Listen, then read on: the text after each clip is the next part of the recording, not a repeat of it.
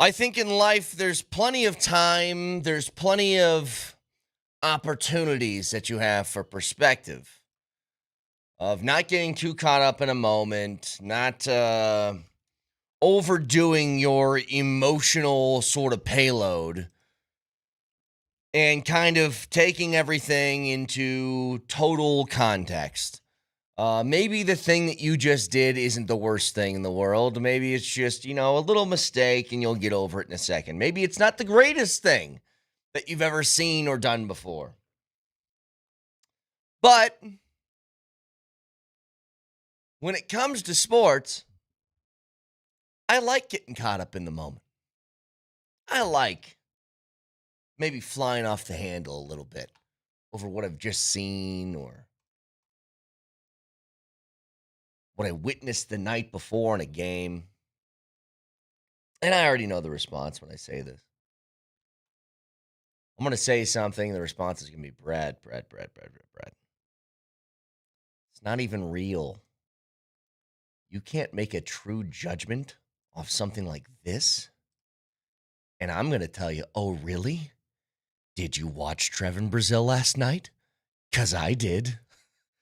I watched the Nuggets' second-round pick make 6 threes, block shots, dunk, and score 32 points in a summer league game. I watched him go out and make everybody on the opposing team look like children. And for a team that needs people to make impacts for them this year, I'm going to fly off the handle a little bit and say, that was a lot of fun. Now, I don't know if you guys watched Nuggets Summer League last night, Game 3 against the Thunder. They won 106-103. And I had the pleasure of doing the first couple of games. And so I saw guys like Bryce Hopkins, who had another nice night. I saw, this dude, Eric Stevenson, has this really, really good jumper. I saw the Osai Yosifo, who played again last night and had 11 points in 13 minutes. But what I was waiting for, because in Game 2, Trevin Brazil had a shoulder strain, they kept him out. He had an okay Game 1. Not really from a point standpoint, but grabbed boards, played some defense. Last night was maybe your indicator as to why the Nuggets wasted no time in signing him to a guaranteed 4-year contract. 35th overall pick. Somebody big body type, super athletic, can jump out of the gym. He's a guy in his final year at Arkansas. Was the only player in Razorback history that had 40 threes, 40 steals, and 40 blocks in a season. I don't know if Trevin Brazil, before anybody starts, is going to be an NBA player. Maybe he's just another long list of second-round picks for the Nuggets that don't amount to anything, whether it's Jalen Pickett or Hunter Tyson or you take the pick of whoever else. Maybe it is. But you have roster spots to fill. You need to find guys that at a minimum might have the potential to give you something in a game. And from a strictly body standpoint, along with athleticism, if there is one thing that there is a strong commitment by the Nuggets to doing this offseason, it is to get more athletic. Marvin Bagley is athletic as a backup big. These 2 draft picks, Trevin Brazil and Bryce Hopkins, they're athletes. They can move. But there's basically, it applies to NBA Summer League or NFL preseason or whatever sort of preseason league we're talking about. Especially for young players, you want to look for 2 things. One, does it look like they belong? And if you watched the game last night, there were 10 players from the Nuggets who played. There were 9 players from the Thunder who played. There is no question. The one that was by far the best player on the floor was Trevin Brazil. And it wasn't particularly close. Again, for somebody who is a big body type, that it just doesn't seem like maybe he has the overall sort of profile to have maybe a 3-point game under his belt or anything like that. He's 6 of 12 from 3. He hit 1 at the buzzer. Baca just had the highlights up if you're watching on Twitch or on YouTube. Windmill dunk. He kind of did everything. He had the buzzer beater at half that was the bank shot. I'm just saying, I'm going to get a little bit excited about this because guess what? I don't think this Nuggets offseason is going to be filled with anything fun. I think we're going to get an answer on Peyton Watson at some point. My guess is he's going to stay with the Nuggets, and you're probably going to have to offload somebody, a Cam Johnson, somebody else. I think those are your big moves that are left. But none of those is necessarily talent acquisition. This is just flipping one guy out to create space for Peyton Watson to have a bigger role within the Nuggets. So your only options left now are, could somebody out of this summer league maybe do something that excites you?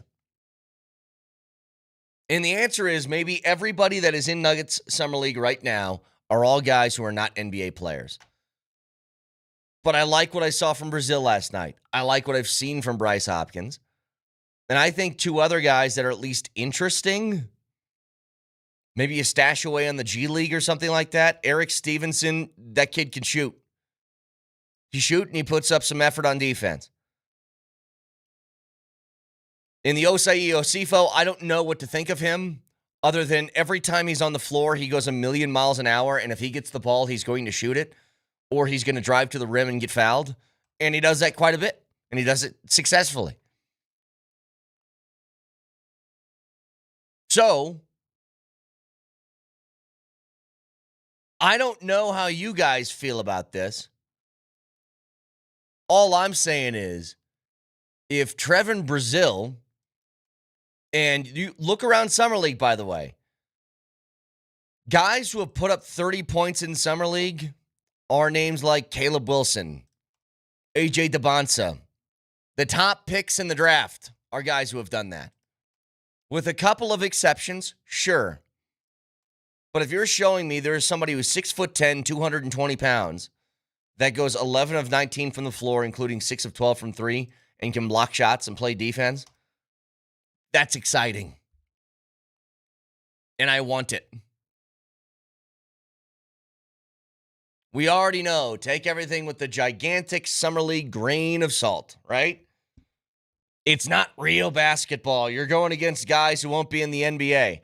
And my response is always this. If somebody in a preseason format plays well, and the response that someone gives you is, oh yeah, well these guys, most of them aren't even going to be in the league, then my response is, well, then what should an NBA player do to somebody who's not going to be playing in the NBA? Probably score 32 points on 11 of 19 from the floor. That sounds about right. You know, if I gave Jamal Murray 27 minutes in these Summer League games and he scored 32 points, wouldn't you be like, yeah, that sounds about right for what he should do against inferior opponents, right? So, if you were watching last night, it was fun. It was fun to watch. A lot of times these Summer League games, they're inundated with a whole bunch of turnovers and fouls, and there's not a lot of scoring. And let's see here. Like Houston and Philly. Listen to this for a second. Houston and Philly last night in Summer League was 90-64. That's what a lot of these games look like. But the Nuggets put up 106. They've done that for the last couple of games, actually. Because I think there's a couple of guys on this roster that maybe, could be dudes that, if not get minutes, kind of build and grow along with the Nuggets, but this is sort of the point that I was getting at all offseason. If you're going to have young players on this roster on fully guaranteed contracts, which means guys like Trevin Brazil who signed 4-year deals. This is not a two-way. This is you are on the big club for the next 4 seasons. You cannot stash them at the bottom of a roster with no playing time the entire year. They have to play. You have to see if any of these guys have actual game that translates to the NBA. And that doesn't necessarily mean like, hey, it's the playoffs, these guys need minutes. It means if you're on the roster, you need to be able to get some work in. And for just the team's sake, you got to figure out if this is translatable at the highest level. The only way you can do that is by playing them. That's it. You learn nothing by guys just practicing the whole time. You got to know what it looks like when the actual bullets are flying.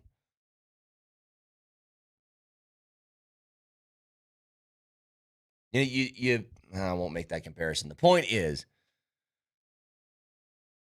guys like Trevin Brazil or Bryce Hopkins or anybody else, I'm assuming Hopkins is probably going to get a guaranteed contract too because they have roster spots to fill, and he is a rookie who would be cheap.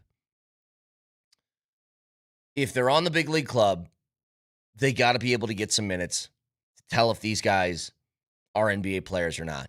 And even if they struggle, which they will because they're young and they're playing in a league that has guys like Steph Curry and LeBron and Jokic and Luka, and you keep going on the list, Shea, everybody else.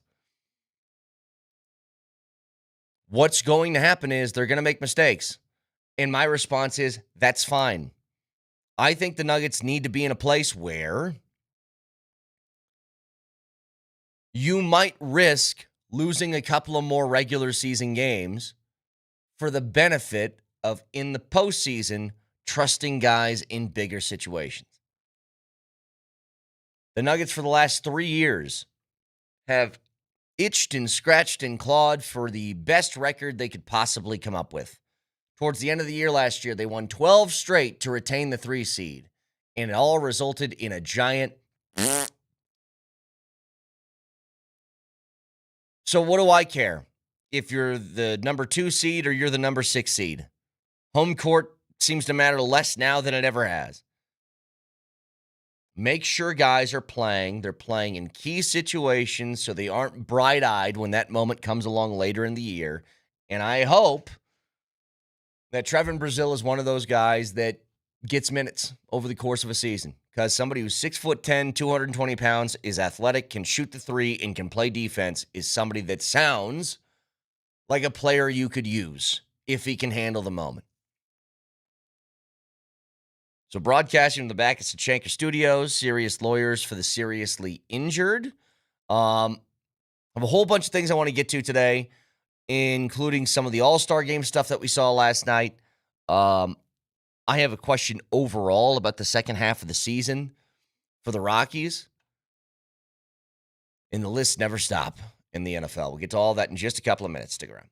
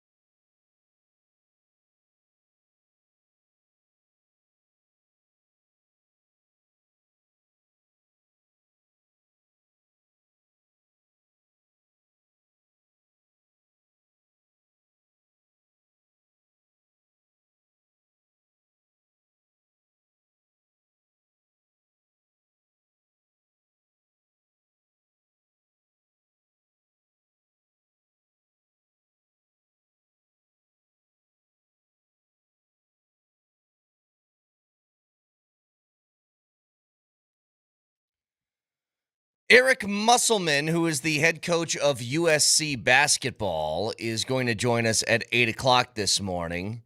Why? Because he was Trevin Brazil's coach, and he's going to give us a breakdown on what he thinks of him and his game and his shots, his chances at being a mainstay in the NBA. So we'll get to all of that with Eric Musselman at 8 a.m. this morning. Now, in the meantime, All-Star game took place last night. The American League, I was going to say beat the snot out of the National League. I mean, they put up 3 in the first, and that was just it. That's all they needed. It was a 4-0 ball game. Pretty boring overall. You did have one homer from Vargas that was in the 8th inning. As far as Hunter Goodman, he got a pinch hit a bat late in the game, 0-for-1. If you blinked, you missed it. But I'm not in on pitchers' duels and all-star games. That's what it was last night. 15 strikeouts for the National League, 12 for the American League. It's a bunch of those when you just want to see some people rip some shots. But overall, pretty boring all-star game. And now you get the couple of days here before that season ramps back up. And I do have a question about the Rockies that I want to get to in a bit. But I'm just going to keep rolling along. There's 2 more of these, so we might as well go through the entire thing. The top 10 wide receivers in the NFL, according to executive coaches and scouts on ESPN. Number 1 is Jamar Chase, and I think you'd be hard-pressed to find anybody that would argue too much with this, because number 2 is Justin Jefferson. I think any order that you have one of those 2 in is totally fine. Number 3 is JSN, as he burst onto the scene after last year's gigantic, massive breakout season. Puka Nacua is at 4. Amon-Ra St. Brown is at 5. CD Lamb is at 6. George Pickens is at 7. It's funny. When we talked about George Pickens in the offseason, George Pickens is a guy who is supremely and immensely talented. Gigantic catch radius, super long and lanky, along with speed and athletic. Good hands, all the stuff that you want out of a wide receiver. And somebody asked me, do I want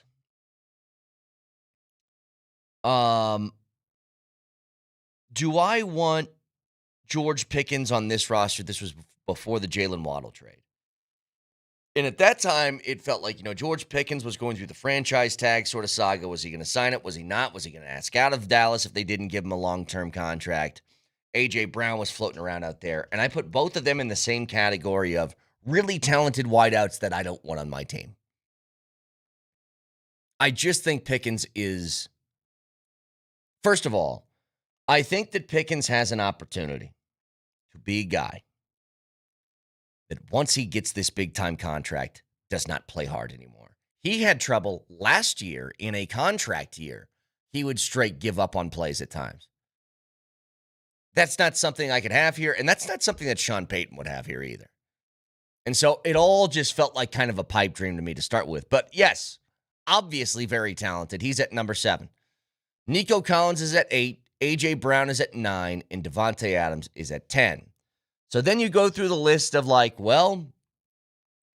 are the next guys down? You have Malik Neighbors, Mike Evans, Zay Flowers, Tyreek Hill, Drake London, Jamison Williams. So that takes you to about 16 players. And then the also receiving votes is Alec Pierce, T. Higgins, DK Metcalf, Terry McLaurin, Garrett Wilson, Devontae Smith, Ladd McConkey, Brian Thomas Jr., then Jalen Waddle and Chris Olave. So Waddle is in the also receiving votes category. So you have one Broncos sort of on this list, I would suppose. But after all the names that I've mentioned, that takes him down to 17, 18, 19, 20, 21, 22, 23, about 24th in the NFL is where you got him, which fine. Totally fine with me.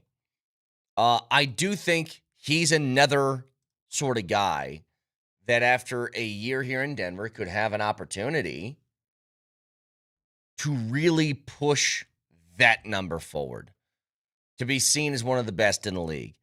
When you're a wideout, and I've long thought this, in the NFL, it shouldn't much matter who your quarterback is, because if you're really great, you'll put up numbers regardless of what happens. And I can give you sort of countless examples of this. You know, Larry Fitzgerald in Arizona, I mean, he had what? A couple Kurt Warner years, had some Carson Palmer years. Outside of that, let's see in the Rolodex of my brain if I can name some Arizona Cardinal quarterbacks throwing the ball to Larry Fitzgerald. I think there was a John Skelton in there. I think there was who's the backup from Philly that went over there? Kevin Cobb? Does that sound right? Was he a Kevin Cobb guy?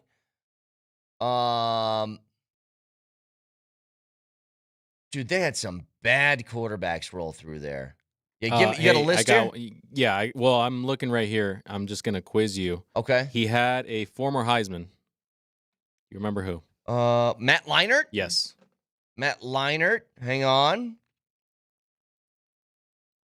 Was he Josh Rosen? He was still around with Josh Rosen, wasn't he? For a second? Dude, there were some bad... Drew Stanton? Drew Stanton? I do remember Drew Stanton. Sam Bradford? Oh, Bradford played with Arizona. I didn't even... Derek Anderson? Derek Anderson. Do you remember that one? That was after the Cleveland years. Josh McCown. I think you mentioned all the other ones. I mean, that's a rough list. And yet, look up Larry Fitzgerald's numbers. Every year, he would be amazing. Now, he's one of the greatest to ever do it, so it's tough to make examples of this. The point is, Jalen Waddle has had... God, man, when Tua, before all the head injuries, and I know that people like kind of poke fun at this. It is sad, though, because Tua in that Miami offense was so dynamic. And then Tua just couldn't stay healthy. He couldn't keep his head from rattling around. And so in the middle of that, you had Skylar Thompsons and a whole bunch of different guys throwing Jalen Waddle the football. It certainly took a ding on what his numbers were, especially in 2024. But if you look at his first 3 years, he averaged, let's just call it around his rookie year in the league was 104 catches for 1,000 yards. That was the most catches he's had in a season. But now he's hovering somewhere around the 75 catches range. But 3,000-yard seasons to start his career, he was at 910 last year. Incredibly dynamic and has speed in a very rare way. We were talking about this a couple of weeks ago, but I'll ask the question again, and you guys tell me. Jalen Waddle is the fastest Denver Bronco since blank. Because it's been a minute where you had somebody with that level of speed. It's been a long time. And when you have speed like that, if nothing else, like let's say at the end of the day, Jalen Waddle doesn't end up being a 100-catch, 1,200-yard, 10-touchdown guy. You know what he still can do? He still puts the defense in a really difficult position of, I can't not pay full attention to this guy. Because if I don't, all it takes is a single step. There is no makeup speed if you are beaten by Jalen Waddle. He's just gone, and there's nothing you can do about it. And that's the thing. When you have rare kind of speed like that, all it takes is a step, and boom, he's gone forever. But I think his acquisition does a couple of things for your offense. It gives you the ability to have Courtland Sutton in more one-on-one situations, and it just makes you dynamic in a way that you haven't been for at least a decade since your Emmanuel Sanders DT teams. It's the last time you had anything close to it. Like, I know that Court and Emmanuel Sanders were on the field at the same time for a minute here, but Emmanuel Sanders getting towards the end of his career, Cortland Sutton just kind of starting it. It was kind of like, it felt like two ships passing in the night. This, I think, is going to be much different. But regardless of where he ranks in these lists that ESPN comes up with, I know the impact it's going to have on this offense. You can use him in a number of different ways. You can hand the football off to him. You can hit him on reverses with it. Throwing a bubble screen now to a guy like him becomes a much more enticing thing. Not that I want bubble screens to return to the offense, and I know that Davis Webb, maybe he has those in his playbook. Maybe he does away with them entirely. But if you are to do it with somebody who can actually move and make people miss, now all of a sudden that becomes a more dynamic thing. But I think 100% what the Broncos should do is take a page out of that Mike McDaniel Miami Dolphins playbook, get Jalen Waddle in motion before the play so he's already at least like half speed by the time you snap the football. One of the coolest things that Miami would do, they'd put Tyreek Hill in motion. He would basically cut across the offensive line on a dead sprint. And much like in Canadian football, is it Canadian or Arena League where you can get a running start before the snap? Is it Canadian? But you see those receivers that are basically on a full sprint by the time the ball is snapped? Well, they did that for Tyreek Hill in Miami, just doing it with him in motion, running laterally as opposed to straight up and down. But by the time you snap the football, all it took was, first of all, a panicked corner who's picking Tyreek Hill up with a dead sprint off the snap. You're probably deep into a back pedal because you're like, oh, I'm not going to get beat deep. And then all it takes is what? Tyreek Hill to stick his foot in the ground, cut inside, and now all of a sudden you got a slant or a crossing route or something where you have even more space. And when you have space and speed, really deadly combination. But things like that are now opened up to you in a way that they weren't prior. And that's the exciting thing. Like, can I ask you, let's do a straw poll here. Oh, can I have my hotkeys, please, here, Baca? Turn them on for me. Straw poll. Oh, yeah. Given these three options, I'll give you three. I'm just curious how many people are going to respond in a certain way. Jalen Waddle was ranked 24th, I think is what we counted on this list. 24th, according to these ESPN coaches, players, scouts, executives, whatever. 24th. I'll give you Jalen Waddle. I'll give you what's ranked as the 9th best wide receiver in the league in A.J. Brown, or the 7th best in George Pickens. Who do you choose? If I said all of these guys are available right now and all it's going to take, and money's the same and all that stuff, it's just a straight up trade, just the player, who would you take? Jalen Waddle, A.J. Brown, George Pickens. Because I'm telling you right now, I think I'm staying with Jalen Waddle. I know I am. Jalen Waddle is not the headache that the other two could potentially be. I'm not going to say that they are, but potentially. He is somebody that has speed in a very rare way. And honestly, I just think he kind of fits. I think he fits what the Broncos want to be. I think he fits as a Sean Payton type personality. Don't rock the boat guy, put your nose down, go to work. That sort of thing. Now, I could tell you maybe the other two wide receivers in that discussion are, quote, more talented. They might be. They might be. You know, bigger bodies, more prototypical size for a wide receiver.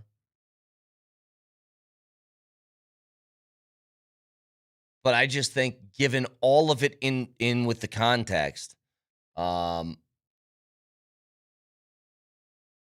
think Waddle's still the right choice. Fisher says, Brett, Bo Nix still has to hit Jalen Waddle. I think Bo Nix misses a lot, especially on deep throws. This one's always like, I'm not even going to say I disagree with you. I don't think Bo misses a lot. I think he misses on deep throws because deep throws are hard to hit, and a lot of guys miss on deep throws. I also think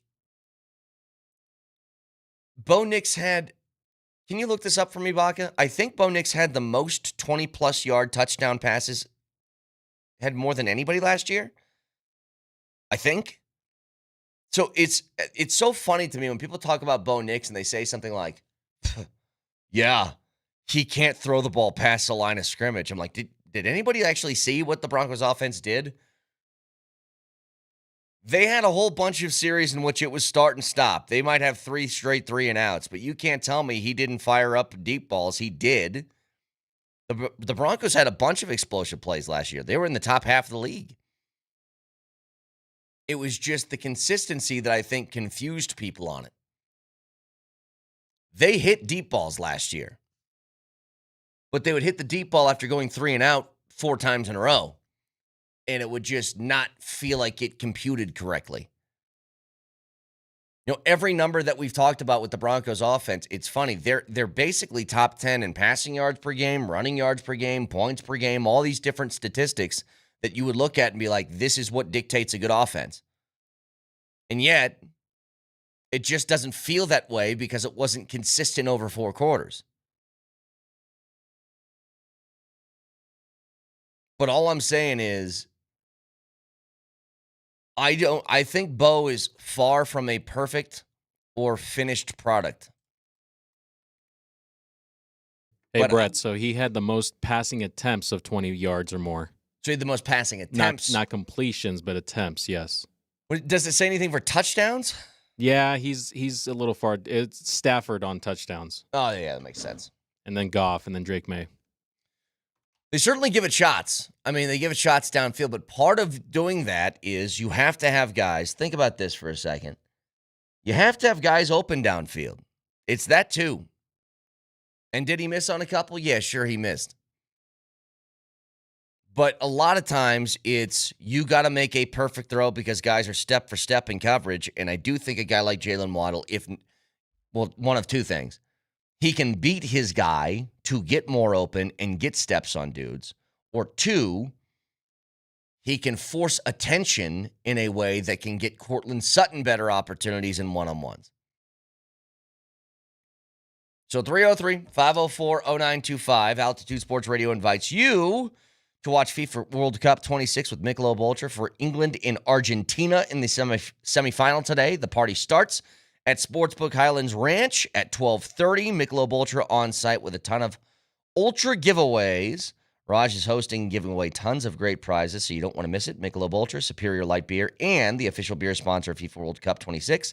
Superior is worth playing for and now worth cheering for, too. Be sure to enjoy in Ultra as you cheer on your favorite team, and we'll see you at Sportsbook Highlands Ranch today at 12:30. Back after this.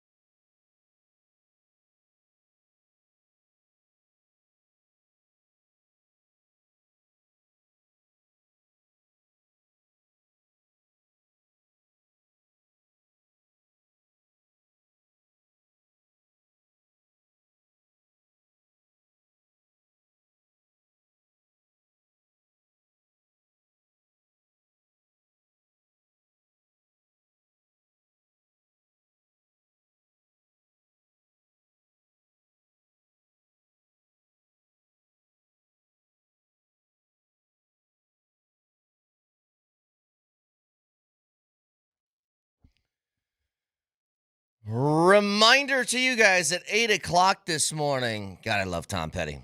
8 o'clock this morning, we will talk to Eric Musselman, USC's head basketball coach. Why? Because he was the coach of Trevin Brazil.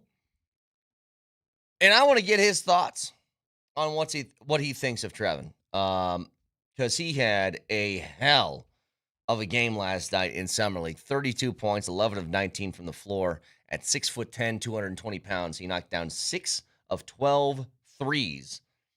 So we'll talk to him in about an hour and 15 minutes. I was at Perry's Pizzeria yesterday, Sheridan, which was, first of all, a really cool spot. Second of all, good seeing everybody there. Thank you for stopping and saying hi. Third of all, our resident soccer expert sitting across the glass over there, Alan Baca. How shocked were you that France got spanked by Spain? I mean, a little shocking. That's what Spain does. You know, they just kind of lull you to sleep a little bit. They control the pace. And, I mean, France couldn't get anything going. Well, the whole thing about France has just been scoring like crazy.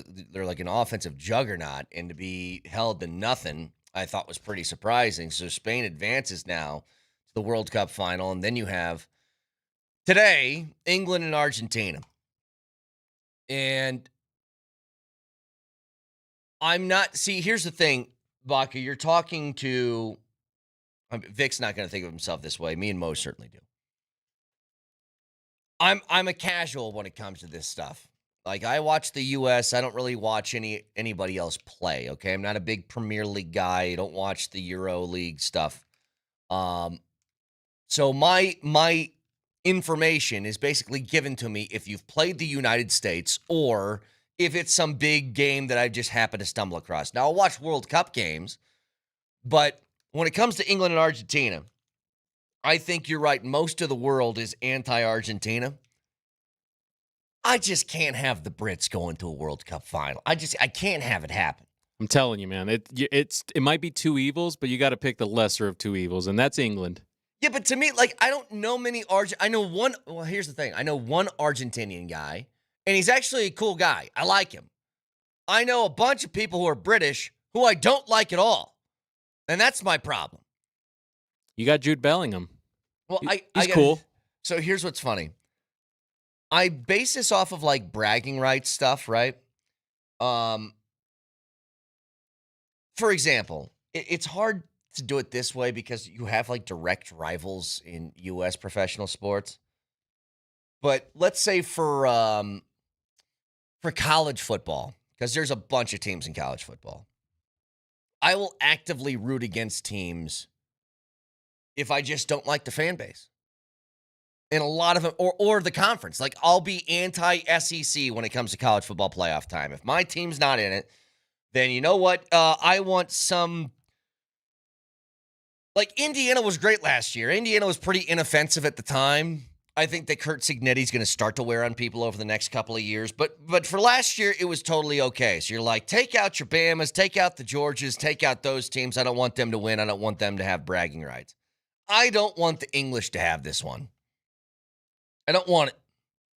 I don't want them to take the cup back. I don't want any of that stuff. So look at this picture I found yesterday. This is a really good comparison, actually. Okay, so what it says is World Cup semis and NBA team comparison. So it says England is the Knicks.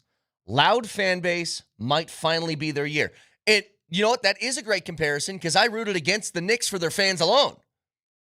Because I like Jalen Brunson. I like the guys. I like Josh Hart. I like the guys on the roster. But I couldn't stand it's New York. Knicks, we run this. Like that guy. And that's England, you know. It's coming home. Exactly. It's coming home. Exactly. So that's a good one. Spain is the San Antonio Spurs. It says elite defense led by a young superstar. Okay. And you were just telling me, we'll pull that up in a second. That makes sense. Argentina, can the GOAT carry them to one more? They're the Golden State Warriors. Also funny. Yeah, these are pretty perfect. And then France is OKC Thunder, dominant roster, top to bottom. Yeah, it really feels that way. And who did they lose to? The elite defense led by the young superstar. Yes, they did. Wait, was this made like after the game yesterday? It was before. If it was before, I'm shout pretty out sure to it was them. before. That's pretty sweet. No, that's a great one. Dude, England couldn't be more perfect. They are the Knicks to me. Because I have nothing against Harry Kane and their team. Like, their team, Bellingham is all of them are fine. I can't stand the fans. Like, you know what's funny, Baca? When I think it was in the conference finals, and you're trying to pick one of the 4 teams that you want that's left in the tournament. And I said, you know what? I like the Knicks. I like Brunson. I like Josh Hart. I like a lot of guys on that roster. You know what? Go Knicks. Go ahead. New York, get your championship. Then they lost to, and who the hell did they play in the finals again? Help me. The Spurs. No. Conference finals. Oh. Or no, you're right. I think it was the NBA finals. Yeah. Because it was the game they lost to the Spurs, and anybody that wore a Spurs uniform on the streets of New York all of a sudden became a target for punches. Yes. And I go, you know what? No, bleep you. Don't win anything ever. If that's how you react, that you find a 65-year-old man with a Wemby jersey, and you decide, first of all, 10 guys are all going to gang up and start kicking and punching that guy, and 15 more people behind them are just going to be filming it and egging it on, then you don't deserve anything. Now, they ended up winning anyway, but that's how quick I was to be like, nope, screw you forever. I hope you always lose. I hope you lose in the worst of fashions. So, England, you're the same to me. Lose.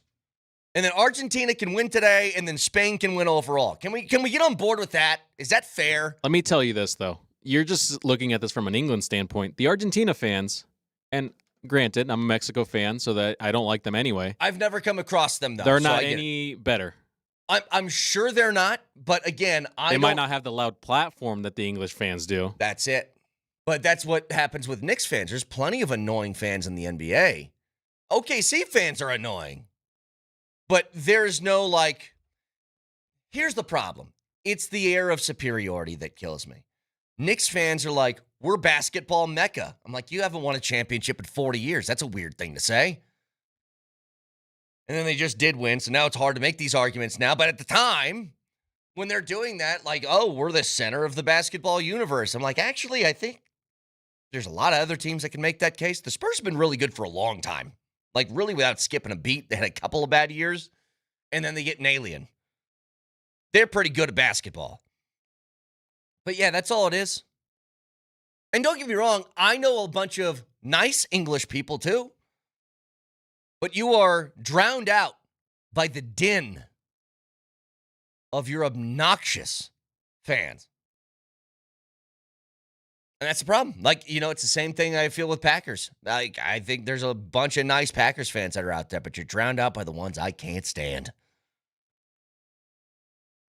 So, again, England and Argentina, 1 o'clock today. You can watch it with Raj over at Sportsbook Highlands Ranch starting at 12:30. By the way, if you go there, the Michelob Ultra people, the fine people over at Michelob Ultra, will just hand you beers. You sit at the bar, they'll come up to you and say, do you want a Michelob Ultra? And you say, sure. And they will just put one down in front of you and say, here you go. Congratulations. It's nice. But I can't wait for that game later today. We'll find out who's going to be playing in the World Cup final.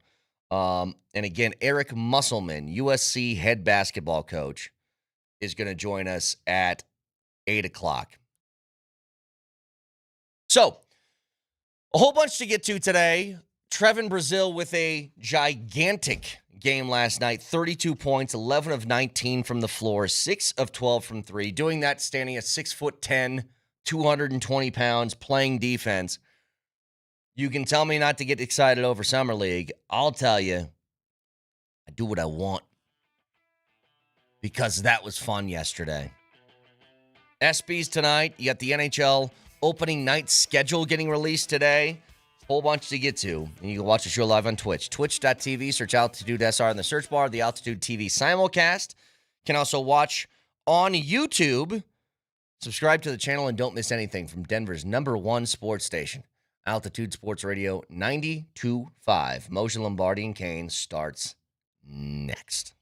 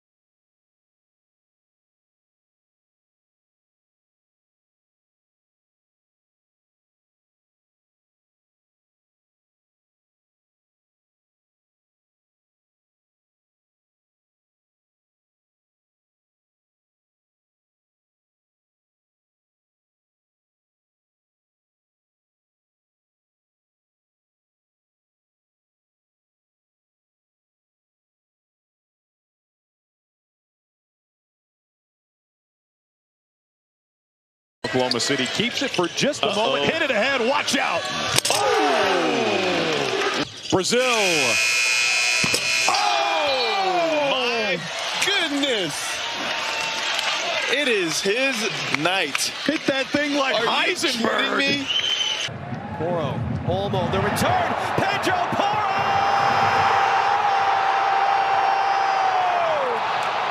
28 pitch. Up the middle, and the American League cashes in.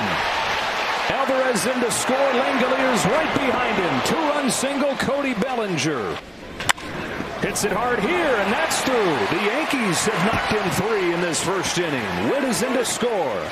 Bellinger and Rice with RBI hits. You had to throw that highlight in, didn't you? I got to tell you, yesterday was a sneaky sort of fun sports night if you knew what to look for. Now, I know that in life, putting things into context and having perspective is the right approach to do. It's the wise thing for any human being. Have perspective. It's not the greatest thing you've ever seen or the worst thing that's ever happened. I think Trevin Brazil is the next Michael Jordan, and I'm going to tell you why. Look, I'm joking, Moj. I know it's summer league. Let me tell you this much. I'm just getting my muff. Oh, that's gotcha. all. Let me tell you something. I was waiting for Trevin Brazil because I watched him game 1, and he was fine. I think he had like 5 points. Felt like he was trying to find his footing. Bryce Hopkins was the story of the first couple of games because Trevin Brazil didn't play in game 2 of Summer League. He had a shoulder problem. And then they signed him to a 4-year guaranteed contract, and I'm like, gosh, he must have seen something in practice because I haven't seen much of anything. And then I see the game last night, and I go, oh, I guess that's why. Being 6'10" and 220 pounds and being able to dunk and block shots and play defense and go 6 of 12 from three-point range is a pretty cool thing to do. Yeah. Shot the 3 12 times in that game. Clearly had the green light to do so, which is what the Summer League is all about, which is why it's tough to evaluate Summer League action because you just don't know what anyone's role is going to be when they play real basketball, okay? I will say this. The kid proved he's got some game. Yeah. In fact, we are going to visit with his former coach at the University of Arkansas, Eric Musselman, correct? Yes, who is now USC's basketball coach at 8 o'clock this morning. So wait a minute. How did we get this? He's no longer at Arkansas, so why does he want to talk to us about Trevin Brazil? Because he loves Trevin Brazil, I guess. I think they reached out to us, was like, would you guys like to talk about Trevin Brazil? Because Eric would love to talk about him. All right, so let me get this straight. And we said yes. Yeah, we sure would. Yeah. So, but why would the current USC coach, who's not affiliated anymore with Arkansas, want to coach or want to talk about a player he coached at his old school on these airwaves in Denver? Because he cared about his players. Okay. I love it. I don't know. Listen, I love it. You can ask him at 8 o'clock. Yeah. Yeah. Why, say, Coach, why do you even want to talk about him? You coached the Trojans. Moshe, you've done this enough. When is the last time we got a phone call or a communication from a former coach saying, hey, can I join you guys to talk about a player? I think it's cool. I think it's great, but yeah. I'm just asking you, how often does that happen? Not very often, although we've reached out to plenty of coaches to talk to them about guys, and they said, heck yeah, I'll talk about him. When you say we, you mean me and Brett. You haven't done crap.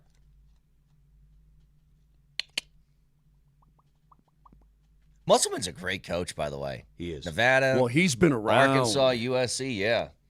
Eric Musselman, boys, has been around. I mean, college, NBA, minor leagues, back to college. You know, he coached a team called the Reno Bighorns. I don't even know what the hell that is. Think about this. With Nevada and Arkansas in 4 out of 5 NCAA tournaments, he made at least the Sweet 16. That's pretty impressive with 2 different teams. So we'll talk to him. When did he get that USC job? Just curious. A couple Last years year. ago. Okay. A couple years ago. Yeah, a couple years ago.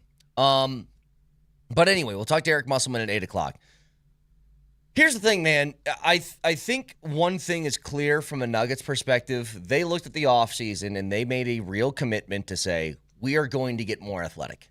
And that's what, if you watch Trevin Brazil in these Summer League games or you watch Bryce Hopkins in these Summer League games, or you see the signing of Marvin Bagley, who's more that athletic big, you see they're like, we're going for guys who can move a little bit more. Yeah. We felt a little bit stiff last year. Let's get some athleticism in here. And to have guys, not to be lost on this, last night as Brazil goes off for 32 points, I thought it was another good game for Bryce Hopkins, Vic. It was another one where he's just like steady Eddie, solid 14 points, 7 boards. He's got a little bit of that game too. The one thing I noticed watching, I don't know how much you watched at the Summer League. There was a lot of stuff going on. Of course, I didn't watch the All-Star game because I was doing the Summer League game. But the one thing I noted is Oklahoma City, their very first pick of the draft, that Maya kid from Michigan. Yes. He's terrible. He's 7'3" of terrible.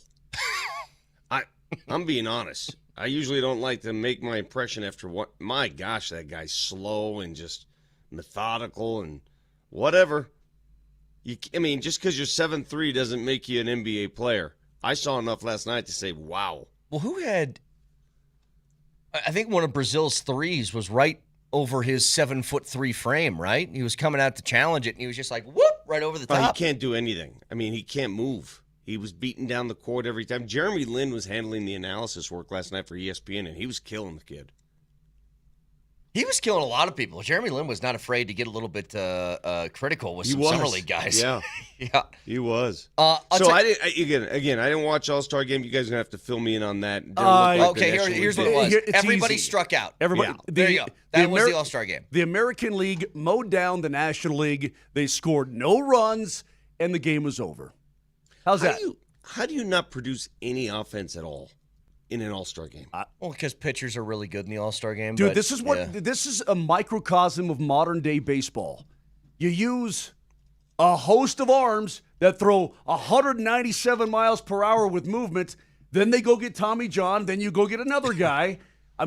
Dude, the American League last night was just dealing all over the place. But that's what it is. It's all pure power from the mound. Hunter Goodman got a pinch hit at bat late in the game, and if you blinked, you would have missed it. He swung for his pitch and was out. So okay, yeah. So it was that fast. Now, Vic, let me ask you a question. Did you watch the first 2 Summer League games, or was this the first one that you watched? I watched parts of the first 2. I went back and looked at them, and I saw Bryce Hopkins really shine. In the opener, Trevin Brazil really didn't do much. He only had 5 points. That OC kid. I was just going to ask you. Okay, let me ask you this. This is Brett's guy. So let's get after it. There's 2 other guys. Like Hopkins and Brazil are obvious because they're the guys that were drafted, and you would assume that they're probably going to stick around the roster in some capacity.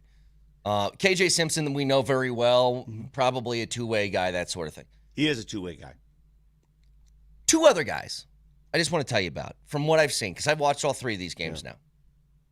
Eric Stevenson's got a hell of a shot. I don't know what he's going to I don't know if he's an NBA player or not, but that's a smooth stroke that guy has. Okay. The first play of the game where he crosses dude up, gets him to fall on his ass, a step back 3, bam, right in his face.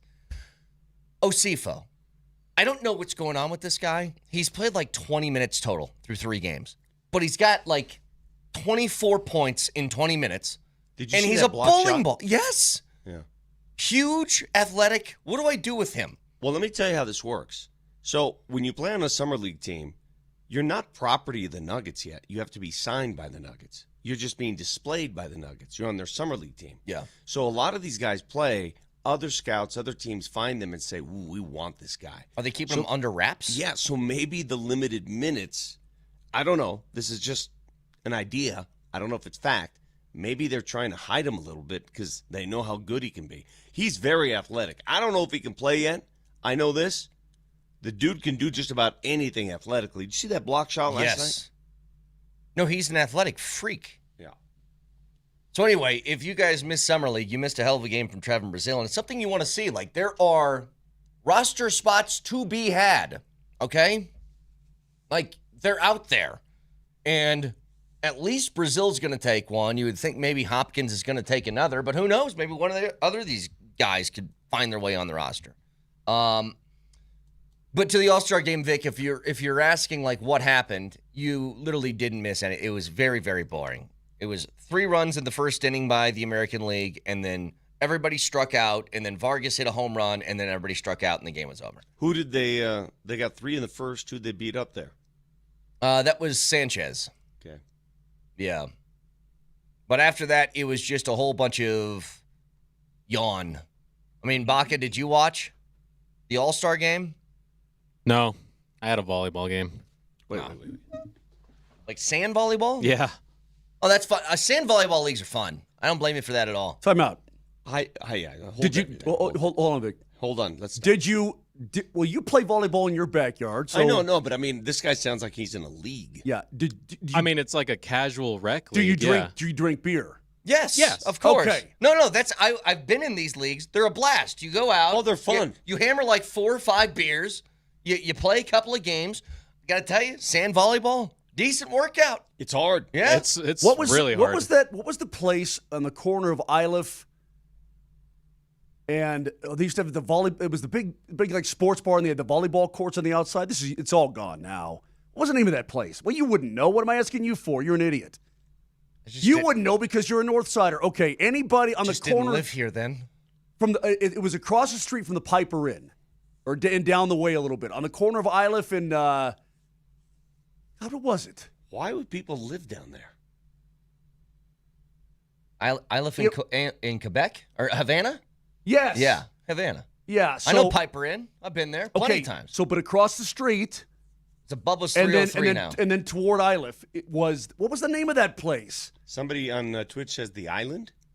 No, it wasn't the Caldonia's. Island. Caldonia's. Damn it, it was Caldonia's, yes. Alcaraz. All right, so Alcaraz, damn it. So the bottom line is, Alan Baca did not watch anything because he was playing league volleyball last night. Yeah, I was working out. No, listen. The reason why I'm stunned is because I'm usually the guy that's playing sports on this show. I don't know another human being. I was going to say, it felt like you're shaming him for doing sports activities. I was stunningly happy and surprised to know that there's another human being on this program that actually moves his body outside of the studio. Well, and Vince, remember I told you the other day I just started a basketball league too. I'm proud of you. I haven't done any leagues in like 10 years since my kids were born, and I don't know why I'm in 2 all of a sudden. Dude, that's my problem. I would love to do a sand volleyball league. I got a 7-month-old at home. There's no going out on a Tuesday to have some beers and playing sand I used volleyball. to bring my kid to all the leagues. I used to bring my kids to the Golden Rec Center, playing basketball. Bring your kids. What are you guys worried about? Those leagues start at like 7 o'clock.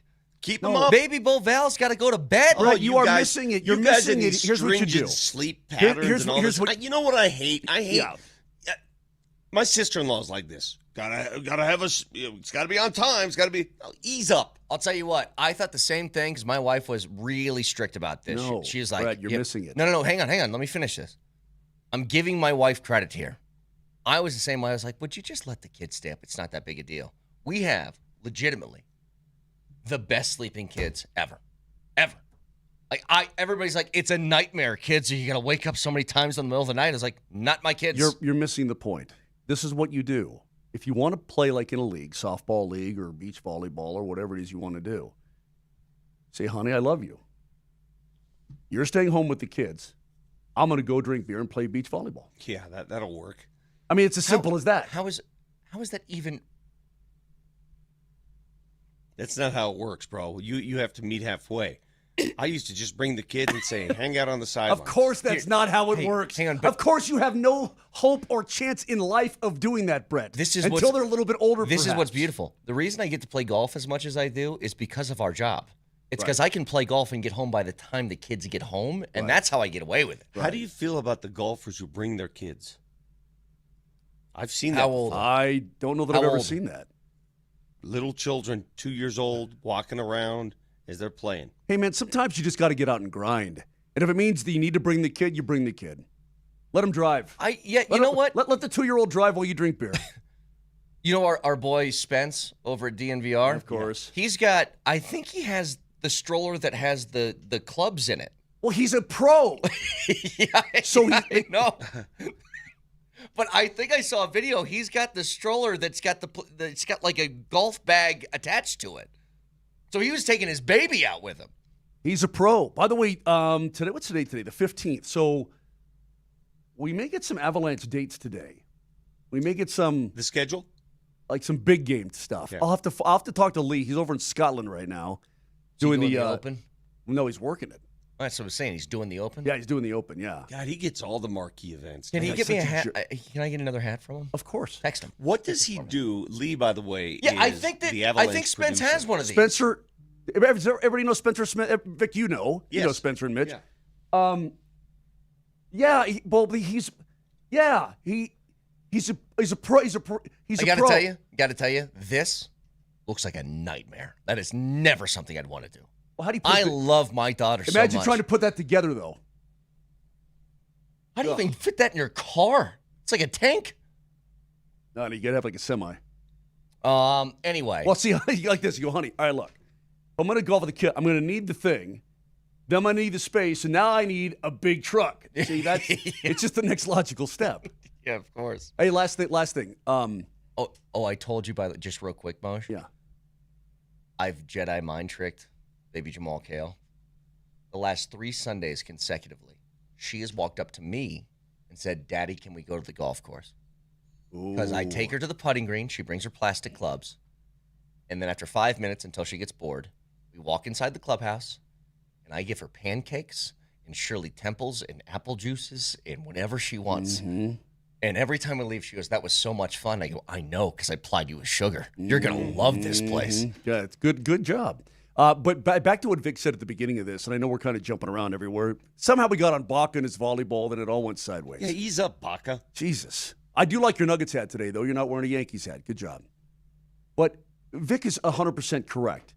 Brett, I cannot tell you over the years how many times I've seen a guy or 2 guys in a Nuggets uniform at Summer League and thought, oh, baby, we may have something here. And then you know what we had? Jack squat. But So, counterpoint, Trevin Brazil is Michael Jordan. well, remember when Hunter Tyson was tearing up the Summer League? He was all Summer League. Yeah. He made the all Summer League team. Yeah, but that was fake. Okay. This is real. Emmanuel Mudiay. Now, listen, you're what I'm telling you is you're going to have to hit on one of these guys.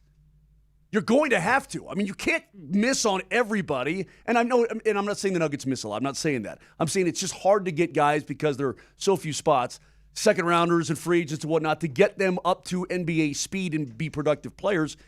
It's the amount of guys who do that are very small. But you're going to have to hit on someone eventually. And why not this guy or these 2 guys? When we get back to this in a bit, we'll talk to Eric Musselman at 8 o'clock, his coach at Arkansas, now the coach at USC. So he'll join us at 8. Stick around.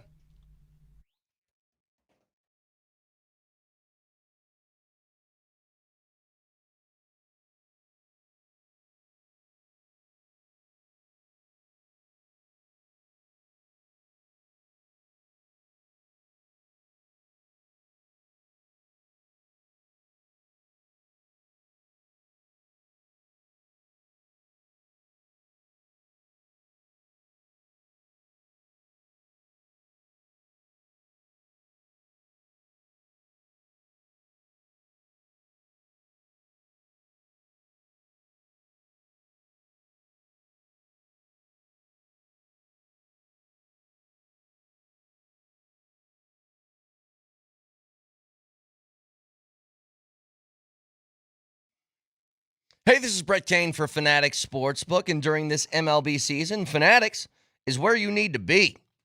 Fanatics Sportsbook is giving profit boosts every single day, and you can use them on any hit, any run, any strikeout.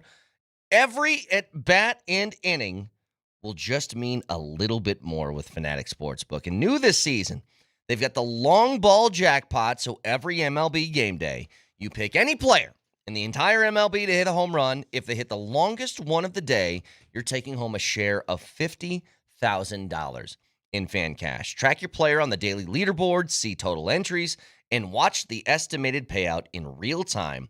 From the first pitch to the final out, Fanatics Sportsbook gives you more reasons to stay in the game.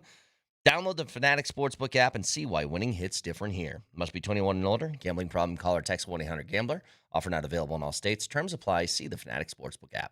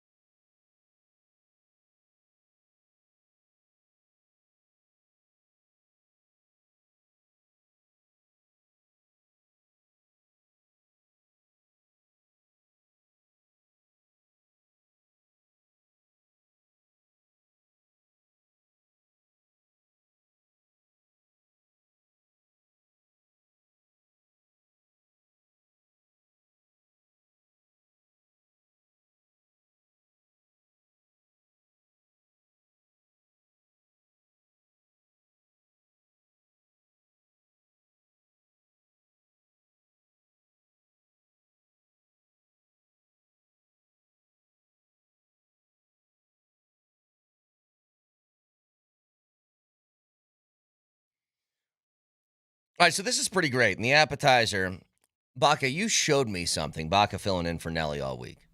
You showed me a graphic, though, that made a comparison between the remaining, going into yesterday, the remaining soccer teams left in the World Cup and teams in the NBA. So I want to read these to you. Because I said, Argentina is playing England. I know that Argentina is like the enemy of a lot of people across, the world in soccer. I can't have England win. And this perfectly illustrates why. So the comparisons that were made here is England is the New York Knicks. Loud fan base might finally be their year, is what it says. Mm-hmm. And that's why I couldn't root for the Knicks. All it took was the Knicks to lose one game to the Spurs, and they started beating up 60-year-olds in Wembanyama jerseys. And I go, nope, I can't root for that. That's not something I'm rooting for anymore. Because I had no problem with the team. I liked Brunson. I like Josh Hart. I like everybody on that roster. But I couldn't stand the fans. Too much. So that's England. Spain is elite defense led by a young superstar, the San Antonio Spurs. Makes sense. Argentina is the Golden State Warriors. Can the GOAT carry them one more time? Mm-hmm. And then finally, France is the Thunder, dominant roster top to bottom. And the Thunder got bounced this year. France got bounced yesterday. France looked useless by Spain. The Spurs. I mean, it's actually pretty perfect.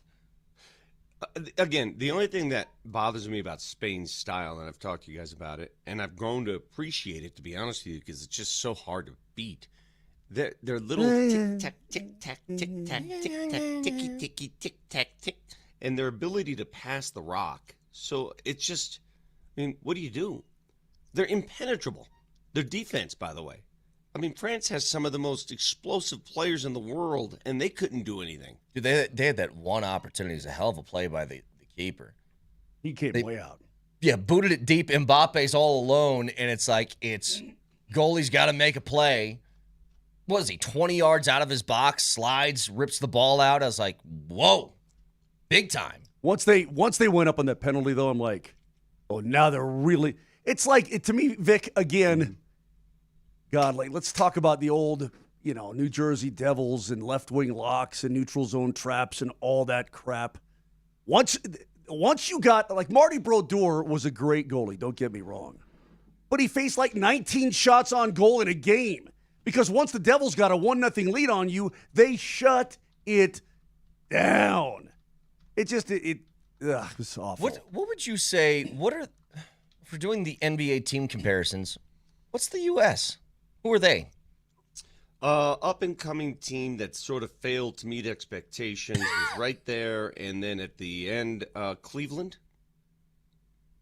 Yeah, I was yes, Cleveland. I was going to say, they feel remember the Atlanta Hawks 10 years ago that had that Horford, Millsap, Korver, Teague team? That was they're good. The regular season, but just couldn't get past a legit team. Guys, that was like a 60-win team. Come on.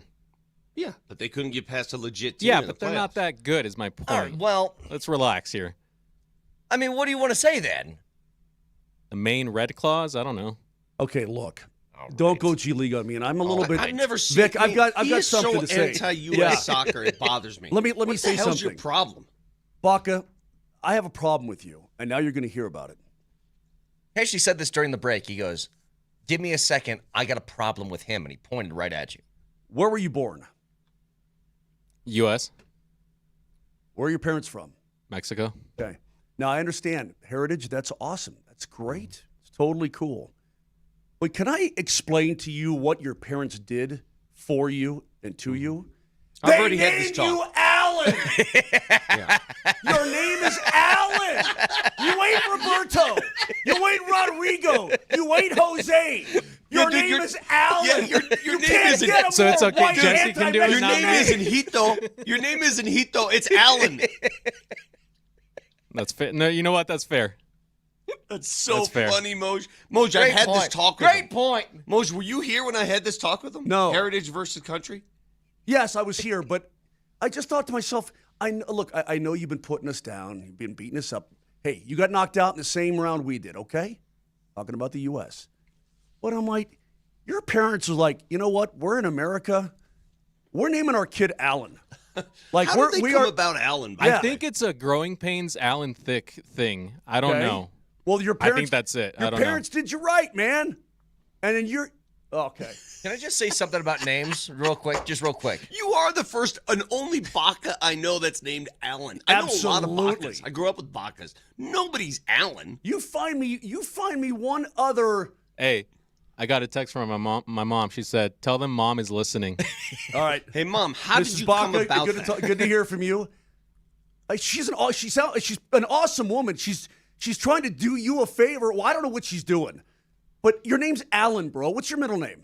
If it's Steve or something like that, I'm gonna freeze. Eduardo. It's Austin. It's Eduardo. Eduardo. Okay, So that's good. It balances Okay, out a little bit. That's good. Okay. Yeah, it's Alan Sean Baca. Yeah. Alan Kyle Baca. I'm Mexican. I mean, dude. That's funny. Hey, Moj, who's the former USC quarterback whose name we used to always make fun of? Keaton Slovis. Keegan Slovis. Keaton. Then he played like 3 other schools too. Keaton Slovis the third.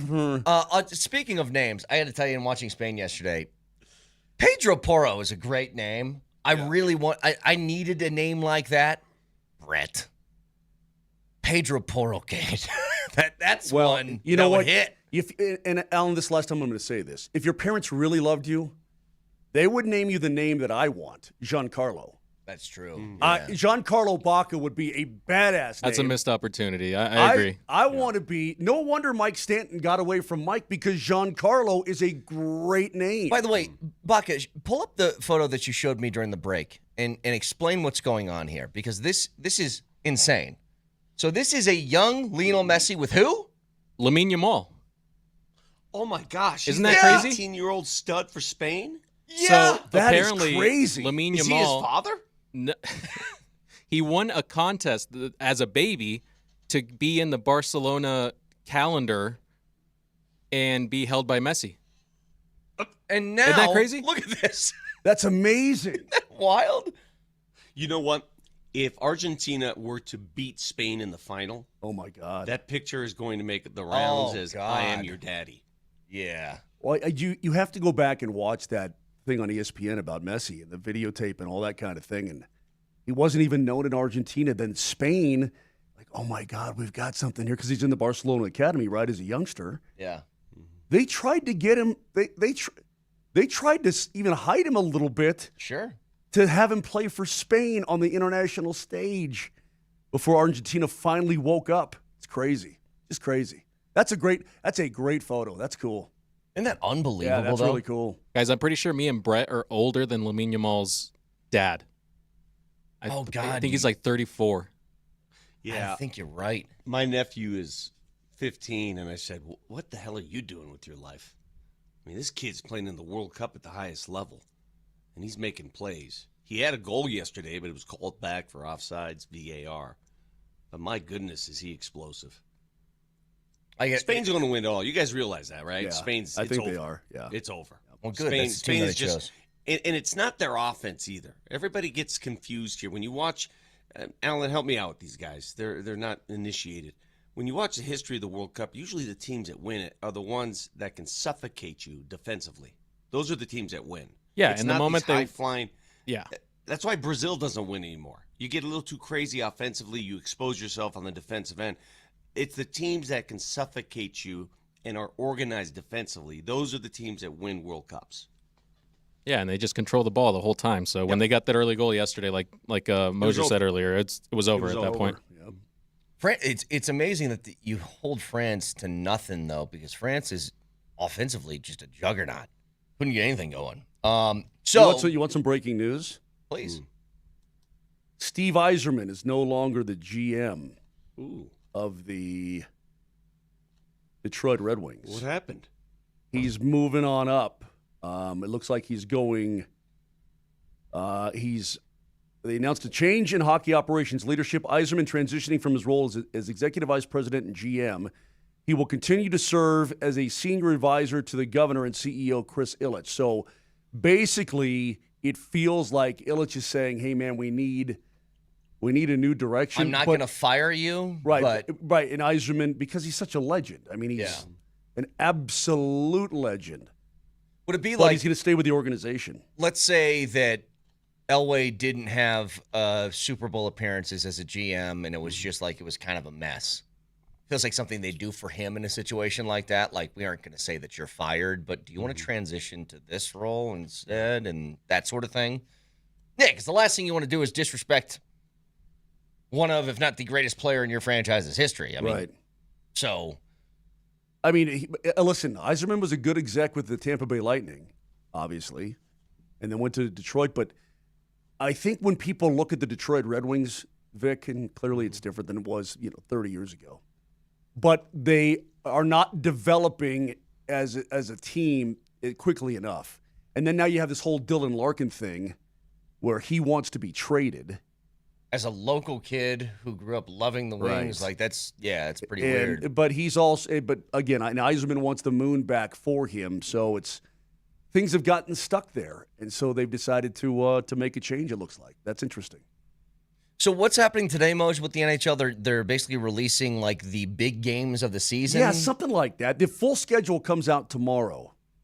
The full Moj, schedule. you and I are going to meet at that hotel for NHL meetings. We're both Correct. moderating different panels. What Correct. time are you going to be there? I'll be there at 11, but I'm not on until about 12:30. Okay, I'm on at 11. Right, and you're not going to stick around for my portion, are you? Hell no. Okay.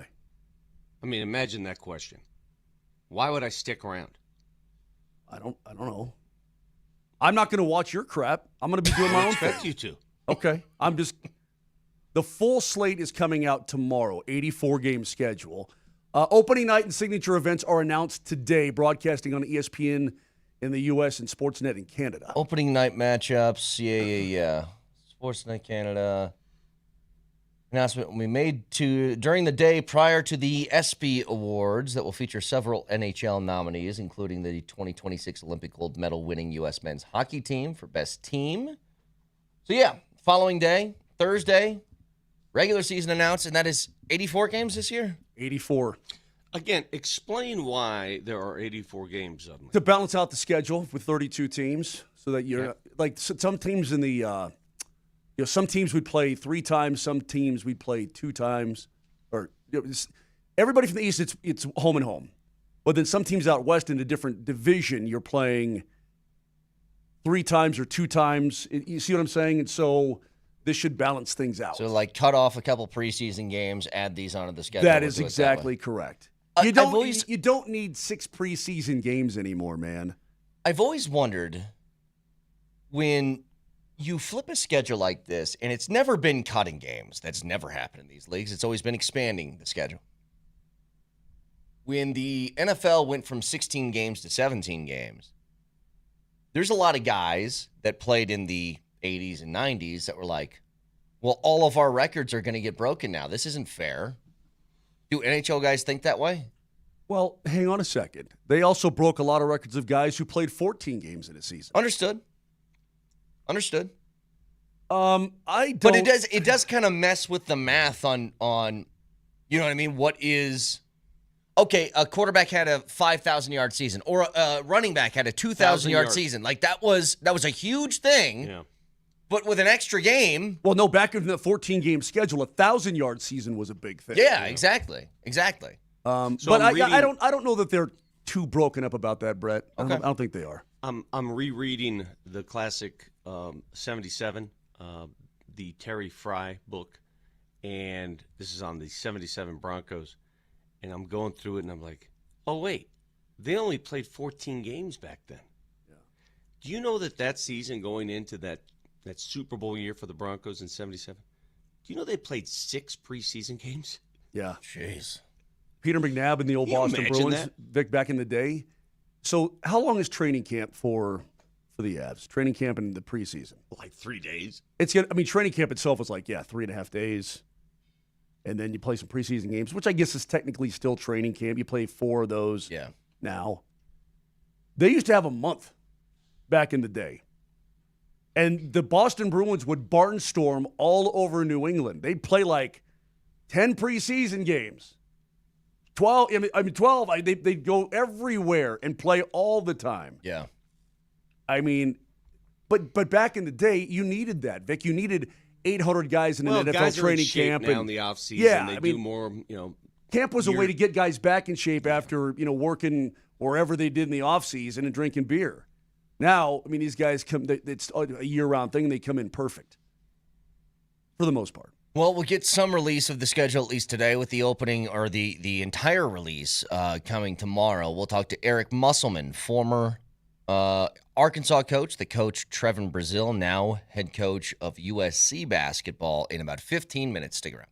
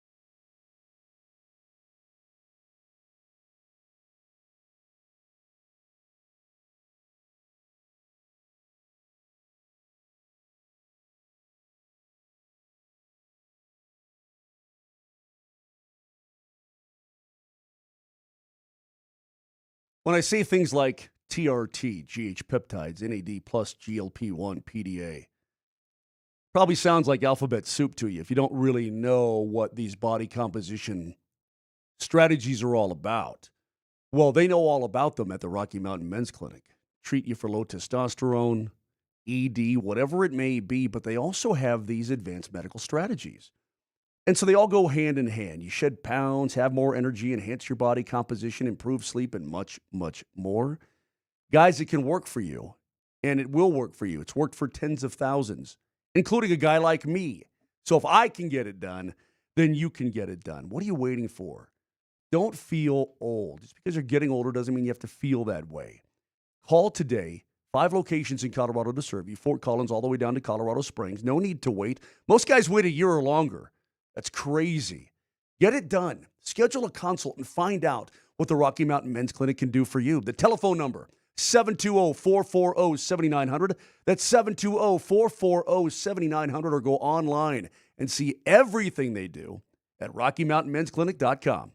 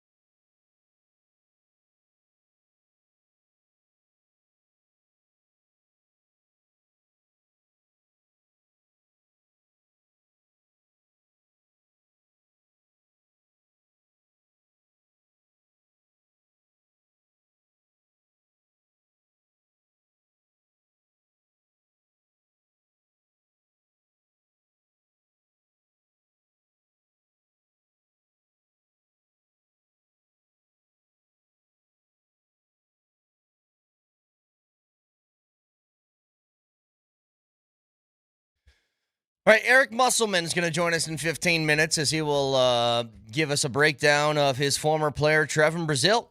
So that happens at 8 o'clock. I do have a question for you guys. I've got several. We're going to finish this off because there's only one more left after this. By the way, we've bounced all over the place in the last 45 minutes. Yeah, it was a terrible first. It's been weird, man. Three segments. I mean, your job is to keep us out of the guardrails, and you are. I mean, look at my face. Look at Vic. He's an idiot. You're failing miserably at this. It's the summer. If you want to yell at Alan for having the name Alan, I think that's funny. And it's not like Allen. It's Alan. By the way, isn't that better though? That's better. Ask your mom, was Thurston not available? Yeah. Let's see. That doesn't. She wasn't from here. She's not from Denver. So. You're telling me Brant was not available With the DT? with a DT on the end? Brant. Executives, coaches, scouts naming the top 10 players at positions for ESPN. They had the wide receivers today. Here's my question for you. Jalen Waddle is in the others receiving votes thing. I counted it out. He'd be like 24th or something on this list. Fine. At number 7 is George Pickens. And at number 9 is A.J. Brown. Two players that Broncos fans were kicking around the idea. Pickens obviously had the contract dispute with Dallas. He's going to play on the franchise tag this year, kind of against his will. And A.J. Brown wanted out of Philly, and he got the trade to New England. If I gave you those three options right now and said all money's equal and it's a one-for-one trade, would you take Jalen Waddle over those two or not? Well, hold on. What'd you say? You say yes or no? I said no. Okay. Well, hold on a second. Let me explain why I would. Because with Pickens and Brown, while they are superb talents, they come with a certain panache that you are going to have to deal with. But that's a lot of great receivers. Understood. Well, Jalen Waddle doesn't seem to have that, bro.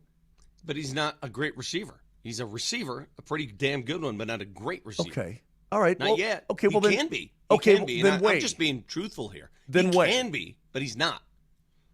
What I don't want to do is I don't want to install an element in my roster.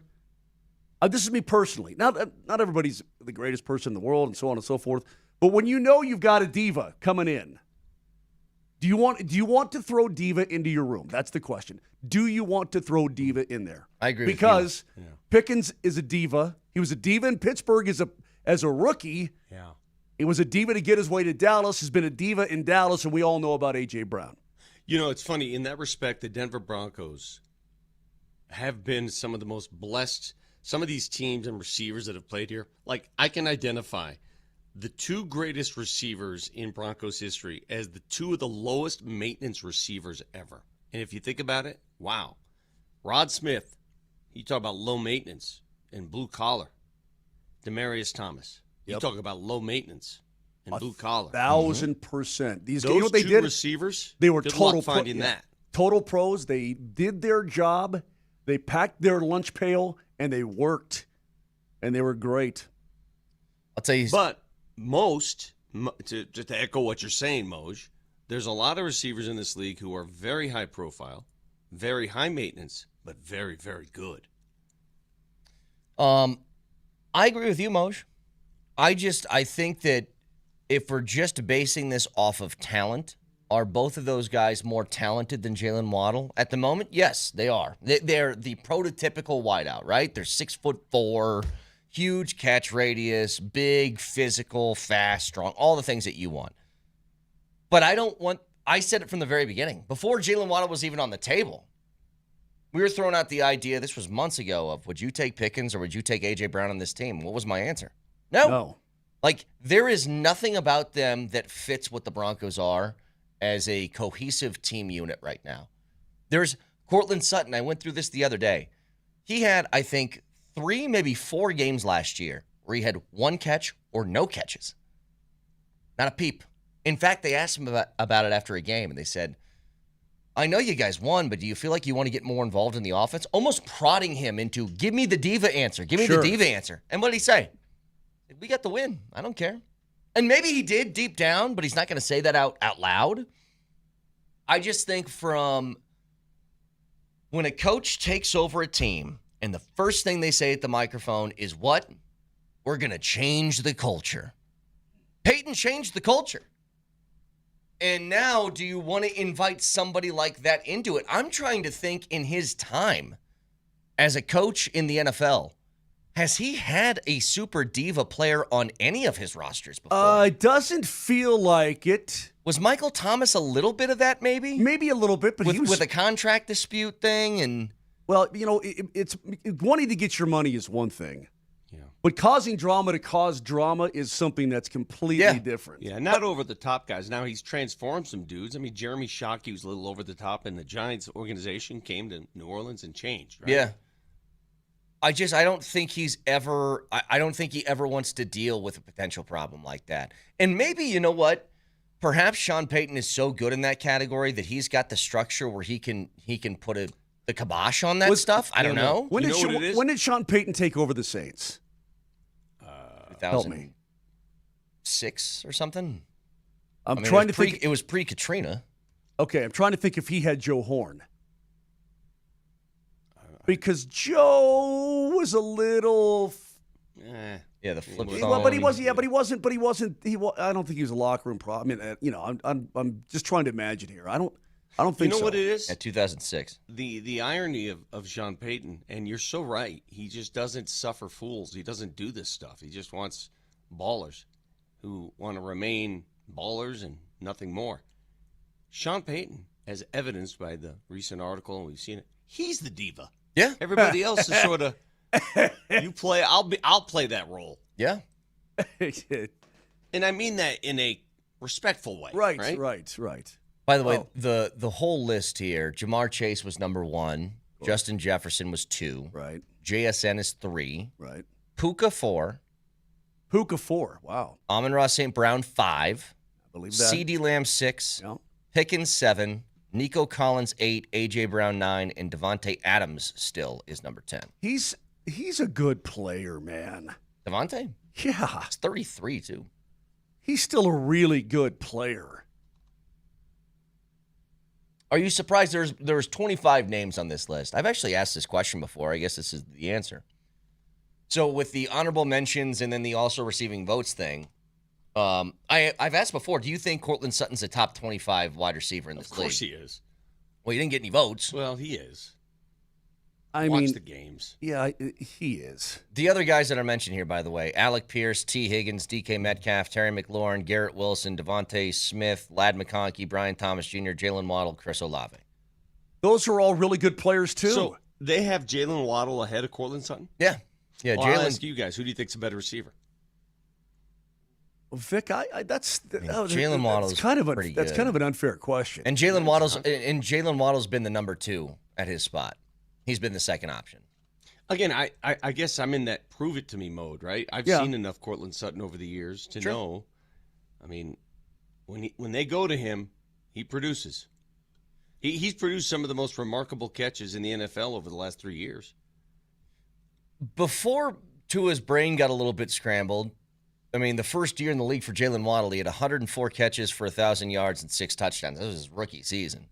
And then it was sort of like Tua would play 5 games, miss 4 weeks, that sort of thing. Right. Now, Courtland Sutton, if we're doing that argument, has done the same thing. Like, he's caught passes from Drew Lock and Teddy Bridgewater and Joe Flacco and Brett Rippon and go down the list. I mean, million different guys. Not exactly all pros, I guess is what I'm saying. So I don't know. Like, if I ask you right now, who leads the Broncos in catches this year? Do you think it's Sutton or Waddle? Sutton. I think it's going to be Courtland Sutton. Could be. It depends on how they want to use Jalen Waddle. I'll tell you one thing I'm excited about, and I hope they take this from the Miami offense. Now, this was more of Tyreek Hill's role than Jalen Waddle's. You know what I'd love to see, though, now that you finally got speed at that position? Do what they did with Tyreek. Put him in motion pre-snap, like across the line of scrimmage. Snap the ball as he's on a dead sprint going laterally, and make the corner make the decision. Do I get into a deep back pedal to make sure I don't get beat over the top? Because if you do that, plant a foot, cut inside, slant route. Sure, you know what I mean? Like it feels like free yards. It feels like it does. Free, easy yards if you utilize them correctly. Think about it, being a corner, though, and that's happening. You've got a guy who's that fast running full speed before the ball is snapped, and you're like, where am I going to go? Moser, had you invested the time to read that wonderful article by Seth Wickersham, I read it. You would know, had you invested the time before we did the interview, you would know that part of that article got into the minutia of just play calling, about how they're breaking down certain plays and saying, okay, we'll have the receiver stop a yard shorter, or we'll have the receiver go a different angle. It's so detailed how to beat a defense, so ridiculously detailed what they get into. That's what my biggest takeaway from that article is, that 100% of the game plan, you're working all these hours through the night, and you got all these plays, and what, 5% are used? The rest are just trash after the game. It's kind of like my game notes for hockey. Yeah. It used to be more extravagant than it is now. By the end of the game, I'm like, I want to have it just in case. But by the end of the game, I'm like, I used maybe 12% of all this stuff that I spent 2 hours writing down. You were prepared. Do you write your notes, or do you type them? I write them. I'm a writer. Oh, so you are? Yes, I am. But now I'm like, look, do they really need to know where he played high school hockey? You know, I did a couple of years at the da-da-da-da-da. People don't give a crap about that crap. Yeah. Hey, did you know that, whatever. Okay. We'll take a break here and get to Eric Musselman. He was the coach of the man who just scored 32 points in Nuggets Summer League. That is Trevin Brazil. Eric Musselman joins us next.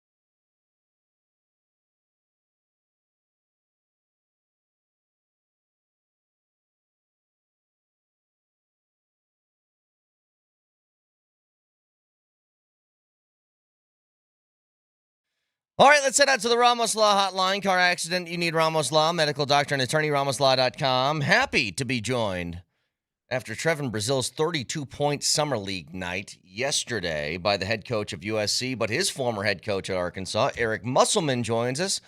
Coach Musselman, thank you so much for the time. First of all, how you doing? I'm doing great. Thanks for having me on. Absolutely. We do want to ask you about this because the Nuggets are in a place we're looking for some players who can contribute, and the game last night from Trevin Brazil, your former player, 32 points. He was 6 of 12 from 3. He's super athletic, 6'10". What can you tell us that maybe Nuggets fans don't know about Trevin Brazil? Yeah, so I would say that, if you look at his 22-23 season, he played 9 games that year and averaged 11.8 points and 6 rebounds and 1.2 blocks. And he only played 9 games that year because in December, he tore his ACL in his right knee. And he was a guy that team had 4 pros, 3 one-and-dones in Nick Smith, Anthony Black, Jordan Walsh, and also Ricky Council, who played in the NBA, and Barry Dunning, who's currently playing for Portland in Vegas in the NBA Summer League. So really 5 pros. And TB, when he got hurt, we felt he was as valuable as any guy on that roster. And actually, we were getting calls from NBA teams that were looking at him as a first-round draft pick. He was a sophomore that year, came off a great year with Missouri. As a freshman, he averaged 6 and 5 and 1.9 blocks in just 21 minutes at Missouri. And then we were fortunate enough to get him as a sophomore. And at that point, prior to that knee injury, from a talent standpoint, there were a lot of NBA teams that thought that he could be a potential first-round draft pick. So I think Denver got a steal when they drafted him in the second round this year. The 23-24 season, he was still kind of regaining his confidence coming off that injury. But last night, I watched the entire game. You could see the great separation that he got on pick and pops and pick and roll actions. He's a real mismatch because he has some 3-man skill levels as far as being able to pass, dribble, shoot. He's a great offensive rebounder. You could see Oklahoma City, they had to change their coverages, and they went to a switch because Mara couldn't really guard him on pick and pops, and then he did a great job. Brazil did reading the switch and hit another 3 against him. You could see on his, when he leaked out and had the windmill dunk, you could see the athleticism and then the shot clock awareness on side out of bounds to hit a half-court shot basically at the end of a half. So he showcased his bounce game and off the dribble game, and he's gonna be a guy that can contribute at the NBA level for sure. Coach, we know he could shoot 6 of 12 from 3. He could certainly jump and great athlete. Where do you think he could use some refinement for the NBA game? Well, I think that all players that are going into their rookie year, have growth to grow. I think the one area for everybody, especially incoming rookies, is being a consistent 3-point shooter. A guy like TB, you can see he's got a really good looking shooting stroke. Like his follow through is great, the backspin's great. But at the NBA level, consistency becomes super, super important. And like I said, I think that's with all rookies. And then the biggest thing is like the player identity for TB. Like where will, the Nuggets play him? Is it at like a natural 4 spot? Last night he played some small ball 5, and you could see that it was a real matchup problem for Mara to try to guard him. And then I also think he's got some 3-man skills as well, because he can slide his feet for someone his size defensively lateral at an elite level. So it's really trying to figure out, like a lot of these younger players, is what's his true player identity, and then how does that fit in with the scheme. But it certainly seems like he's really, really happy that Denver drafted him and feels like that's a great spot for him. He's going to get a real opportunity here because they're going to need to fill out that roster and obviously play some young guys. But, Coach, I guess I was surprised that, okay, the Nuggets say, here's a 4-year contract. So clearly, even though that first game we didn't see a whole lot from him, they've been seeing things in practice and in preparation to say, hey, here, 4-year deal. Were you surprised that happened that quickly, or did you think that was the natural progression of where he is and how he's supposed to fit with the Nuggets?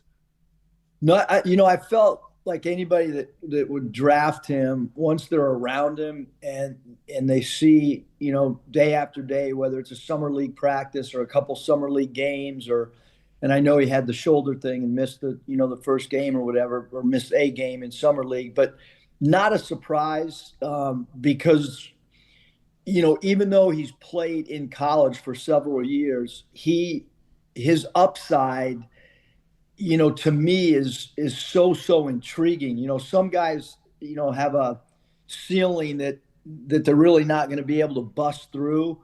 But Brazil's different. Like he's NBA first round talent for sure. And, I mentioned our 22-23 season, he averaged 11.8 points. And on that same team, Anthony Black, who was a lottery pick, averaged 12.8 points. So, to me, he really is an NBA first round talent. Now it's just being in an organization, that gives him confidence. And obviously for any rookie, minutes become super, super important as well. And role and who you're playing next to and how the veterans accept you. All those things play a lot into a player having a great, successful rookie season. Coach of USC and former coach of Arkansas under Trevor Brazil, Eric Musselman with us. And Coach, let me ask you this, because we're in the radio business. We reach out to people all the time. Sometimes people say yes. Sometimes they say no. The director of ops for USC reached out to us wondering if we wanted to have you on, and we were like, absolutely. What is it that made you want to reach out and talk about TB? Maybe as a person, what do you like about him? I mean, there's a ton of things. One, just the adversity of him overcoming, a knee injury. Because the 23-24 season, we felt kind of like as a coaching staff that, maybe from a confidence standpoint, he had to regain that. He was super close with the Arkansas, and he's still the Arkansas trainer, Matt Townsend. It was really super, super cool to see the relationship between those two guys as far as the time that was put in at 9 o'clock at night, 10 o'clock at night, early in the morning. And to see a player battle back from an ACL and see it on a daily basis, and the work that he did with the strength coach at the time, Dave Richardson, is cool to see. And then for us, this was before he had the big game, because we have great belief in his talent. As I know, Coach Calipari did a phenomenal job putting TB in a position to get drafted, and the way that Arkansas played, with Brazil the last 2 years, and Coach Cal and the surrounding pieces have really helped him grow as a player as well. Coach, last one for me. Your work ethic, your longevity, your exuberance is unreal. I mean, I don't know what you use to wake up in the morning. I think Vic's saying you've been around, Coach. No, you've been around. The guy is obviously you're 61, correct, Coach? I'm 61, exactly. Okay. You've coached so many different teams in so many different leagues, so many different players, and you're still waking up wanting to do this thing. It's unmatched, in my opinion, these coaches that do this. So here's a quick set of trivia questions. I'm going to name a player, and let's test your memory. You name what team that player played for when you coached. You ready? Yep. All right. Keith Smart, former Indiana player. Where was he? Rapid City Thrillers. Fennis Dembo. Those in Denver may remember Fennis from his Dembo. Wyoming days. Oh, yeah. Where was he? That's an easy one. Rapid City Thrillers. Rapid City Thrillers, baby. Wayne Tinkle. Just a great name. I just love the name Wayne Tinkle. Yeah, and Wayne Tinkle was he's been a head college coach. He was an Oregon State and took Yes. them to a great NCAA tournament. Rapid City Thrillers. Again, Rapid City. Perhaps. Are you just going down the No, Rapid no, City? no, trail? no, no. Like, Give you know, another what are team. you doing? I know, but he coached Rapid City for like 5 years, and I can't believe some of the names that he had on these rosters. That's what's amazing to me. This guy coached a guy we heard last night, Jeremy Lin. You coached Jeremy Lin, and Jeremy Lin went on great success with the Knicks on that run. What team were you coaching when you coached Jeremy? Jeremy Lin, Reno Bighorns, and he was sent down from the Golden State Warriors to work on his point guard skills. And, he was a hard dribble drive right-hand guy, but really struggled at the point guard position going left. And that was one of the things we worked on in the G League with him in Reno. And he did a great job last night as a broadcaster. He did. Awesome. So let me ask you regarding Jeremy, how does that happen? How does a guy go from Harvard to the Reno Bighorns to all of a sudden on Broadway for that 1 month stretch where he's on top of the world and couldn't miss? How does that happen? Well, that's like a 1 in a million stories that you could go like from the G League and then in a very, very short time turn into a worldwide star, because that's what happened over that, month and a half period. But, Jeremy did one thing that was like phenomenal. Well, really two things. He was a great dribble driver, and he could get by people, and he was an unbelievable rebounder / loose ball getter, like elite, even at the NBA level. He could do those two things so well. And then he's a super, super confident guy. And even when you're watching him as a broadcaster, I think that was his first broadcast last night. Yeah.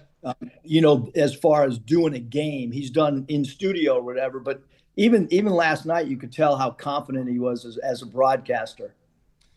Coach Eric Musselman with us. Last thing for you, Coach, and I appreciate your time and your insights on Trevin Brazil and everything else. I got to ask you, though, for a guy in your position, you're very successful college coach. You've been in the game for a while. You've seen the transition, transfer portal, NIL era. Is coaching now in college athletics, is it more difficult and frustrating, or is it more challenging and reinvigorating to try and find a new way of going about business? All of the above. Gotcha. I can imagine. Yeah. It is challenging. Name, image, and likeness changes things. Before we've been in this new landscape, when you coach in the NBA, which obviously, my experience in Golden State and Sacramento, and then being an assistant in Orlando, Atlanta, and Memphis, you're doing all basketball. You're doing skill development with players. You're practicing, you're game prepping.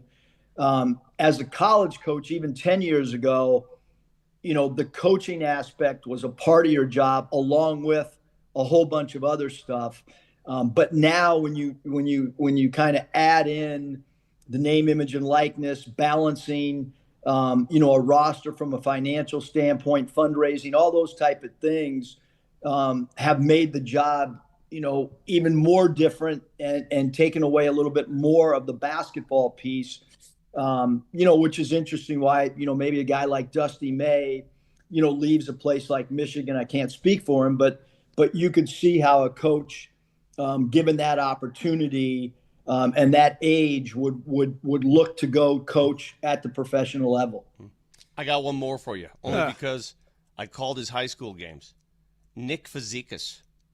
Oh, that's easy. First pick of the Reno Bighorns. He played at the University of Nevada, and what an unbelievable career. He played till he was over 40 in Japan and is one of the greatest players in the history of Japan basketball. He played for the Toshiba Brave Thunders. Yeah. Oh, yeah. Well, love me a good Brave Thunder. Absolutely. Well, Coach Musselman, thank you so much for the time. Thank you for the insights on Trevin Brazil, and good luck on the upcoming season at USC. Hey, thanks, you guys. I'm glad to know Jake reached out to you. I thought maybe you guys just kind of seeked me out. Now I got a new publicist in the guy in our own office. Thanks for telling me. Jake is the man. You got it. Thanks, Coach. Appreciate it, See Coach. you guys. Thank Fight you. on. Yeah, there you go. Eric Musselman, head coach of USC. Coach Trevin Brazil over at Arkansas.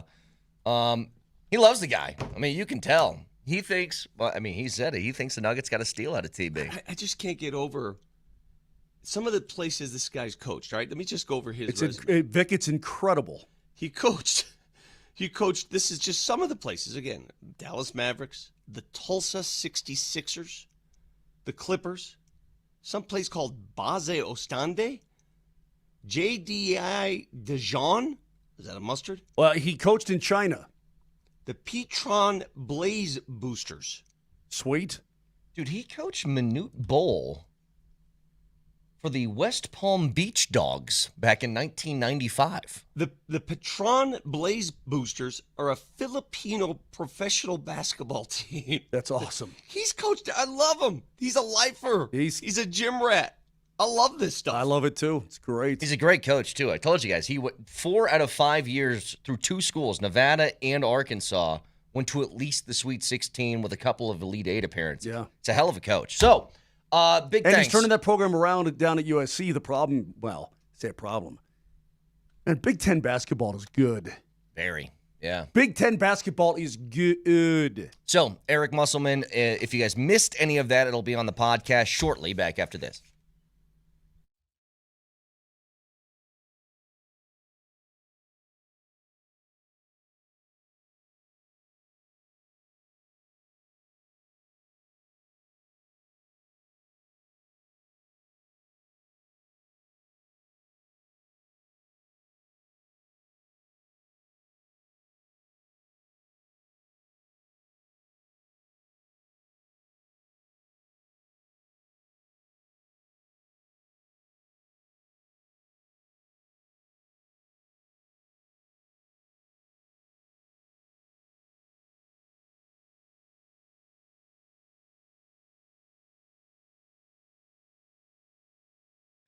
Looking at the weather for the rest of this week, you got 92, 90, 92, 96, 94. It's going to be hot, and there's nothing better for one of these hot summer days than a Surfside. They come in a variety of flavors. The lemonade vodkas, the iced tea vodkas, the half and half, the green teas. I'm on my way to trying every flavor, and if I'm lying, I'm dying. I'm never anything but honest with you guys. I've loved every single one. There's not a bad flavor in the bunch, and with all of the varieties, there's no shortage of options to get something you like out of Surfside. It's 100 calories, 2 grams of sugar, 0 bubbles, easy to sip and enjoy, whether it's on the golf course, the patio, bars, stores, and restaurants near you. Surfsides are everywhere, so jump on it right now the next time you're outside and you just want to have a nice, cool drink. Surfside. Check it out. Sold at bar, stores, and restaurants near you. What? I like my friends over at Surfside. Give them some love. Find it. Must be 21 and older. Please drink responsibly.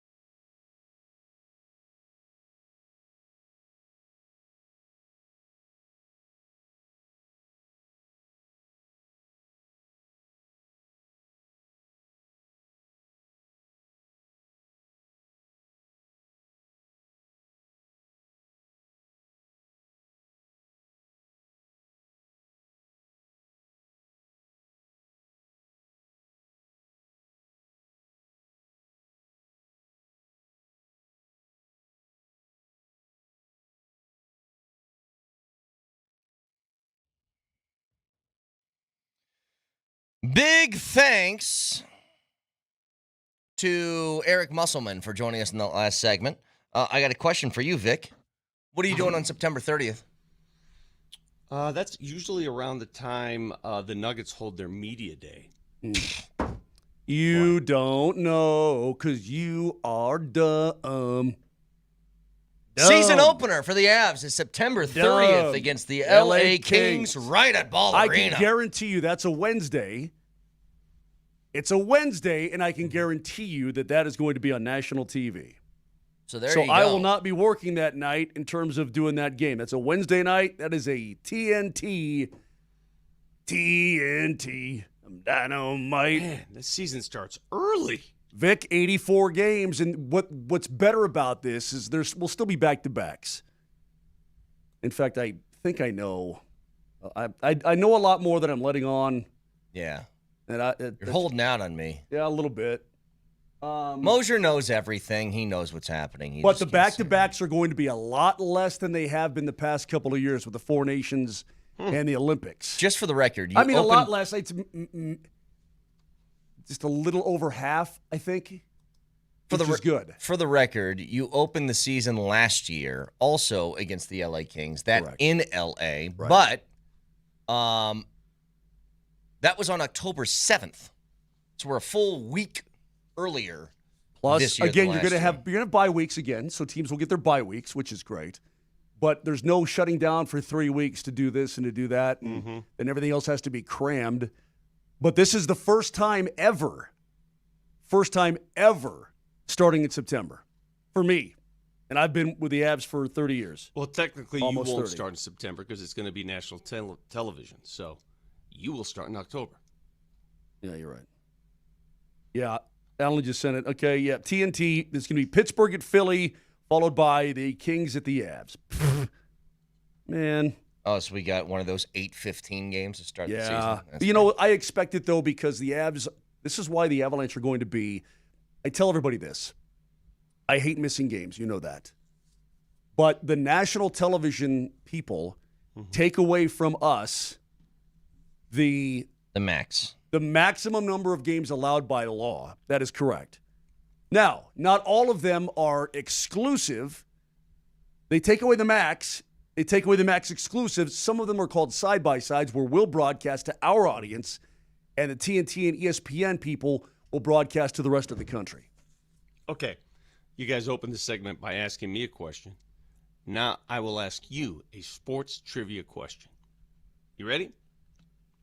Tonight, there's a game between the Utah Talons and the Portland Cascade. What sport is that?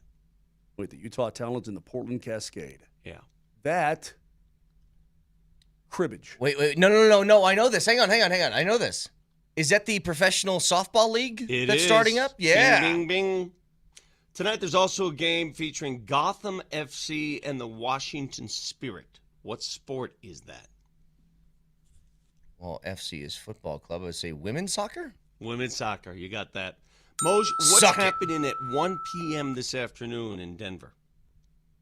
Brett's going to be drunk watching England and Argentina. I will be watching that game as well. It is the Battle of the Falkland Islands, if you're aware of what happened there. That's a war. I think that's a war that not too many people know about. Nah, not the youngins, because it was quick. Brett, stop. Look at me. Look at my face. Where are the Falkland Islands and what's it all about? The Falkland Islands are very obviously up in Falklandia. He doesn't know, dude. He was. You failed. Flunked. I mean, Troy didn't even muster up an idea in to the have him at that Norwegian point. area. You flunked. Let me tell you, this goes back to when Great Britain owned the world, colonized the world. They had their rights on a couple islands right outside Argentina. Well, they're off the coast of Argentina. And Argentina said, we want those back. And England said, you ain't getting them back. Well, they back in the day, they were just, Argentina wasn't even a country then, right? So anyway, Argentina says, hey, we're close by. Those are ours. And England said, no, they ain't. So they got in this big war in 82, man. 82. Where were you in 82, bro? Who, me? No. Oh, not alive. Mm-hmm. Yeah, I don't know how to tell you this. I only care about what matters to my country. Messi versus Bellingham at 1 o'clock. Not Kane. Messi versus Bellingham. Look at Alan shake his head. What? You're shaking your head Because for? he knows Bellingham is the guy. He's the Jude Bellingham is the guy. He's a stud. Don't get me wrong. Yeah. Harry Kane's very good. Don't get me wrong. But Bellingham's the difference maker. You guys want me to tell you how we took Florida from Spain? Because that matters to me. That's my country. I don't care about some islands in the middle of South America. That documentary. I know how. I've watched plenty of documentaries about American history. I think I care about the Falkland Islands? Please. Falkland. I got another word for it. Okay. Let's just lay it out. You were a terrible student. You don't know jack. Why do I need to know about the Falkland Islands? Seriously. Well, do you know what happened to Madagascar? What do I care? It doesn't have to do with me. Because during this broadcast today, they may reference it. Isn't it ironic? I don't know. The two countries at play once played for a group of islands off the coast of Argentina. In fact, I'm going to reference my map, which is right in front of me. I'm looking at those islands right now. What's so weird? You know, Andrew Jackson rode down from D.C. to Florida. I do know just that. to murk some Spaniards and take Florida. Yes, I do. Despite the wishes of Monroe being like, Madison. Don't James do that. Madison, right. Don't do that. Don't. I'm negotiating. He goes, I got you negotiating right here. I got you. I got one for you right now, as long as we're playing this game. There are 3 founding fathers. And you know what a founding father is, right? Yeah. Okay. 3 founding fathers who went on to become president of the United States of America. Moser, pay attention. Quit talking now. 3 founding fathers who went on to become president of the United States. All 3 of these founding fathers and former presidents died on the 4th of July. Name them. Thomas Jefferson, John Adams, and Thomas Jefferson, John Adams, and I don't know. Is it Madison? No. You named him. Monroe? Earlier. James Monroe. James Monroe. How crazy is that? Well, Jefferson and Adams died within like hours of each other. I know, but for 3 founding fathers to pass on that date? Since this is summertime, we're having some fun. You guys want to hear about James Polk? No. I know, though. You know what? I'm proud of you for reading all about James Polk, though. I know you watched a documentary. Do your research on James Polk. He was a great American. Pretty interesting cat. Hey, Vic, when you were out taking a squirt ski or whatever it is you were doing, you missed a rarity on this program, Vic. Are you ready for it? Yeah. Go ahead. Surfside. Check it out. Sold bar stores and restaurants near you. What? I like my friends over at Surfside. Give them some love. Find it. Must be 21 and older. Please drink responsibly. Your boy blanked hard on his Surfside. I was trying to throw a tag. Surfside. He was going like the Surfside, and he just goes, "It's good." Fun. Check it out. For reference, last night. Check it out. Pretty good. Right, you've done now the Altitude TV Nugget shows. Last night, I'm supposed to do a read on the Pick'em plan or something like that for the Nuggets, and I couldn't find the read, so I just looked at the graphic, said, "Pick 'em. Go ahead. Just pick some tickets. Pick 'em up. Nuggets.com. Pick 'em. Pick them up. Go pick yourself some picks. It's great. Oh, my God. What else are you supposed to say? Dude, it happened to me the first night I did it. Check it out. I told you, I was supposed to Check it toss out. to a feature. I didn't know what a feature meant. I thought featuring meant just talk about the thing that we're talking about.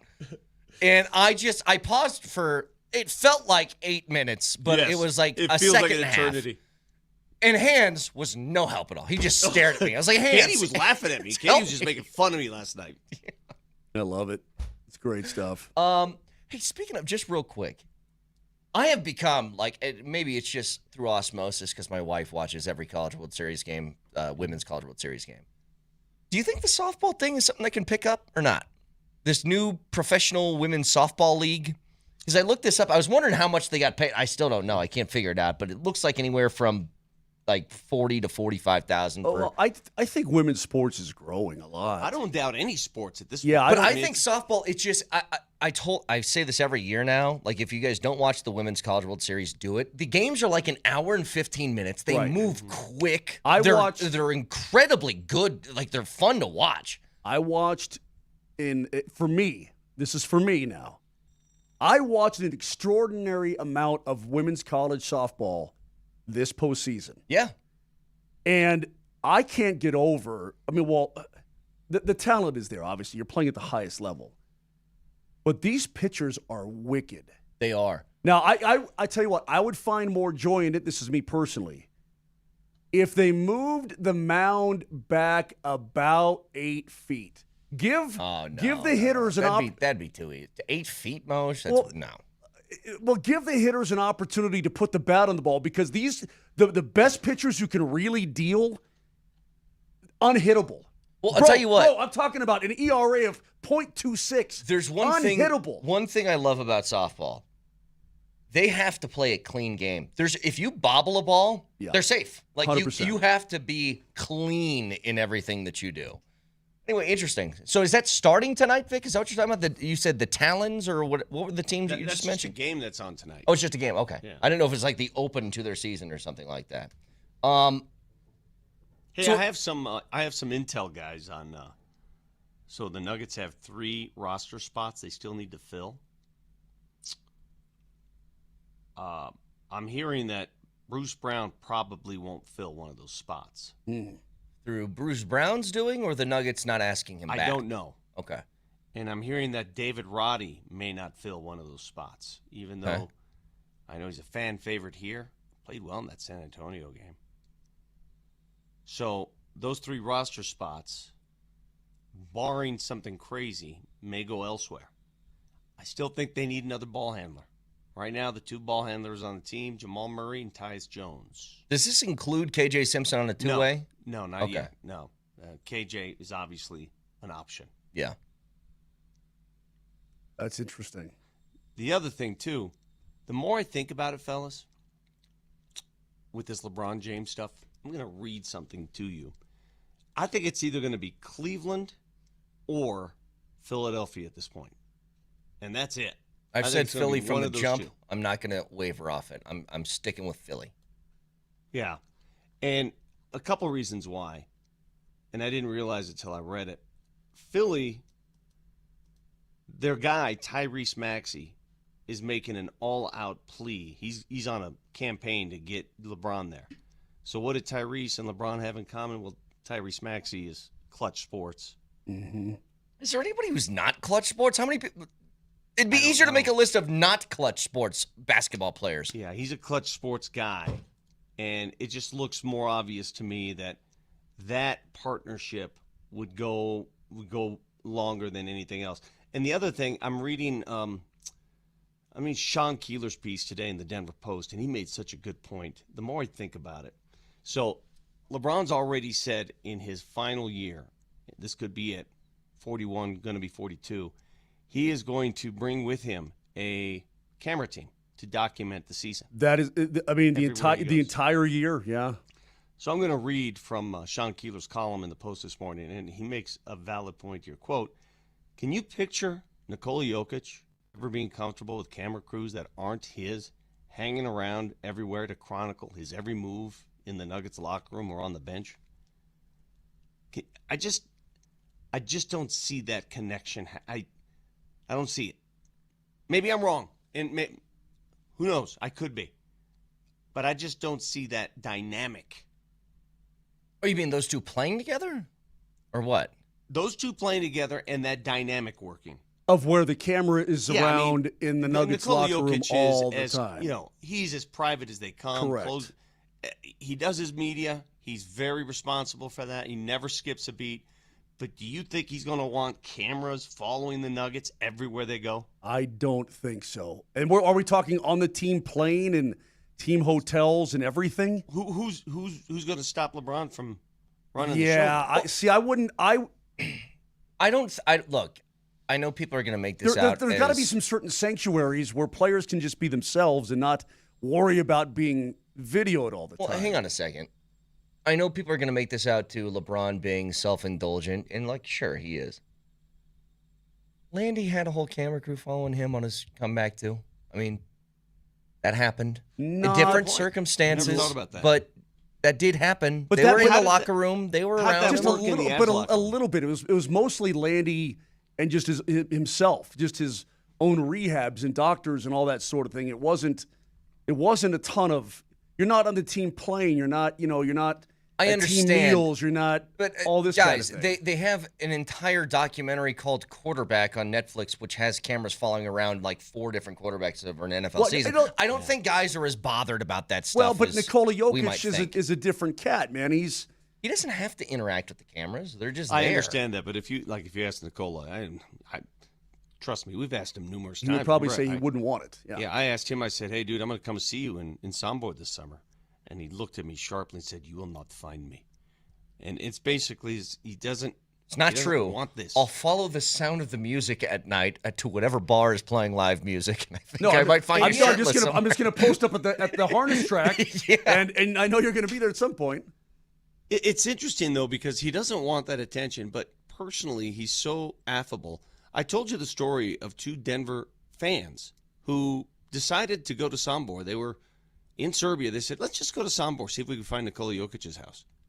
Not only did they find it, this happened about a month ago, by the way. Not only did they find his house, they found Nikola hanging out there.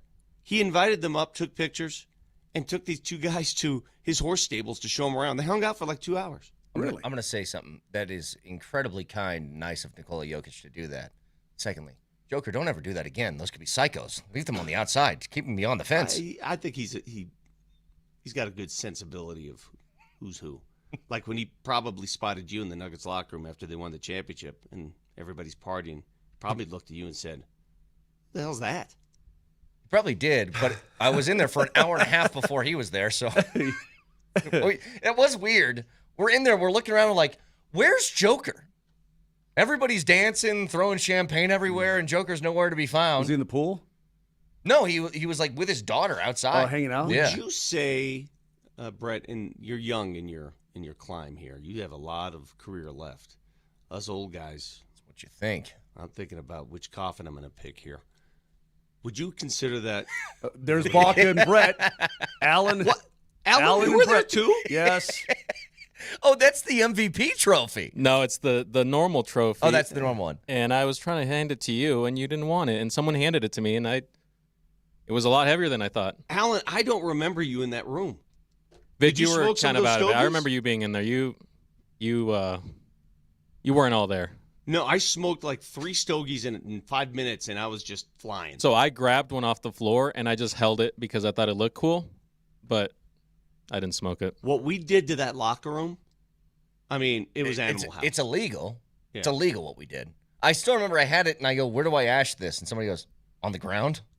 I go, But really? did you ever feel, guys, be honest, did you ever feel, because I know I did, like, why am I even here? This is their No, I felt like I sanctuary. belonged. This is their, like, what are we doing? I earned Why it. are we here? I earned it. You know how much work I've put in for that championship? I 100% deserve to be in there. What are you talking about?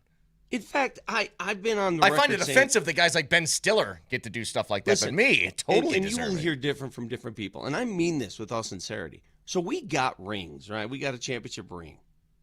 I don't think we deserved ring. We did nothing to win. Really, Vic? Do you? Do you? I don't understand that. I don't understand. I really don't. I don't get it. Like, what did we do? Look at Moser's like battling his. No, inner- no, you're right. We didn't do anything. Speaking for myself, I got there as some players get there. I'm getting there, So I did my part. What? What's your part? I got there early and I left late. That's my part. I'm going to be honest. I completely disagree with Vic. I'm actually kind of offended that my name's not on the cup. Well, I'll tell you what. I tell you what. It was so cool because I think it's wrong. I mean, part of me is like, what is this? What's going on? Charlotte Graham is all over that Stanley Cup, and we're in Tampa, and the cup's sitting there, and she says to me, "Pick it up." I'm like, "But I didn't." She said, "Pick it up." I'm like, "Okay," and so I did. Got it over my head. That's all you need to do, though. So what, As long as you do this, dude, it's one of the most incredible moments of my life. As long as you do this is all you have to do. As long as you say on the front end, I don't deserve to do this. And if you get the follow up, please do. No, you're like, okay. That's what I said, dude. I know we're over. you have to understand the reverence I have for that piece of hardware, okay? As a hockey guy. I mean, reverence for that ma. And so when I said, I can't, no. And she's like, pick it up. I'm like, okay. All right, Moser got to say his. I'm going to say mine. The greatest sports moment of my life, like that dealt with sports, was when I was sitting there on the steps of the city and county building, overlooking that crowd at the Nuggets parade. And I'm sitting there looking at all the people saying, I cannot believe that we have all these people in Denver to celebrate a Nuggets championship, which I thought was impossible for most of my life. I just couldn't believe it when I was looking at that. And to this day, I almost can't believe it. The pictures. That to me, I remember sitting there, I almost got teary-eyed. I was like, this is crazy. Yeah, it's Picture's insane. unbelievable. It's insane. I mean, just all the special memories, I know we're way over. Yeah. But drinking beers while Andrew Heel Beers with the boys. No, drinking beers on that set with Andrew Heels encouraging people to throw beers up for me to slam on. I mean, it's an unbelievable picture. On Denver 7 and altitude. I mean, just every part of that was spectacular. And obviously, I was not nearly as connected to the Nuggets because while that's our brother, and I don't work for the Nuggets. But that's just an incredible picture. Incredible. So, a ton still to get to this morning. We got, by the way, next.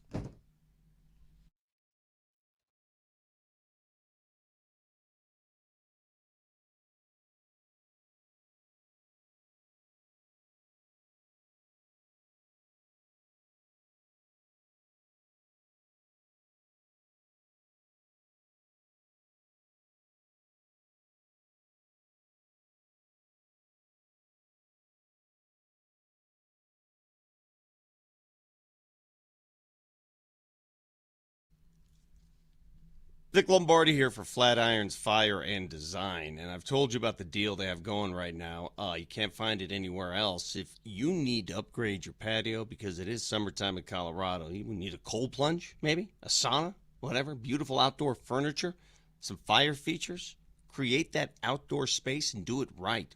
Mention you heard this ad on Altitude Sports Radio, and you'll save 10%. 10%. Plus, ask about financing, 0% for 12 months through a firm on qualifying purchases. You can find this at the Denver showroom on 53rd and Bannock or online at flatironsfire.com. That is flatironsfire.com.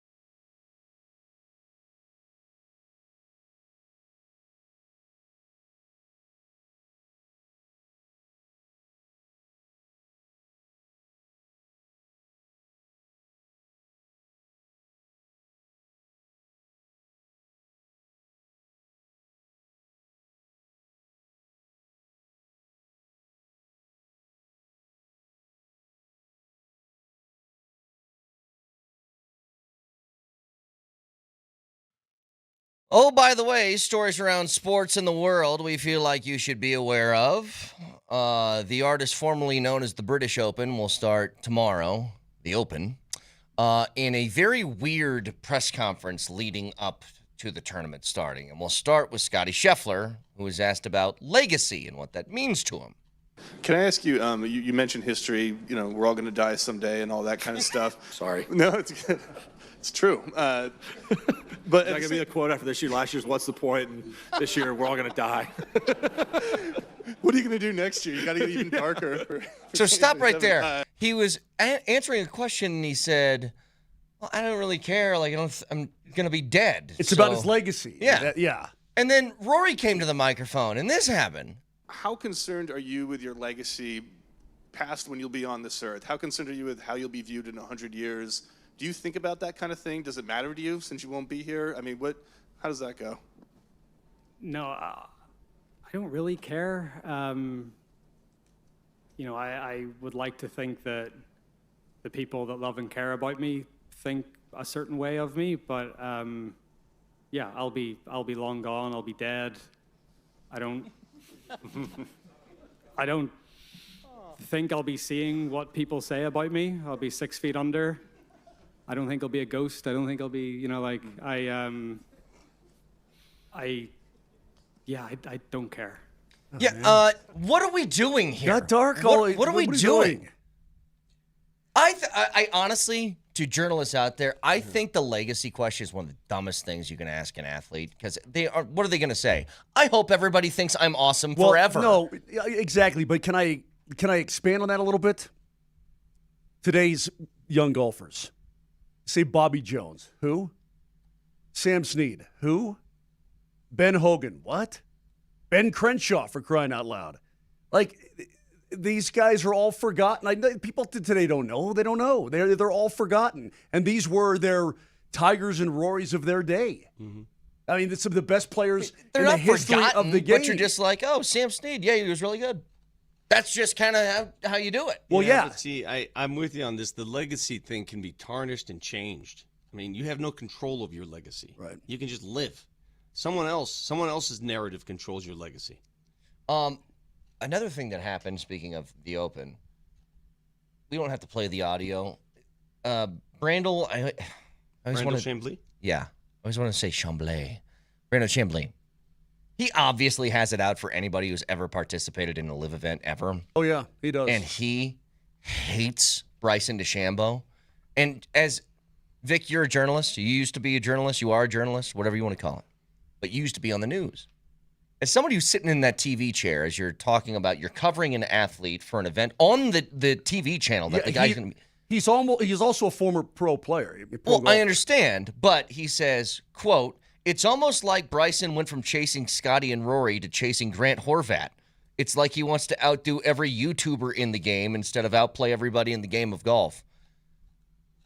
Can he just, is that okay for an analyst like him in his role to continually bash just somebody that he very clearly hates for the channel that's supposed to be covering the event? He's paid to offer his opinion. You sound like those NBA softies who don't like inside the NBA because Barkley and Shaq and Kenny bash players all the time. I love those guys.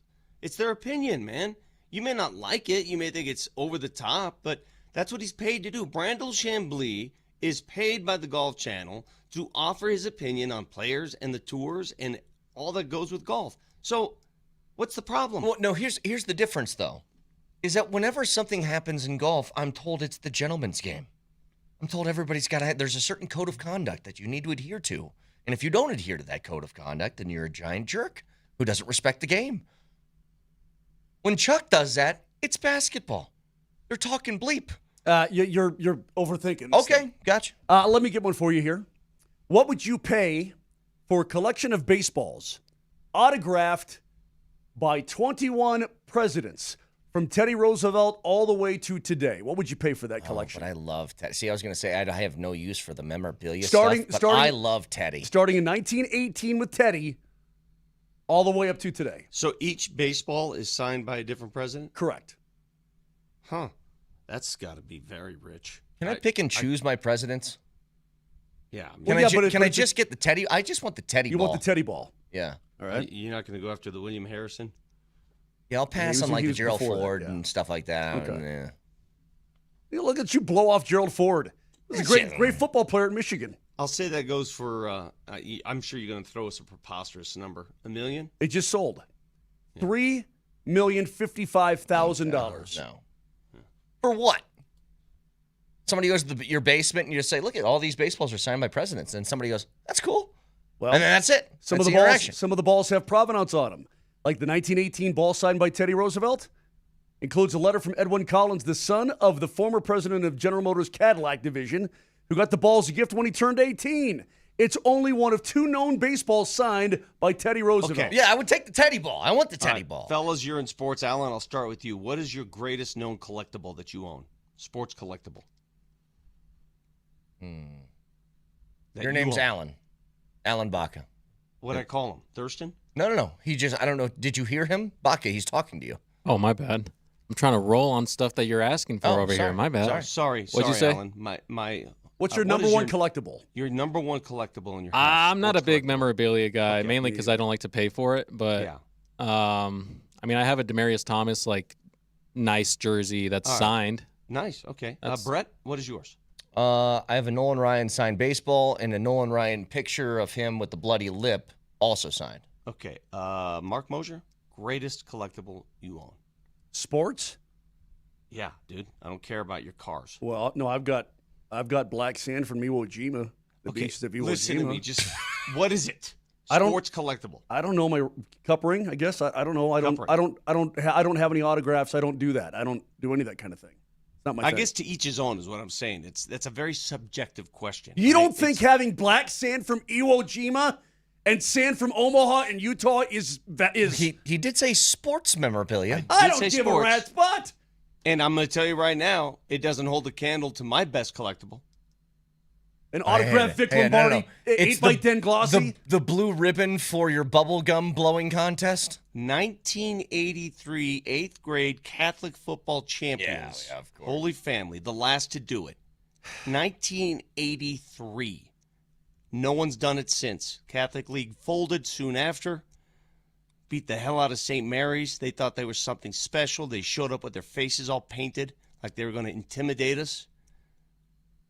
Beat all right, that ass. I want 2 15-second takes from you guys on these 2 different stories. Then we'll get out of here. Number 1, Taco Bell is under investigation over explosive diarrhea parasite outbreak.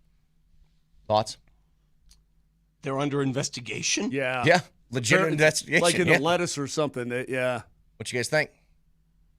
All right, If moving you on. need a colonoscopy, go eat there. And what do you think about this? The House voted 308 to 117 to make daylight savings time permanent. So now it heads to the Senate. I'm going to hear a lot of people not want to do that daylight thing because a lot of mornings will be dark when kids go to school. Just start school later. Figure it out. I like the sun. Do you not like the sun? What's wrong with you people that don't appreciate and enjoy the sun? So the sun is there for a reason. I think I heard the latest sunrise that we get is like 8:20 in the morning. 8:22. The winter solstice will be 8:22, which is crazy, and it's pretty dang late. Yeah, but But again, I don't like it being dark at 4:45 in the afternoon. How depressing is it when it's 4:45 and Very it's pitch depressing. dark? Very. Nobody wants that.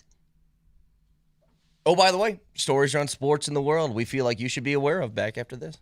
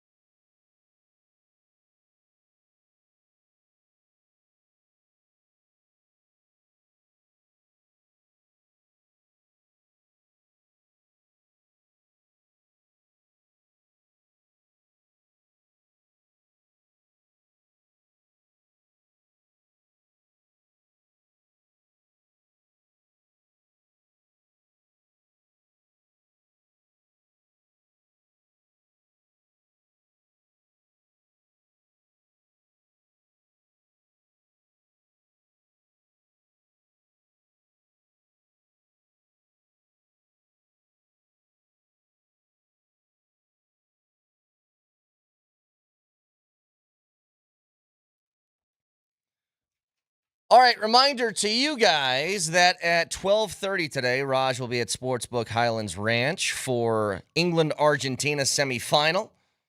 Michelob Ultra on site, giving away a whole bunch of prizes. Michelob Ultra, superior light beer, and official beer sponsor, FIFA World Cup 26. Now, two things here. Number one, that game is being played in Mercedes-Benz Stadium. And if there's one thing that stadium does better than anybody else, it is concession bang for your buck.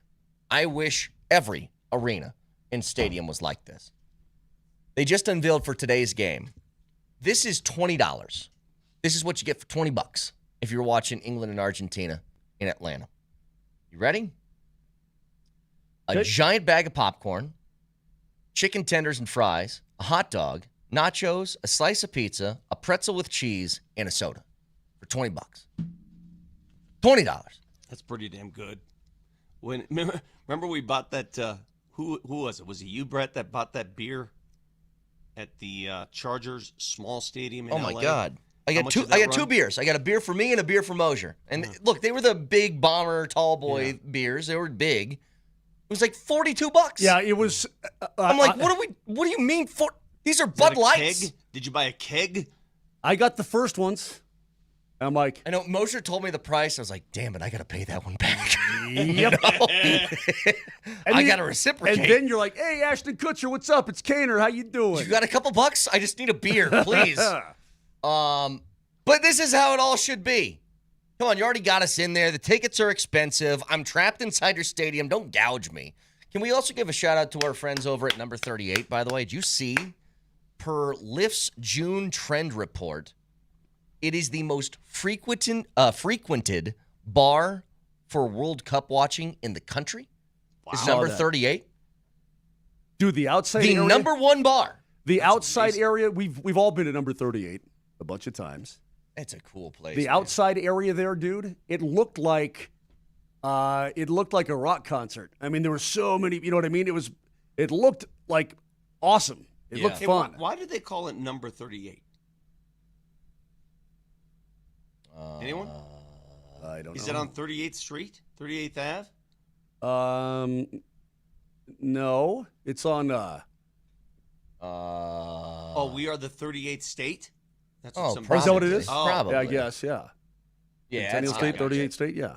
Gotcha. Oh, I'm sorry. I didn't know that. I thought I knew everything about Colorado. I didn't know. All right, here we go. No, it's on their frequently asked questions part of their homepage. There you go. Thank you. Our great state of Colorado was the 38th state to join the nation, and we are all about celebrating the Centennial State. So there you go, Vic. Yeah, that's cool. That's it.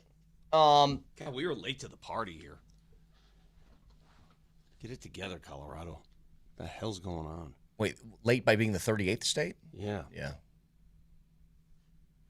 That's when the party started.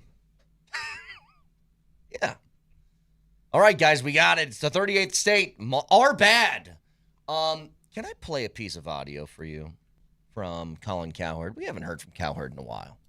So this is about Lamar Jackson, okay? And he is basing this off of Lamar Jackson. Ironically, he was the number 2 player in that NFL Top 100. That's voted by the players, by the way. He's the number 2 player last year. He has dropped now to 69th. He's a spot behind Cortland Sutton. He said this about Lamar Jackson and transitioned that into Bo Nix. Listen. Lamar Jackson, when everybody in the stadium knows he's got to throw, does not deliver. That's who he is. I'm selling my stock. I'd take Bo Nix today in a fourth quarter come-from-behind situation. Bo Nix over Lamar Jackson. Why? Because the analytics and data tell you he's better. I watched Bo Nix go toe-to-toe with Josh Allen in a division round playoff game with a broken ankle. A kid against the best player in the league. So I'm probably selling my stock a year late.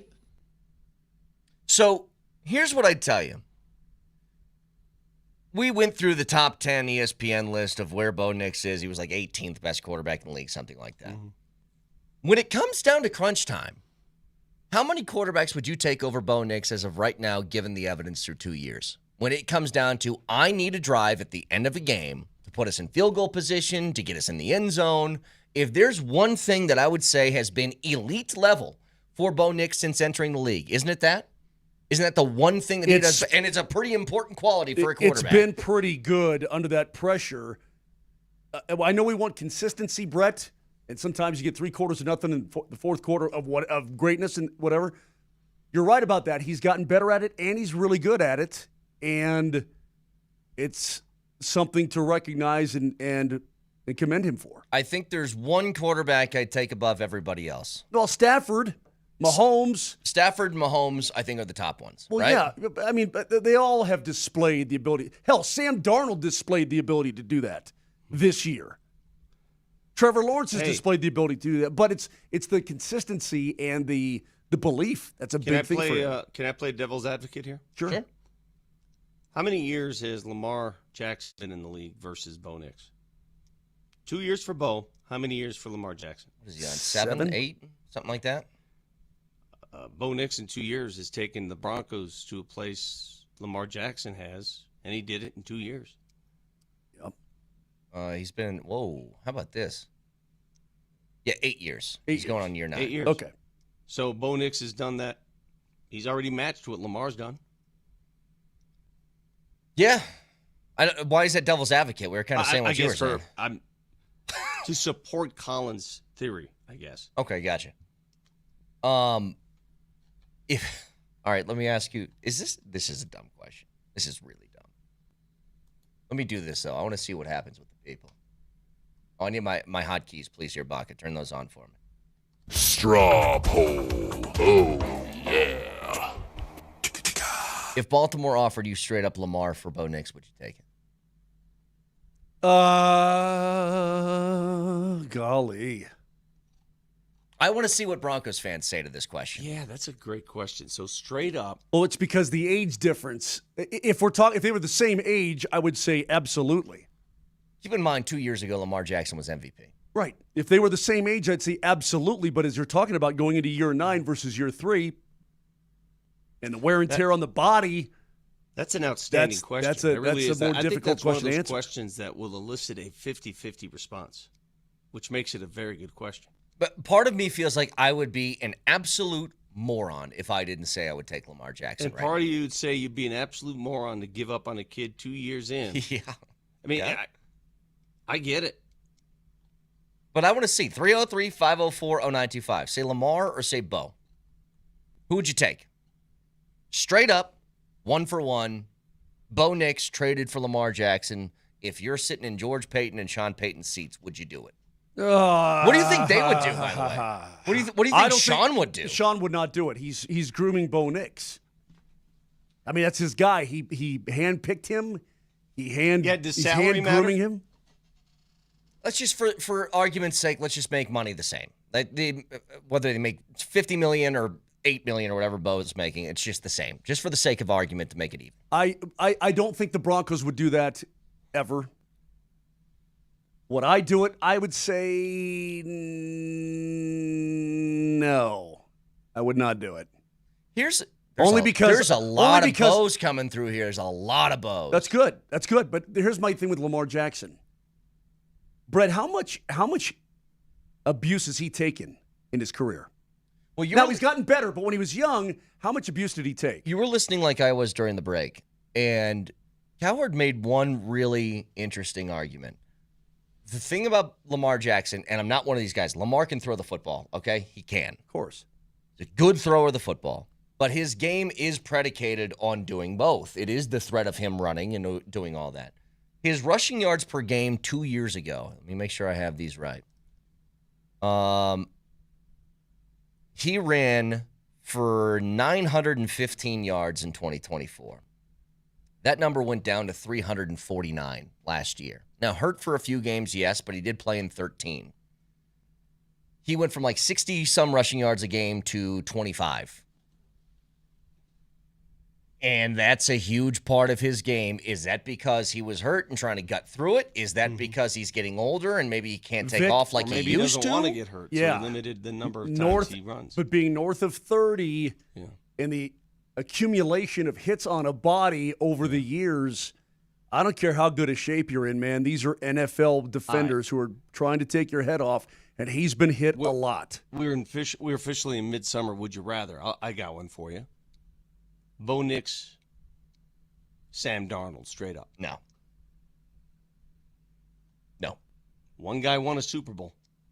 Yeah. Yeah, I know, but still, no, I wouldn't. Sam's fine. But I don't. Maybe this is offensive on my part. I think Sam's a good quarterback. I still don't know how good. I don't know how good. And I'm saying that as this dude's won like 30-some games over the last 2 years. Yeah, I know. I don't know how good Bo is yet. I don't know. Part of this has to do with I just feel like he has a grasp of Sean Payton and what he wants to do within this offense, too. I'm just saying, dude. Are we really? Because I just looked at the text line. It's like 75% have said Bo. Correct. I just said, in a hypothetical situation, money being equal, and it's a 1-for-1 trade, would you trade Bo Nix for Lamar Jackson, 2-time MVP? He's not 38 years old. He's what, you said 30? Lamar Jackson? Lamar Jackson, yeah, he's, I believe, 30 years old. He's 29. He'll be 30 in January. 30. Yeah, right. And I said, you can have him straight up. And most Broncos fans were like, nah.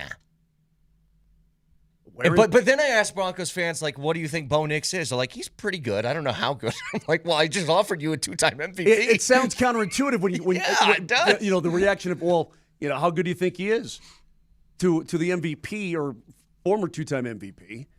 But again, it's the age factor has to be in there for me, Brett. Again, he's going to be north of 30, and the hits and the hits and the hits and the body. It's something to definitely consider. I wouldn't do it. I'm sure there are other coaches around the league who would. Sean Payton would not do it. Okay, just for argument's sake, then I'll go down the list. We'll start with the obvious ones. You would do it for Josh Allen. You would do it for Mahomes. Yes. Would you do it for Stafford? I mean, I guess it depends on long-term versus winning this year or something like that. This year team. Burrow. I think we all trade for Burrow, right? Yeah, I'd do that. Then would you trade him for Drake May? Well, hang on. Let me just keep going down the list. I'm going through the top 10 of ESPN's quarterbacks. Oh, okay. Dak. Nope. No. Herbert. Look at the twinkle in Moser's eye. Look at the twinkle when I said Justin Herbert. I would. Yeah, I think I would too. Herbert's talented, man. And they're only 2 years apart in terms of age. Yeah. But yeah, I'd do it. Drake May. I don't know that I would yet. I think the jury's still out on that. I mean, May had a phenomenal season. Yeah, maybe Drake May just had a Jaden Daniels type season. You know what's interesting about this top 10 list? And I think Drake May is very deserving of being in the top 10. He was this close to an MVP. He made a Super Bowl. Like, I think that automatically puts you in the top 10. If Bo Nix played in that AFC Championship game and won, do they flip? Like, does Bo go from, in this list, the 18th best quarterback, does he go into that number 8 spot that Drake May's at? Yes. I think he probably does. I think, and it's all based on a game. Matters. I've got one for you. How about Bo Nix or Jordan Love? Oof. I take Jordan Love. I don't know. Jordan Love's inconsistent. Oh, so is Bo. Do you know why I take Jordan? Well, you know why. I like Jordan Love. Hip swivel, foot plant, He throws a gorgeous football. I can't get over how good it looks. Yeah, help me, Vic. Let me test your loyalty. Bo Nix or Goff? I would take Nix because I think that Goff, when he has a clean pocket, I legit think clean pocket is as good as anybody else in the league, but he can't move. And if you don't have a perfect offensive line in front of you, that makes it really difficult. I like a guy with some mobility. Bo Nix can run. Yeah. He can run. And I'm sure by the time we get to week 1, there will be no questions about his ankle whatsoever. Back to 100%. And he's going to continue to run. He's a threat. Bo or... Oh, what are we looking at here? Look how nice this ball is from Jordan Love right here. Oh, gosh. I know what's coming now. The throw. Beautiful throw. Man, look at that play by Surtain. Well, I mean, you have the best cornerback in the league cutting off the route and making a diving pick. Alan, I love when you counter Moser's argument with impenetrable video. Look, that wasn't a bad throw. That was a hell of a play by Surtain. I'm saying that's a great throw, yeah. It's a great throw by Jordan Love. It was probably a half yard short. A good throw. Probably a half yard short. Probably a half yard short, yeah. allowing Surtain to make look, a diving You kick. you make that exact throw against 95% of the corners in the league. That's probably at worst an incompletion. It doesn't change the fact it was underthrown. The receiver had weight on the ball. If you're going to anecdotally pick one interception about Jordan Love throwing the football. Pat Surtain made a diving pick. You're an idiot. Because Pat Surtain was behind the play and he caught up to the play. Because he's the best cornerback on the planet. But that was an underthrown football. I'm not disputing that. Okay. Even if it is underthrown, Brett is correct. 97% of corners in the league can't make that play. Bring Sanford in here, and I'll show him that play, and I'll be like, if your quarterback this makes isn't a that back shoulder pass to the sideline. Okay. This is a go route up the middle. I'm going to bring Sanford in here. I'm going to show him that clip and say, if your quarterback made that throw, would you tell him that's a stupid bad throw? Or would you say that's a great play? I'm not saying it's a stupid bad throw. I'm saying, relatively speaking, the ball was underthrown, thus picked off. Barely. No, I just think Surtain made a great play. That is always funny to think about, by the way. We just take for granted there's a 6'4" freak that plays cornerback for the Broncos who is as good and as talented as anybody who's ever played the game. The first day I saw him at rookie camp, he's on the field. I'm like, whoa. He just looks so much bigger. Whoa. If you guys go out to training camp this year, if you're fortunate enough to be one of the people that sits in those seats and watches practice, get there early and just look at Pat Surtain. I don't think during a game you realize how behemoth of a human being that guy is to play that position. 303-504-0925. Had a chance to talk to Eric Musselman earlier. He coached Trevor Brazil at Arkansas a couple years ago. I do want to talk about Brazil's big game last night and a couple of comments from Eric Musselman from earlier next.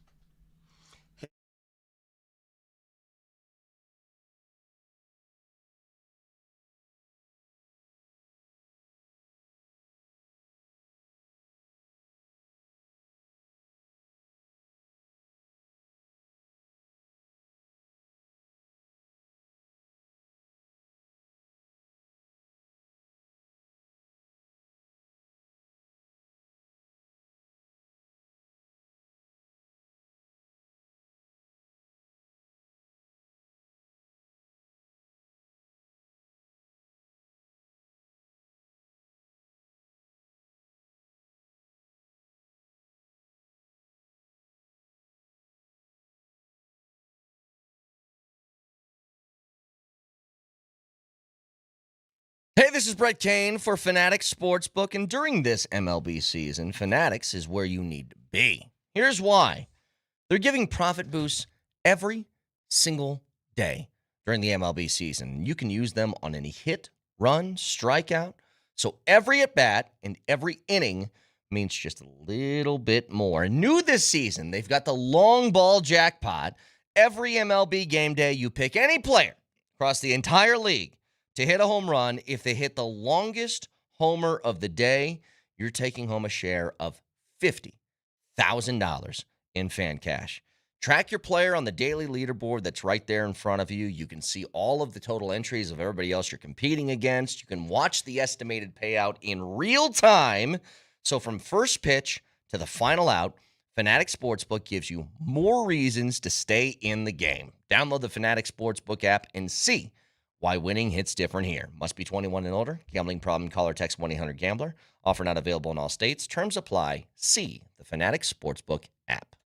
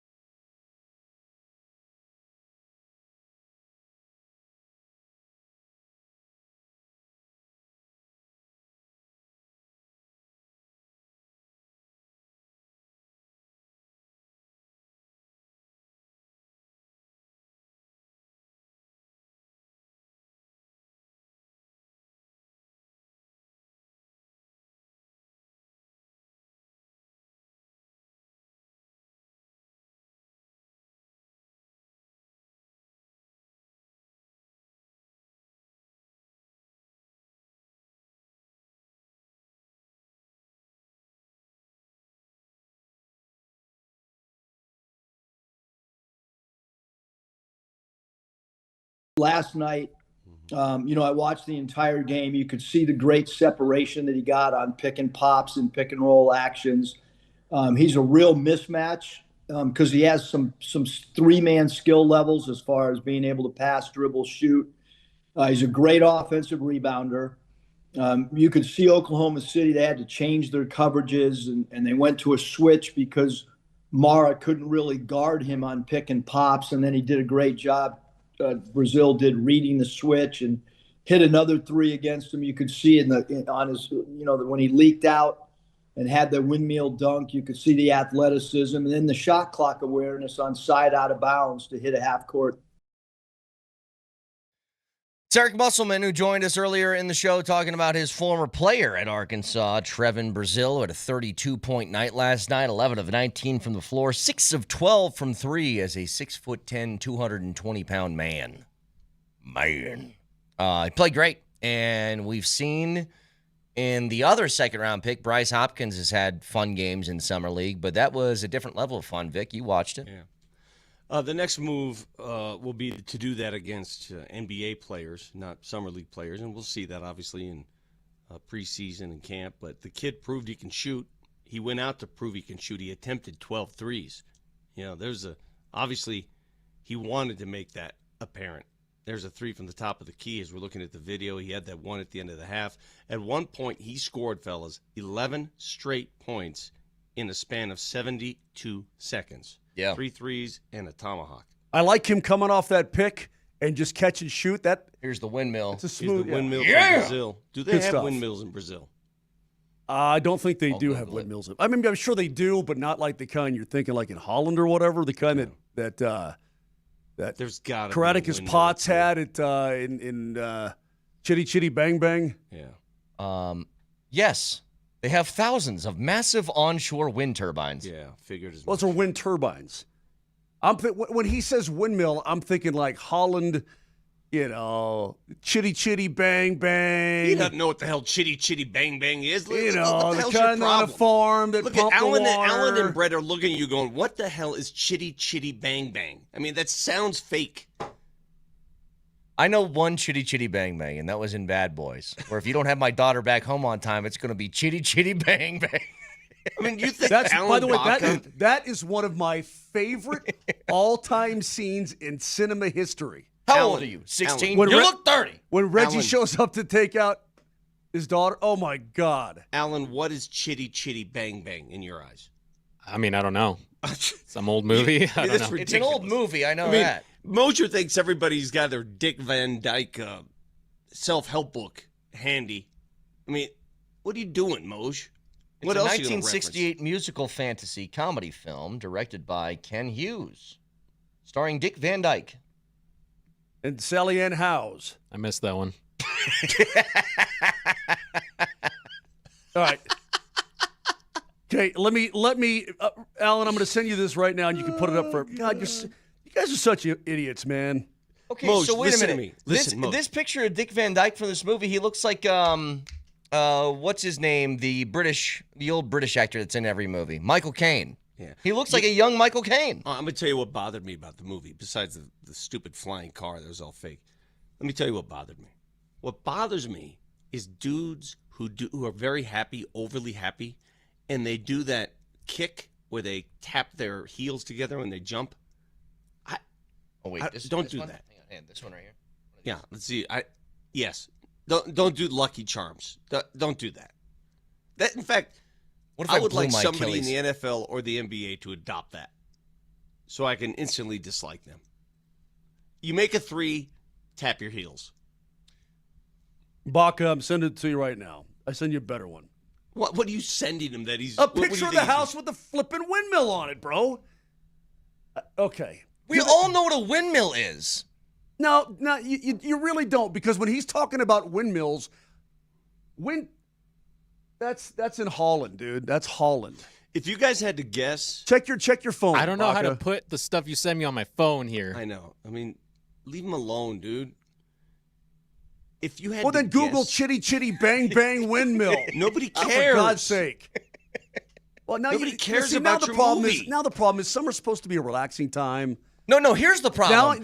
You're frustrating me. No, here's the problem. You said Brazil doesn't have windmills, and I said they have thousands of wind turbines, which are windmills, just bigger. And you're like, no, not the one I was thinking My of. problem with you is, we're trying to relate to the young folk. We're trying to stay young. We need that demographic. And every reference you make on this show Are you is telling circa me that there are 1972. people?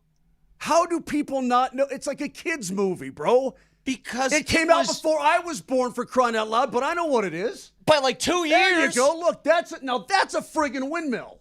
That is a windmill. Are you listening to me? That is a windmill. Chitty chitty bang bang.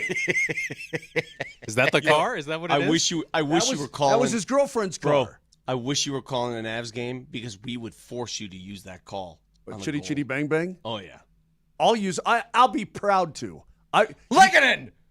Score! Bang bang bang. Chitty chitty bang bang. Chitty chitty bang bang. We love you.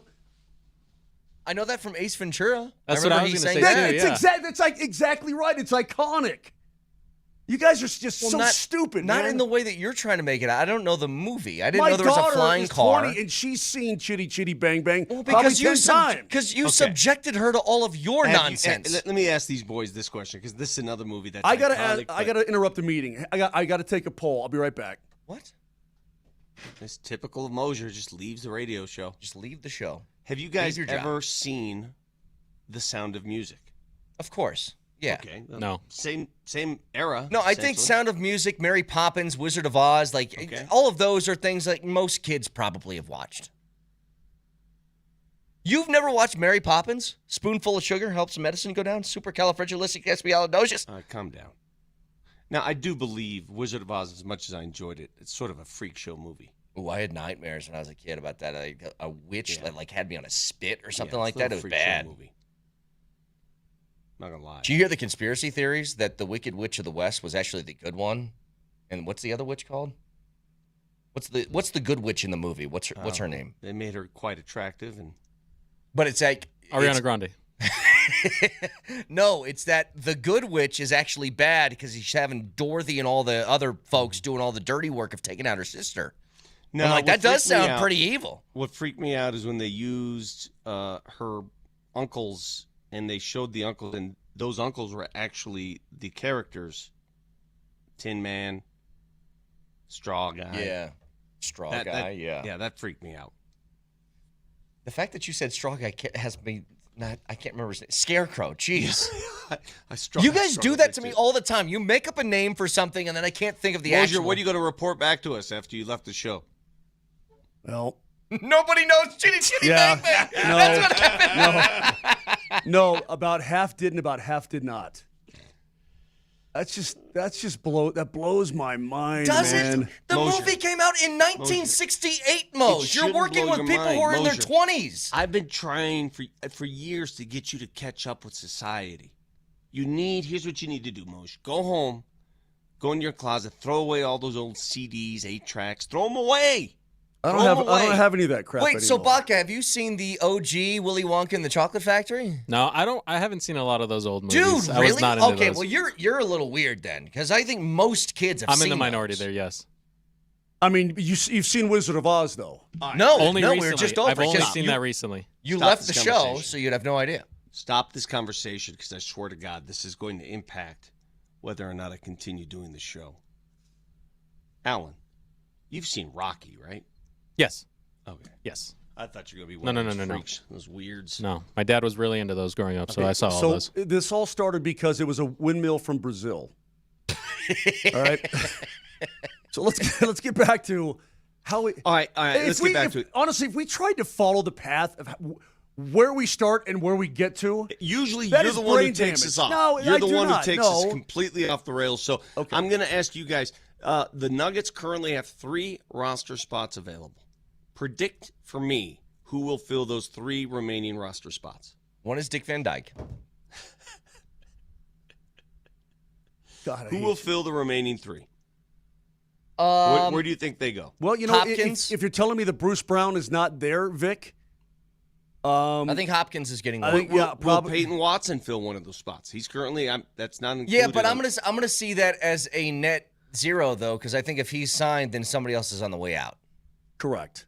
So I think if he's on the roster, then somebody else leaves and you're in the same spot. And regarding Peyton Watson and the sign and trade and the staring contest the Nuggets are in right now, and everybody keeps saying, well, sign and trade him, sign and trade him. Remember, if you sign and trade Peyton Watson, you're getting back salary, and it's got to fit within your system, within your cap. So unless somebody has a trade exception.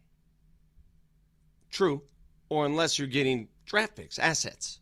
Well, here's one. How about this? Is Tyus Jones under contract? Yes. Okay. Here's Jake Fisher's report. So he's with Mark Stein's Steinline company. The Clippers would send Derek Jones Jr. to the Nuggets for Peyton Watson in a sign and trade if it was completed. Just Derek Jones? That's it? I mean, that's all it says for the little tweet that I see. More than that. I would assume it's probably more than that. Like the Nuggets wouldn't do that. So I assume it'd be more. But you gotta give me picks. I don't like when random people show up in our shots here, Cole.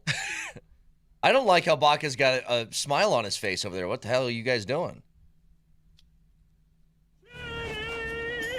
That's Ace Ventura.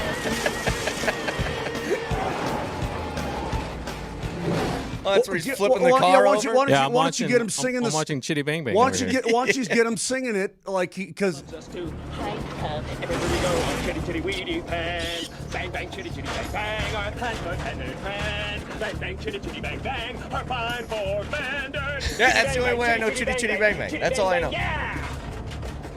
That's enough. Then he crashes them off. We don't need to see the whole thing. It's fine. It's brilliant. Can I take the rest of the week off? I am, so you can too if you want to. Can I say what I'd like to have with one of these last roster spots? And I know there's a lot of people in this town that are going to roll their eyes at this, and I do not care. I want Westbrook back. I said it. I want him back. I want one of these spots to vet minimum. Give me Westbrook, ball handler, come off the bench. I want sort of a bleep hole on this team. Would he do that? I want somebody who's not going to take it. Probably not. Probably not. Well, if it's one of the few remaining options, sure. I'd want him back as well. Vic, did they leave on bad terms? Well, I don't think it was bad terms. I remember him saying they just didn't want me back.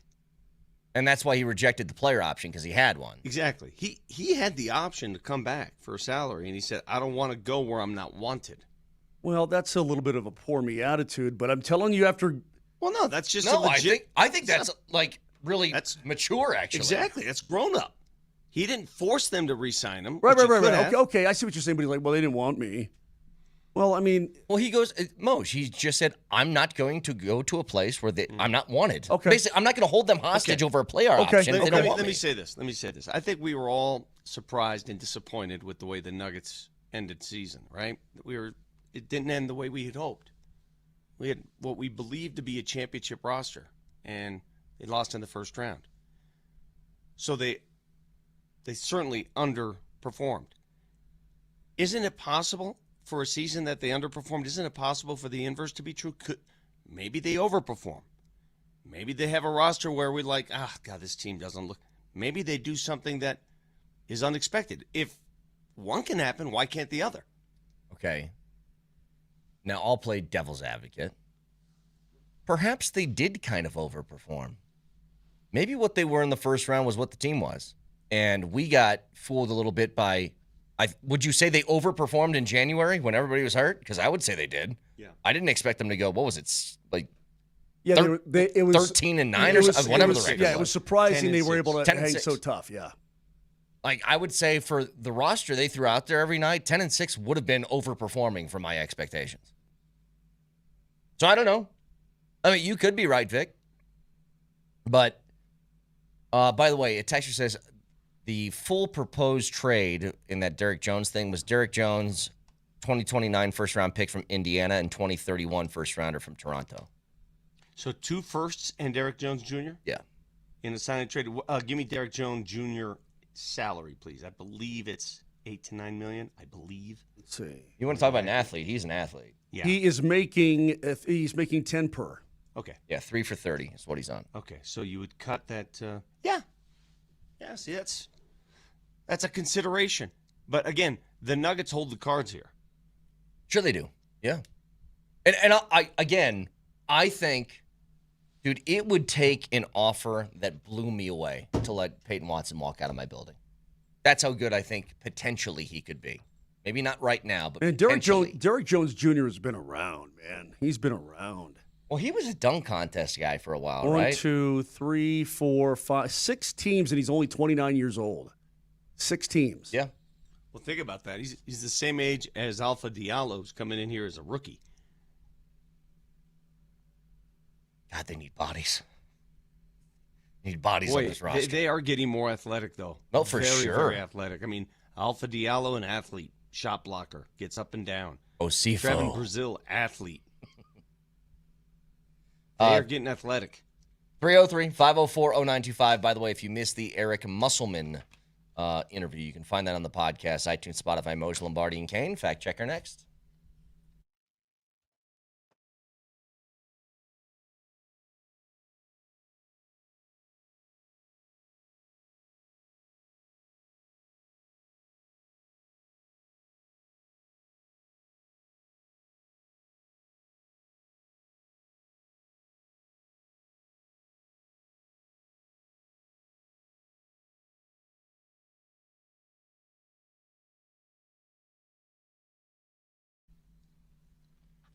Vic Lombardi here for AAA Services, AAA Plumbing, Heating, Electric. Yesterday we had some issues. I had my boy Brandon come in here, Roman and the crew, and they looked at my basement and my crawl space. They got into areas of my home I didn't even knew were available for entry, and they found the problem. That's all I wanted. Find the leak, find the problem. And not only did they find it, but those were hours that they spent. They didn't charge me because that's part of the deal with AAA. If they don't find the problem, they're not going to carry over that price tag to the customer. They're going to find the problem and fix it. If you have any issues, plumbing, repair, electric, HVAC, AAA is the place to go. AAAtoday.com. That's AAAtoday.com.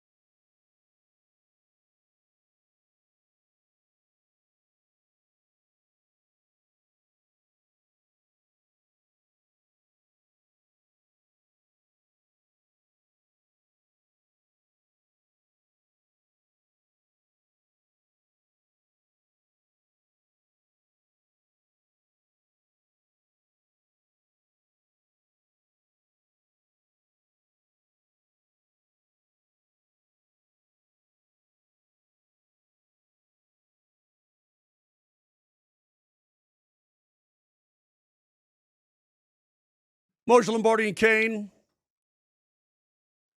I don't have the thing in front of me. What's going on today? Who's where to watch the game at Sportsbook in Highlands Ranch? What? It's Brett Kane. Nope. No, he was yesterday. Oh, never mind. Oh, it's Raj today, right? Raj, Sportsbook Highland Ranch. You couldn't wait 2 more seconds? Well, get your butt in here.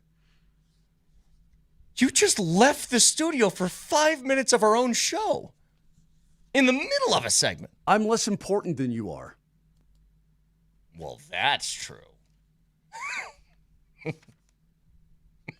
What? It's true. I saw your hands going like this, and I thought, is there a couple of fingers coming my way? I don't know. No. No, but so Raj should be out there today, Highlands Ranch, Sportsbook in Highlands Ranch. Yes. There's one by my house in Parker. They're great. There's one, of course, on Arapahoe. So go see Raj, yeah, There's one for in the England spring and England and Argentina. Again, I can't do Argentina. I'm rooting for you one more time because I can't do the England thing. I can't let them win. For the Falkland Islands. Winner gets the islands. The Falklands forever. You know what? Let's get the Army from Oklahoma to go take the Falkland Islands, and then it can be ours. How about that? I don't think it works that way. Well, we did find out What do you today, mean? The Avs open up their season September 30th at Ball Arena against the Los Angeles Kings. Moj, why is it in a always rematch the of the first round? Oh, it seems to me, is it me Well, or it was the last few year. It was openers been the last Kings? year. I don't know. It was last year.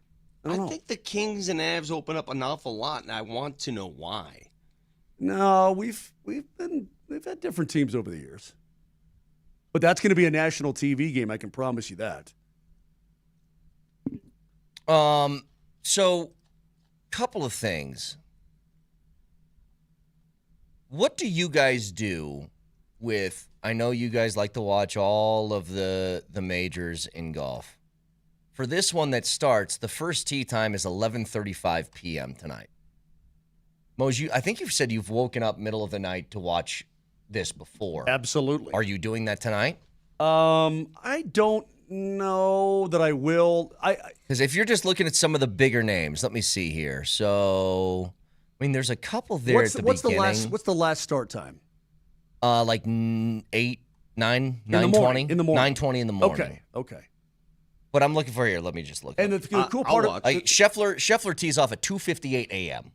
Okay. The cool part is because it stays light there. So does DeChambeau. JT's at 2:47. Right. Jason Day 2:47. You got John Rahm at 3:09. Tommy Fleetwood 3:09. It stays so like light 3 there. o'clock. They can tee off later and finish like at 9 o'clock at night. Considering that I've awoken at 4 a.m. on 5 consecutive days now, I will be watching the British Open early. It's called the Open. I have no idea why I'm waking up at 4 a.m. You know what, dude? I've been doing that too. Is it menopause? What is happening? I don't know what you call it. Menopause on me? You've never heard of that? Is that a real thing? Yeah. Just wait. It hits. Menopause. 4 a.m., Moj. Just randomly. Yeah. No reason. Caused by a gradual decline in testosterone. Gradual? Try none. I know. At the Rocky Mountain Men's Clinic. Guys, don't just, it's my favorite line in any Rocky Mountain Men's Clinic ad that you've ever done. Guys, don't just sit there and be old. Don't be a slow healer. Don't just sit there and be old. I don't know. I've been waking up. Says I've been waking up at all different crazy hours as well. Texter says just record the Open and watch it when you wake up. That's not that, but I can't do that because I'm going to see the scores coming in real time. There's no going back afterwards. Sorry. I got a friend of mine. I don't Jim, record sporting events. I got a friend who's a either. DVR record guy, and I always tease him. I'm like, how do you live in that world, that DVR record world? Like, if I couldn't tell him who won Wimbledon because he was going to go home and watch it later. I'm like, dude, stop it. I want to know how many people listen to this show, record sporting events, and watch them after they've already taken place. I don't think I've ever done it in my life. I'm being dead serious.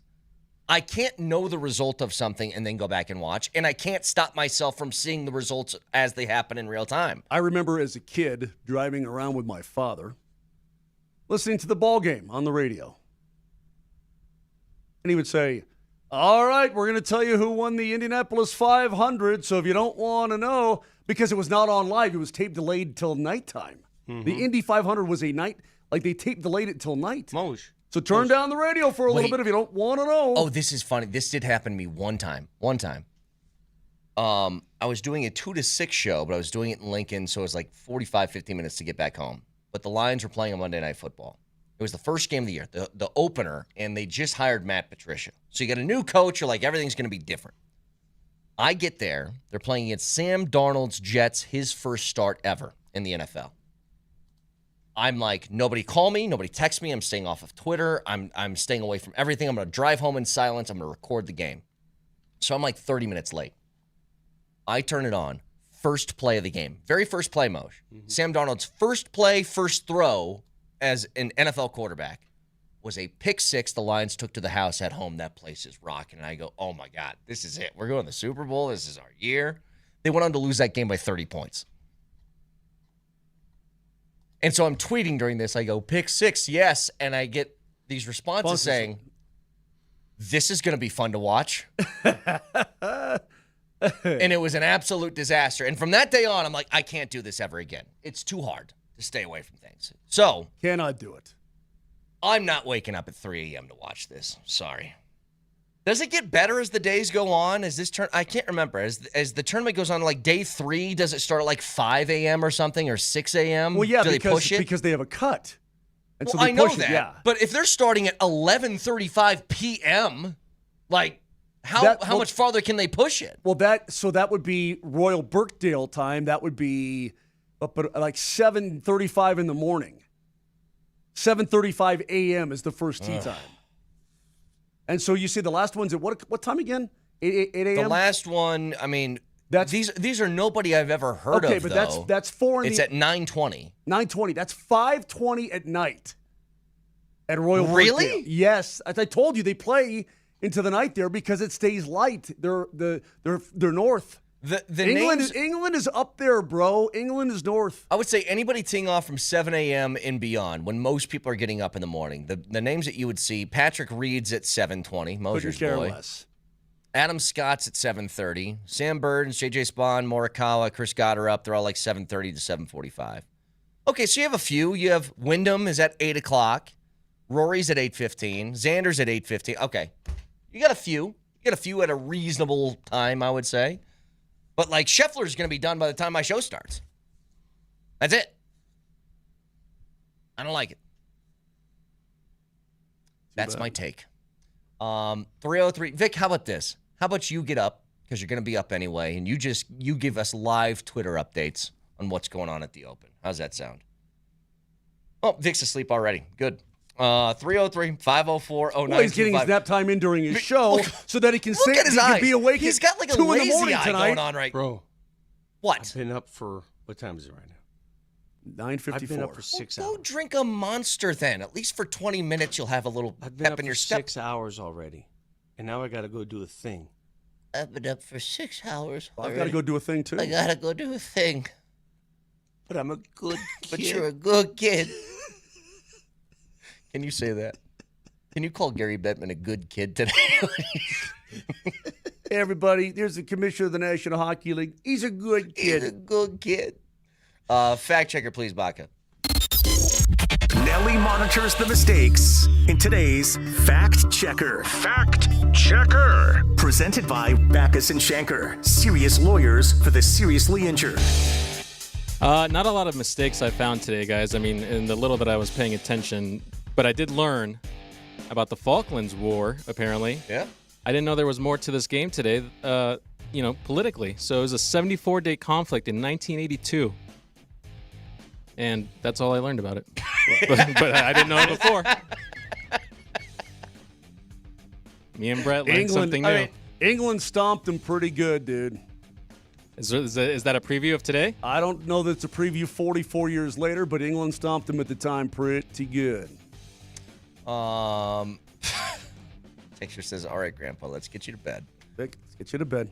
What time do you have to leave like right after this, Vic? I'm leaving. I'm getting dressed. I brought my clothes. I got to change here, and I got to go straight downtown. Is it at Ball? No, it's at the hotel. It's a hotel downtown. I'm taking the. I'm going to show up in my Vespa.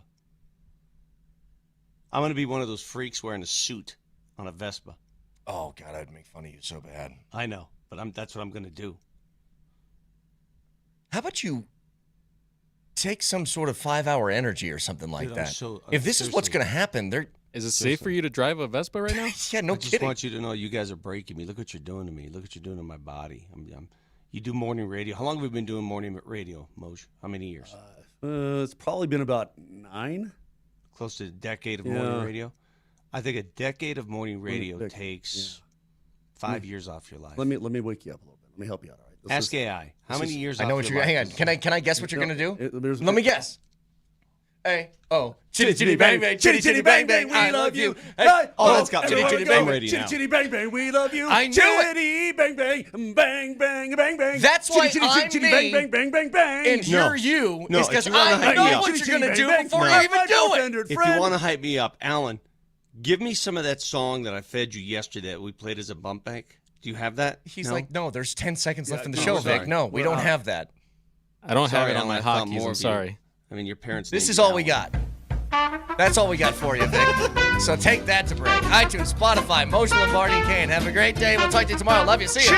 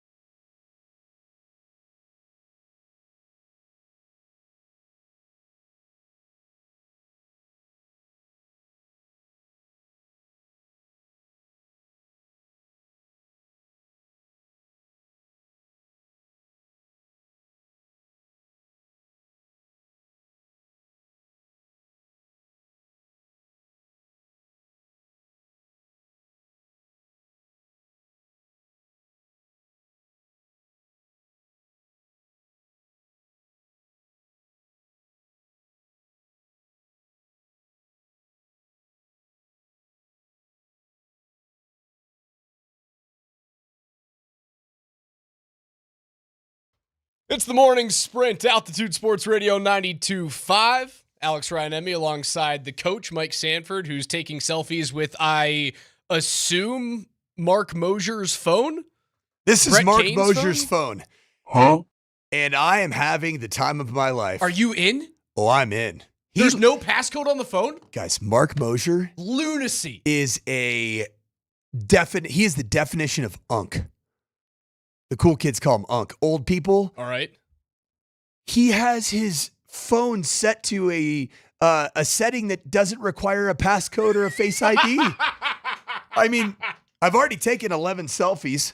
I don't want to dig too deep here in the archive of photos. I might see a little more of Mark Moser than I want to see. A little bit of Hey, Phil Mickelson action. Trying to talk to Patty Perez's wife. Phil Pickleson. are we? Mark Moser, I hope you're tuning in right now because I am having a lot of fun with the old man's cell phone right now, buddy. In what world are you leaving a cell phone without a locking mechanism and a passcode on it? It's the wide world of Mark Moser. Even the crazier thing. I'm sorry. Moj, I love you, buddy. You're showing your age right now. You are showing that you didn't grow up with a cell phone. That's the first thing you learn. Like when you had the ability to lock your phone with a passcode, you do it. I'll take a selfie. Hi, buddy. How you doing? Good to see you. It's the first thing you learn. You're showing that you're an old guy. Can't wait for Moser to read. He also left his phone here in the studio yesterday, and I was a nice guy and gave it to him, but I didn't have the forward thinking that you did to steal the phone and start rifling through the text messages. Sorry, you leave it here, you lose all sense of privacy. Well, one thing I learned while leading a trip to Costa Rica with a bunch of high school students was if you ever leave your phone around, period, even with a lock, the next time you open up your phone is going to have 57 selfies from whoever saw it. I mean, I just left it on a table to go get a plate of food. And I come back and I'm like scrolling through like a week later. I'm like, what's this from? Oh, it's what the youngsters do nowadays. We used to do that with your friends' laptops. Oh, yeah. If someone had an Apple laptop, you would jump onto Photo Booth and you'd take 120 pictures with all of like the crazy filters there. Yeah, that's exactly what we do. Is it the FCC that I'm in trouble with probably for some of the things I say on the air? Yeah, probably. Cool. I'm going to stay in a bad, I'm going to have a bad relationship with the FCC. Maybe we lock Moser's phone because we've had our fun here. We've only taken Knock photos. it off, we guys. actually haven't gone through and taken photos. You want to know what the early 2000s and mid 2000s PC world lived in if you ever left your computer open, like as a position coach in the meeting room? They would set your browser to the default homepage of meatspin.com. Okay. All right. Jeez. One of the oldest tricks in the book. It's talking about he's going to get in trouble with the FCC, and that's where you go? Oh, my God. What are we doing? All-Star game last night. Yeah, what a joy, that was a man. thing. How cool was that? What a must-watch TV. The Home Run Derby was definitely the better event. Was it not, Raj? It's always the better event. The All-Star game was a nightmare last night. The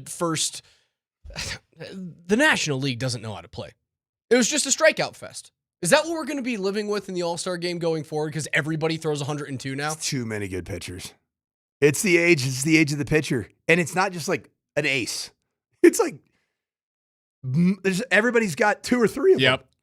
It's insane. Everybody's got velo. That's what the Rockies need to just find a way to just keep drafting, build up at the All-Star break, at the trade deadline.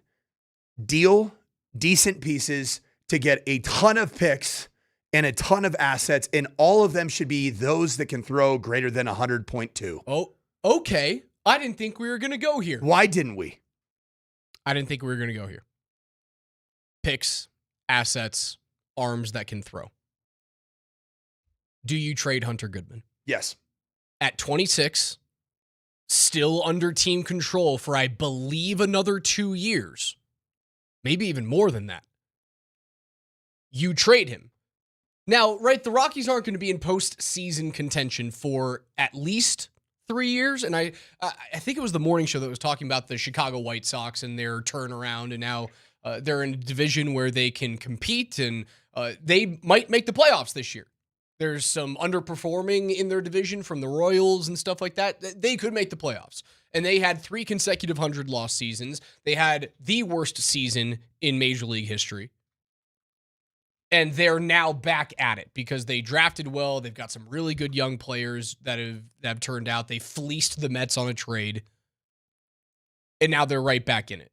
I don't know if the Rockies are there yet, but if they can turn it around in 3 years, you still have a Hunter Goodman in his 20s, who at that point will still be one of the best offensive catchers in Major League Baseball. And for at least a couple of years under team control.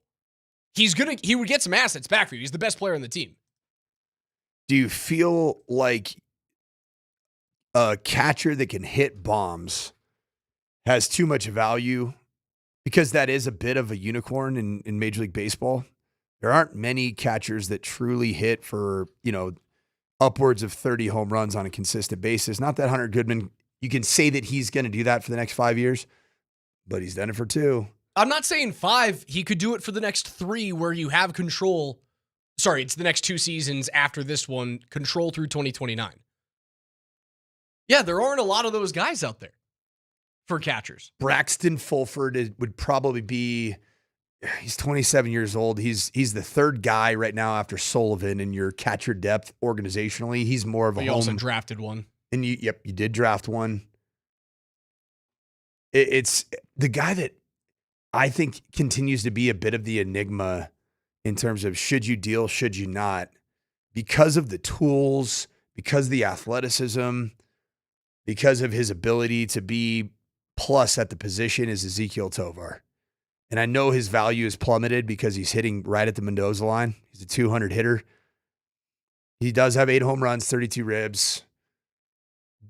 Do you deal Tovar? Do you feel like that's a position that you could get above replacement value in the next 3 years, certainly at the plate? I mean, you selected a shortstop at number 10. Is that you the went reason? shortstop catcher? No, I believe the selection at 10 was best available. Because Major League Baseball, you're not expecting these guys to step in the next year or the year after. Like you have to think of Major League Baseball draft when you draft a goalie in hockey. Right. Like they're not playing for you for at least 3 years. 3 to 5, right? That's kind of what it is. Like think about Ilya Nabokov, like with the Avs. He's finally coming over to the States and playing a full season this year. By the way, Avs will open up their season the earliest they have ever opened. September 30th is the first Avs game of the year. September 30th as Moj comes back and takes his phone. Hey, Moj. Yeah, watch out there, buddy. 2 days in a row. At least he looks professional. He does look great. I mean, he looks good. He's got a tucked in shirt and a belt on today. I haven't tucked in a shirt and worn a belt in months. Best hitting catchers in the bigs right now. Yes, Moj? The reason I look fancy is I'm hosting today. I'm emceeing the NHL's Stanley Awards. What are the Stanley Awards? So it's basically marketing, best in arena, all the teams, representatives from all the teams are in town. The commissioner's here. Steve Yzerman, is it? That's true. That's weird.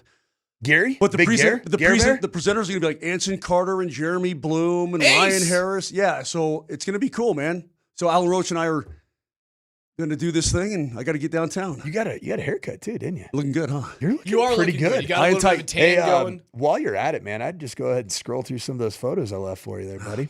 In what world do you not have a passcode on your phone? I do. It just must have been open. I mean, for how many minutes? 3 minutes? 5 minutes? I don't know. What do you have it set to, Unk? Gosh, old man River over here, buddy. I mean, it was wide open for me to just... Have you ever seen Chitty Chitty Bang Bang? It's been a long time. I have. The child catcher? Yeah. Yeah. Okay, well, Brett and Bach have never seen it. Yeah, it came out in like the Nixon administration. I'm out. That's a musical, right? Yeah. All right. Thanks, buddy. Good job, Appreciate Moj. Great Moj. segment. Riveting. It's pretty good. We were talking about the possibility of trading a Hunter Goodman.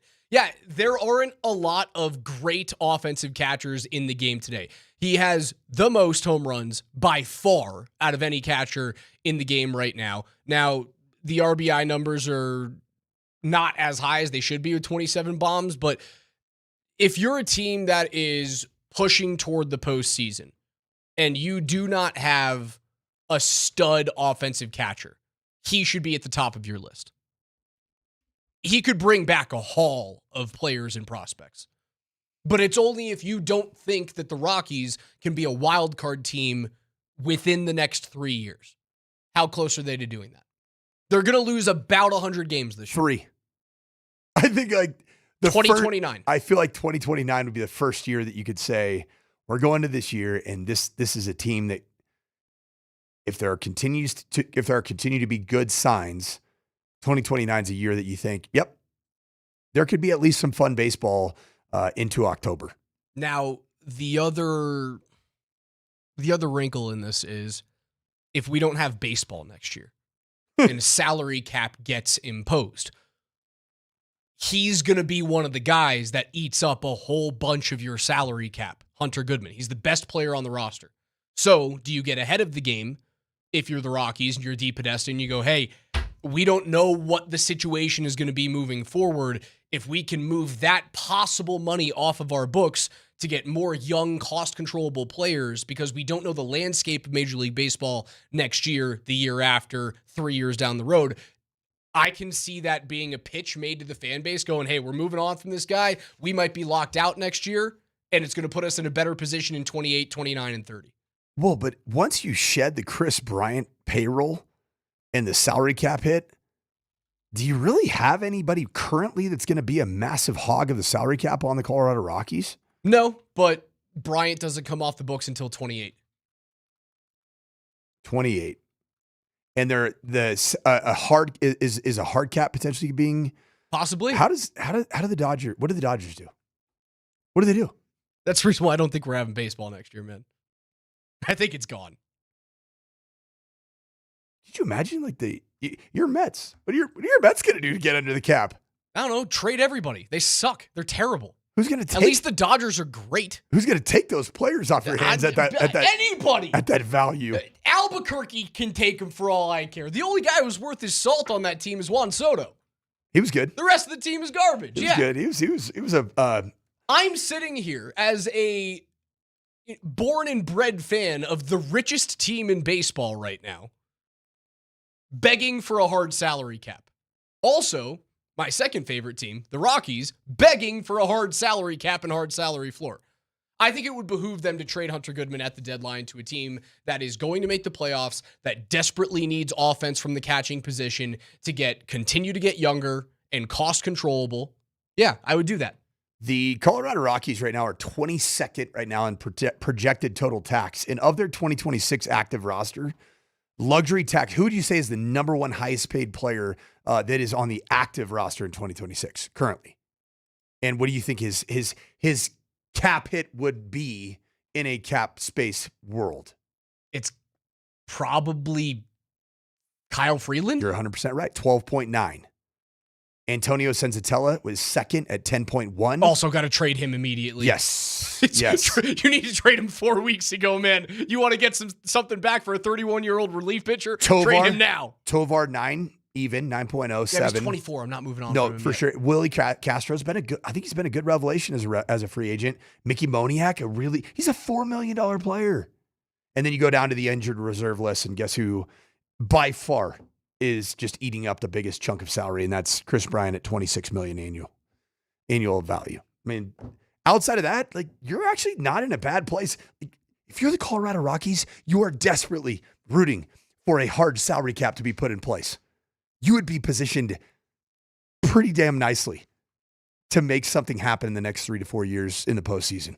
Make sure you guys come on out today to watch the second of 2 semifinals in the FIFA World Cup with myself and our friends at Michelob Ultra. England and Argentina today, 40 years after the hand of God goal. Again, VAR won't allow us to have that. Is it on the day? No, it's about 40 years in a month. Okay, that's all right. Party starts at Sportsbook Highlands Ranch today at 12:30. Michelob Ultra is going to be on site with a whole bunch of fun and Ultra giveaways. I'm going to be giving away a ton of prizes, signed memorabilia, also a chance for you guys to win a brand new foosball table. Michelob Ultra is a superior light beer and the official beer sponsor of the FIFA World Cup. Superior is worth playing for, and now it's worth cheering for too. Again, Sportsbook Highlands Ranch today at 12:30. Kickoff between England and Argentina is at 1.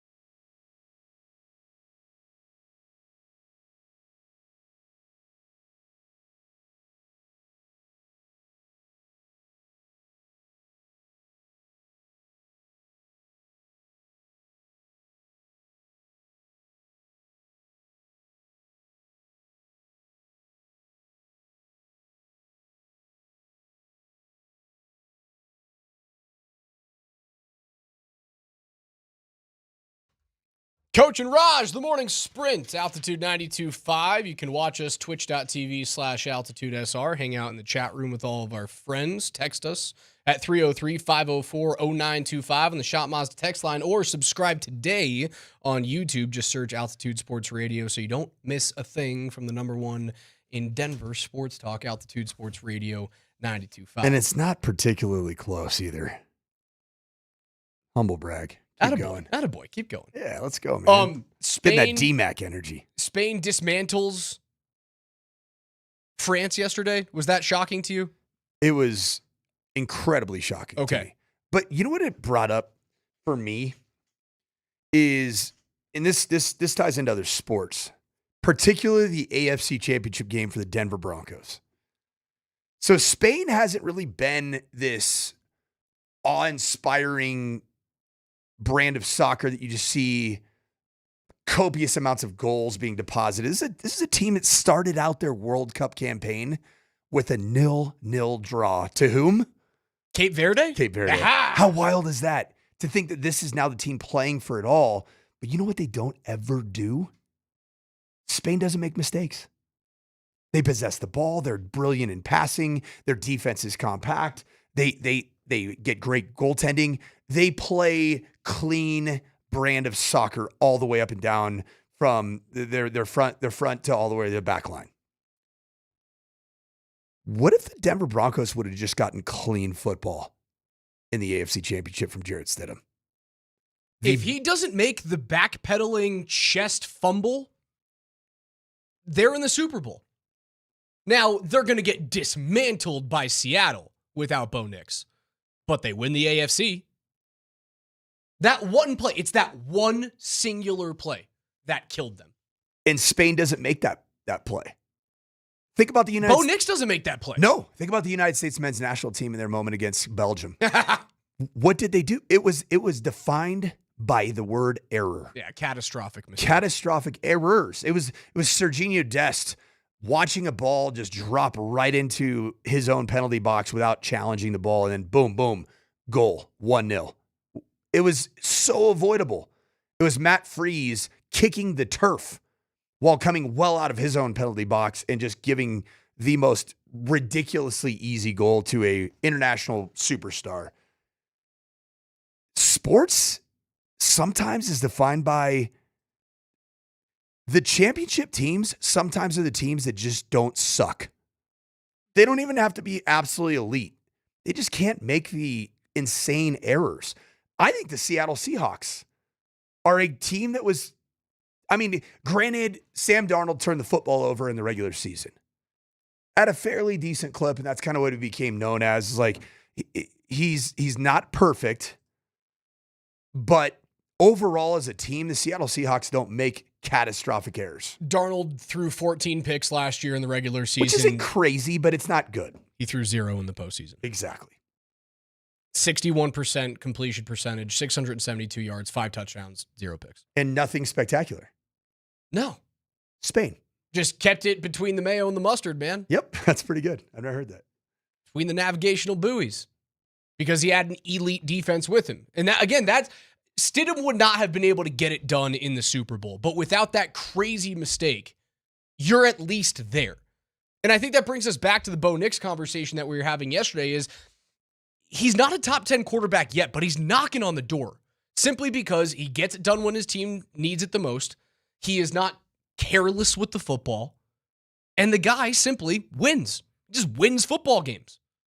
And if they win 12, 13, 14 games again this year, he will be a bona fide top 10 quarterback. And I will go back to what I said now months ago. If you had the ability, again, this is fantasy land, and that was part of the segment months ago. If you had the ability to sign Bo Nix to a contract that paid him $50 million a year, you would be an idiot not to do it right now. I don't disagree with that whatsoever. The ankle scares you, but you'd be an idiot from the on-field performance and the team results. You'd be an idiot not to do it.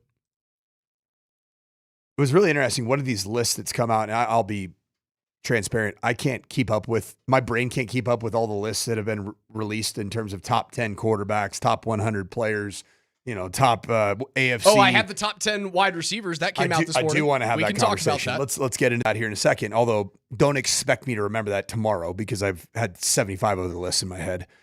There was a list that talked about Bo Nix, and I read it on the air last week. I don't want to bore all of our listeners that are loyal, but essentially, to give you the paraphrase, the journalist broke down Bo Nix's games that oftentimes he is painfully risk averse while also chucking the ball up down the field every once in a while that you say, what was that? And it's a weird conundrum that it almost at times feels like Bo Nix, his game is either extremely robotic or like unhinged. Or Brett Favre. Yes, but it's never consistent. It's one or the other. Well, right, because Baker Mayfield is just Brett Favre. Yes, in 2026. And he's dresses up he's a Stan account of Brett Favre. Whereas Bo Nix is he is at times Ferris Bueller. But most of the time he is Goose. Is it Maverick Maverick's the that was Tom Cruise, right? Yes. Goose was the flight instructor. Yes. I find that Bo Nix most of the time is Goose. He's stoic. He does exactly what the play demands of him. Almost at times you feel like he's the Bobot. And then all of a sudden Ferris Bueller shows up and it's unhinged. And that's what I think the NFL is having a hard time reconciling, whether ranking him. Oh, yeah. Who are you? Are you a system quarterback or are you a gunslinger? And I don't know who Bo Nix really is yet. Do you? Do you feel like you really know who he is? Between that is he a little bit of everything? I don't believe he's a finished product yet. Is he essentially the equivalent of quarterback to the Garth Brooks song, She's Every Woman? She's sun and rain, she's fire and ice. A little crazy, but it's nice. Because I will say... We got Garth Brooks and we got Jimmy Buffett in the same segment. Look and at us. meatspin.com. Sorry. You just couldn't let it die. You couldn't let it and lie I just beneath found the ground, out could you? that my Dumb and Dumber quote of the French are beep holes is something that I'm not allowed to say via the FCC. Goodness. So yet here we are.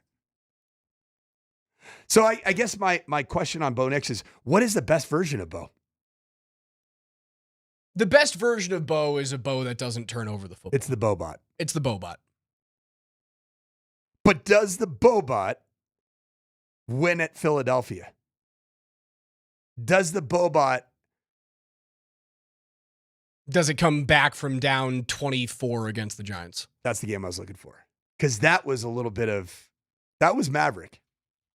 That was a little bit more Ferris Bueller. That was a little bit of mischievous. Sorry, were they down? They were down more than that. Weren't they down 30 it was a something lot. in that game? No, it was in the 20s. They're down 33 points. Oh my gosh, they were down 33. They're down 33 points. By the way, that never happens in the National Football League. Ever. Ever, ever, ever. Is that right? Were they really down 33? I thought they were down 28. No, they scored 33 points in the fourth quarter. What were they down, though, in that third quarter?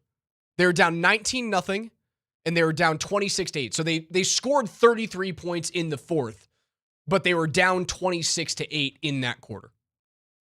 So it was not a 33-point comeback, but they did score 33 in the fourth alone.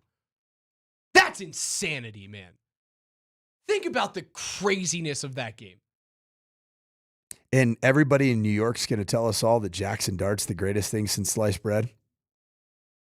Isn't that what they're saying in New York right now?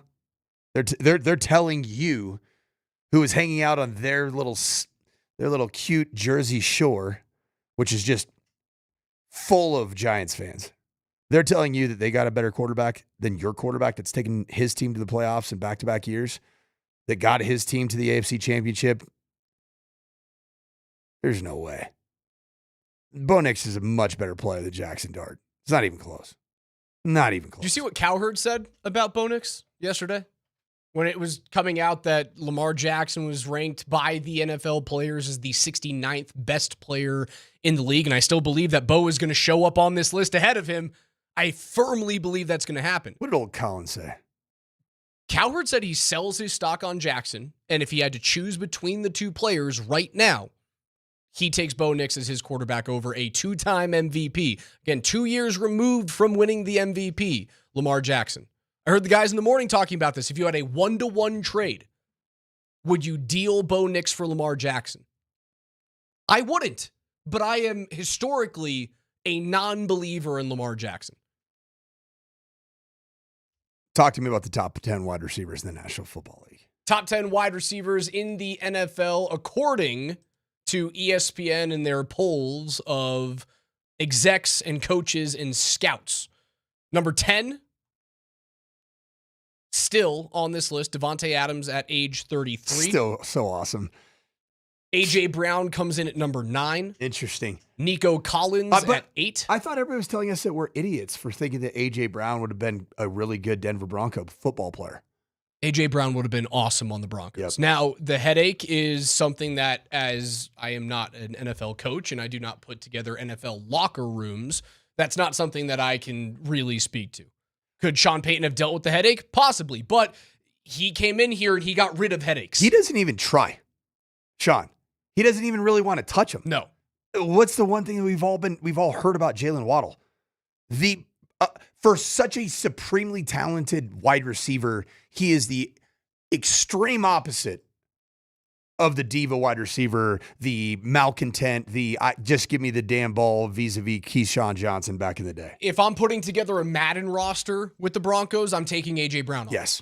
Like, if he's a video game player, I'm taking A.J. Brown over who they have in the room right now, but that's a vacuum. Nico Collins with Houston, number 8. George Pickens, talk about a headache, number 7 with the Dallas Cowboys. But a great season last year. One hell of a season. Yeah, he's a hell of a wide receiver. His teammate, CeeDee Lamb, number 6, and we get into the top 5. Amon-Ra St. Brown, 5. Love him. Puka Nacua, 4 with the Rams. Love his playing. JSN with Seattle, number 3. Big time. Justin Jefferson with Minnesota, number 2. He's the reason why I think that Kyler Murray is the comeback player of the year in the NFL this season. J.J. McCarthy is. They're not going to start J.J. McCarthy over Kyler. Number 1, Jamar Chase with Cincinnati. Do we agree with at least the ordering of the top 5? Have they gotten it wrong? I still believe that Justin Jefferson is the most talented wide receiver in the National Football League. Injuries and quarterback play put a pretty big damper on his performance the last 2 seasons. The last year that it was good with Kirk Cousins in Minnesota, he was so incredibly fun to watch. And frankly, for a guy, he's only 27 years old, still springy as all get out. He's the guy that, like, when I think of the best wide receiver talent in the NFL, my brain goes Justin Jefferson. But I understand why you put Jamar Chase where he is. I think that's a little bit of nurture because he's got a consistent quarterback, albeit an injured quarterback. But when Joe Burrow is healthy, you can't find a better guy to throw the football to you in the National Football League. Smith and Jigba and Nacua at 3 and 4. Should they feel slighted about that? No. I mean, Jackson Smith and Jigba, you want to talk about a guy that went from 0 to hero in a very short period of time. He was unranked in last year's top 10. 0 to hero feels a little harsh to me. Like, JSN was always drafted to be a stud. It's not like he was a diamond in the rough. He was, so Jackson Smith and Jigba was drafted 20th overall. Not quite like bona fide no-brainer wide receiver 1, but I guess. Wasn't Justin Jefferson down there too? Wasn't Jefferson like 17 or something? 27? 22. 22. Okay, you're right. 22. And then Jamar Chase is probably not that much higher, is he? Jamar Chase was drafted 5th overall in 2021 by the Bengals. So he was drafted essentially to be extreme bona fide wide receiver 1. No Broncos make this list. No Broncos make the honorable mention. Honorable mentions are Malik Neighbors, Mike Evans, Zay Flowers, Tyreek Hill, who's still looking for a home, Drake London, Jameson Williams. Others receiving votes, Alec Pierce coming off of his brand new contract with Indianapolis, T. Higgins, DK Metcalf, Terry McLaurin, Garrett Wilson, Devontae Smith, Ladd McConkey, Brian Thomas Jr., Chris Olave, and Jalen Waddle. Received votes. He's the only player that received votes for the Broncos. Where would that put him, roughly? 20? That put him, around 20, 25. Something like that. I heard a point this morning on the morning show that frankly is valid. What has Jalen Waddle been his entire career in terms of wide receiver blank? for the team he's been playing Yeah, he's for. been the second best wide receiver in Miami. He's been wide receiver Or at too. least the number 2 option. The superstar, the just give me the damn ball player, has been a guy that 5 years ago was wide receiver 1 on this list. And he's not anymore. Tyreek Hill's not that guy anymore. I do think this is a great opportunity, and I think that if there's a chance for an incredibly fast riser on this list, it is Jalen Waddle. Because he's got the right quarterback to do it. He's got the right system to do it. And you know what he's got opposite him? He doesn't have the same body type like he did in Miami. He also doesn't have a diva on the other side. He doesn't have a diva, and he doesn't have a guy they're similar. They're almost like, it's just that we're paying one of you to do something more significant. Right, than the other. Tyreek and Jalen Waddle, Very similar players. Similar players. Similar body types, I understand that. But also Tyreek, a complete diva as compared with Cortland Sutton, who, if he has 3 targets in a game and Denver wins the football game, he's not going to care. Especially if Jalen Waddle has a 120-yard game with 13 targets and 9 receptions and 2 touchdowns, and he's sitting there going, I just caught 2 balls for 12 yards, but you end up beating the Seahawks in, what would they play, like week 5 or something this year? You beat the Seahawks, and those are the numbers. Portland's going to be like, heck yeah, man. I know we got to Sign go to me up. break. We got to go to break, but don't cheat here. Look at me in the eyes. Do you realize in the same draft as Jamar Chase, who was drafted 5th overall, where was Jalen Waddle drafted? 17? 6. He was 6? He was the 6th overall out of Alabama in 2021 draft. I didn't realize he was that just one high. spot below wide receiver 1 in the National Football League, Jamar Chase. Might we see the revenge tour for Jalen Waddle to say, I am that guy that you drafted me to be? Join us, 303-504-0925 on the Shop Mazda text line. That's Mike Sanford. I'm Alex Ryanemi. It's Denver's number 1 for sports talk, Altitude 92.5.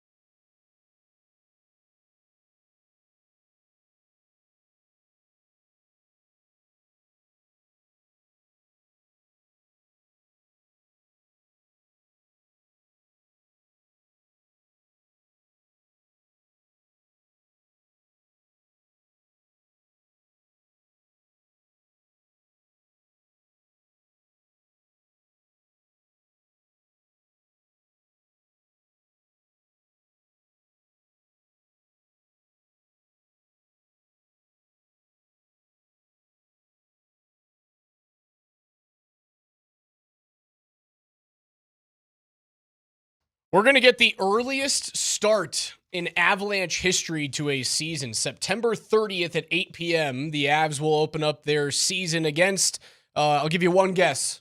Who is it? Dallas. No. Vegas. No, keep going. Just keep going. You're making my point for me.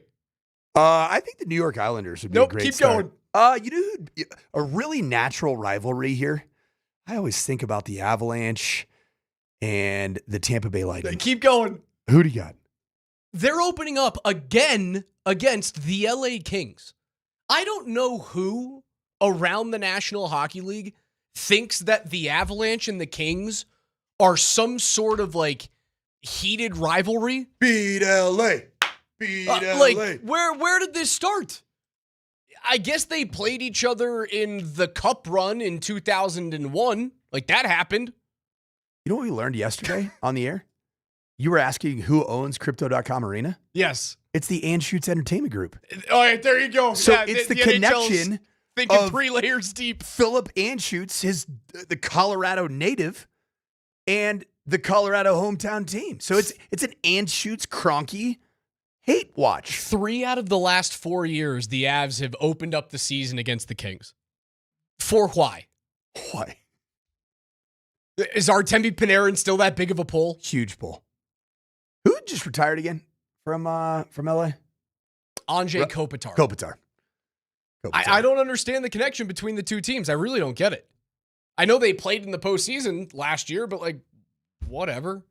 I don't know, man. They should be pushing. If they want rivalries pushed, it's very clear. Like the other doubleheader game that is being played before them on TNT that night, Philadelphia and Pittsburgh. Like those two teams hate each other. Dallas, Colorado.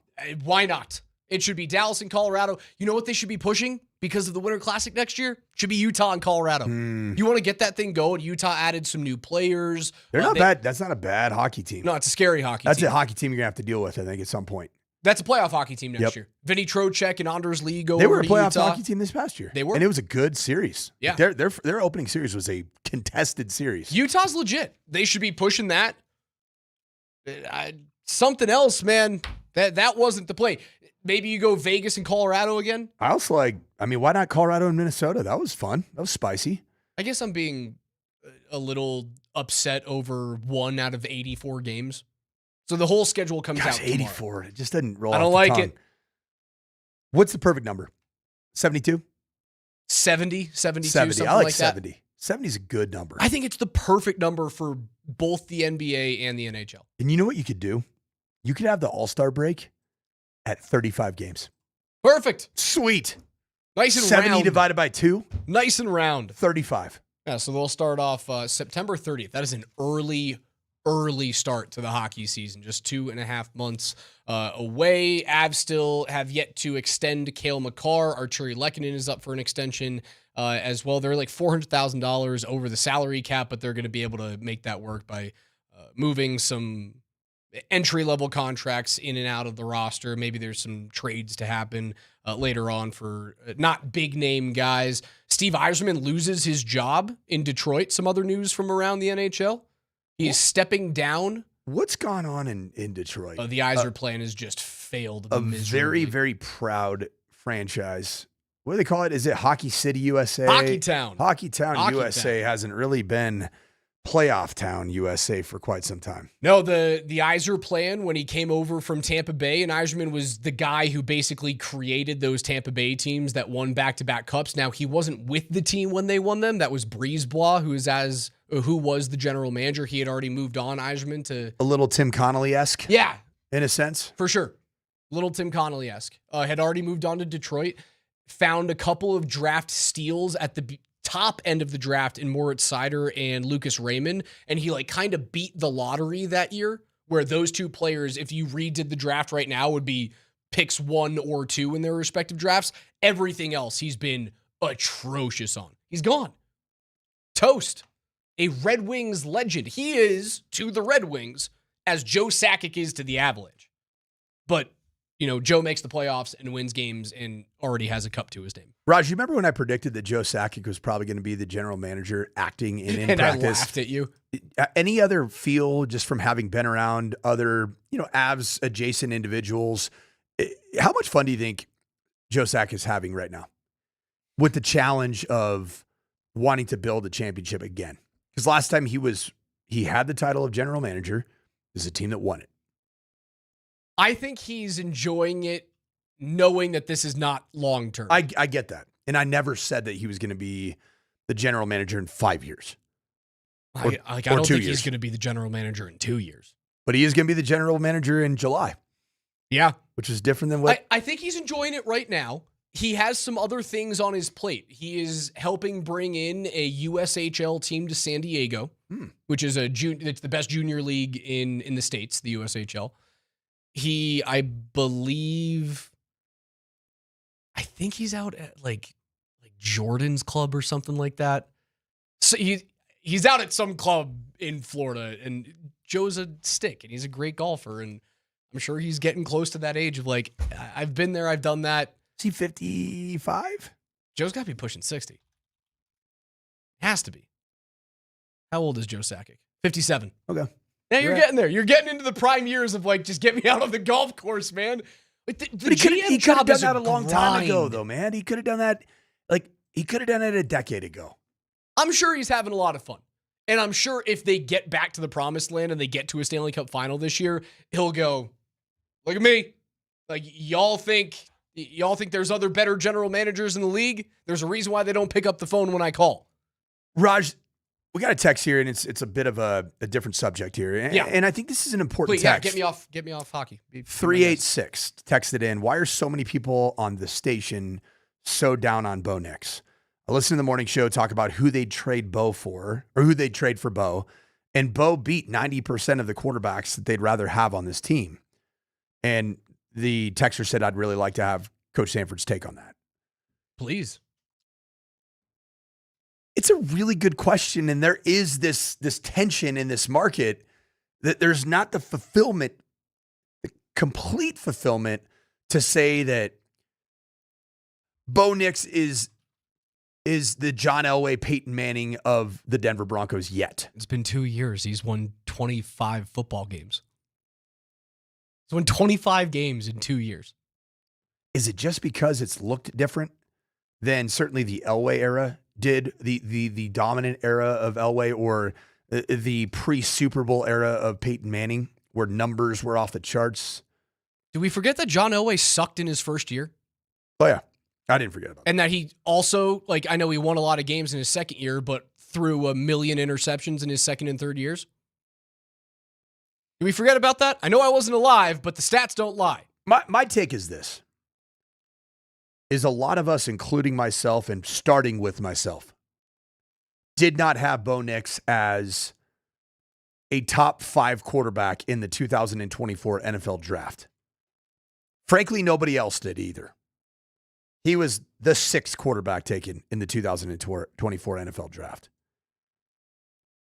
It is lazy, irresponsible, and at times just human nature for those of us in the media that did not have him as a top 3 quarterback in that draft class, or a top half starting quarterback in the NFL by year 2, for us to point to all of the things that are imperfect about Bo, like the advanced analytics and the statistics that do not necessarily put Bo into that upper tier of quarterback play. And to you, 678, 386, I won't give the last 4 digits, I will say we're all wrong. And the reason that I think we're all wrong in not valuing who Bo is as the Denver Broncos franchise quarterback is twofold. Number one, he's proven to win with this situation, this system, and the defense, the Sean Payton, every aspect of it. Bo Nix is a winner. 2, we got to see just how incredibly valuable he is to this team when he wasn't on the field. So I think that's enough for us all to get to a place where we should acknowledge that maybe outside of the unanimous top 5 quarterbacks in the NFL, Bo is the best quarterback for this Denver Broncos team for now and for the future. Okay, let's go through that on the other side of the break because it is a good question from the texter. The guys were going over who you would trade Bo for, and I said this about 40 minutes ago. I wouldn't trade him for Lamar Jackson, and that's crazy to say because Lamar Jackson's a 2-time MVP, and I am notoriously a Lamar Jackson kind of hater, disbeliever. I wouldn't trade him for Lamar. We can start the conversation with that on the other side of the break.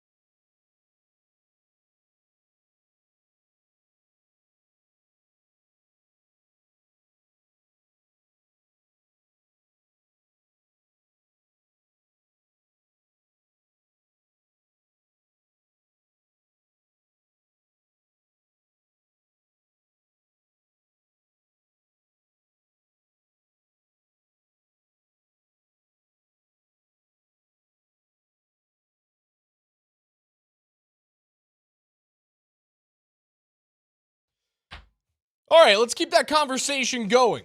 Bo Nix obviously kept out of that top 10 list on ESPN, and a lot of people here upset about it. A lot of people here kind of agreed with it. 18th or so best quarterback in the league. I still think he's knocking on the top 10, not quite there, but another 12, 13 win season, he's certainly entrenched. It gets him to like 37 wins in his first 3 years as an NFL quarterback, which is just like unheard of. So my question to you is, who would you trade him for? Straight up. The trade to take something from Bob McKenzie of his NHL days. The trade is 1 for 1. Let's start with... God, this is going to be a gross conversation, man. I'm going to have to go into some really dark places here. Yeah. Would you trade Bo Nix straight up for... Would you want to start with the best? No, I'm going worst to first. Are we going 10 to 1 or I'm even bringing in the honorable mentions. You. I want to do this. Bo Nix for Daniel Jones. Hell no. Bo Nix for 2-time division winner. 3-time division winner? 2-time division winner. CJ Stroud. No. Thank you, Cole. So you would? No, absolutely not. I'm not getting gonged, right? No, Stroud. I think that was an overall. That's just overall. We don't like that. CJ Stroud is getting gonged. Am I right in saying that? Correct. Okay, thank you. Trevor Lawrence. I'm not asking the Duval fan back there. Cole Smith. I'm staying out of this. Jaguars I fan. like me some Trevor Lawrence. Would you trade him straight up for Bo Nix? Yes. Whoa! That's my guy. That's my guy, Coach. I love T-Law, That's my guy. man. Dude, when T-Law's right, we saw it this year. We saw it a couple years ago. You know what else Trevor Lawrence has done that Bo has never done? Trevor Lawrence has won the biggest prize in a level of football greater than high school. Yeah, but that was years ago. Not that many. Trevor Lawrence isn't 32. He's 26, and That's not he that won old. at Clemson when That's he was the same like age 20. as Bo. How old's Bo going to be during the season this year? I'm not calling him old. I'm just saying he's like 6 years removed from being that champion. Oh, that's going to piss off. Let me know how upset you are. 303-504-0925. Oh, I'm upset about it. Coach Sanford and Mr. Duval back there, Cole Smith. I hate that. Would take Trevor Lawrence straight up in a trade for Bo Nix. Tell me I'm crazy. You are crazy. 6'6", elite arm talent, great athleticism, a proven winner, been to multiple playoffs himself, and beat the brakes out of Bo Nix and the Denver Broncos. Where? Adam Power Field. When? Recently. Duval. Oh, all right. I don't trade him for Trevor Lawrence. Baker Mayfield. Nope. I agree. No. Brock Purdy. Nope. I agree. No. Which is funny because that's what I said at one point. I said that Brock Purdy at the height of his powers, I said that is the ceiling for Bo Nix. I'm going to tug at your heartstrings here. Jordan Love. This is going to This is a tough one for you. I told you for I'm going to those go of to you some who dark don't places. know, coached Jordan Love at Utah State. And has stayed fairly close. I'm going to tell you this right now. The answer to that is I would not trade Bo Nix for Jordan Love. I think it's the right decision. I love, pun intended, Jordan Love. I still get frustrated with some of the things that I tried to coach personally, tried to coach out of him, which is bouncing up and down in the pocket and throwing from stupid arm slots, fading away, and just sometimes wasting opportunities. I get frustrated watching Jordan Love play football, and I love him. I love his best is better than Bo's best. Bo's Bobot personality, I wish Jordan was able to channel some of that. Bo's floor is far higher than Love's. Correct. Okay. Love's ceiling is superior to that of Bo Nix. Super Bowl champion Jalen Hurts. I put them two in a similar category. I do. Bo's a better thrower of the football. There have been years, like I know recency bias, we look at last season being just an abomination, but there have been years when the nurture part has been right for Jalen Hurts, that he's been pretty dang good throwing the football, pretty dang efficient. It's just everybody remembers how impactful his legs have been in those seasons.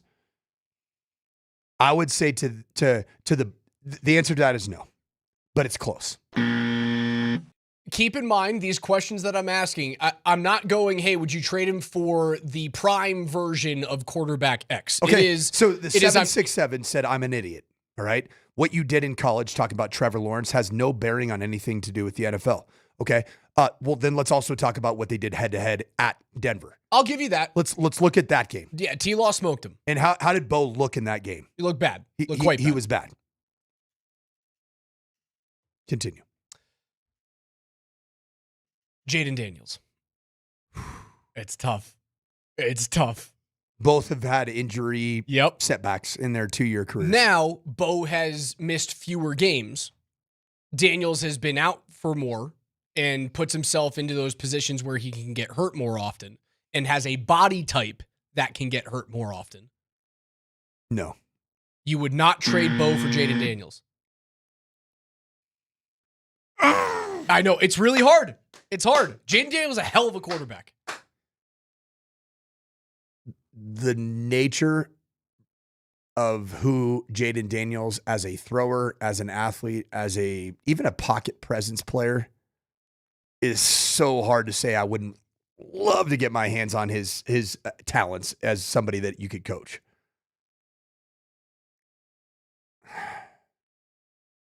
God, Jaden Daniels would look good in Broncos blue and orange, wouldn't he? This is the first guy that I go, I think I can make the 1-for-1 trade. He's done exactly what Bo has done in his career. Pretty much exactly Year the same. one, Jaden Daniels, rookie of the year, offensive rookie of the year, and NFC championship appearance. I'll say both quarterbacks too were compared 1-for-1 their rookie years as well. Everybody kept saying Bo Nix is exactly like Jaden Daniels. Jaden Daniels is exactly like Bo Nix. Or they're getting the same results. I think I would make that trade. Moving on. Super Bowl champion. I would make that trade. Okay. It would hurt me. Like it would be, it's a Sophie's choice. It would hurt me. Sam Darnold. Super Bowl champion. I'm taking Sam Darnold. I'm taking Bo. I'm taking Sam Darnold. I'm taking Bo. I know he won a Super Bowl. I'm taking Bo Nix. He's too careless with the football. And 3 games in the postseason, it's not erasing that from my mind. Sam is such a good in-rhythm pocket passer. He's so much further along in his development as a pure, non-athletic driven passer of the football. I'm taking Sam Darnold. Sam Darnold is now 29 years old. So the crazy thing about this is like Bo's just going into year 3, but he's so old. Like he's not a 24-year-old year 3 quarterback. At 26, you can't really take into... He's a 26-year-old quarterback that has had 4 surgeries on his ankle in his lifetime. We're not doing this in a vacuum. I still take Bo over the Super Bowl champion Sam Darnold. Great text. What if he sees ghosts again? Go ahead. Moving on. We are now into the top 10. Caleb Williams. No. I'm not buying stock on Caleb Williams. Not buying stock on Caleb. Caleb Williams is in the same category to me as Jordan Love. Okay. Like creative passer, highlight plays are big time. Also scares the hell out of you with some of his creativity that goes awry. I don't think Caleb Williams fits the Denver Broncos situation. I am not taking Caleb Williams over Bo Nix. I agree. Jared Goff. I'm saying no because age of his is gone. No, age is a thing. Okay, no. We're not doing this in a vacuum. Age is a thing. He'll be 32 this year. But if you want to win the Super Bowl this year, you got the number 1 offensive line in football, and you've got Cortland Sutton and Jalen Waddle and Marvin Mims. Wouldn't be bad. Jared Goff doesn't have Sam Laporta to throw to now. He is a spinner of the football. That dude is a great thrower. You making the trade? No. Neither am I. Not doing it. Number 8, Drake May. No. I hate you, Drake. Drake, you are overrated. Drake, had you not faced Stiddy in the AFC Championship game, nobody would have you anywhere near the top 10. Bo Nix beats Drake May and the Patriots straight up in that game. I'm not trading you for Drake May, even though I believe in May far more than you do. Far more. I think Drake May is a very good quarterback. I'm not trading them straight up. Number 7, Justin Herbert. Dude, Justin Herbert's kind of owned Bo in head-to-heads. Justin Herbert has owned Bo in head-to-head, but Has done nothing in the playoffs. He has been the reason they've lost. It's not that he's done nothing. Justin Herbert has been the reason the Chargers haven't gotten over the hump in the postseason. I think this year is a year for the Los Angeles Chargers that will be a Jim Harbaugh's gone or Justin Herbert's gone if it goes wrong. Harbaugh probably gets axed before Herbert. Yeah. I think Justin Herbert, if you think about the first year or two of Jim Harbaugh and how he's just gone above and beyond glazing Justin Herbert, knowing Jim Harbaugh, I think that's him using the media to try to mind screw Justin Herbert into believing that he really is that dude. And I don't believe that Justin Herbert really believes he is that dude. He hasn't matured into an NFL quarterback. Like elite NFL quarterback. He just hasn't matured into that. Like, So he I'd still say makes boneheaded decisions. I'm going no on Justin Herbert. Which is crazy because he is ultra talented. He is, like, if you had the guys standing next to each other, Bo Nix and Justin Herbert, throwing the football, although they had similar Oregon careers, not a lot to show for it. I'm not trading him for Justin Herbert. Not doing it. Moving on. Number 6, Dak Prescott. Nope. Just because of age? I think there's a lot of empty calories there with Dak Prescott. Like, did you see the meme yesterday? Thierry Henry, when he needed to perform in a big moment, it was a French player with Dak Prescott's head on it. That's how I feel about Dak Prescott. Now, injury prone, does throw interceptions, but if you give Dak, CeeDee Lamb, and George Pickens the Broncos defense, what are they? Wait, what? If you give Dak paired with Pickens and CeeDee Lamb. Well, that's not part of the trade. Are we bringing 2 of the top 10 receivers in the National Football League plus the quarterback? I'm just saying. To the Broncos if defense? If you give Dak Prescott you know what that the sounds Broncos like? defense. That's what the second apron was built on right there, man. Jeez, if you give Dak Prescott the Broncos defense, is he as empty calorie as you think? Yeah, I just don't trust him in big spots. I don't trust him. I think he's too he is. I don't think he sees it particularly well, and I think he makes bad decisions in big moments. We have already talked about Lamar Jackson. I don't make that trade. I don't either. Just because I don't believe in him, and I think he crumbles in big moments. I like elite watching defenses with him. I like watching him when he's on. He's a joy to watch, but I don't buy it. Now we get into the top 5. All right, and this is going to be mind blowing to some people. Joe Burrow. No. What? Wait, no. Sorry. I screwed that up. I take Joe Burrow over Bo Nix. I think Joe Burrow is the best thrower of the football in the National Football League. I make the trade. I don't and think it's not twice even about close. It. I make the trade. I don't think twice about it. Joe Burrow's my quarterback. You imagine Joe Burrow with his defense? Yeah, it'd be amazing. It'd be unbelievable. They'd be the Kansas City Chiefs in their prime. I make the trade 100 times out of 100. Only quarterback that slayed the witch in the postseason. Matthew Stafford. He's so old. Gosh dang, he's 38. He's old. Don't make the trade. Don't make the trade. He's 38. I don't make the trade. If he's 32, yes, I do. You gun to your head. You need to win a Super Bowl this year. You taking the trade? Stafford now for Bo Nix, and all we need is a legacy Super Bowl for the Walton Penner Group. And we have the pieces to do it. No. Okay. Because he could get hurt also in the first 8 weeks. Isn't that cliff coming? What if it happens? What if Who's it happens 2? this year? Number 2 is Patrick Mahomes. I would take Patrick Mahomes over Bo Nix. Yes. You make that trade. I think there is no doubt right now that Patrick Mahomes is the number 1 living, playing quarterback on planet Earth. And it's not close until somebody else does what he's done. And that's perform when everything is on the line and do it year in, year out. And finally, Josh Allen. I want to keep Bo Nix over Josh Allen. Oh my God. I do not believe in that player. Oh my goodness. Don't believe in that player. Prove to me otherwise, Josh. I make the trade. Okay. I think Josh is a higher elevated version of everything you want Bo Nix to be. I just said Trevor Lawrence is better than Josh Allen. That's insane to me. No, it's not. You did. You really did. What do you think about that take, Cole? I think it's 100% correct. Yeah, there's a small handful of quarterbacks I would make the trade 1-for-1 for. Josh Allen, Patrick Mahomes, Joe Burrow. That's it for you. And that's it. I had T-Law in there. Did I put Jaden Daniels in there? I said Jaden Yeah, Daniels. Yep. Jaden Daniels, Mahomes, Allen, and who is my last guy? Burrow. I would make the trade for 4 quarterbacks in the league. That's it. Because he's such a good fit. I can't believe I can't believe you're taking him over Josh Allen. Luke asks, do the refs come along in the trade for Mahomes? They certainly do. The answer is absolutely. Yeah, we're not in a vacuum. He comes along. He is the witch, and the witch has manipulative powers over those that are in control of making calls. The magic went with Tom Brady from New England to Tampa Bay. Yeah, this is not in a vacuum here. The 717 says, I take Bo over any other quarterback in the world. Whereas the 505 said, I would trade a box of rocks for Bo.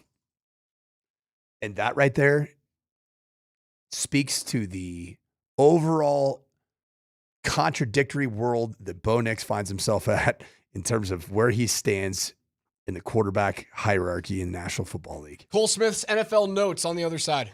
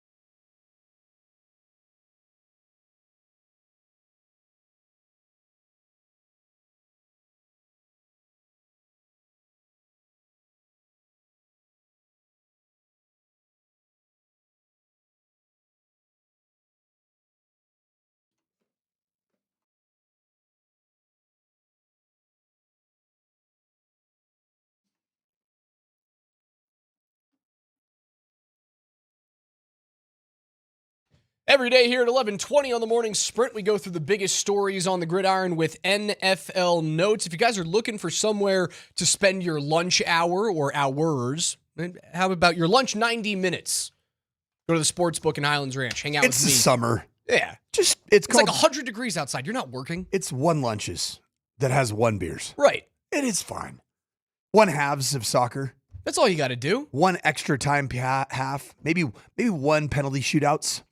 Let's do it all. Come hang out with me, Sportsbook Highlands Ranch, and our friends at Michelob Ultra for a watch party of England and Argentina. That starts at 12:30. Kickoff is right at 1 p.m. I'll be out there giving away signed memorabilia. There's going to be some great food, awesome Michelob Ultra deals on drinks and pitchers and stuff like that. We're also giving away a brand new foosball table, and this is your second to last chance to enter to win that foosball table, but you got to be there in person. Sportsbook in Highlands Ranch today with yours truly. Cole Smith, what do you got today? One more time. All right, guys. So Netflix has released their season 3 of their quarterback all access show that they've been doing, and Joe Flacco is being featured on this. And some interesting things are coming out of it, but the most interesting, I feel like, is Joe Flacco has a major problem with quarterbacks wearing visors. Here's some sound. You notice Shador don't have just like a clear visor. He's got the clear mirror.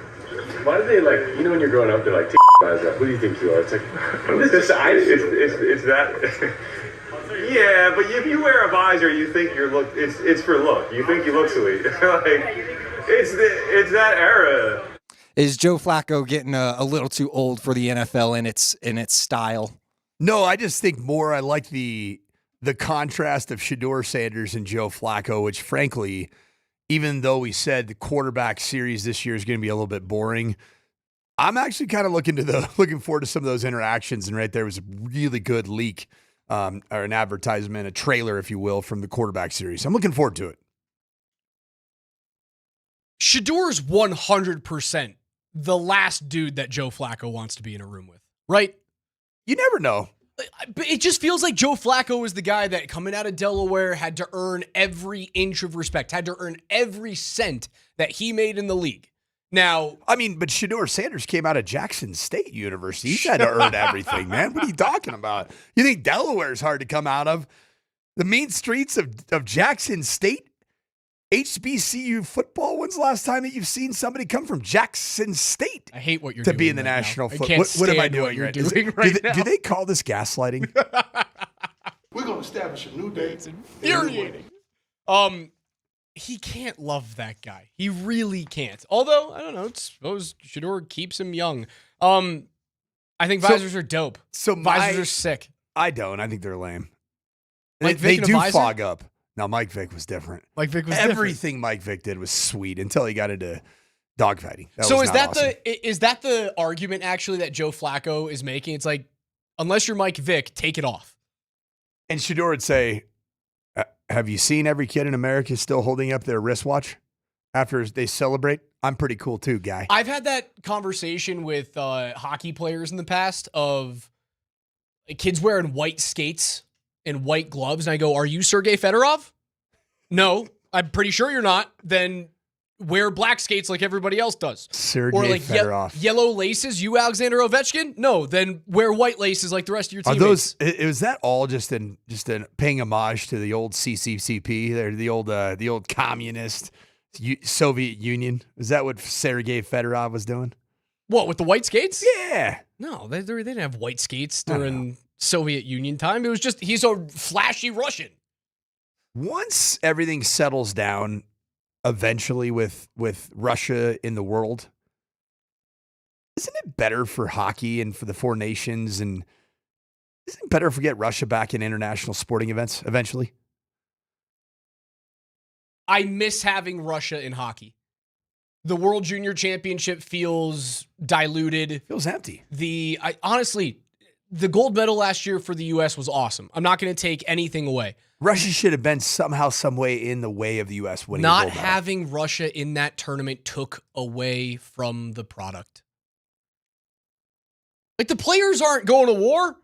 There's a lot of players that live here that look at Putin and go, yeah, it's not my guy. Do you think that maybe the pressure of international sport makes Putin be less of a tool? No. Okay. Absolutely. He doesn't give a damn. No, man. He's trying to create some world peace here on the morning sprint. No, not at all. Smitty, what's next?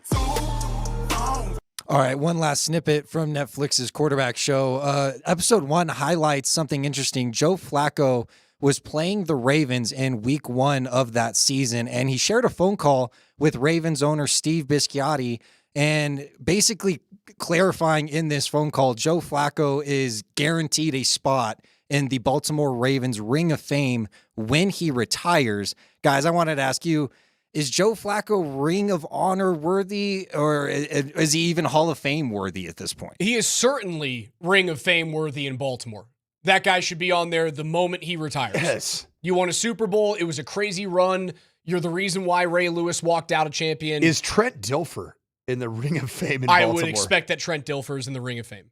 You win a Super Bowl as a quarterback, you kind of deserve to get there. And Dilfer's one of the worst quarterbacks to ever win a Super Bowl. Trent Dilfer's in the Fresno State Football Ring of Honor. He's not in Baltimore? He was honored as a legend of the game during a playoff game for the Ravens. Trent Dilfer is not inducted in the Ravens Ring of Oh, Honor. okay.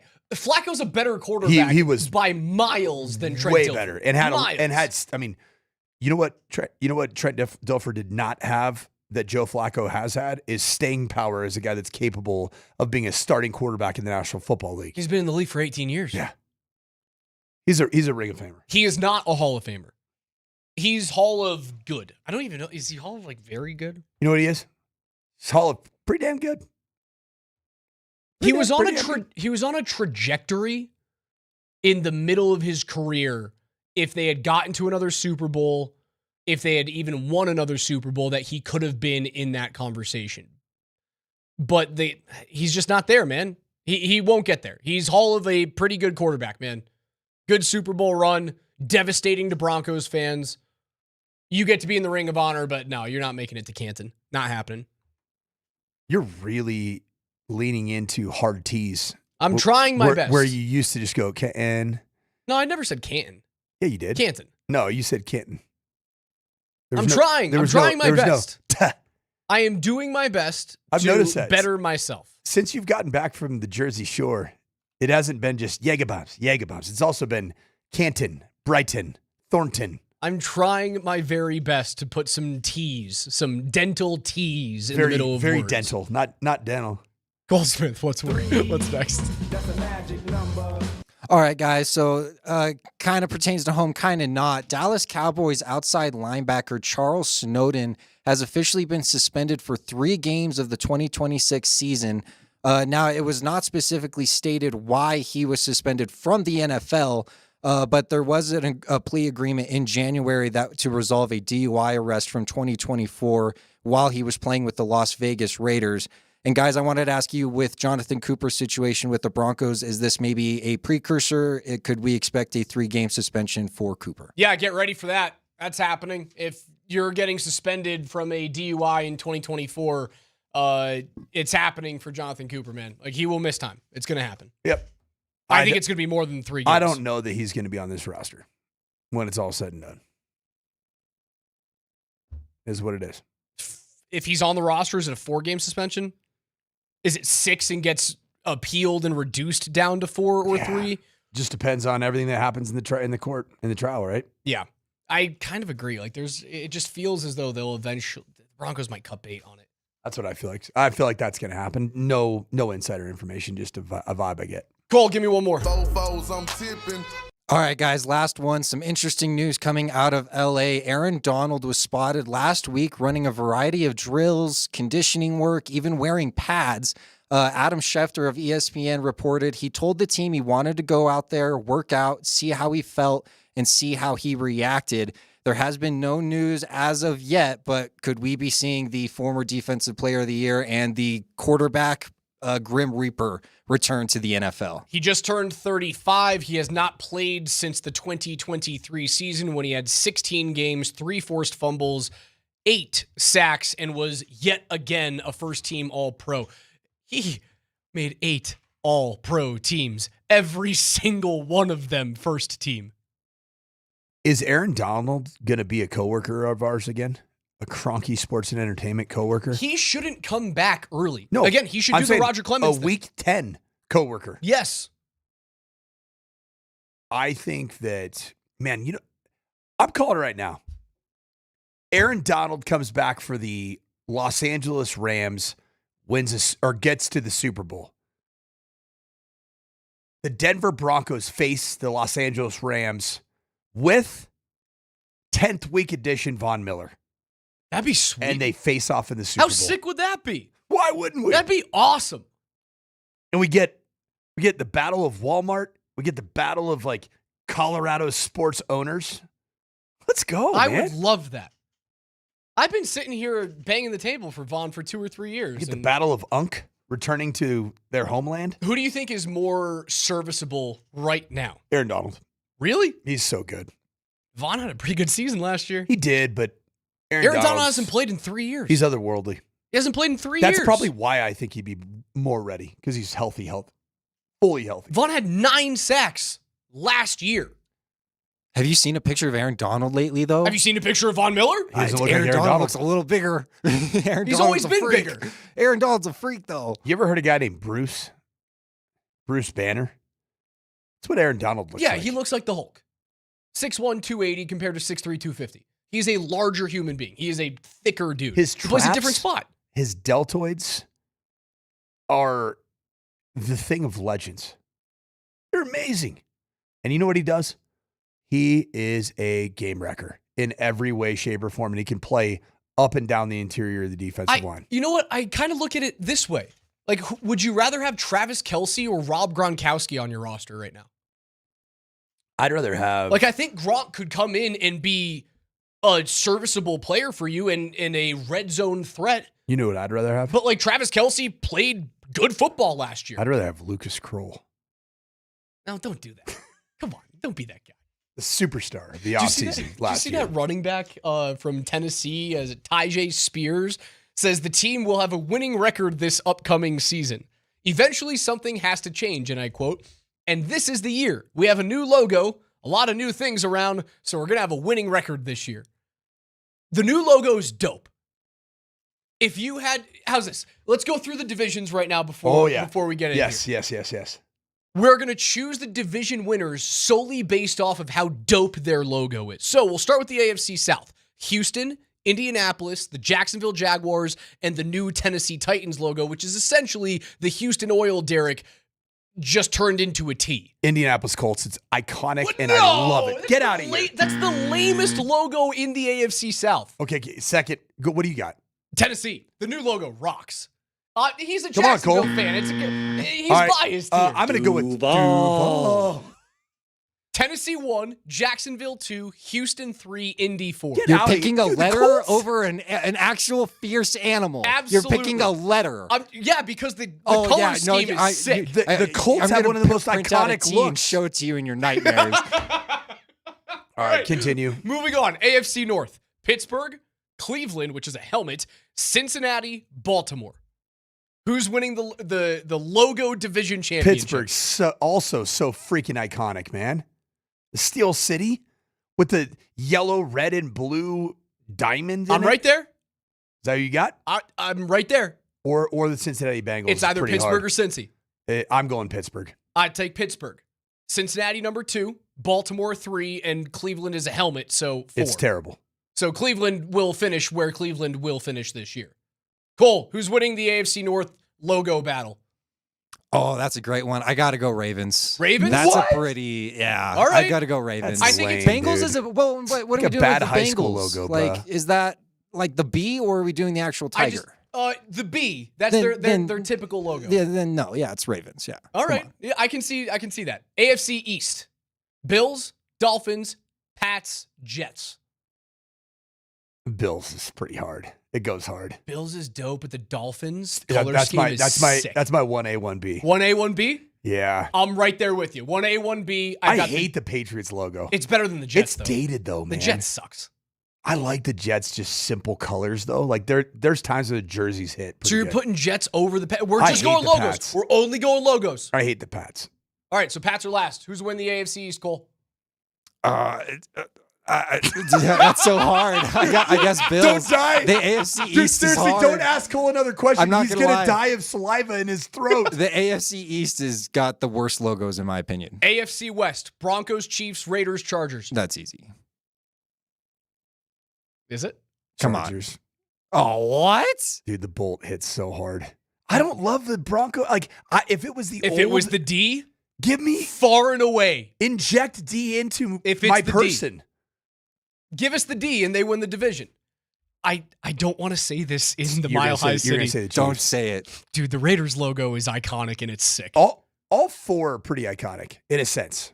Would you agree? Oh, brother. Broncos 1, Raiders 2. You like the modern Broncos logo? Yeah.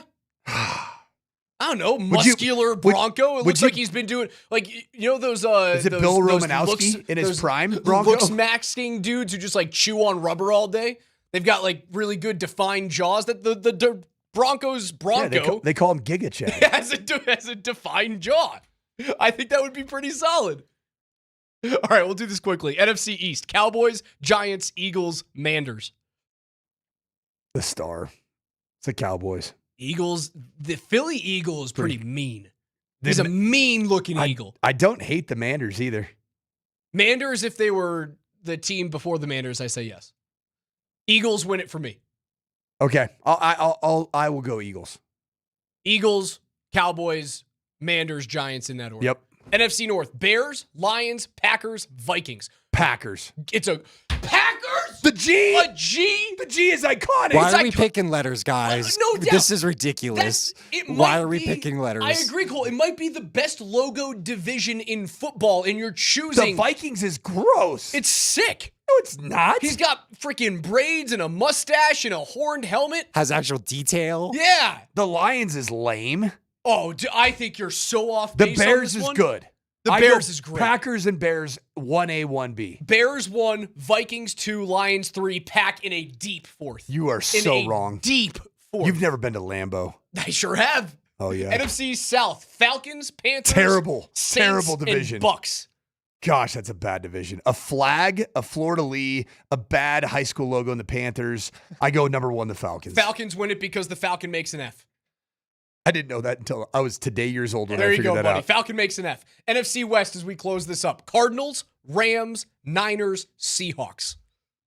Good division. Good division. Seahawks won. I love that Seahawk. Long, skinny. I can't believe I'm going to be the guy. I almost want to go San Francisco, but I roasted San Francisco's you. pretty I roasted sweet, you dude. so hard on Green Bay, I can't do San it. Francisco's pretty sweet. Seahawks win it. Yep. It's a mean-looking Seahawk. It's got a big beak. Seahawks win it. I like what the Rams have done to their logo. All right, we've done it too much. People are ripping me for liking the Raiders logo. I know, I'm sorry. I feel bad. I just look at the black and the silver and it feels mean and dope, but I eventually chose the Broncos, so don't crucify me yet. That's Mike. I'm Raj. It's Altitude.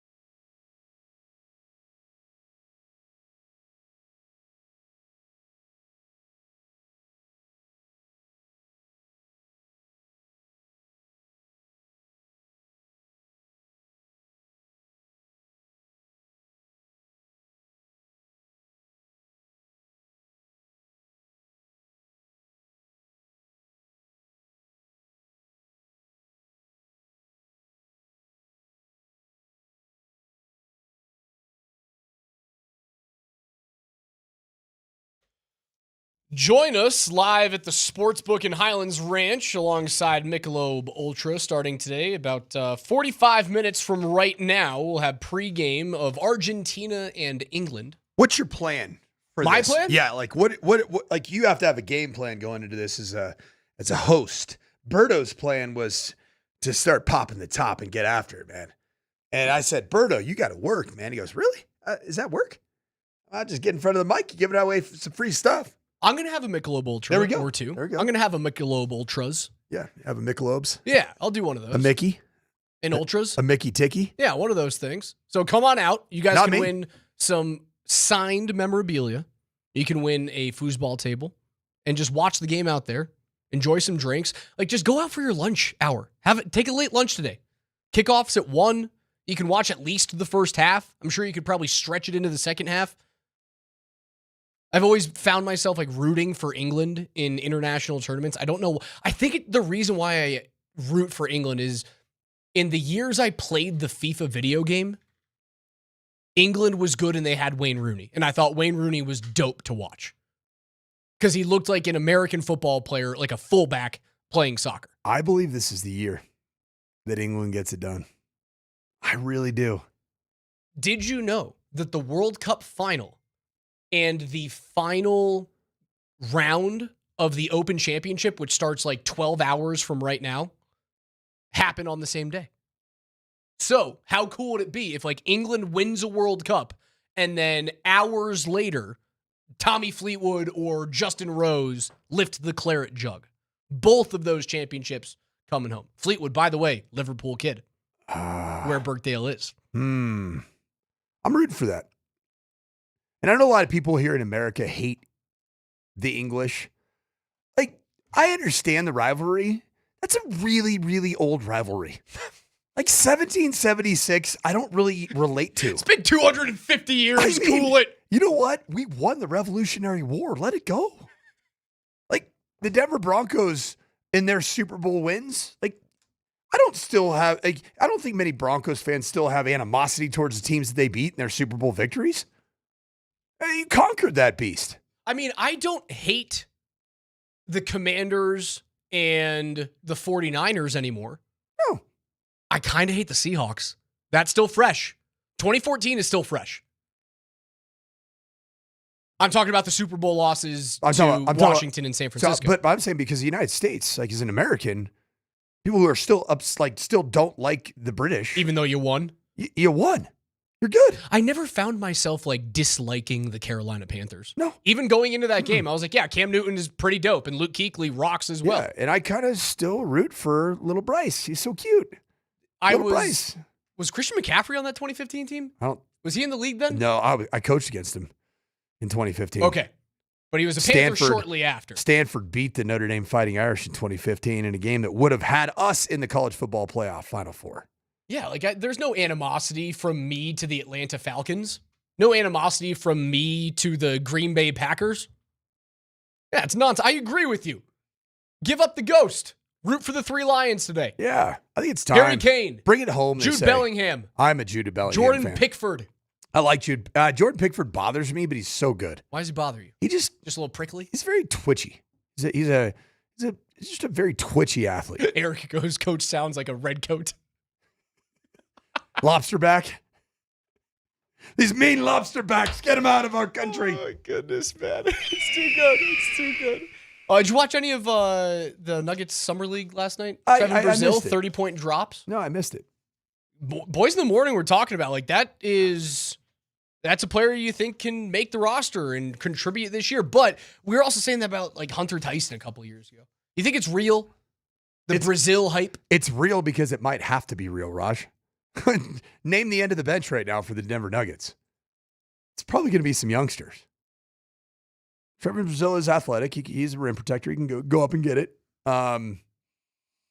Insofar as he can stay healthy, maybe there's something there, and it'd be welcome. Would it not be awesome to have somebody that's a rookie for the first time in like at least 4 years?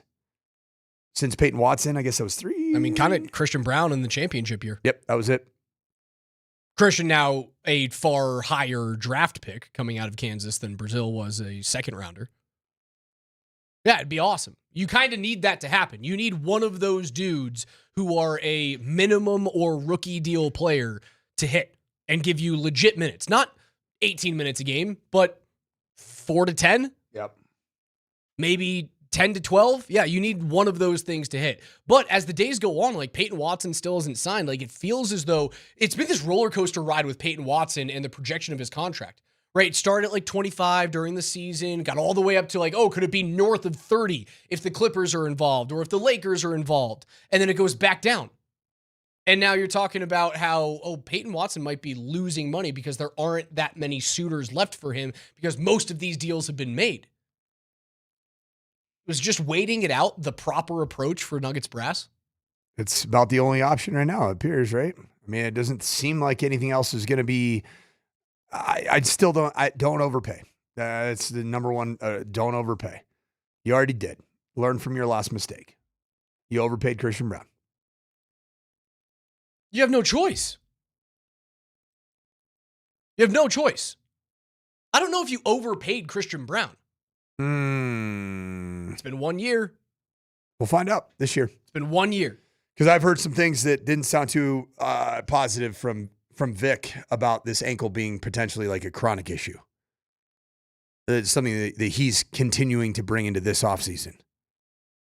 Didn't fire me up when I heard that. For a guy that's making $25 million. And you're going to throw $25 million at Peyton Watson? I kind of feel the same way that you do about Peyton Watson, the Christian Brown situation, as it pertains to the Avalanche and Arturi Lehkonen. Even though Lecky's 31. I feel this very similar about Lecky. I go, I know he's worth it right now, but is he worth $7.5 million? Is he worth $8 million a season? Just play on the 1 year deal. Do it. Deal with it.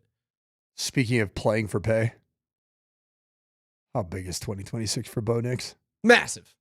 I mean, it might be the difference between being the highest paid quarterback in the National Football League and not even getting another contract, and next year being have to be healthy year. Is that right? Yeah. He stays healthy the whole year, leads the Denver Broncos to a Super Bowl.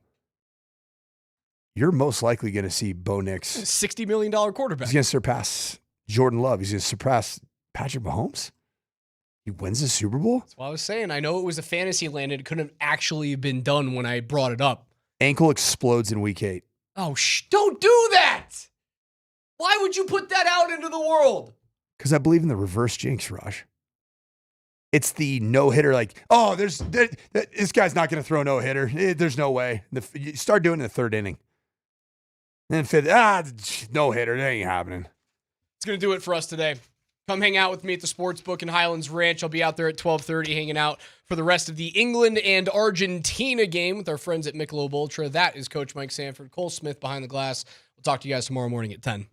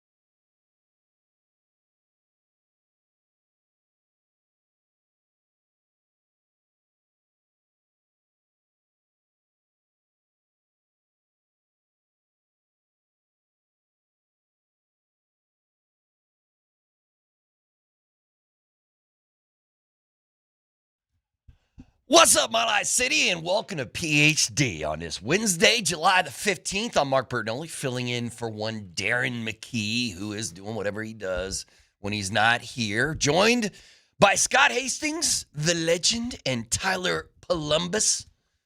We're coming to you live from the Back and Shanker Studios here in Lone Tree, just one single tree. Joined by Chris Mitchell. What's up, fellas? What's up, boys? How's your midweek check-in? How's Wednesday going for you?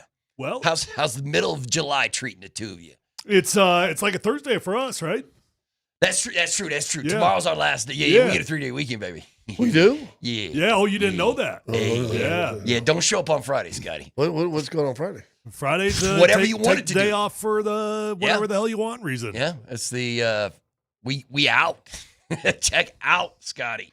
Listen, man, I do love me a good 3-day weekend, and obviously at the end of that 3-day weekend, we will have the World Cup final. We know one of the teams is going to be in it, and here in 3 hours time, we'll know the second. What time is the game today? 1 o'clock. 1 o'clock kickoff.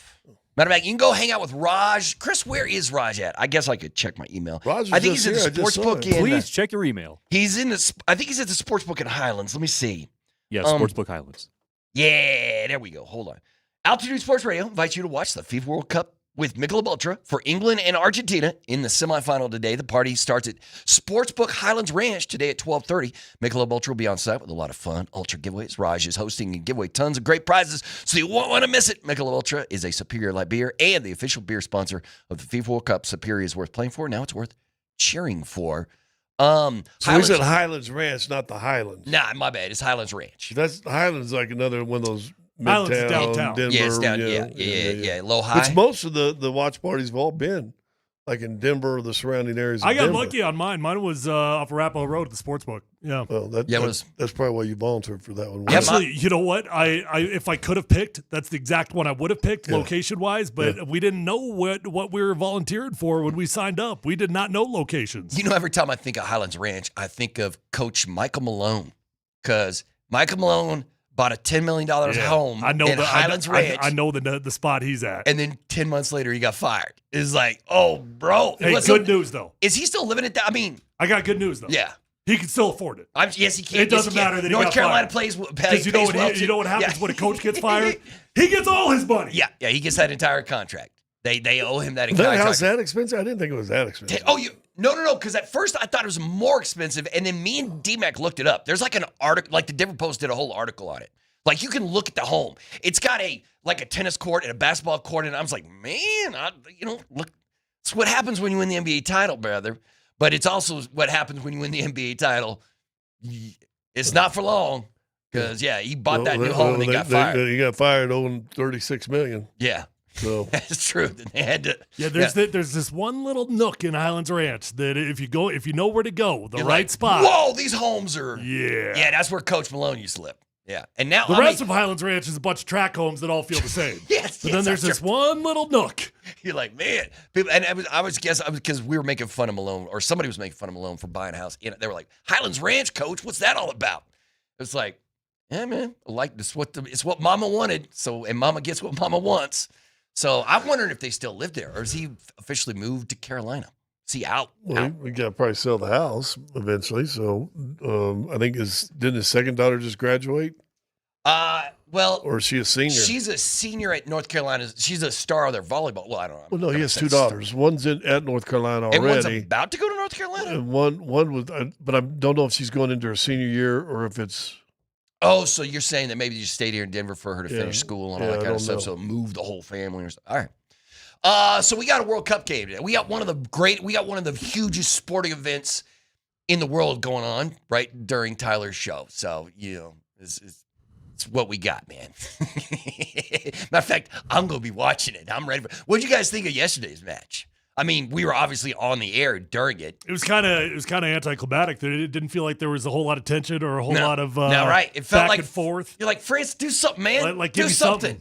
Yeah, and we never got it. And so I watched a lot of the post rhetoric and what'd you think? I heard some of that from Mbappe. I'm just talking about with the experts. I'm talking about like Thierry Henry and somebody who's a French and guy. Zlatan and they were giving a lot of roses to Spain about how their style of play is. And and their big goal with Spain's, they don't turn it over. So they're not giving you opportunities to get back into the game if they get a lead. And you know, France, when they got down 1-0, that was the first time they trailed the entire World Cup. That was the first time they trailed. So, you know, how you handle them. They had a couple great opportunities and some shots that went in. The one we saw in late, the guy just got to shoot it, and he dribbles one too many times, then puts it right in the goalie's stomach, who's 12 yards away from the goal. Mm-hmm. Right. You got to score that one. Out. Yeah, you got to score that. So we got Spain waiting in New York to see who'll get there, either England or Argentina. And I asked this question. I don't know if I asked you before, but do you care who wins this game, England or Argentina? I am a Jude Bellingham fan, so I want to cheer for England. I kind of like this kid, and the more I dive into him and get deep, and I kind of like this kid. I'm a big fan of his. So. Okay. What about you? So England, it's been like 60 years or something? Yeah, it's been a long time. Is it 30? I think it might be 30. Is it 30 years? I don't know. I don't know either, but I know 60. it's decades. I might have made that up. It's decades. And Argentina just won it. Yeah. So, yeah. You know, I mean, I think there's something cool about seeing somebody go back-to-back. I really do. I could understand the counter-argument to that. But I think I'm rooting for a back-to-back. You know what? There is a reason I don't like Argentina, but I might be completely wrong about this. This just might be me being stupid. So let me ask the two of you. I don't like Argentina because they were just like, yo, Nazis, come on down, right? Didn't like 10,000 Nazis were just like, oh, we got to get out of Germany. And they all moved to Argentina, right? Well, and now they're all just like, and I'm anti-Nazi. Right. So, but my question is, that's an easy good thing to be. Right. It's one of those cardinal rules of Colonel Touch when you're growing up. You know, that's one of the big conspiracy theories that the Hitler actually didn't kill himself and that he moved to Argentina. They sneaked him down in Argentina. The rat lines, right? That was what it was called. Well, Argentina was taking all the Nazis. Yes, they were taking all the Nazis. I watched Nazis. a movie on that one. Yeah, they called the rat lines. They caught a bunch. They called was it Goering or one of the big names they got down? Mingle ducked out and went to Argentina. I think that was the movie I watched was when they went and got him out of Argentina. So listen, so at least my history's right because I was. It's shady. It's shady, but right. Yeah. Like I think I'm on the side of angels. I don't think it was 10,000, but I think there was a lot of them that were just like, let's go to Argentina. Down there. So either way, we get kickoff here in this bad boy in about 50 minutes time, and you can head down. You know what? I'm kind of for England because I don't think they qualified last year's or the last World Cup. I think they actually missed qualification. Oh, you're talking about England? Yeah, and I think it was. Yeah, it's been nearly 3 decades before they've gotten this far or something like that. So, yeah. And listen, I read a great article today in The Athletic. It's amazing you start going down wormholes. You know, you got Athletic Brazil, and Athletic Argentina, and Athletic England. I mean, I didn't even know, but figures, right? They got reporters all over the world. Yeah. And they were all over. This one article was all over Argentina, and they showed numbers and how they have had the easiest route to this stage of any team in the World Cup this year. And talk about they have yet to play a top 15 team yet. Mm. And now they're going to obviously get England, which is there, but they had the easiest bracket. They had the easiest route to get here, and they were just crushing them. They said it's almost as if FIFA wanted Messi in the semis at least. Of course they did. Yeah. I mean, I'm sure there's FIFA got everything they wanted out of this tournament. You know what I mean? Like we always forget how damn shady and twisted FIFA is once the tournament gets underway because you're like, oh, this is great. FIFA could have, if there really was a script, if FIFA could have written the script, they got exactly what they wanted down in the final four. Maybe here's USA what they changed. In the final four. One, they added to 32 teams came out of the groups, which is the first time they've done that. And then this time around, they seeded teams as opposed to. It used to be a blind draw, kind of like the right. Because that used to be a big event. Like they have the a Champions big League show tournament where they just draw names and this team will play this group and this team's in this group and this time they seeded one through whatever it was and seeded them per the bracket. They actually had Argentina number 1 in their FIFA ratings because I guess the defending champs, and so they got an easy thing and everything. If I were to ask you this simple question, do you think, I want to know how close you could get, because I just looked it up. There's 2 matches left in the World Cup. How much do you think the world has gambled on the games? Oh my gosh. In the World Cup. Give me that number. Because I'm going to tell you the number, and I don't think you're going to believe it. I don't think you're going to believe the number. Oh my gosh. I don't think you're going to believe the number. Are we talking about like hundreds of billions? Yes, we are. Yeah, right. I was going to be close to $1 trillion. It's $500 billion gambled up to today. There's still today. To today, $500 billion has been gambled. So how many on the lives World have Cup. been ruined over the World Cup? 500 billion. You know how much? 500 billion. You could buy Australia for 500 billion, could you? I mean, that's crazy. You could buy Greenland. You man, you don't have to pay for Greenland. You just moved there, right? Just take it. But 500. So hundreds of millions on every game. Hundreds of millions gambled on every game. And now, like this game today, it's going to be that's $1 billion. illegal tracking, right? That's just illegal. That's just illegal. That's not tracking. counting the bookies. Which I guarantee you they still have those. Right. Matter of fact, I'm sure we still have some here in Denver if you want to lay down some money. You know what I mean? Like, I don't know who those dudes are anymore because I don't talk to Irv. You know one. Oh, I do know one? Yeah, baby. So, yeah, because I was curious, because obviously a lot of the NFL generates interest because of the gambling, because people just love to put in. But I was just wondering, like, how much wagering goes on when it comes to soccer. And man, 500 billion is a stupid boy number. Springer, you bet when we had the crossover the other day, he talked about having banked on Spain and all this stuff like this. Now, here's what I would say about gambling. If you ain't living in a Michael Malone house and driving you around a Bugatti, you're probably doing this wrong, ain't you? I mean, Gambling? if you're renting a 1-bedroom studio apartment and you're wearing the same jeans you wore 10 years ago, yeah, maybe gambling, Maybe gambling ain't your thing. Yeah, but see, the problem is the more money you get, it just changes how much you're gambling. So it's all relative, you know? No, yeah, I guess. But see, like, you're right. But Springer isn't like, he's going to, well, see, I'm looking up, you know that Mattress Mac guy? Oh, yeah. Mattress Mac guy? Yeah. Like, he's like one of the most famous gamblers Yeah, ever. he has 3 of, like, the top 10 biggest wagers that we know of, not, that we're aware of. And and it works for him. It works for him. But then he also has a whole company supporting that guy his. actually, like I'm not, like, he also seems like a degenerate gambler, which I'm sure he is. Yes. But he also seems like he's doing it for, like he does the gambling as, like, a counter, like it has something to do with the insurance that he gives on some promotion in his store. Yeah. If a team wins the World Series, if the Astros win the World Series, and then he offsets that with some bet that he places. Yeah.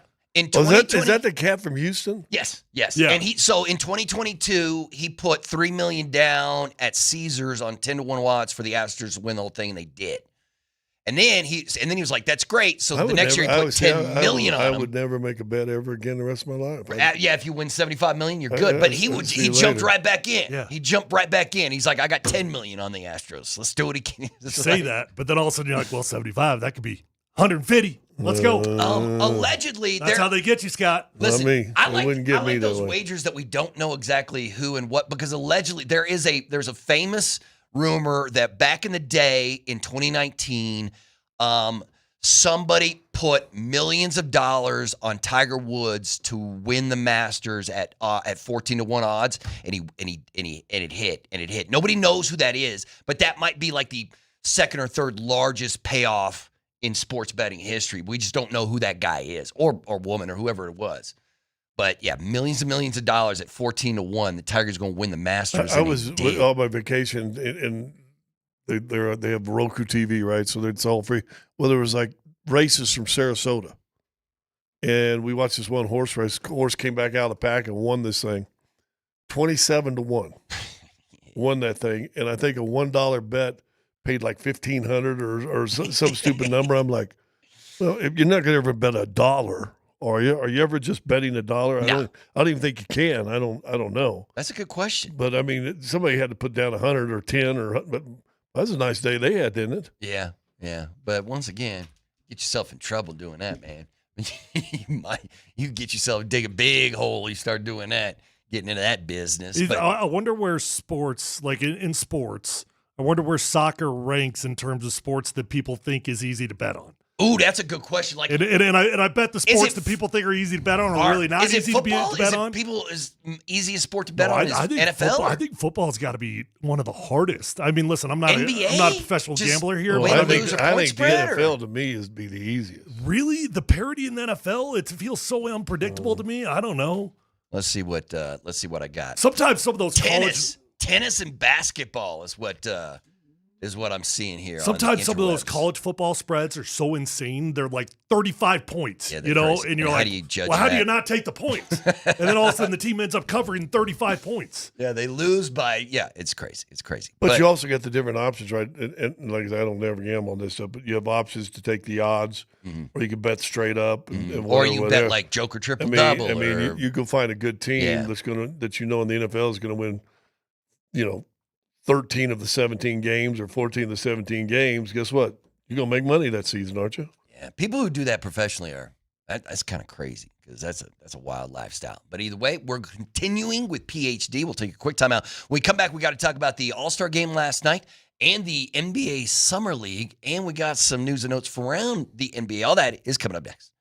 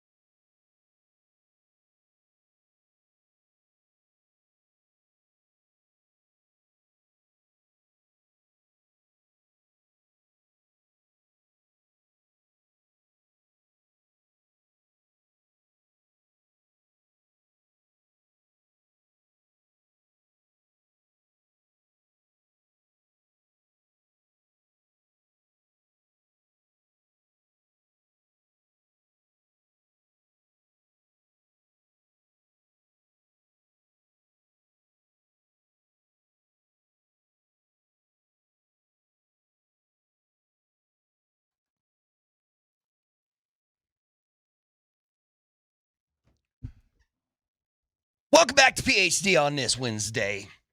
Hope your July is going well. We've got ourselves.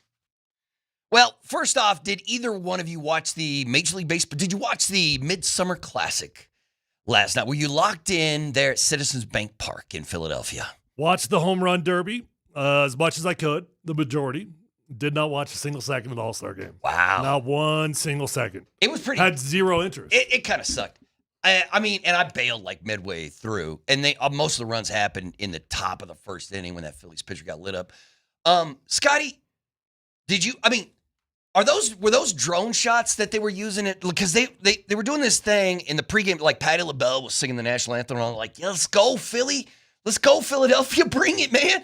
And they had a close-in shot on Patti LaBelle, and then it pulled all the way back, and then all the way out of the stadium, and then all the way up in the sky. And I was like, that's a drone shot, right? Like it probably is. They got a drone like right in front of Patti LaBelle's face. Well, and all of a sudden or they now. I mean, listen, you're sitting satellites picking out dudes in a poolside at a villa in Brazil, right? So they've got lenses. So I'm wondering if it's probably some sort of drone that probably wasn't even as close as you think it was. They just got the ability to zoom way in on that. Yeah. So I mean, once again, the crowd, Philadelphia. They brought it. That crowd was loud. They were during the starting. So is that the best thing you say about the game? Is the crowd was loud for an exhibition game? Yeah, because it had energy. You know what I mean? It had juice, and then the game started and it kind of lost the juice. Like they did this weird thing in the bottom of the first where they weren't calling the game; that you were just listening to the pitcher and the catcher talk back and forth to one another. I like that stuff. But then the pitcher could also hear the guys in the booth, and he could hear right. So they did that with Kershaw last year. I was just going to say, I did watch last year, and Kershaw was freaking amazing. Yeah. Hearing him talk through his process, telling the batter what he was going to throw a couple times, that was cool. You want to talk about something that you could really add to Major League Baseball? If you could put that on a broadcast, that'd be my fantastic. gosh. I mean, now, obviously, for competitive reasons, there's a million reasons why teams wouldn't want it, and my pitchers mind wouldn't want it. immediately went to how do I steal that? How do I steal that signal? You know what I mean? Like I want to know what. But I'm all here for it because they had everybody mic'd up. They had cameras everywhere. They were talking to everybody. I mean, that's not necessarily my jam. I'm not really a in-game interview type of dude. Like I'm not like whatever. I don't like in the NBA. They talk to the coach at the end of every quarter or something. Or at the end of the second, and the end of the third. And I'm like, it hardly ever gives me anything. I don't need to hear whatever lame stuff the coach is going on. Yeah, because if you talk to the one coach, it's usually leading coming out at half, and then the second half means you're talking to the other team. And if the team's losing, it's like an annoyance 90% of the time, right? Mm-hmm. Yeah. So it was but they do mic'd up, and then when they do mic'd up, I mean, you can only put in, a handful of stuff. You can't really use all the good stuff. Yeah. So All-Star Game is over. Who had the broadcast? Fox did. Yeah, Fox. Well, Fox has been out there, man, right? Yeah. Well, Philadelphia's been out because on the broadcast they kept talking about Philadelphia with, the World Cup being played in Philadelphia street, and the All-Star Game coming to they were pumping it up. So yeah, Philly's had itself a good couple of weeks right there. I do want to talk a couple of things. This is going to be crazy. I want to talk a little college football. I do want to talk a little NFL with your Denver Broncos. But if I had to ask you,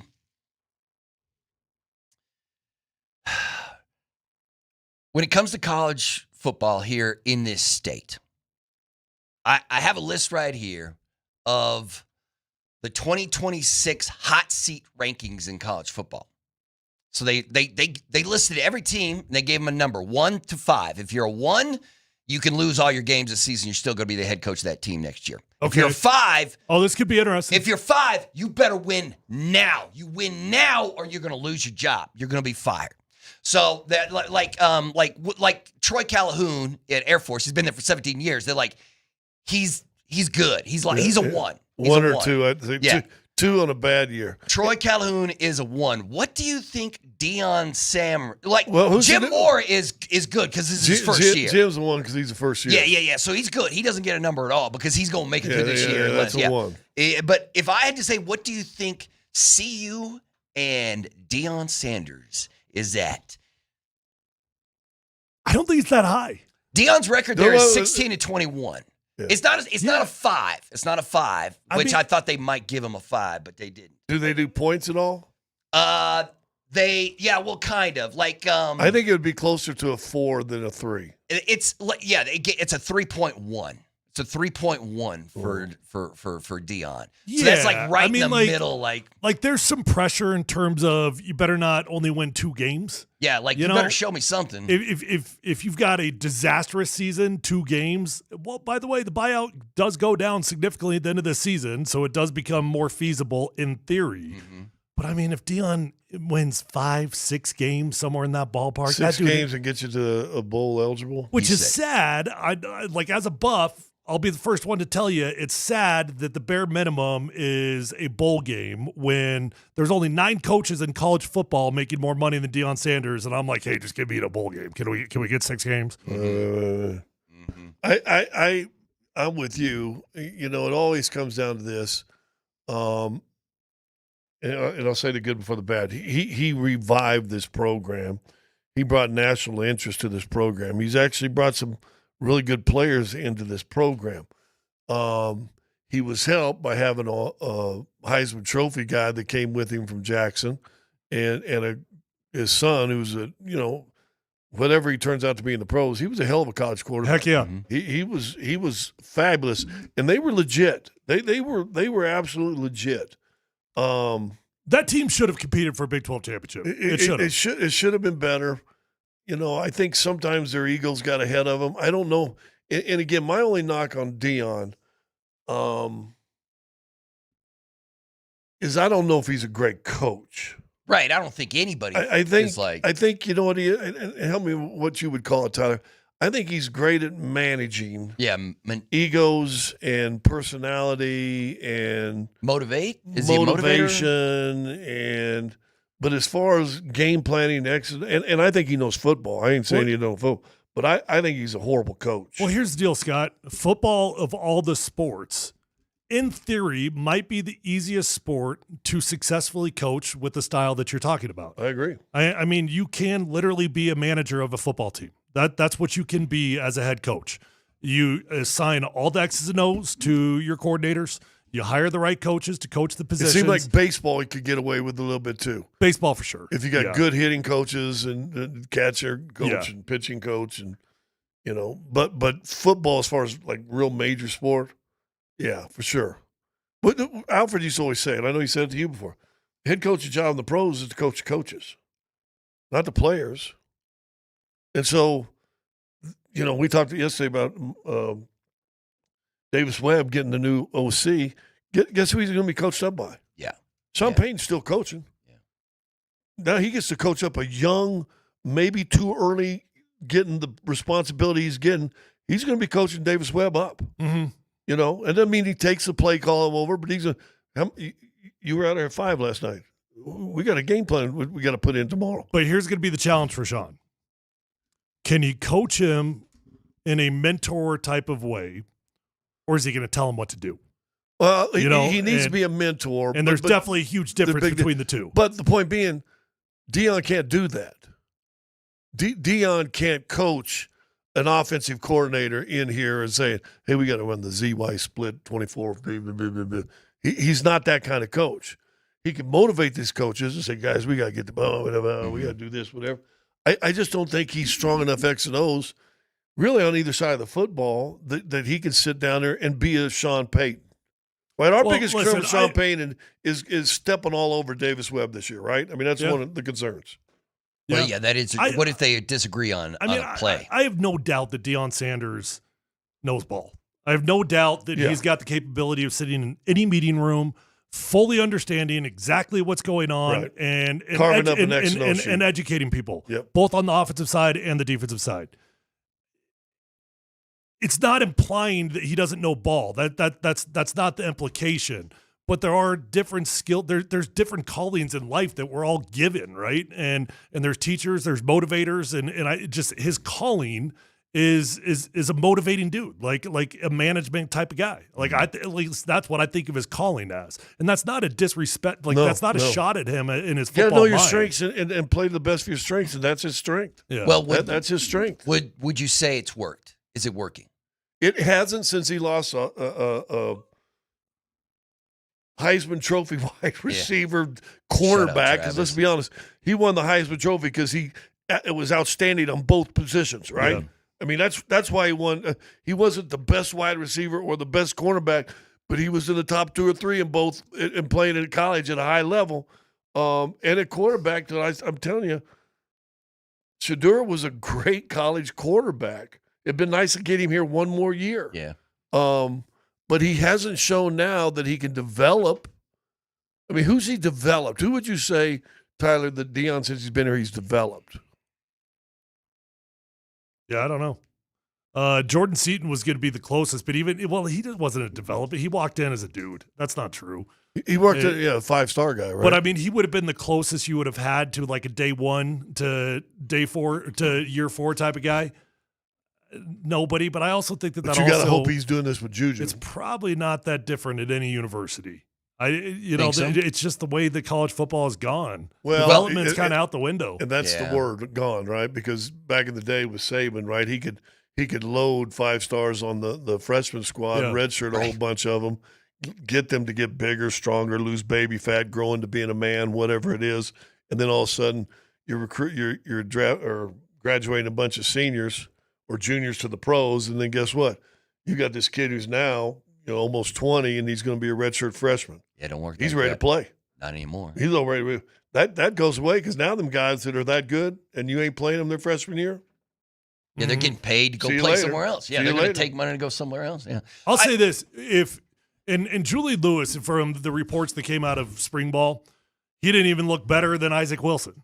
So like, I'm not telling you that this guy's going to be a star, but what I will tell you, watch how quickly it can turn around if he becomes a star. Watch how quickly Deion can do his thing again when he's got a star at the quarterback position. Because what did Deion do so well? Well, he had a star at the quarterback position, and he had Travis Hunter, and then those guys do the recruiting for you because people want to come be around that. If Julian Lewis, who would be another guy like Jordan Seaton, that, hey, I grabbed this guy out of high school, this was my guy, I did recruit him, and he does become a star, I do think he can do it again. But a lot's riding on that young man. Yeah. For a guy that allegedly didn't look better than a transfer that has not looked particularly well in his career at Utah. Well, and that's going to be huge. I was interested. Like they have like Bill Belichick's above Deion in it. Like Belichick's listed to like 4.5. Like, yo, Bill, guess what? You're a legend, but you better win here in North Carolina. You're gonna lose your job. They're gonna move on. You know what was freaky to me? That who was a 5? They're like, you win now or you're gone. It's Steve Sarkisian in Texas. Really? Like, yo, you better win with Arch now, right now, or you're gone. You're gone this year. Yeah, and I was like, that might be a little presumptive. I was about to say I thought he had a little bit of. Yeah, it might have. It'd be interesting. But they're probably thinking they're not going to have Arch for that long, though. But I mean, I tell you, it's really funny. I don't know, funny. It's sad. To me, it's great guys are getting paid and everything, but they let the NCAA again stepped in their own stuff and let everything get to the point. Now they want to try to rein it in and do everything else to the point of asking Congress to do something to help them because they let it get too wild and out of control. They've tainted the game. The game, to me, I used to love college football. Now I'm like, I could give a flip anymore. How much college football do you watch? What I used to watch compared to now? Saturday, man, you couldn't get me off. And then sometimes be games late. The WAC would always play late on Fridays or Thursdays or something like that. Always catch those games. Now, unless it's a big matchup, I don't even. Just not your jam anymore. Yeah. I mean, I still really like college football. Matter of fact, I want them to expand that playoff. Man, let's keep going. Let's just. So you're excited about getting to 16 weeks in, and then hey, there we go. That's going to be good. Yeah. What about the previous? No, I get it. 4 months of. I get it, but there's a balance there. You gotta. Listen, when you're having schools suing kids to transfer for giving money back. You're in a bad spot, man. Ole Miss is suing two of the players that Kiffin took from them to go down to LSU. Yep. And these kids got to come up with like $1 million. Because the NCAA is a bunch of morons, and they did it all back asswards. You know what? I got to find – you know what? Instead of creating a model that was sustainable, they just opened up the Wild Wild West in the exact same manner that it was previously, but technically it's legal.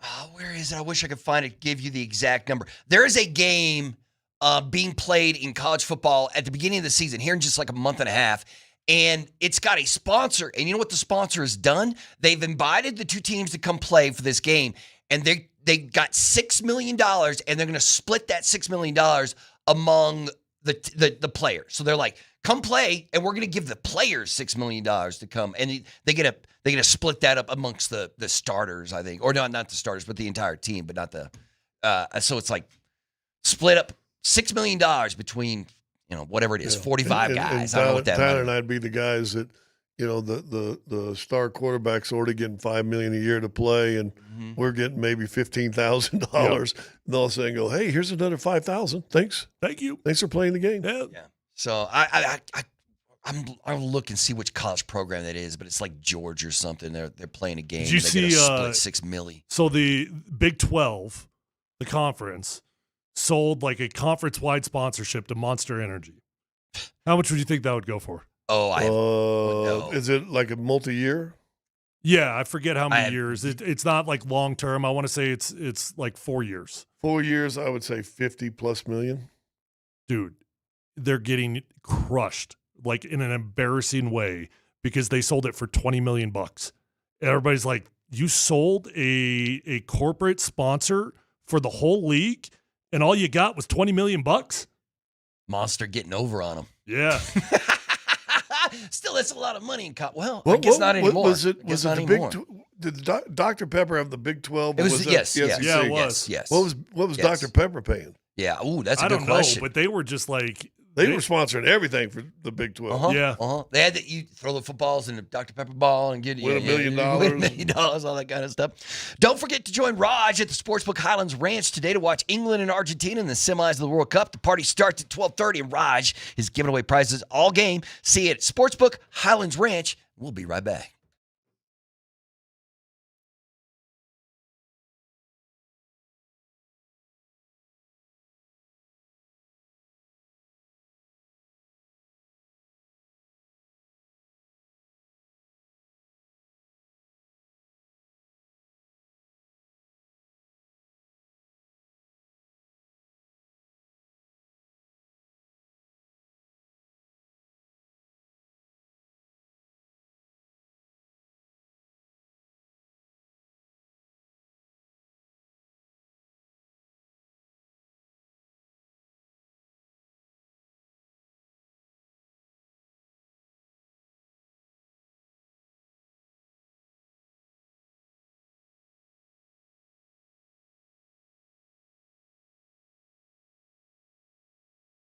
Hey, it's DMac for the Rocky Mountain Men's Clinic. You know, performance matters in intimate moments, so don't let ED get in the way. The truth is, most men don't have to live with it anymore, and you might be surprised by how the right treatment can improve your love life. Here's the truth. ED can ruin the moment, and when you're getting intimate with your partner and you aren't able to perform the way you want to or you used to be able to, it can be frustrating. At the Rocky Mountain Men's Clinic, there's a wide range of advanced medical treatment options for every stage of ED. It can help you get back to performing better again. They use advanced medical science to empower male performance with therapies that go far beyond pills. So call today and find out why their advanced treatment strategies offer so much more and could be right for you. The initial visit's only $99. If the test dose doesn't work in the office, the visit is free. There's 5 locations to serve you, so call today, 720-440-7900, RockyMountainMen'sClinic.com.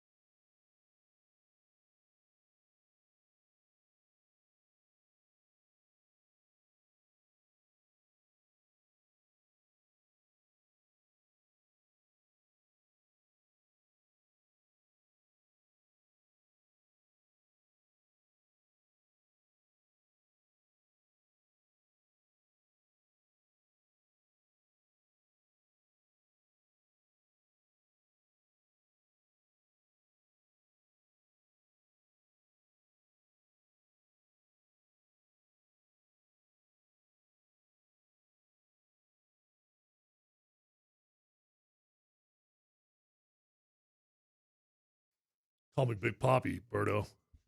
Listen, man.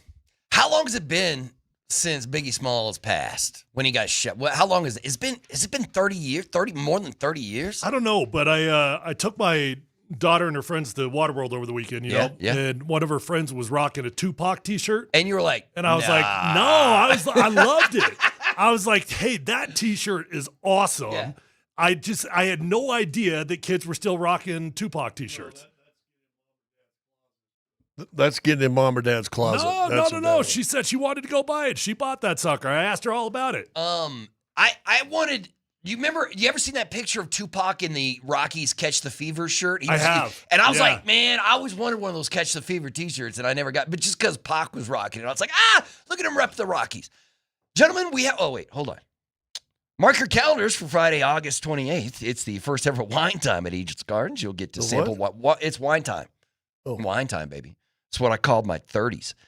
You'll get to sample wines from 14 different tasting stations. Enjoy artisan bites, live music, and a great summer night with friends. Tickets go on sale this Friday. Artesian bites? Artesian bites. I don't know what that is. Like, is that like fancy? Is okay.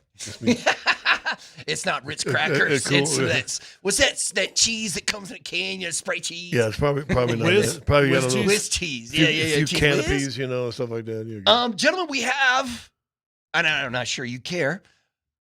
We know the NHL announced came out today with some of their big games of the season and their openers of the season. We now know the Colorado Avalanche will start the season on September 30th when they host the LA Kings. And remember, the NHL starting this season has decided to add more regular season games.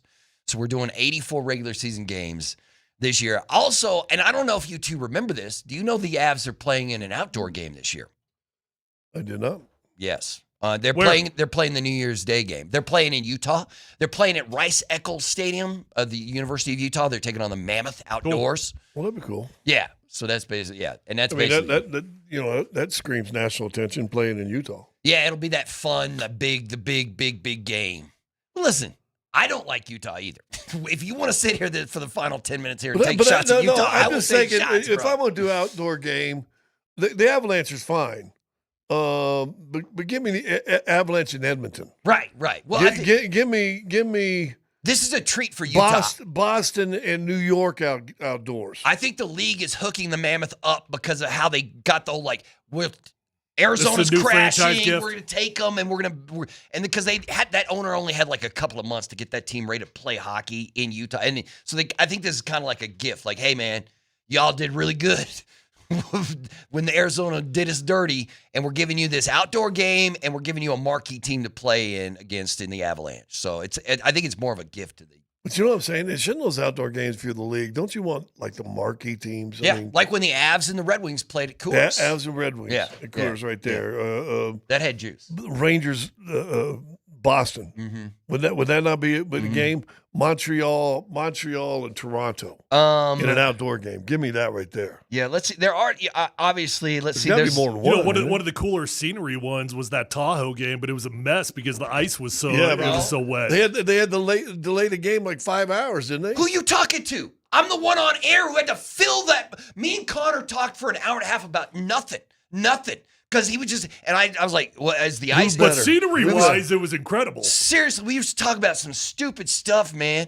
And because what else are you going to talk about for an hour and a half while they're waiting for the sun to go down? I don't know. We've been doing it 3 hours a day for the last few days with you, bud. Oh, you're pretty good at it. Oh, man. You know what? You are good at it. Speaking of which, daylight savings time. Did you see that? What's the deal? So is that getting it's got to pass this. Scotty probably knows more than us, but break it down for us, Scotty. Congress has passed that they aren't going to start switching back and forth. So this is what we will have. It'll stay here if the Senate passes it and then signed by the president, and then we will stop switching.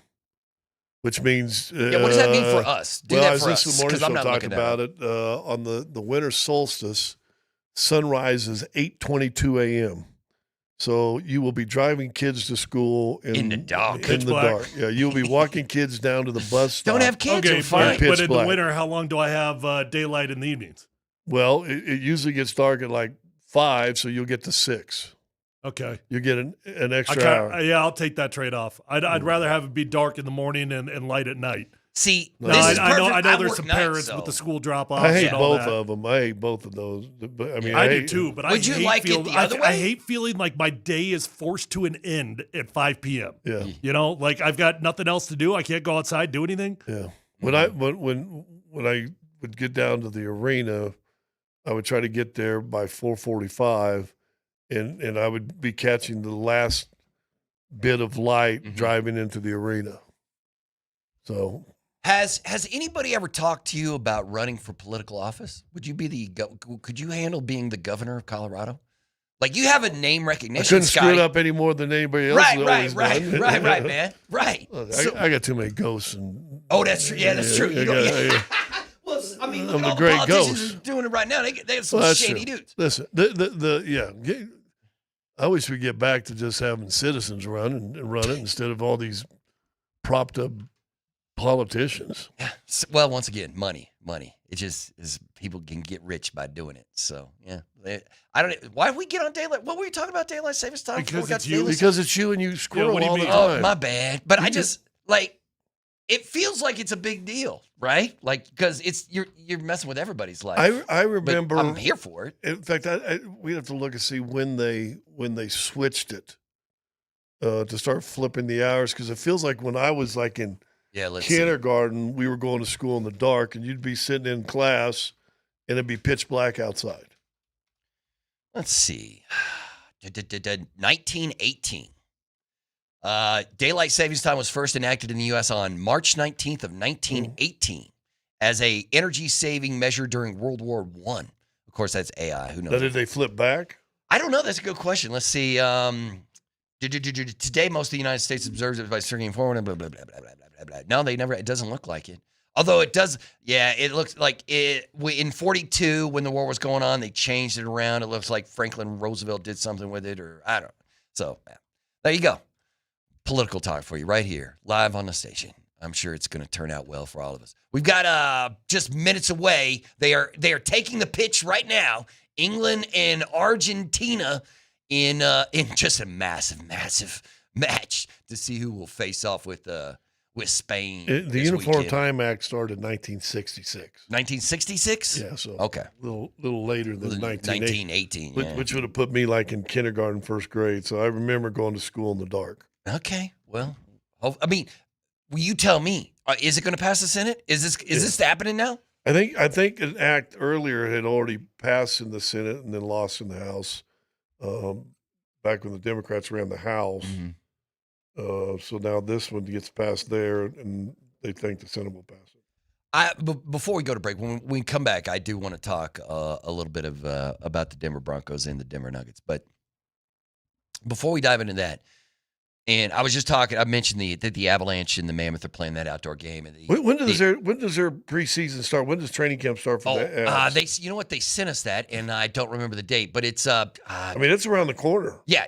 We've got like a month. I mean, it's like the Broncos start and then the Avs start. Yeah, we've got like a month and a half, 2 months until training. Well, we probably got just a month and a half till training camp. Now, they do it differently. The NHL kind of does it right. They have like 3 days. Like 3 days. Then 3 days of practice, and then they're about playing a week. games. It's about a week long. And now that they added how many games do you play? They added the 84. They added 2 more games to the 82. So they took away preseason games. So basically, I think just one game. No, there's more than one. But and they used to do the split squad thing. So I think they're only going to play like 3 preseason games over the span of like 5 days, and then bam, season starts. You're just into it. But let me ask you this question. It really doesn't have any. It's a good sign, right, that the highest paid player in the NHL is only 21 years old. That's Leo Carlsson. And the cover athlete for the new EA Sports NHL game is Macklin Celebrini, who's only 20. So the 2 big faces right now are a 20-year-old kid and a 21-year-old kid. That's good. That's good for the sport, or is it not? It's good for the niche. If you want to get out of the niche that hockey is as far as its fans, I would say general sports fans would know who Ovechkin is, but ain't going to know who Carlson is. Right. Or what's the other guy that's on Macklin the cover? Celebrini. They're not, now his home club fans will know it, and the hardcore niche hockey fans will know it, but it's not doing anything to get the kid that just like playing video games and said, "Oh man, that's Ovechkin. That's a guy that didn't have a tooth and just set the scoring record." And blah blah blah. Yeah, I think you again put yourself in a box. When does Ovechkin go away? Oh, Russian machine don't break, man. It might be 2-3 more seasons. How does that body, as fat and unathletic as he looks, how does that body still play hockey? Russian machine don't break. That's his. Yeah, he just goes, man. It's just one of those things. He's gonna be like, who's the former Penguin? Because he's like 42, playing like just professional hockey at 50 If something. he's only 42, he looks about 58. Oh, I know you're talking about. What was the guy? Yeah, come on. And then when they got out of the AHL, he went overseas and played another 4 months. Yes. He literally had like a 40-year professional playing career or something, and I can't remember his name. Oh, well. I'm sure the text line will hit us up with this. Help us out, text line. When we come back. It's a big name. Yeah, it's a huge name, and I should know it. I should know it, but I don't. We'll continue the discussion, and we got some football coming for you next.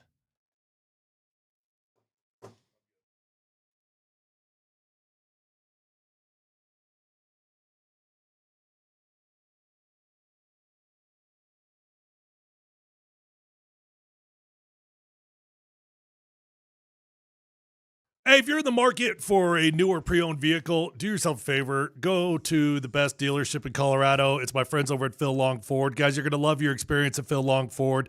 They're an incredible dealership that I've been working with for a very, very long time. Been buying cars there since my rookie year. I know them, love them, trust them. Get to know them, guys. Relationships matter in life, and these guys are going to take care of you. They're going to get you in, get you out, give you the best price on the vehicle of your dreams.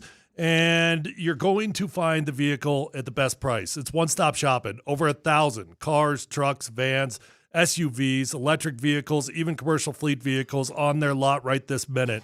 So whether you're looking for a new vehicle or pre-owned vehicle, the vehicle of your dreams is already on the lot at Phil Long Ford. They've already got the best prices at Phil Long Ford. They also have an award-winning service department. So once you buy that new vehicle, keep it serviced at Phil Long Ford. You're going to have a beautiful ride for a very long time. Let them know that your friend Tyler sent you out over. Check them out online at phillongford.com.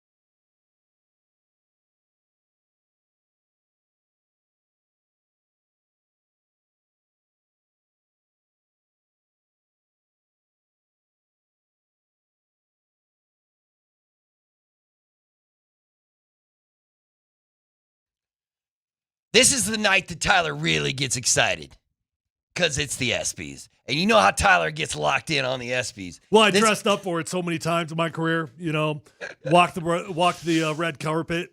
Just got so many memories. Like it's just vivid. Well, listen, I mean, Joker's not going to be there, but he is up for an ESPY tonight. He's up for an ESPY for best player in the NBA. So, but I don't think they're going to give it to Joker, right? Because one, he's in Serbia. He ain't there. They're going Joker ain't winning that. Yeah, they're going to give it to SJ or somebody, right? Or Wemby, do we have maybe, any other candidates for anything in Denver? I don't think so. No. Well, that's a good question. Nate Dogg's not going to win anything. No, he hasn't. He'd probably be the only one that would even be up for something. Mm-hmm. And there is no Bronco. Like, could a Bronco be the offensive player of the year next year? Next year. At the end of next year, could the Bronco player be the offensive player of the year? If there was one, the only one it could be would be Bo Nix. And that's definitely not a prediction, by the way. But not Jalen? I don't think that Jalen Waddle could ever get enough touches to be the offensive player of the year. Cortland Sutton, same thing. J.K. Dobbins, definitely no. Bo Nix would be the only one if he just had like an insanely impressive season. Right. He'd have to put up like Stafford numbers from last year. He'd have to top 5,000 yards and top 30 touchdowns or something like that. Yeah, he'd have to like be in the conversation for MVP, and then he gets the fallback award. Well, the ESPN just released their top 10 wide receivers in the NFL. No Bronco receiver was on that list. Number 1 was Jamar. And do we all agree that Jamar Chase is the best running back? Best wide receiver? Or is it Justin Jefferson or JSA? Yeah.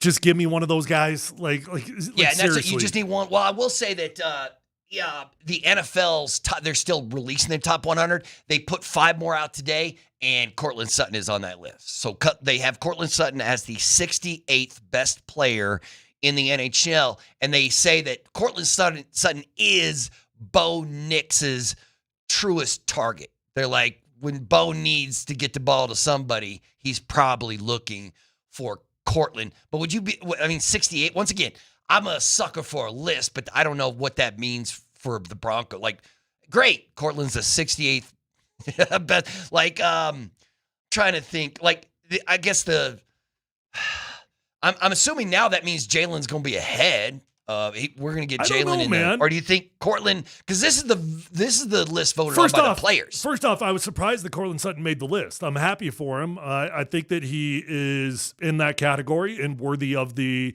honor. But I was surprised by it because, he's never had a season where he's made it previously, and more times than not, this thing becomes a popularity contest. So once you make it once, you always make it. But if Jalen Waddle was going to make it, I would think it would be in the same ballpark. Yeah, like I don't see Jalen Waddle cracking the top 50. No, but he might be like 62 or something like that. I don't know, but once again, this is the players. This is the players voting on this. So this is a little bit more interesting, I think, than just ESPN saying, here's what the numbers say, here's who we think the best wide receivers are. I like it that the NFL's is like here's who the players think is the best. Did you vote for these kind of things when you were a player? Yeah. No, I'll tell you. Did you ever sandbag these things? Did you ever vote for somebody you're like, you know what? That's my homie. I'm going to vote for him. Yeah, for sure. For sure. You're messing up my list, man. And you know what you do? Like, let's say you've got Cortland Sutton on your team, and there's X amount of wide receivers that are in the similar ballpark as him. You go around the room and you say, hey, nobody vote for this guy. Nobody vote for that guy. We're not giving that guy any votes because we want Cortland to get it. Mm-hmm. Yeah, well, that's a lot of the Pro Bowl too, right? Because you guys get to vote for Pro Bowl. Yeah, similar concept. And that's where a lot of people have said that, hey, we got to make sure we get Tyler in. Don't vote for any other right tackle or whatever. So I just didn't have good enough friends. That's the only reason I didn't make it. I'm surprised your agent wasn't like, yo, you want to vote for one of my other clients so he can get paid. You know what I mean? Like, hey, something like that. Don't think that doesn't happen also. Don't think agents don't go, hey, guys, let's get together. Let's try to make sure we get Bill and Ted, with an excellent adventure here, and let's make sure we vote them in too. I want to talk about something that we have not yet talked about, even though I've been wanting to all show long, and that is Trevin Brazil and what the Denver Nuggets did in Summer League last night when they beat the Thunder 106-103. Now, I watched some of this, and okay, let me Scotty, let me give you some. First off, Brazil goes for 32. 32. And he scored like 11 points in 90 seconds. He did that thing. Well, let me give you the numbers, Scotty. You can tell me.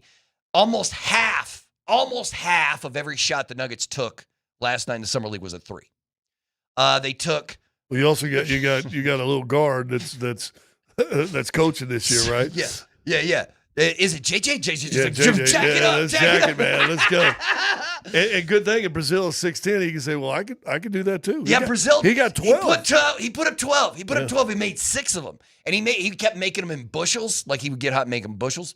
So he had like 24, and then he pulled them out for most of the third, and then they threw him back in there. He ended up with 32 points. The Nuggets beat the Thunder 106-103. Bryce Hopkins has looked pretty good in the preseason as well. So Scotty, we're still waiting on the Peyton Watson thing. I do have a conversation piece that I want to get to in a little bit about. So the NBA players, the new head of the NBA's Players Association was at the Vegas Summer League, and last week he had some things to say. He was doing an interview, and he had some things to say about the second apron, and he was like, "Yeah, we screwed that all up." He's like, "We should have fought it more than we did. It's hurting the league. They're making business decisions, not basketball decisions." He's like, "But I was hired to make this union. We're going to be strong. Next time the CBA comes up, we're going to be strong, and we're not going to put up with this second apron nonsense." Is that how? There's probably a few owners quietly. Okay. Well, I mean, what do you think? Because there's a lot of things that are good in theory, and then you get them in practice, and you're like, yeah. You know? Yeah, and you're like, this didn't work out. Like, they're going to have to make some tweaks. Matter of fact, I think it's 2029 is when the end of the 2029 season is when both the NBA and the players, if they want to, can Well, they signed a break out of 10-year this. deal, but they can break out of it after Yeah. 7. Yeah. So that will be the end of the 7th year, I guess. So, and then they can, change things the way they want to. The commissioner did say that the Kawhi Leonard investigation has expanded, but he expects it to be done before the summer is over. But Well, how are you going to make the trade? Did you read any of the articles why that trade didn't go down? Why Toronto? Well, it's no. Toronto putting on hold, not right, the NBA. but I thought it was the NBA who called Toronto. It was like, you might be. Well, Toronto say they still want him, but they want to make sure that they're not going to get in trouble. The NBA said you can still do it. Here's what the article I read today. The NBA said, now if there's penalties and fines and you trade for him, you're responsible for the penalties and fines. Okay, So Toronto went. That doesn't even make sense. Doesn't even make fair, does it? Why would they be responsible for the shady business that the Clippers did? Unless they think that Kawhi was deep into it himself and knew about everything. And right. Now, if you're going to suspend Kawhi for 40 games, you make the trade. Guess what? Yeah, okay, that's your deal. But if Ballmer and his cronies were the one that were doing all this stuff, and you're going to fine them $15 million, that ain't on Toronto. They shouldn't get that penalty, should they? No. But if you're making a big trade for Kawhi, you don't want to make a trade for him and know half the season that he's going to miss because of injury anyway. That he's can you remind me what the trade was, anyways? I don't even remember what the trade was. The Kawhi Leonard trade? Yeah. Well, here I'll get it up here and we'll tell you right now. Obviously, it wasn't too memorable. No, it was a lot. It was a lot, but it was a lot of picks. I think. Let's see. Blah blah blah. It was. Bum bum bum. Yeah. It was drama. Brandon Ingram, Grady Dick, an unprotected first-round draft pick in 2031 and 2033, a 2027 first-round pick swap, and 2 second-round picks for Kawhi Leonard. So that's what Kawhi's still worth. Dang. That's what Toronto thinks he's still worth. He got healthy at the end of this year and then balled. I mean, he was the best player on their team the last, he made them viable the last 30 games of the year. Problem is LeBron. When has Kawhi ever been healthy? But let's say that Kawhi's been the guy in the last 2 or 3 years. Even in Toronto, they managed the knee when they won it, but he's going to miss 30-plus games. And he's going to be 36 next year. Well, wasn't it when he was in Toronto when all the rumors started that, they thought he was healthy, but he didn't want to play? Well, that was right at the end of his Spurs career. It was like that marriage broke too, which I was surprised where San Antonio was like, yeah, let's trade for Kawhi. We'll bring Kawhi. Because I thought that ended poorly, right? Well, San Antonio, because Popovich, they asked him a question, why isn't Kawhi playing? He goes, I don't know. Our doctors have cleared him. and basically threw Kawhi under the bus. And so Kawhi got sideways and was angry about it. And that's when all of a sudden he wanted out of San Antonio. So one of the NBA experts at CBS was like, nobody likes this CBA where everybody's already freaking out about the apron. When nobody likes the draft. Actually, this wasn't initially part of the original CBA. This was a governor's meeting that as an addendum, I believe, as an addendum that was put into the CBA that was approved by the Players Union. That's what the this NBA was a new addendum that was added after the original CBA was done 3-4 years ago, I believe. Well, they need to change the way they do the max contracts in the NBA because they're getting stupid. Yeah, and it's because the longer you're in the NBA, the more of the overall salary cap you can get with you. So if you only have 5 years experience, your max contract can only be 25% of the cap, and if you're it's like 30%, and then it goes up to 35. But the problem is you're paying that top contract is for the players that are most at risk because they're like 33-year-old superstars that could get injured in the, you know what I mean? Well, like Joker. Joker's going to wait to get that 5th year in his deal. Yeah, that massive contract. That's going to take him out to 37 or 38 and be paying him close to, $70+ million. Yeah, which is why, Scott, we talked about this a lot when you were gone. Nikola Jokic feels like he just told us the end of his NBA career. Yeah. And how many guys which actually, even if that's true, it's kind of an insane blessing for the organization that if that were true, they knew that was the end date, that they know, like, hey, this is our actual window. Like, this is it. Like let's not dream. Let's not count on anything else. Like, this is the window. We got to make it work now. Here's an interesting thing, though. Assuming he doesn't get mad, anything changes in the next year. Or like this season just goes sideways. Here's an interesting thing to compare this to. If you look at the end of Dirk Nowitzki's career, because Dirk's last 2 or 3 years, he was not the Dirk Nowitzki of the previous 5, right? Wasn't the Dirk Nowitzki who won the NBA championship. He was just dominant. And I don't think he was ever making the 60 or 70 million, but he's making 25, 30, which at the time, that's big numbers, right? And he was an icon in Dallas. But were they a better team because they kept him around through 37, 38, 39 at a half of what he is? Dirk at 25 million? Yeah, I don't know if you're trying to imply that is going to correlate with our guy. Well, listen, Joker's phenomenal. He needs to get whatever you get. It seems like you should be able to front load the thing and take him down at the end. Right. But and his game is not predicated on athleticism, quickness, jumping, and all that stuff where you see guys' knees go out on you.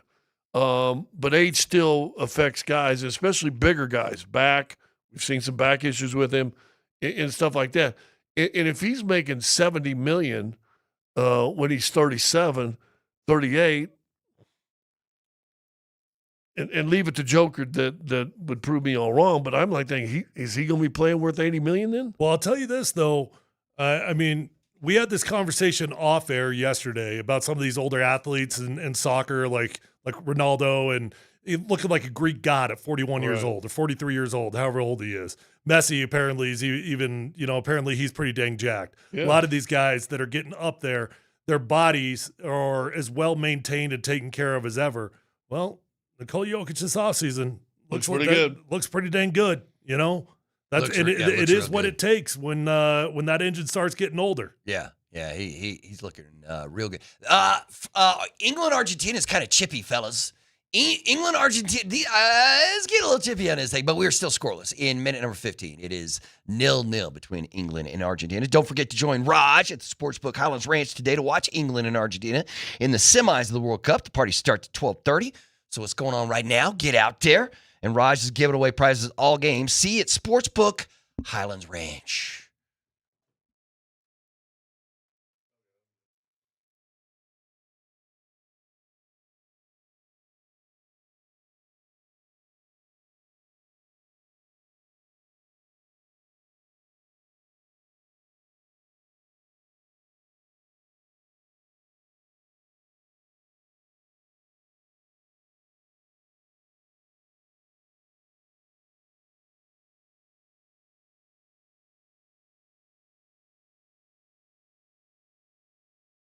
Hey, if you're out there struggling with hair loss, whether that's a bald spot, receding hairline, or thinning hair, do yourself a favor.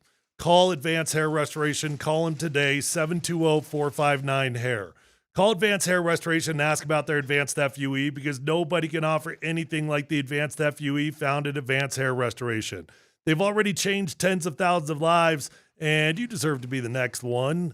Guys, when you go to Advanced Hair, you're going to be in a calm, relaxed environment with the best of the best working on you. Dr. Tanya Pauls is absolutely legendary. The entire staff at Advanced Hair Restoration, simply fantastic at what they do. And guys, they believe in what they do to the degree that they're going to guarantee your hair is going to grow for life. Lifetime guarantee with your own natural hair starting to regrow the very next day. So don't waste time. Call Advanced Hair Restoration at 720-459-HAIR. You're going to get 250 free hair grafts and $250 off. Or check out those before and after photos at advancedhair.com.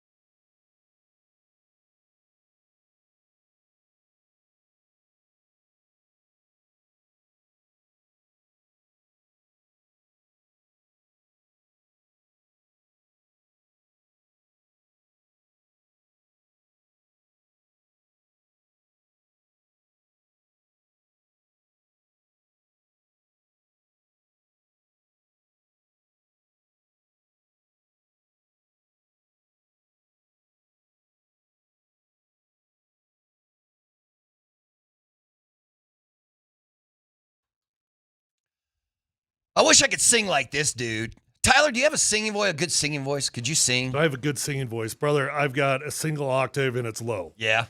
So you couldn't rock it. I can't even change like a decibel level. Okay.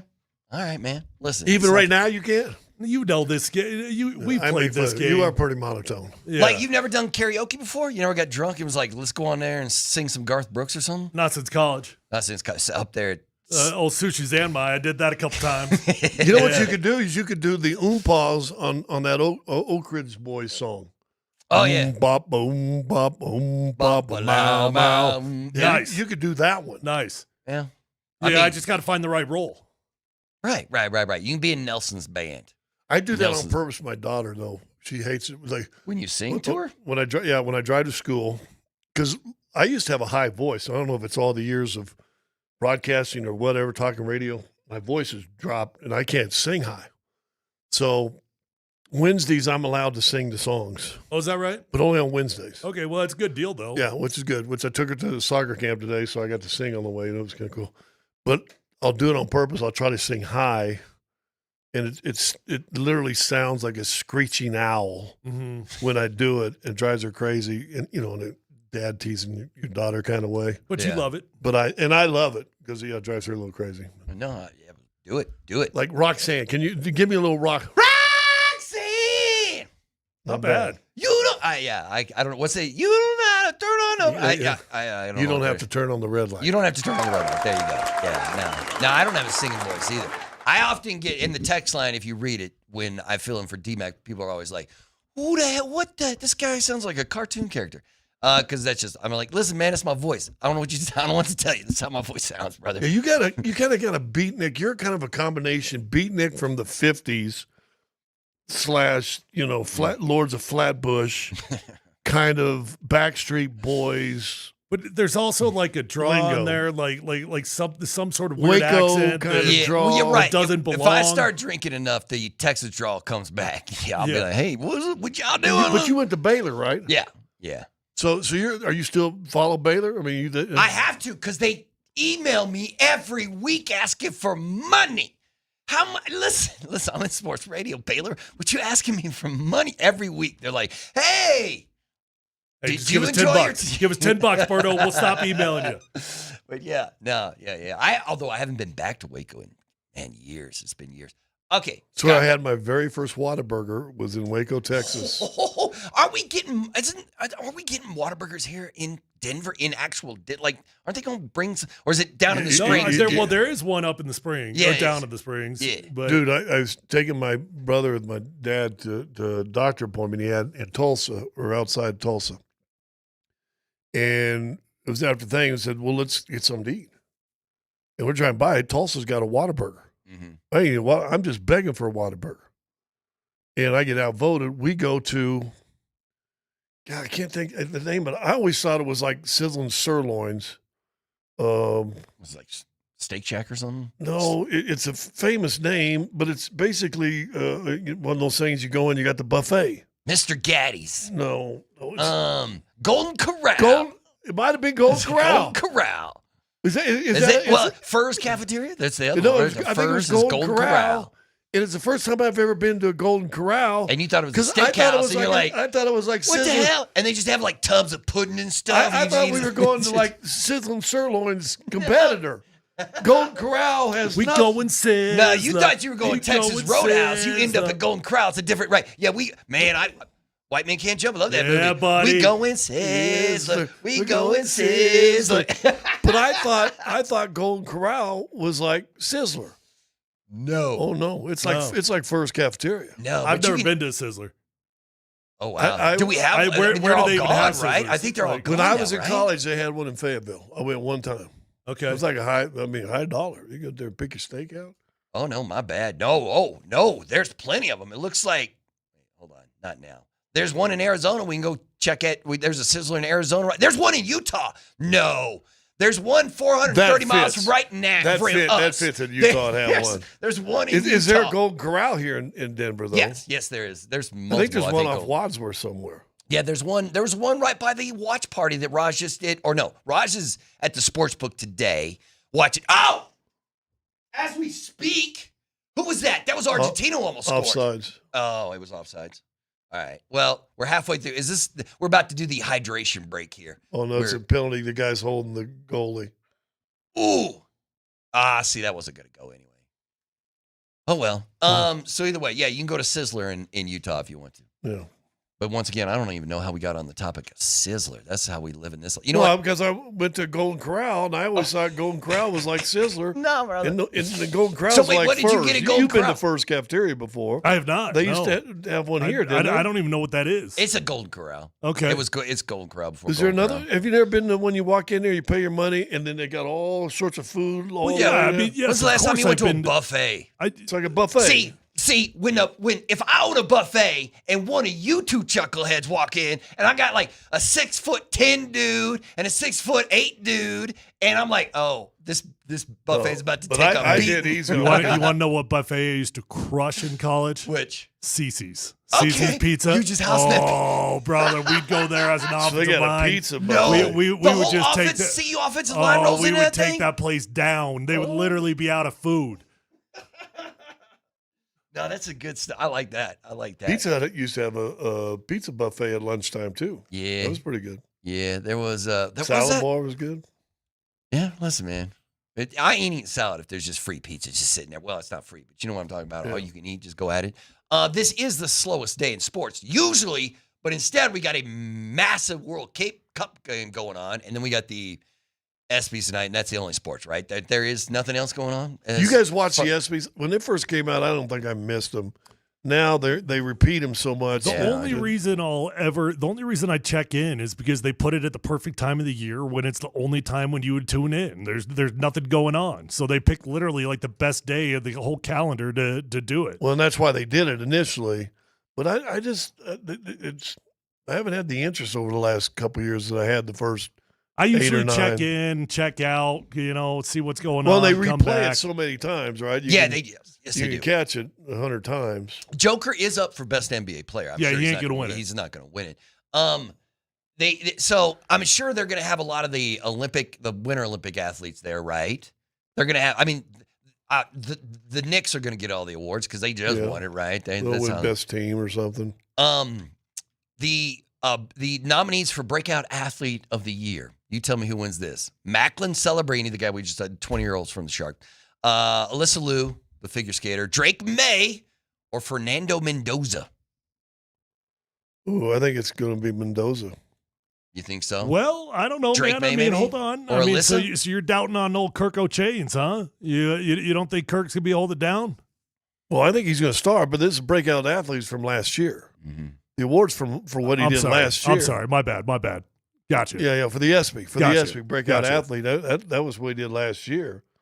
So, I mean, this he year, was if as big. He was a bigger Tell me the story other as candidates again. I'm sorry. Drake May. Drake May, Fernando Mendoza. Drake May Alyssa might Liu, have the been figure if skater. he didn't flame out, but he Right. flamed out at the end of the year. And Macklin Celebrini. So, but yeah, next year, who knows? I mean, Drake's not winning that thing, right? Why would he? It doesn't feel like that. At least compared to Alyssa or Fernando, they're going to take that thing. But once again, I don't really care about the ESPYs. You know what? This is on this day.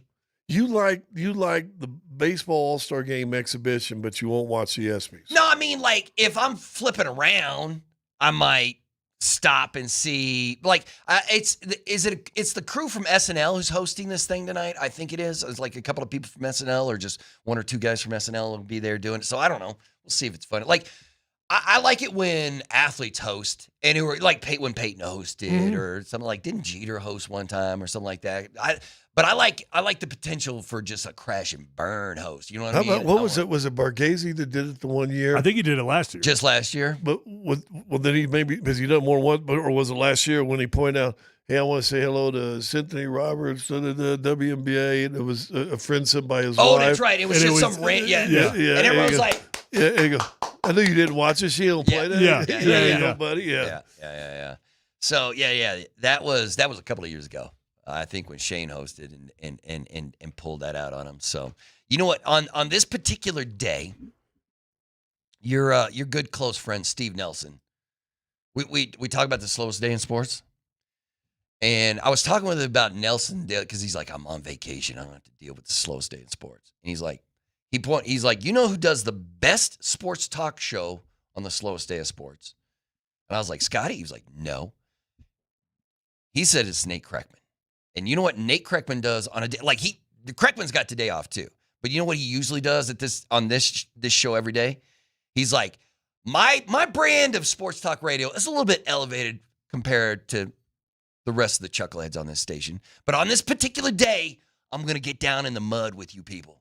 I'm going to get down in the dirt, and we're going to do every stupid sports talk thing that we don't do on this show. We're going to save it for today. So then he does like the Mount Rushmore, and he does the most hated athlete the best in Denver. sports illustrated cover. He saves best it all. sports movie. Yeah, he saves it all. Yeah, best sports movie. He saves it all for one day, and then Nelson's like, I love that show, bro. It's all the worst sports talk segments, but I love that show, man. And unfortunately, he won't be able to do it today because he's whatever. I don't know what Kreckman does on vacation. Yeah, who knows? Craft beers? No, that's Brett. I don't know what Krecker does. He's a craft beer guy too, I think. Yeah. Yeah. I think he's back home visiting his parents though. Oh, that's right. That's right. He's in Illinois or. Hey, did this get brought up in our discussion about buffets and I missed it? Did we talk about Olive Garden? No, Olive Garden don't have a buffet. Does Olive Garden? No. Well, I just saw some breaking news. Olive Garden is no, it's not a buffet, but they are bringing back its never-ending pasta pass for the first time in 6 years. Ooh. The $100 pass gives customers unlimited pasta dishes for 13 weeks with no limit on visits. Who said is Mrs. Olive Garden texting Hold on, for $100, you could go unlimited for 13 weeks. Wait! You pay $100, and then you just eat as much pasta you want. Yeah, unlimited visits. Okay. So you could go. Okay. Like yeah, I might have to go invest in the family pass on that one. The girlfriend goes out of town. You're on your own for like 2 weeks. You could go. How many times could you eat at Olive Garden? I'd go there every night. Yeah, you could go there every night. Yeah, for sure. Yeah, I mean, yes, I'm curious what's included in this pasta pass. Right? Can I get how many options do I get? Do I get them breadsticks? Does it come with protein? Do I get chicken Alfredo or do I just get the noodles? Alfredo? Or do I just get the Alfredo noodles? Right. Yeah, good question. And I got to pay an extra $1.50 for the sauce. It seems like an outrageous deal, though. $100 for 13 weeks. Let's go. Well, isn't this why Red Lobster went under because of the all-you-can-eat shrimp thing, right? They were like, all-you-can-eat shrimp, and people took them at their word and ate all that shrimp and put them out of business, right?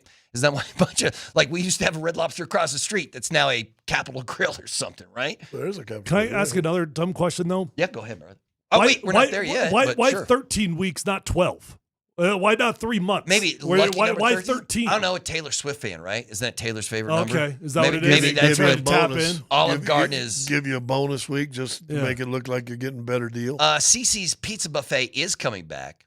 Alex says that Alfredo you're talking about is 3,500 calories. Hey, nobody said we were counting calories when we Oh went. no! See, Joshua knows what's up. Yes, you do get meat and soup and breadsticks, but they only have, so it's a limited number. So you got to jump in. There's only 10K passes available. So the first 10,000 people get in on the deal. Okay. Get it? Okay. And now, have you thought about this?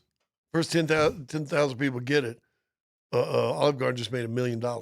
See, Olive Garden. See, there's a reason Olive Garden is still out there doing business, while Sizzler there's only like 2 of them left in the country. It's because of stuff like this. But all right.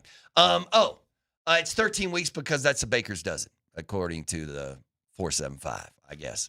But that makes sense right there. Listen, Olive Garden. I love Olive Garden. Yeah. You never go out to eat. How do you love any restaurant? Well, DoorDash, homie. Grubhub.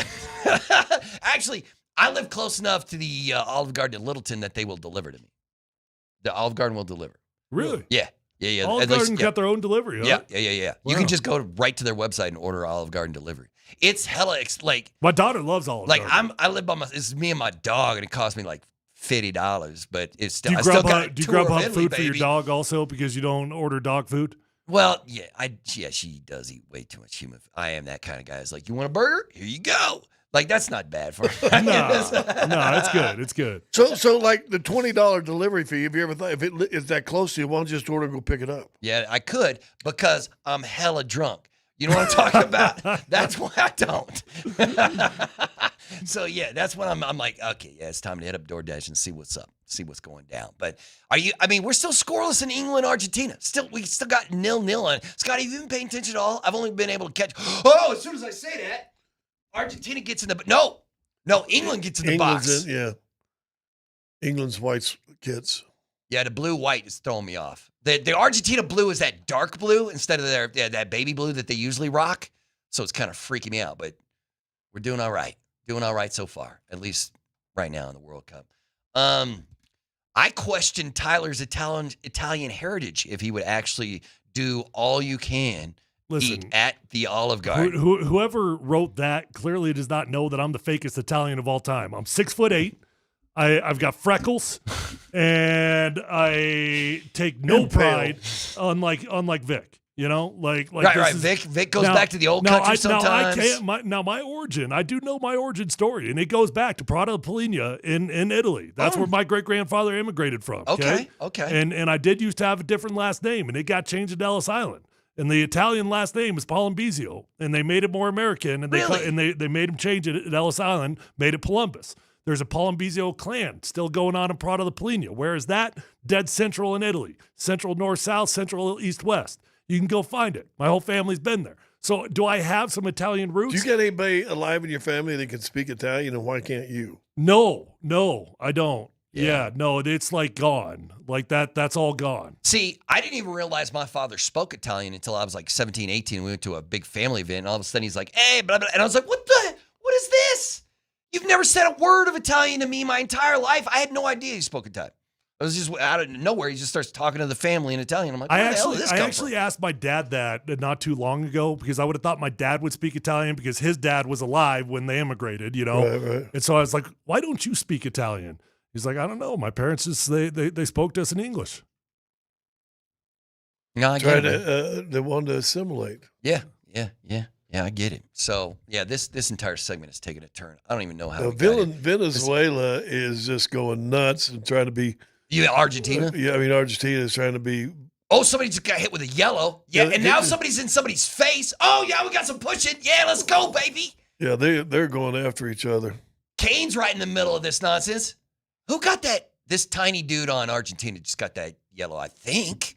Oh, that's Messi, bro. Did they just hit Messi with the yellow? No, it wasn't Messi. It was a tiny dude, but it wasn't. I mean, I can recognize. Oh no, yeah. Who was that? That was Anderson. I think gave a yellow. Anderson from. Oh, Messi got taken down. Is that why they hit that yellow? Yeah. Oh, Scotty, I think this is a lame yellow. I think this is kind of a. You tell me. Is that a legit yellow card? 25. Well, the one guy undercut him, but he got hit. That other undercut him guy got the yellow, but an Argentina guy got up because he was going around shoving people. Yeah. Well, this is going to be feisty now. Yeah. This is getting good. Like we haven't had like true hate between two teams before. But you're down to 2 games now. Yeah. And this one's got and now Messi's got a free kick from about, I don't know, what's that? 10 feet outside the box, 15 feet outside the box. Well, no, never mind. I lied. It's longer than that. It's much longer than that. What is that, Scotty? About 40 yards out. Yeah. Here we go. Oh, no. Nothing too exciting. So let's take a quick time out. When we come back, it is No Dumb Questions.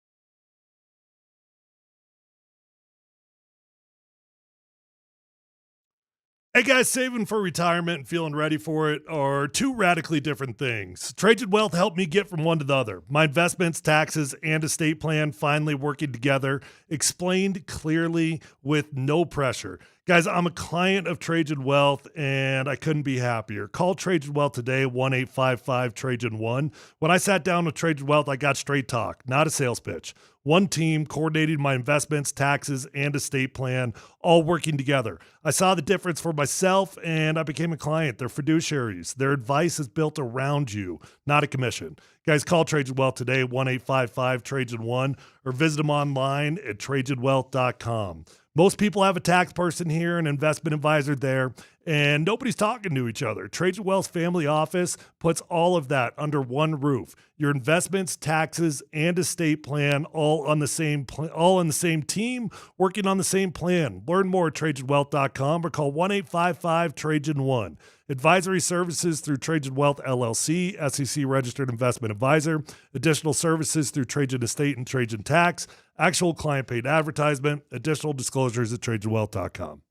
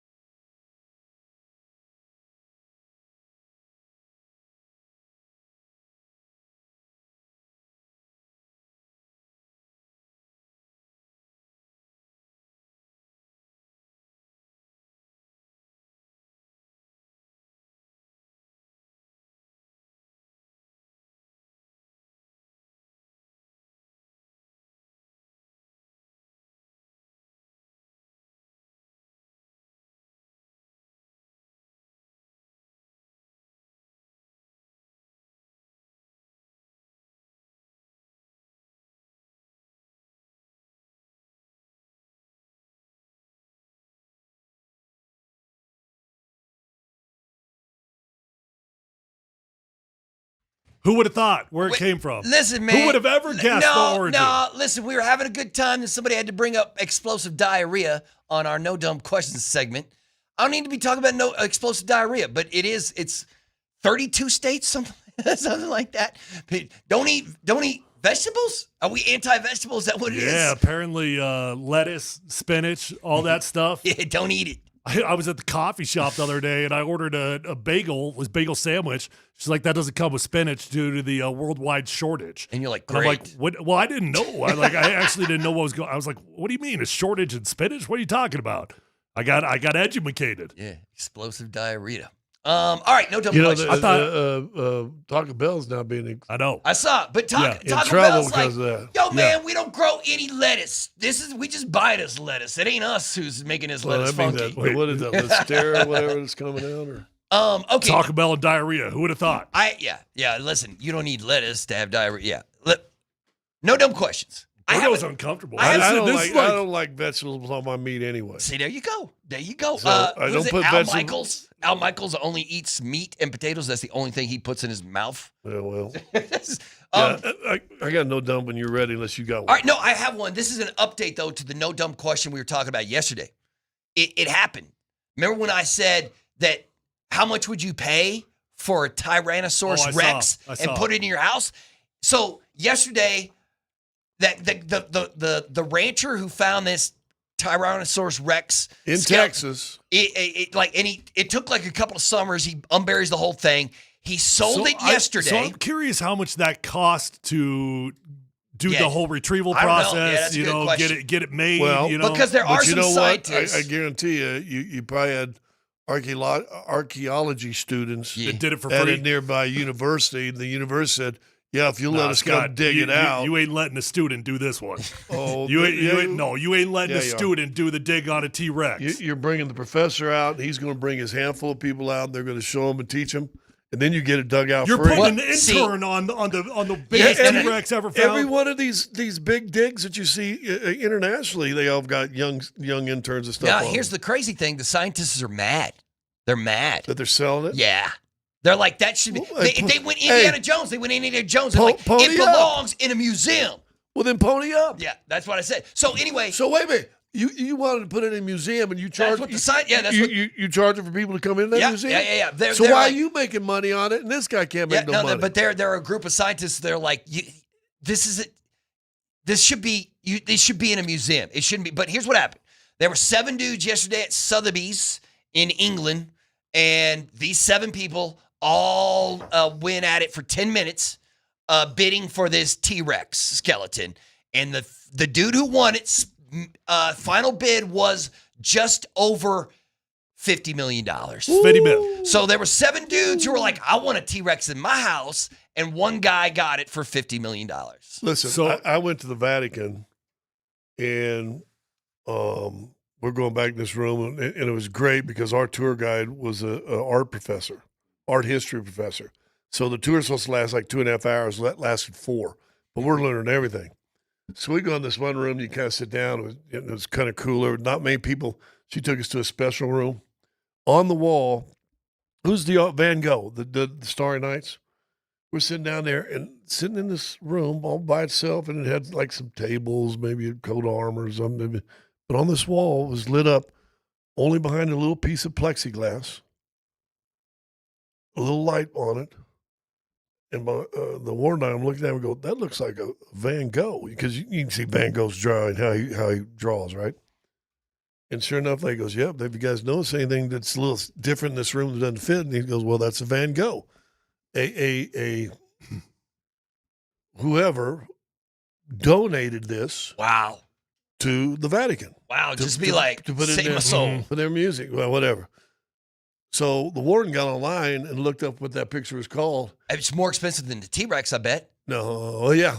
It's sold at Sotheby's for $138 million.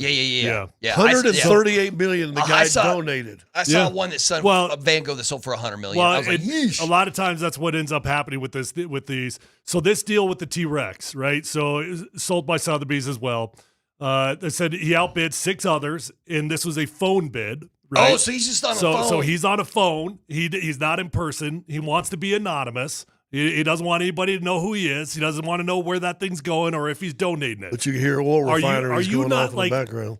Am I insane for thinking that Pablo Escobar just bought the T-Rex? Maybe. You know, maybe, like yeah. the next Pablo Escobar, maybe, like yeah. this thing's getting shipped to Colombia, and you know. I think this thing's people got money like that. It's going to go somewhere where there's a lot of sand. This is going to Dubai or someplace like that when them cats got that kind of money. Yeah, it's just so weird. Like, is that? But let me ask this: that's the centerpiece of your home. If you're this guy before T-Rex? you sell it, and he's probably thinking, I'll make $5 or $10 million, which is still pretty good. But if a museum says, donate it to us, we'll give you $500,000 cash from or whatever, and we'll give you 10% of every ticket sold for the next 20 years. I don't know, man. You doing it? Was that 50? I'm like, listen, give me my $50 million. Well, but you don't know you're going to get that. You're right. You might At the think time, you're going to get 5 or 10, which is still pretty good. Yeah, like the reason this made the news because this is the most expensive fossil ever paid. Well, the process of from start to finish, they started the process, the excavation in 2021. Took them 3 years just to dig the sucker up. Took an additional 2 years in the lab, professional prep, cleaning, and on a custom mounting system. So it took 5 total years to get this thing out of the ground and standing upright. Yeah, I wonder how much money he burned just to make the $50 million. It's one of the largest T-Rexes ever found, 38 feet long, 54-inch skull, and 61% complete by bone count. 67 million years old, they're saying. That's pretty old. Hey, what does what's that NFL anybody player who else doesn't struggle believe with- in dinosaurs? Like, what does he say when you like roll up on that thing? Just like, I guess. Yeah, I don't know, but I will admit that I struggle with time. Like 67 million years. Yeah, I don't have like I concept. struggle with the concept of like, is that possible? Is that like that's really possible that with the 67 million years? Yeah, no, that's a long time. I know. Everybody tell me how stupid I am. I know. No, that's all right. It's carbon dating has proven that it's not really as accurate as people want to use it as. So it might be. Who knows? Are you one of those guys? Like, it was William Hayes. That's it. Former NFL defensive end who's What was I don't believe in dinosaurs. Yeah. I don't believe in them. Now, that was when he was with the Rams, wasn't it? When they did he played for the Rams. Hard Knocks for the Rams. Yes. That year? Oh, yeah. I do And remember Goff that. was still That's there. right. That's right. Goff didn't know the sun came up in the east. That's right. Yeah. He didn't know. Right. And he Can I people say something? bring that up to And I this told day. you guys this yesterday. I'm not sold on Goff, and I figured everything's going. It started with that Hard Knocks when he said the sun comes up in the east, and he didn't know that. Mm-hmm. I'm like, that's a dummy. That's a quarterback, and how many dummy quarterbacks last? Yeah. No, I get it. Brett Favre lasted. Is it one of those things? Was he dumb? I think so. I'm trying to think. There was. But he seemed a lot more competitive. I than know Goff what it is. does. You know what? This is like 10 years ago when Obama was running for president. He didn't know what a trailer hitch. He was like touring Texas and shaking hands, and he didn't know what a trailer hitch was. There was a and he was like, "What the hell is that?" And I was like, "How do you go through your whole life and not know what the hell a trailer hitch, bro, is? Bro, come on, man. You don't know." Because he knows how to call the people to hire a trailer. Yeah, that's what I was thinking. That's what I was thinking too. You ever see It's a like, dude?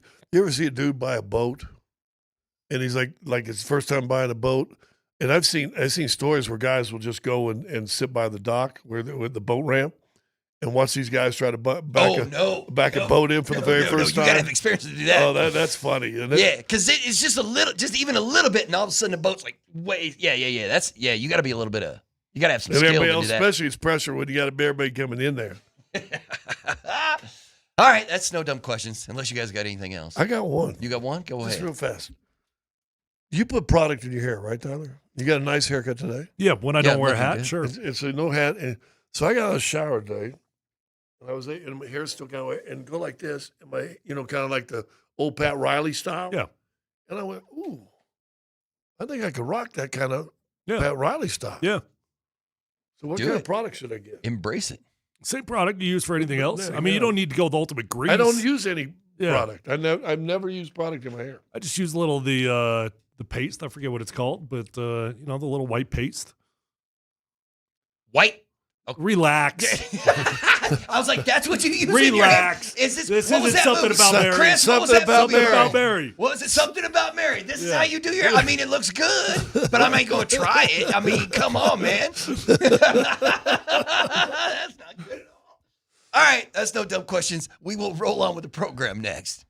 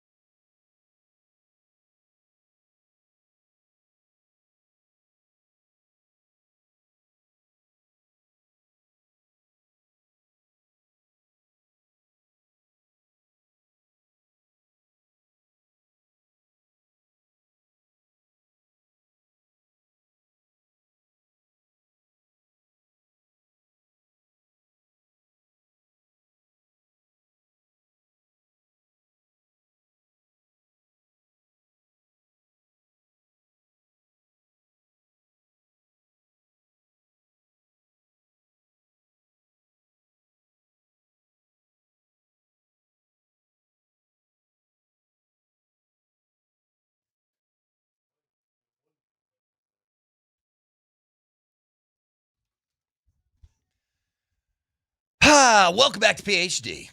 It is Wednesday, July the 15th. We're coming in live from the Backus and Shanker Studios.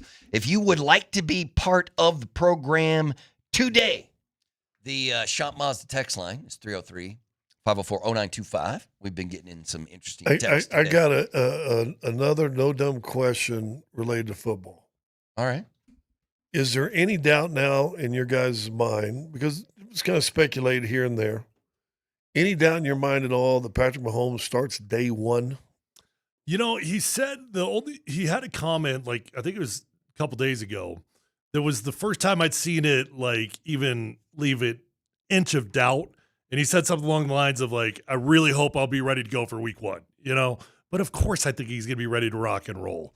They've been saying he's ready for 3 months now. NFL put him on week one. You think NFL didn't do a little investigation in that to see if Pat Mahomes is going to be ready to rock and roll? They might have just guessed. You tell me, Sky, we're watching Patrick run right now in that big, I mean, he's wearing the full leg sleeve over his knee. Which he'll probably will for a while. And I got to tell you, it doesn't look like he's healthy when he's doing it, right? Like, it does look like there's a limp or something going on there. Well, what week was it when he tore that thing? December 14th. He tore it December 14th. That off the top of your head. That was impressive. They just showed it. Oh, okay. I was like, holy cow. They just showed it, like tore ACL December 14th or whatever injury it was. Yeah, December 14th is when it went down. So it is a fairly tight turnaround for something like that. What is it, Scotty? Is it 7, 8 months? Be 8 months. The end of August would be because it usually starts last week of August. What was Adrian Peterson, like 9 or 10 months, and that was the quickest recovery of all time? Well, 9 months when Peterson did it. Yeah. And it was like no one had ever heard of that because it was always still deemed a year. We've seen Jamal Murray lasted, a year plus? Yeah. Right? Because he did it right before the end of the season, missed the entire next season, and then started, I think 23, the year they won it, 22-23 was his first year back after hurting it in the playoffs 2 years prior. But neither of you think that tearing, like Patrick tearing his ACL and LCL did not, like, degrade his ability to play the position. Like, we don't think he's just going to drop off next year, right? I do not. I think that Pat Mahomes can play a lot of styles of football, unlike most people. You know, so even if he had to change the way he has to play, Mahomes is capable of it. Yeah. The ACL isn't connected to the brain anywhere. So he's not going to become a dumber quarterback. That's no threat. But he may have to adjust a few things just to figure out how he's going to do it and how he gets out of the pocket. Maybe hold on to it a little less time. Maybe scramble out a little less or get down a little sooner. I don't know what would be better for the Broncos, a taped up and super glued Patrick Mahomes on week one or Justin Fields. What would you rather face off against? I think either one. It's a hell of a gift. If you got to play Kansas City on the road, oh my gosh, NFL gave us the gift of a lifetime doing that week one. Yeah. If. Well, there's no way he's like Superman. Going to be 100%. You know, there's no freaking way he's out there feeling great. But here's the key, though, is an 80% Patrick Mahomes better than 100% Justin Fields? Yes. Probably, yeah. Yes. So then that answers why he'll play, right? Yeah. Yeah. I guess But then again, you don't take it cautious though, right? You're just like, hey, let's give it a couple more weeks. I take the first 4 weeks of the season, and I'm real cautious. I may not play him opening weekend. I would not put Patrick Mahomes out there before he's healthy. That's for sure. And as close to his 100 as you think you can get. Yeah. Maybe that's a good question. Maybe there is still doubt. I don't think so, bud. You think he'll be healthy? I mean, I agree with your assessment that I'm not putting him out there unless he's healthy. They've been saying that dude's going to be healthy for months now. Well, that's not just coming from nowhere. I mean, this kind of goes back to your comment earlier when we talked about we were watching and we looked at Ronaldo's body at 41 and even Messi and some of these how LeBron James will be 42 next year. Yeah, he's going to be 42. His 24th season or something like that. You know, science has changed, and the athlete's knowledge has changed as far as how to take care of their body and their body's your own corporation, right? Dude, we're seeing some miraculous things right now. I think with athletes that Brady played forever. LeBron's 20 playing years forever. ago, he's out the entire season this year, probably. No question. Yeah. During my era. Yeah. And that wasn't that long ago. He's likely to be out. He's likely to go out to about week 12. And then if Kansas City is like 3-9, they're going to go, let's just stay out the rest. We'll take a high draft pick. Then we'll get you back full gold next year. I mean, I'm not insinuating that Bo Nix is not going to be ready to rock and roll at all. I think he is. I think he's going to be fine for day one of training camp. But it is ironic that Patrick Mahomes freaking blew his knee out, ACL, MCL, or LCL, whatever it was, and we're the ones that are wondering, is our guy good? Yeah. Yeah. Well, how about this question? With a bone. With some bone spurs. The Broncos won 8 more games than the Chiefs did last year. How many more games did they win this year than the Chiefs? They won 8 more games than the Kansas City Chiefs won last season. If Mahomes plays, it ain't going to be 8. I don't think it's going to be 8 either. I mean, like, well, first of all, the Chiefs aren't going to lose. I'll only win 6, and the Broncos aren't going to win 14 again. DMac is like written off the Chiefs like, it's over. It's all done. The era's over. Like, the Chiefs are done. Reed is washed. They're never coming back. Mahomes is washed. I mean, Kelsey's washed. Well, some of that is true. Like Kelsey is more or less washed for the most part. You still take productive. Kelsey on this team right now, brother. I would. Yeah, I would. There's no question that I would. But as long as Pat Mahomes is playing quarterback and Andy Reid is his coach, that era is not over. Mm-hmm. No, I mean, and then Mahomes is he just 30? I mean, he's not. He's like, it feels like Mahomes been in the league forever, but that's because he's in playing all those big games. Here's the funny thing, and the question will be: is it over? Is it now? Will it look like Buffalo, in the sense that you're going to have a great quarterback and your teams are going to be really, really good all the time? Mm-hmm. But is the Super Bowl's over? Is the winning the Super Bowls over for that team? You know, and like I said, Josh Allen has a great year every year. He was MVP last year. He has a great year but they get in the playoffs and see you later. It has. I mean, they may never win a Super Bowl in Josh Allen's career.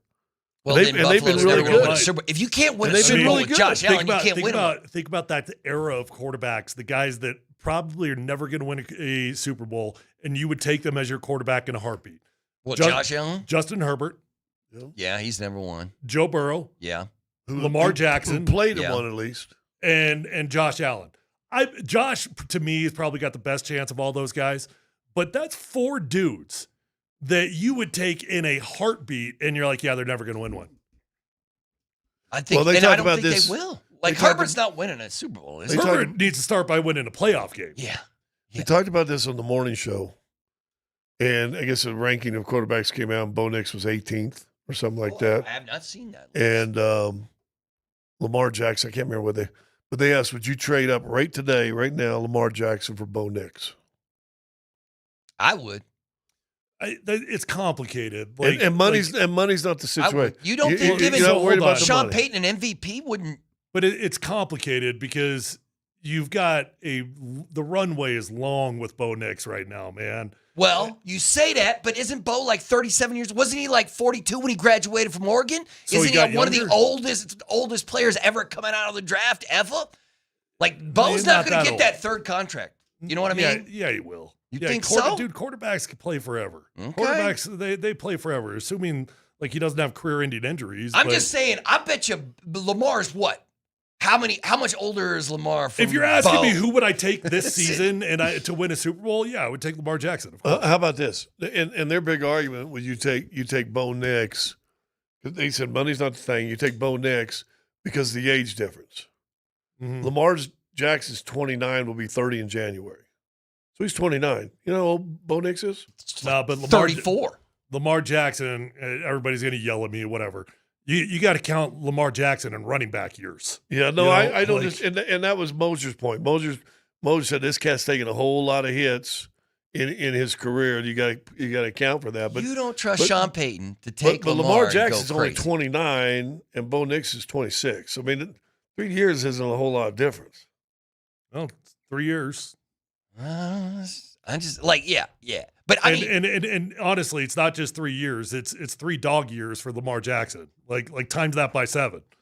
I mean, but are you you are a believer in Lamar? Both of you believe in Lamar? No. He thinks he's always going to be a good quarterback. I get DMac and I get into this all the time. Oh, really? I don't think Lamar Jackson's ever capable of winning a Super Bowl. He's not. He's not. Well, how many quarterbacks are that? Do you think That doesn't mean he's a bad quarterback, nor does it imply I wouldn't want him as my quarterback. I mean, there's a lot of guys that are never going to win a Super Bowl. Right. Half the quarterbacks in the league, I think, are like, nah, that dude can't win you a Super Bowl. He might win you 10 games, but that's it. When you cannot win from the pocket on third down in the playoffs, you will not win a Super Bowl. Well. So you would not trade straight up right now Lamar Jackson for Bo Nix? No. No. Now, but if you're asking me who would I take for a single year, I would take Lamar Jackson. But it's only about the year. It's only about the year. What are you talking about? I'm talking about win now. I don't care about 3 years from now. No, it's I don't not. care if Bo Nix is the better quarterback in 5 years than Okay, Lamar. well, you know what? I'll find tell another you this. guy All right, in 5 years. I'll simplify it. I wouldn't even do it for 1 year because I don't think Lamar Jackson is capable of winning a Super Bowl. Okay, see, that makes more sense. So I wouldn't do it for a 1 year for a fun year that we're really good and we have a lot of fun in the regular season. I wouldn't do it for 1 year. No. And that makes perfect sense. But this team that the Denver Broncos has this year, who would have a better chance to win more games, Bo or Lamar? Lamar. But I mean, it's not worth giving up the future for the a guy future is that now. There is no future in the I know, NFL. but I don't think the future with Lamar. I don't think right now Lamar Jackson's going to win a Super Bowl. Well, if you think that, then you're right. Then you're right. But once again, I want like one dude or two dudes. I want George Payton thinking 5 years ahead. That's it. That's the only guy. I want to win now. Now. I'm I'm done waiting. Win now. So if you can, there's another yellow. If you can find a way to get better at the quarterback position immediately, then do it. There is no tomorrow in this league. Don't worry about Bo Nix in 3 years. I'm worried about winning a Super Bowl this year. And if you can do it with somebody else, then do it. I think it's crazy. I think Bo Nix is your franchise quarterback. I heard Raj and Mike having this exact conversation. It's complicated because do I think that Bo Nix is a top 10 quarterback? No, I don't. But how many quarterbacks out there would I really be willing to trade for straight up? And that includes age. What's that number? Is it 5 guys? It includes scheme fit, and it includes 3, 2? All of it, right? I don't know, man. I mean, I could probably come up with maybe 7 guys, and that's about it. What about the guy who won the MVP last year? Matt Stafford? Would you trade for the guy who won the MVP because he's going to be old as hell after this year? No, I probably would not. He probably gives you the best chance to win the Super Bowl, though, right? In this season, yes.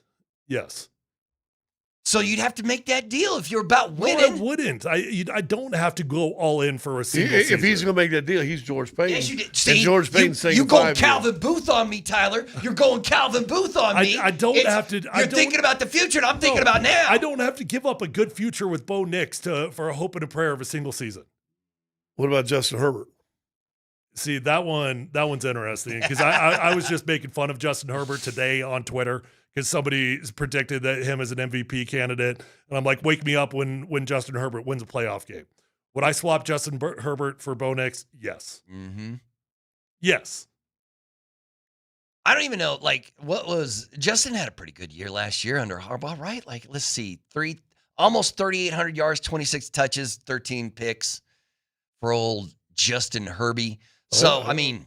Yeah, I thought they kind of didn't use him a lot early. Well, Harbaugh at first was like, we're going to run. And then they started losing. They're like, we're going to throw, right? Yeah, because when you got a Ferrari playing the quarterback position, you should drive the Ferrari. Yeah, go with your strengths, man. I am super, super, super excited to see what the hell the division is going to do this year. If I had to get I'm one of those people who I don't even count out the Raiders yet. I should, because that franchise is. They'll be better than they were last year. But I mean, seriously, Broncos, Chargers, Chiefs, Raiders. I mean, all 4 of those teams could be good. They could be good. I know we gotta go break, but when you're talking about the Raiders, any hangover with the Max Crosby thing? Nope. I think it's done. It's toast. They're best friends again. It's like there's no reason for bad blood. I wanted out. You gave me what I wanted. I disappeared. That other team didn't want me. I'm back here. You know what? You're still pretty good looking after all. Yeah. I think that's exactly how it There goes might down. be some feelings underneath, but I No, think everybody no, now is what like, feel- yeah, we're okay. I don't think there's any feelings. Crosby is also the kind of I guy bet who'd be like, Crosby's the only one that could have feelings, right? Yeah. Because he wanted out of Dodge. Yeah. But now all of a sudden he's like, you know what? I got a Raiders tattoo. That thing wasn't going away, and I went somewhere else. And you know what? I am loved in this place. I bet he falls in love with them again. now the team loves it. Oh, England scores. England scores. I'm 10 seconds behind. I still haven't seen it. It's 1-0 England in the there it is. 55th minute. That's a kind of sexy goal. Okay, so we actually have some action here in the World Cup. Sorry, didn't mean to jump on you there. But we got some action going on. We had some excitement. Yeah, Argentina trails now. Got to find the equalizer. All right, we got to go to break. When we come back, we got Chris Mitchell's favorite segment. We got some NFL news and notes, and that is next.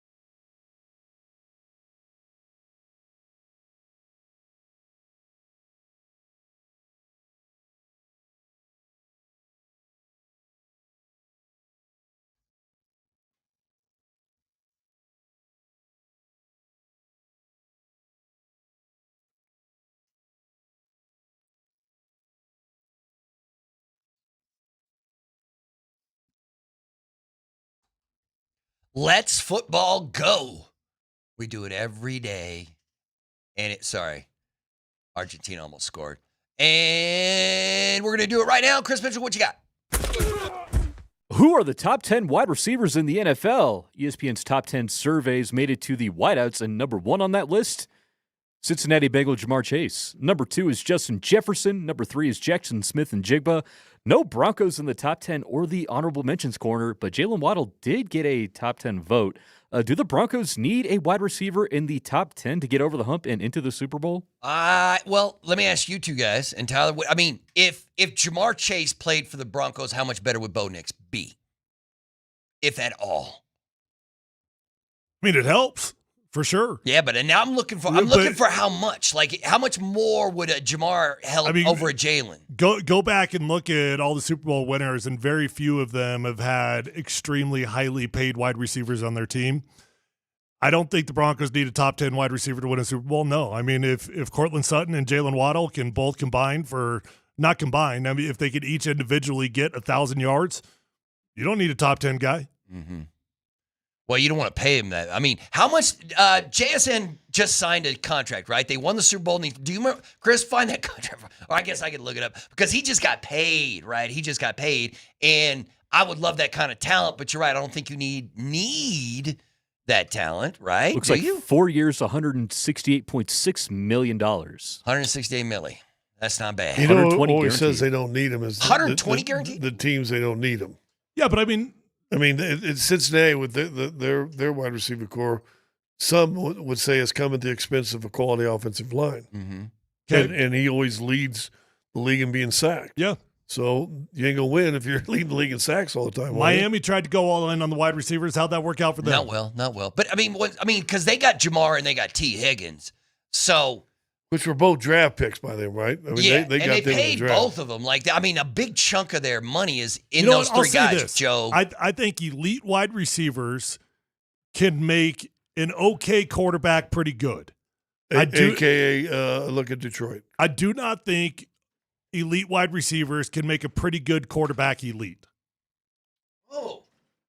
Okay, I guess I hadn't thought about it like that. Right. So you can't just take Jamar Chase and put him on and make Bryce Young or somebody. Well, I think look amazing. Tua is a pretty good example of it, honestly. I mean, he had some pretty good wide receivers. Well, now they made Tua okay. Tua's in Atlanta now? He's in Atlanta? He's in Atlanta fighting it out with Michael Penix. Oh, so yeah, that's going to be weird. And I'm assuming he's going to win that job, right?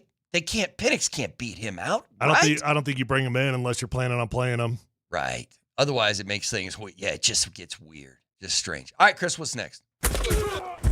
Pat Mahomes playing week 1 against the Broncos? It's more likely than you think. He did tear his ACL in December, but he told Yahoo Sports Daily that he's still working on trying to be ready to play on Monday Night Football against the Broncos. Quote, I'll give every single thing I can to be out there week 1, and hopefully the doctors and the coaches give me the green light, and I'm able to go out there with my guys and compete, yada, yada, yada. Mahomes did acknowledge that his rehab has been a long process, but he's feeling good with training camp beginning in 13 days for the Kansas City Chiefs.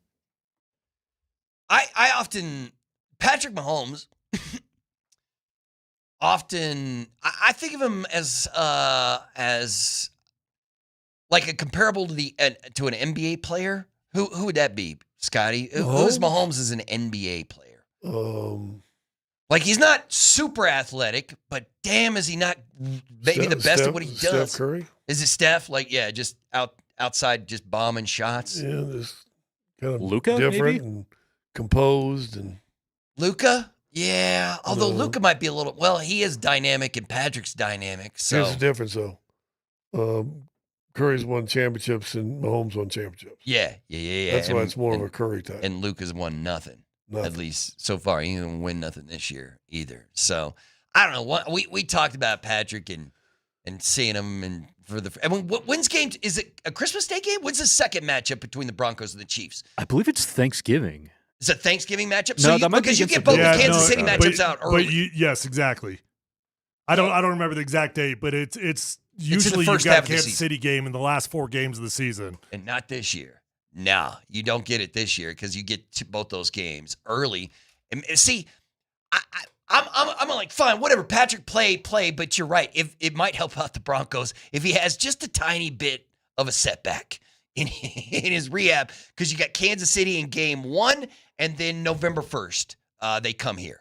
So, yeah, you're going to be done with Kansas City. You're going to be done with those division games at the beginning of November. Do you got the Chargers and Raiders at least in the last 4 weeks? Your last game of the season is the Chargers, is the LA Chargers coming here to the Mile High. And then Vegas in December. But, yeah, you only have one division game in to close out the last couple of weeks of the season, like the last 3 weeks of the season. It's only the Chargers. So you're getting some of these done early.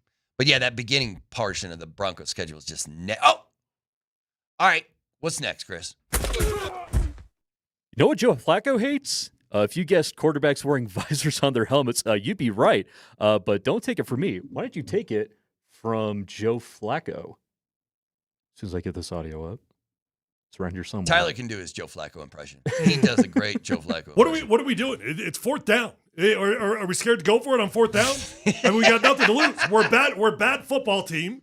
We're scared to go for it on fourth down. That's pretty good. Why are we here? Why are we playing the game? All right, here's the audio. You notice Shador don't have just like a clear visor. He's got the clear mirror. Why do they when you're growing up, they're like, visor up. Who do you think you are? It's like, it's that.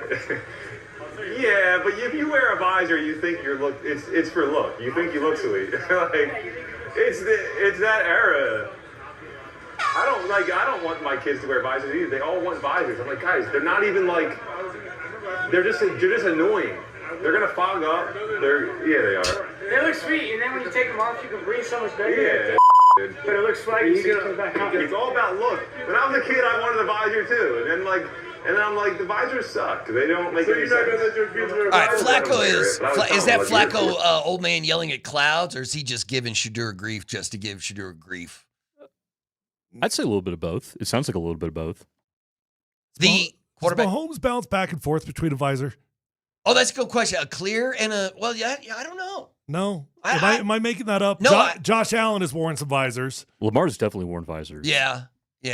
But like Shador was it was Dylan Gabriel on the Netflix program who was defending Shador, saying well, I wear one too. I don't want to get poked in the eye by some angry defensive lineman or whatever. And Flacco's like, whatever, you know. Are you guys? I haven't watched it yet. Are you watching Quarterback on Netflix where they're following these guys around? Yeah, they got a new one. Yeah, they got a new one. It just started like a week ago. I haven't seen this. Weeks ago. That's where we're getting this audio from. I thought this was just previews. No. It's out. I think it just came out. The first, I think it just the came first out. quarterback one was really good. Yeah. So this new season is just coming out. I think. Ooh, what happened? We almost got a goal here. We almost got it. Wow, that was a hell of a save. Yeah. That was a save. Wow. Was that? Hell of a save by England. Ooh, yeah. Argentina almost tied it up. Look at this. Oh. Wow. That was sexy. That was a hell of a save. Jordan Pickford, man. Jordan Pickford. Yeah. Well, all right. Okay, Chris, what's next? There we go. John Gruden's got some quarterback takes, if you can believe it. He was chatting with Cam Hayward, and he lamented that quarterback play is not moving in the right direction. Quote, I'm worried about the game, to be honest with you. A lot of people think the game is evolving. I think the game is dissolving. Gruden blames it on a failure to communicate by quarterbacks and coaches. He also said it's more of a problem in college when you see more high-tempo turbo offenses that just go, go, go, go, go, go. Not a whole lot of communication between players and coaches. And when you got the higher usage of RPOs in there as well. How do you guys feel about that? Is the game really dissolving at the college level? Yeah, I guess I would just say, pipe it, old man. I understand what he's saying. Quarterbacks don't come into the NFL prepared because they don't have to read a defense. They're not told to make their own audibles. The decisions are made for them by the coaches and with a poster that's got a picture of Pamela Anderson on it. You know, like that's how they're making their decisions. So he's kind of right. Well, yeah, he's right about that, but I would not say that it's affecting the NFL. Nor would I even say that quarterback play. I don't think guys ever really came into the league any more prepared than they do right now. Quarterback play's always been hard. Well, I mean, we're currently living in the best era of quarterback play, right? I mean, Isn't this? I mean, is there another era that you can think of with this amount of good? Well, the '83 draft with Elway, and Jim Kelly and Marino and all those guys, right? Yeah. That's probably the greatest era. But I mean, you got how many Hall of Famers leading NFL teams right now? Right now, I mean, is that 5 guys already that you like that? Well, that's because Aaron Rodgers is still doing it, so that's 1. Patrick's already in, that's 2. I don't know do we consider Josh Allen? No, I don't know. No, not yet, right? Josh Allen ain't no Hall of Famer, so we can't put him in that conversation. He'll be a Hall of Famer. When it's all said and done? I think he probably will, but I'm assuming some success that comes on the back half of his career. Yeah, it'd have to be, right. I don't know. How many quarterbacks who are currently playing are going to make the Hall of Fame? How many MVPs? I think it's pretty. How many MVPs whose quarterback has taken them to a playoff 8 straight years? I don't think it's ever been harder than it is right now to make the Hall of Fame as a quarterback without a Super Bowl. Ooh, well, it's us. It's us. I blame these chuckleheads in this room right here because right. Sports now, and I don't mind it. It's all or bust. You win everything, or you're dead to me. I'm still pissed off at the Nuggets the way that season crashed out, and I love that team. You know what I mean? It's win it all, or you are dead to me. Are you more mad at the Nuggets or the Avs? The Nuggets. The Avs just tripped and fell and smashed their face into the floor. The Nuggets got called punks, and then they punked out. So yes, I've still got some feelings about it. Matter of fact, I don't even know what we were talking about now. I got so worked up about it. So, Chris, go on. What's next? All right, last one here on my list. So we're almost done with this England-Argentina match. England is up 1-0, 2 of the top teams in the entire tournament. But did you guys know that this match has been deemed the, quote, highest risk match of the entire World Cup? No. This coming from the London Times, the FBI, the Atlanta PD, and FIFA all got together and deemed that England versus Argentina to have the highest risk for altercations in the stands, maybe on the field too. There's some geopolitical reasons for that. We saw a bunch of yellow cards in the first half. Yeah. Anybody here remember the Falkland Islands War between Argentina and England in '82? Not really, but I mean, I've heard of it. But so they got country beef. Yeah, they got full on. Yeah, it's geopolitical, buddy. Okay. All right. Well, listen, it was getting a little chippy in the first half. The second half has been much more attacking and much more fun. Yeah, much more fun. But that's because Argentina was like, oh, damn. And then it felt like as soon as the England scored, Argentina was like, oh, we should probably get into this game.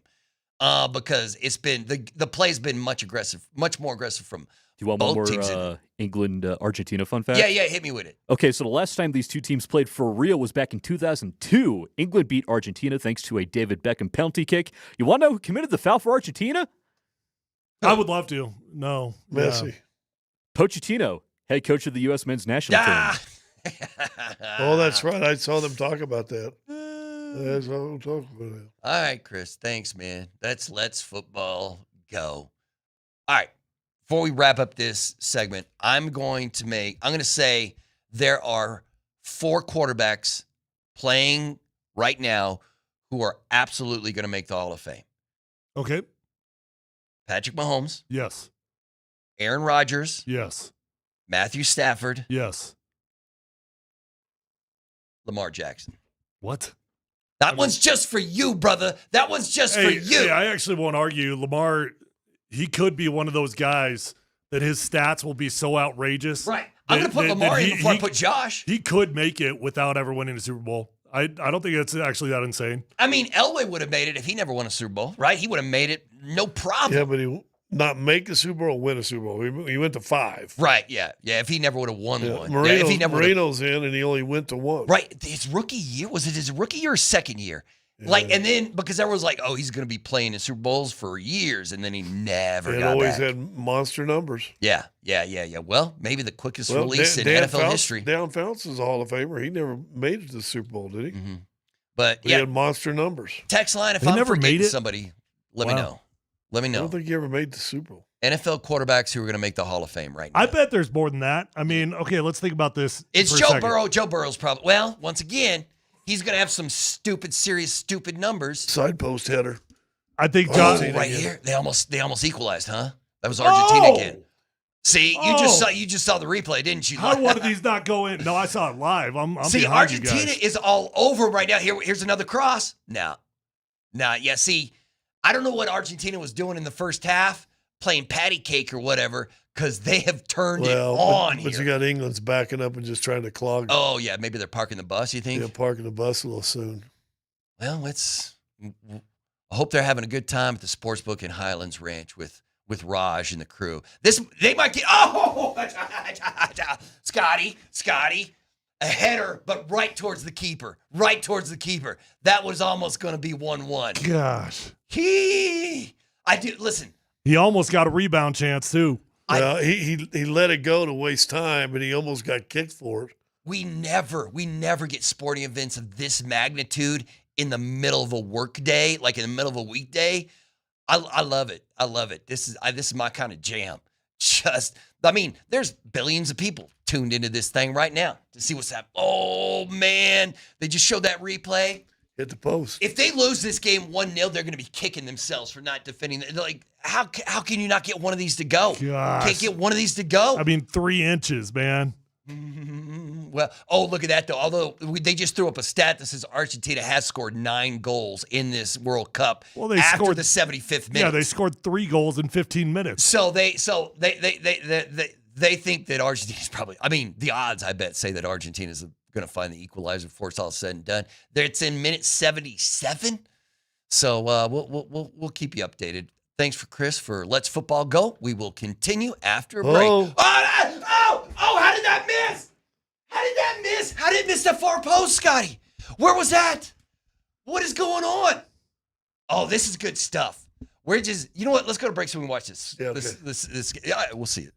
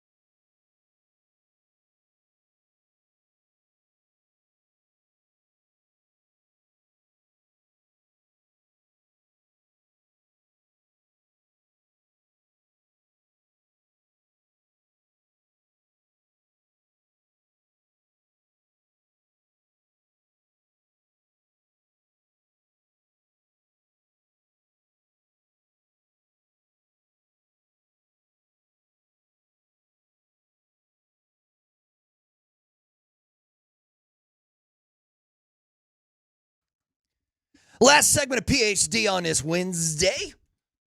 As it remains 1-0, England over Argentina in minute number 84 there in Atlanta, Georgia. We have not spoken on the Open. The British Open gets going tonight. Tonight, right?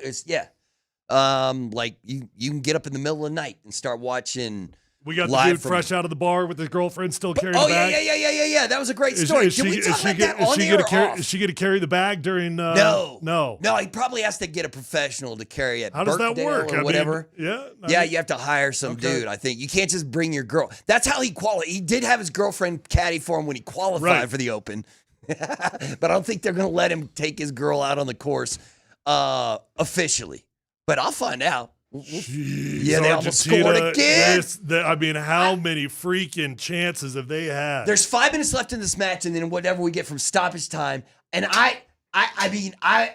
if my name was Mark Springer, I'd put $1,000 that Argentina would equalize this thing. I don't know, man. We're running out of time and chances. One of these things has got to go. They've had 5, 6 opportunities here in the last. That goaltender's playing out of his mind. 10, 15 minutes, and now they're just giving the ball to Messi and letting him do Messi things.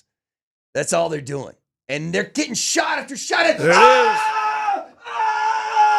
There it is. They tied it. We're going to get extras. Let's go. 86th minute, they tied it.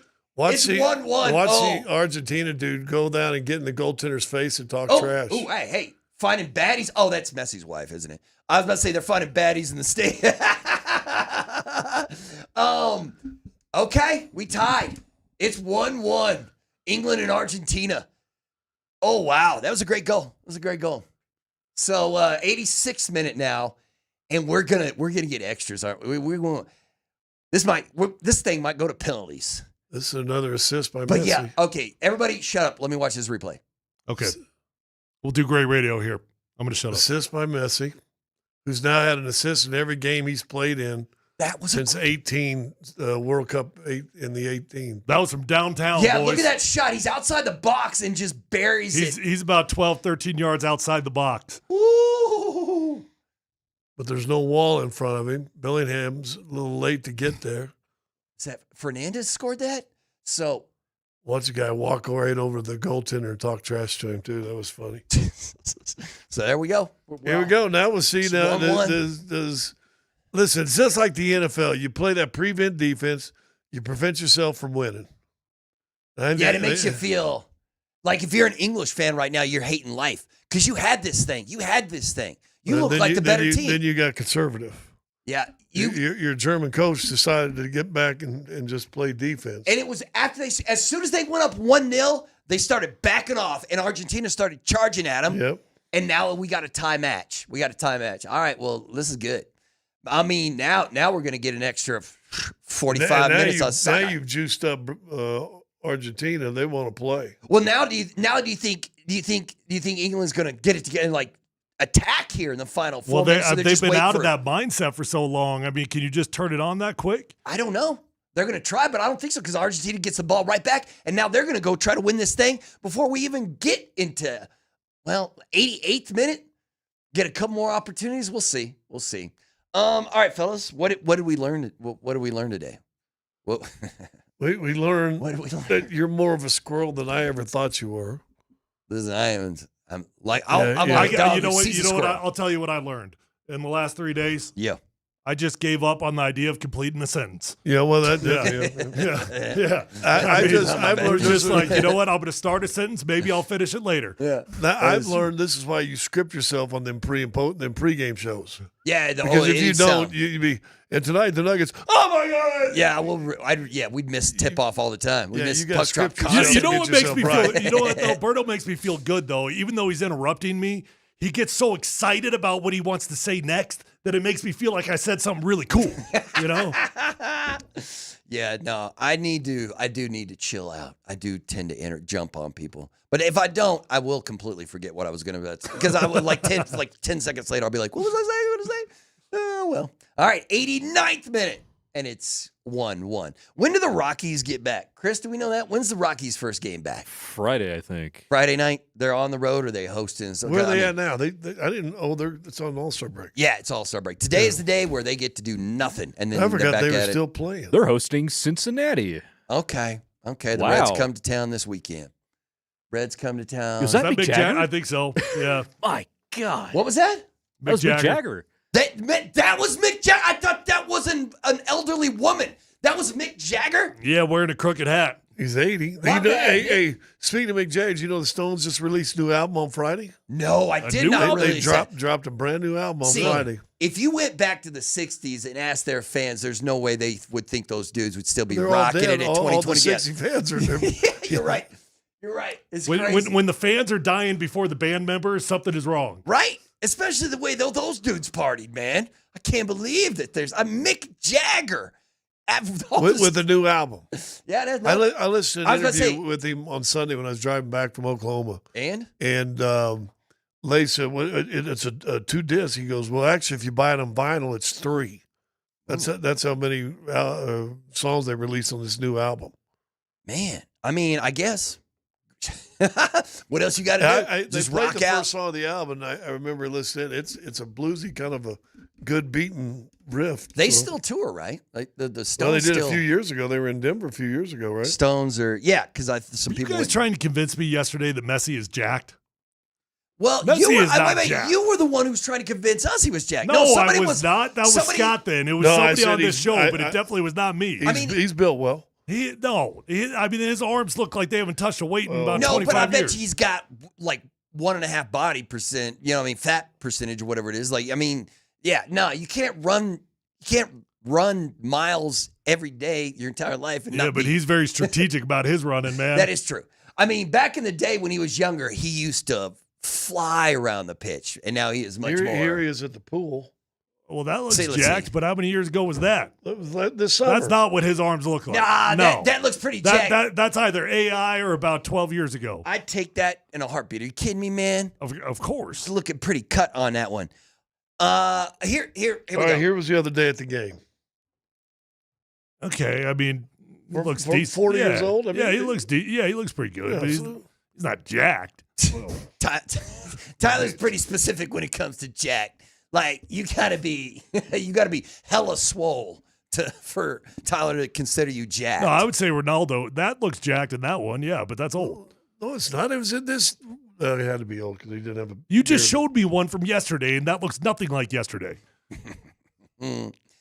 The deadline is passed to sign your franchise tender, and only one player in the NFL is getting hit with that. Ooh, what? Oh, they just hit another post. No. Oh, how did that not go? No, they scored. Oh, they did it. Scored. They did it. Just scored, bro. You know what? They deserve to win this game. How'd they get that to go? But 9 minutes of extra. The 92nd minute. So Argentina just scored 2 goals in the final 3 minutes of this match. Oh my goodness, that one was ahead of the distance. Dude, I mean, they've had 20 shots on goal here. They deserve it. Wow. Argentina down a goal in the second half, just scored to make it 2-1. And England fans are like just devastated. Yeah. That's not coming home, buddy. You're going home. Be gone. Rocks. Yeah. Wow. So hold on. Here's the replay. Messi with another assist. Yeah, I think Messi had the primary. Yeah. Yep. Man, he put that on the money. And he's wide open. Number 2, let the guy get in front of him. Yo, is that the same guy? Did Fernandez get a brace? Chris, check the scoreboard on that. Tell me who scored that goal. I thought the first guy was 24. Martinez was this one. Okay, so it was Fernandez was the first goal, and then Martinez with this 24 one. and 22. Okay. Wow, look at Argentina fans losing their mind. Some of these fans are crying in the stands. So you've got about 7 minutes to go. That was a crazy dramatic game. Well, what are you going to do now, England? I'd be so mad. Oh, I'd be so upset if I'm an English fan. Oh, you've kicked this game. You butchered this game. And Man, this loss is on Argentina, you. they just scored flurries. Well, and the England guys, I'm telling you, that defensive guy let that guy get right in front of him in the box. Wow, I'm excited. You know what? Ready to go home and relax now. That was there. You go. that was some good sporting right there for you. Although I will say, there is still 4.5 minutes of stoppage time. I don't know but if England. They haven't played in 2 minutes, so they'll probably be more like 5 or 6. So England's gonna get maybe 1 or 2 more opportures. If they Argentina just got a yellow card for talking trash. Oh, I kind of like go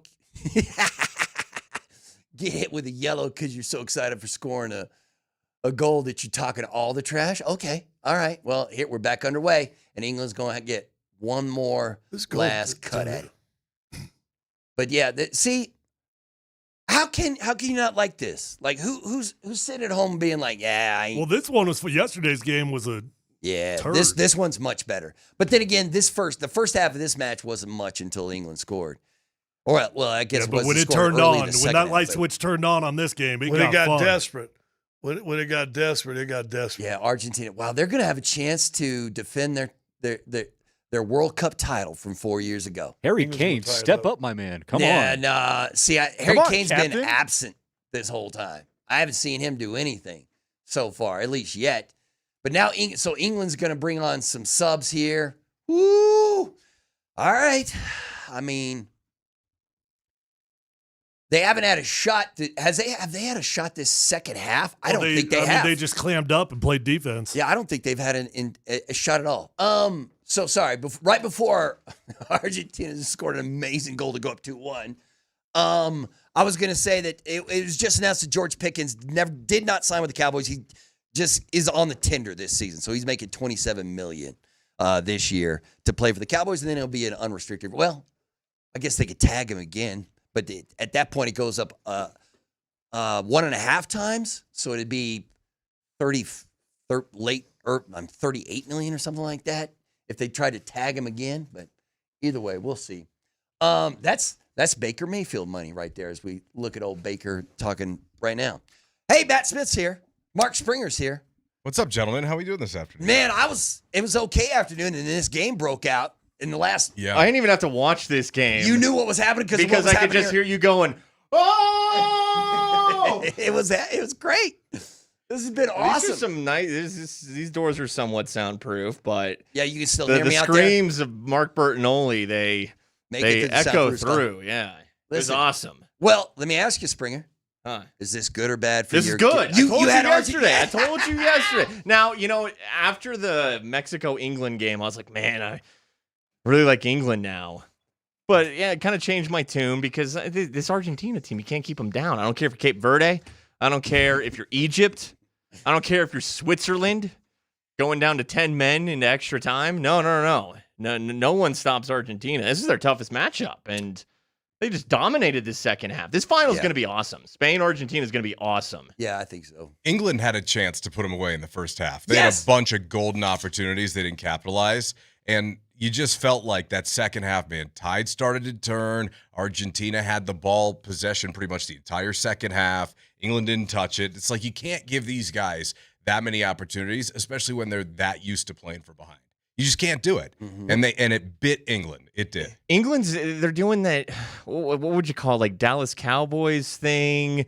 I would say New York Knicks, but they just won a champion. Those teams, Bills, teams that like they're always good. But never good enough. They make it like, oh, we got this. We're up 1-0 in the second half. Like, this is it. This is our time. And they just did the England thing. Yeah. Spain-Argentina, to me, feels like a 1-0 game in one direction. Really? Which way? Oh, that's I was leaning Spain yesterday. Now I have no idea. After Argentina just turned it up to 11 here in the final 10 minutes? Yeah. Yeah, that team looks unbeatable. The team that we just watched put like 6 shots on goal in the final. Yeah. Right. Hey, look, Berto, we're going to talk some Avs here today because there's a ton of stuff to get into. And since you pay attention to all that stuff pretty closely, I wanted to run a few things by you first, if you don't mind. First of all, the Avs opener was dropped today. Yeah, saw that. The Kings again. What's the story there? I think it's got to be a schedule thing, right? Where their schedule always lines up to ours. But yeah, they hosted the Kings last year. They're hoping they're hosting the Kings this year. They did. I mean, they eliminated them in 4 games in the first round of the playoffs. So you're right. End of September? Like there's no rivalry September there. 30th. Listen. September 84 games, hockey, regular season September 84 hockey. regular season games is what we got now, brother. They added some regular season games. That's just what we needed. Nobody looks at Avs Kings and goes, "Oh, sign me up." Yeah. Appointment TV. Well, are you going to watch the outdoor game? Because that's Of Avs course. Mammoth at the University of Utah. Well, I think that has a chance to be a little bit of a budding rivalry as the Avs get a little bit older and Utah kind of comes into their prime. That's a good Utah team now. Oh, yeah, and that might be a good point. Right, because Utah is a young and upcoming squad, and maybe they're like... They play that style. They play that physical, 100%. like Vegas Golden Knights style that gave the Avs problems. And they brought in Vinny Trocheck this offseason. They made some good moves. I like what they're doing. I love their owner, Ryan Smith. I mean, that guy I love what he's done for hockey there in Utah. But one thing that we're going to parse today here, Berto, is the concept that Joe Sakic and the Avs organization brought up about one bad week. Like, that's what happened. You're sailing along. It looks like you're either the top cup contender or number 2, and then it's just one bad week. Like, is that organizational speak? Is that just kind of like GM talk as a way of saying, no, we'll handle this internally? Yeah, I didn't know I didn't know when it happened what the Avs were going to do. Like, I was like, because I'm a psycho. I'm like, blow it up. Even though they were the best. I mean, I was kind of with you. just get rid. But so it was interesting to hear Joe Sakic talk about like the mindset going into this, and his idea of like you don't want that knee-jerk. You don't want to overreact to something that just happened, even if it really hurt how it went down, and you did not look like the team that you were all year long in that series. You can't just make. But I'm much more upset the way the Nuggets season ended than I am the Avs, despite the fact that the Nuggets got challenged and didn't answer the bell. The Avs, it just felt like everybody, like Springer, we talked about it. There's no one guy on the team that you can point to and be like, that guy sucked and that's why we lost.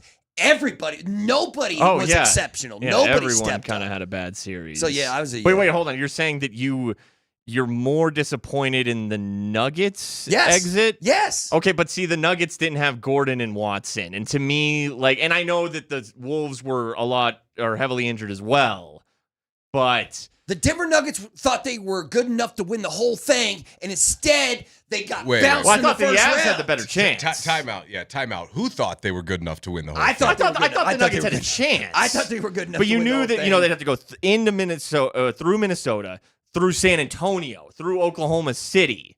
Like, that was going to be their path. They weren't good enough to make it out of the first round. Okay, so where are you at now with the Avs then? That's true. I understood that you feel like the Nuggets was a little bit, was tougher to deal with. Although I would push back in a major way because the expectations for the Avalanche were much higher going into the playoffs than they were for the Nuggets. I think the Avs had a better team, right? The better team if you compare them, just talent-wise. But there was nobody in the West that was like the Thunder or the Spurs where you're like, well, the Nuggets, we'll see if they can maybe, deal with a matchup with them if they can get out of the first round. Right, but the Nuggets couldn't even get there. I understand, but I'm talking about from an expectation standpoint. To me, it's like the Avs had the much bigger letdown. What about next season? What are the expectations going to look like next season? Well, that's what I'm asking you. What are yours now? My expectation is that, once again, both teams think they are good enough to win the whole thing. If the Avalanche, the Avalanche have made some minor moves, and we're like with Val and some of the guys that they sent out and brought in. Jaden Schwartz, that's pretty much like Drury. But you know what? Like, in terms of additions is what I was talking. The Nuggets team that we saw last year, I don't know what we're going to see this year, right? Because first off, because of the apron, and second off, like, are you going to have to? How's the Peyton Watson thing going to play out? Like, sure. Peyton Watson, like, how much money would Peyton Watson make if he was unrestricted? Like, he's looking for $25 million a year. That's what I was going to say. He was going to get $25 million, right? Yeah. And instead, he either gets more money than that or gets only whatever the 6 point whatever that he'd have to play on next year if he just takes the player option or whatever. And the NBA's got to fix that. You know what I mean? Like, the restricted free agency in the NBA is janky. I don't like the way, like, Peyton Watson, like, it feels like Peyton Watson's losing out in this scenario when, as a restricted free agent instead of an unrestricted free agent. No, that's how it goes. And when you're early in your career, you hit restricted free agency first, unless you're like like a top pick. Like Jalen Duren. No, I'm just saying I don't like the way agent. the NBA does restricted free agency. I don't like it. Like I think they should just get rid of it. So I mean, the NHL does it similarly, except teams usually don't, poach the RFAs. And then this year we had the massive exception to the rule. Yeah, I just had this conversation. Well, let me ask you guys this: is it good for the NHL that the highest paid player in the NHL right now is 21 years old, and the cover athlete on EHL's NHL 27 is 20 years old in Celebrini? And it's like, I mean, is the young generation here? Is it already past? Like, is this good? Is this good for the NHL that the highest paid player is 21?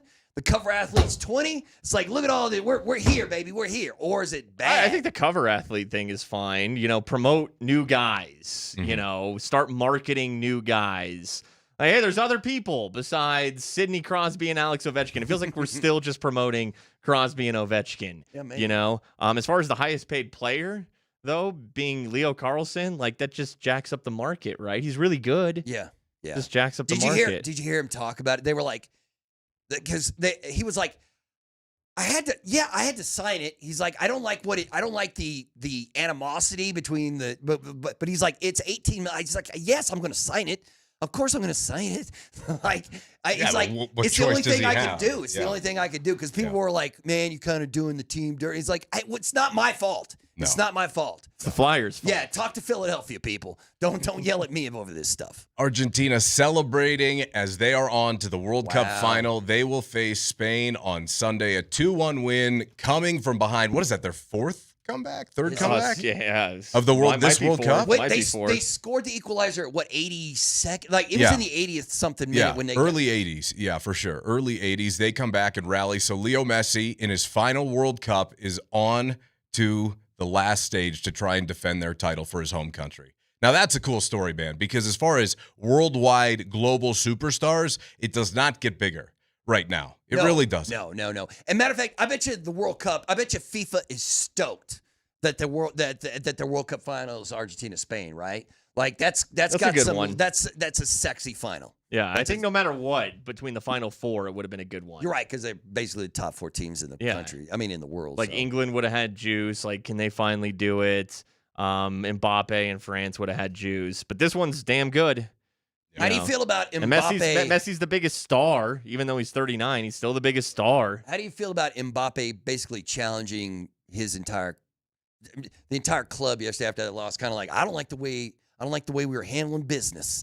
I don't like the structure we had. I don't like anything. He basically was calling out, the bench boss on that whole scenario. At least it felt like. But when you get stomped like that, it's not about the tactics that the coach was using. It's about the players on the pitch, right? I mean, it's an emotional moment. You just choked in a massive game. Again, expectations. That's the conversation we're having. So we'll get into the World Cup the rest of the day. Berto, thank you for your time, man. Buddy. Y'all have a good one. We will see you tomorrow. Matt Smith and Mark Springer in for Kreckman and Lindahl this week. So, Spring, we will get to the Avs today. That's something I want to talk about, certainly, as we start to discuss what a World Cup final is going to look like. And, again, we brought this up yesterday. And, again, chime in on the Shop Mazda text line throughout the course of the show. One price, one person, 1 hour, 303-504-0925. We're going to dive into a little bit of a eulogy here and what happened. Maybe eulogy is the wrong word, but an autopsy here. What happened? Because the Avs have really chalked this thing up to one bad week, right? Like, that's at least the company line. And it felt like there wasn't a lot of pushback. And there wasn't a lot of, picking at strings, at least in those final season pressers. Now, again, as I brought up a couple of different times this week, I believe that it's nearly impossible to provide truly accurate analysis without having that injury report from the playoffs, because if you have some of your best players banged up, use it as an excuse or not. However, it's a factor. Vegas was banged up. Mark Stone, wasn't 100%. Yeah, but if you're really trying to figure out the why behind why did the President's Cup trophy winners just completely look like a different team at the most important time of the year, you can't just write that off completely. That is a factor. That's why I'm saying I'm not. That's why I'm agreeing with you. I'm not gonna use injuries or being banged up as an excuse. Oh, that's not what I'm saying. Sure, I'm saying that I think that there they Yeah, were a they were factor. banged up, but Vegas was banged up. Everyone's banged up that time of year. It's hockey. you know? Okay, like I get it. Yeah, no, dude, I don't think it was one bad week. I don't. And so that's where I'm coming from. Like there's multiple reasons that went into that, and I do think injuries were a factor there, but there were others that I feel like really haven't been discussed. So on the top of your mind, Spring, where are you at as far as reasons behind why that happened? I would say number one was lack of size and physicality up front specifically. Number two would be age. Getting sneaky older, it sneaks up on you just like that. I would pinpoint those 1 and 2 as the reasons they lost that series. And, look, I'm not 100% doom and gloom with the Avs. Again, as long as you have McKinnon and Makar, you're in this thing. But I do worry when you play a younger, tougher, bigger team. What's that matchup going to look like? Okay, so toughness, physicality, that's one. Mm-hmm. Age too. And Berto asked a question there among a few others in quick succession. He said, "What are your expectations this year?" And that has been knocking around my mind lately because you've stacked some heartbreaking exits now. Talking about a bad one to Dallas where Mikko single-handedly basically sent you home. And then last year, just absolutely choking in the last few months. Not to mention what happened in Seattle. We all understand that. And then again, Dallas again. So where are we at here? Do those things start to cause some cracks in the foundation? Like, does doubt start to creep in?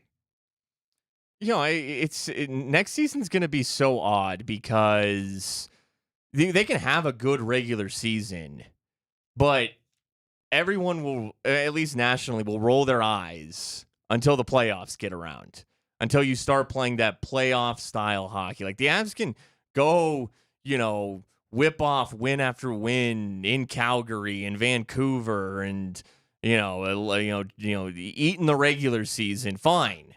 What does it look like when you are playing that tighter, tougher style where you have to win those battles net front along the boards? You got to use that physicality. You're not going to be able to grade this team truly until playoff hockey comes around next season. Look, it could be different. It could be, even with the exact same group in place. Now, they created some flexibility for themselves. Maybe they make a move or two before the trade deadline. They always do that. But, by and large right now, it's team run it back. They'll probably have a successful regular season. And unless they are able to increase their physicality in-house or via trade, we'll have questions going into next year's playoffs. Even if they're the President's Trophy winner again, they're going to have questions about that team. Look, I've got a ton of respect for Jared Bednar, and you're not going to find many bigger fans of him than me. I think he's done a great job of compartmentalizing, turning the page, and getting everybody to have an individual focus and really focus on the task ahead, right? There's so many different mini seasons, and he takes it in segments throughout the course of the year. But you just brought up, they've had a lot of really hard regular season pushes. We've talked about, hey, does it matter if they win the President's Trophy? Does it matter if they're healthy going into playoffs? Do they need to take some time off? Do we got to shut bodies down before playoffs start?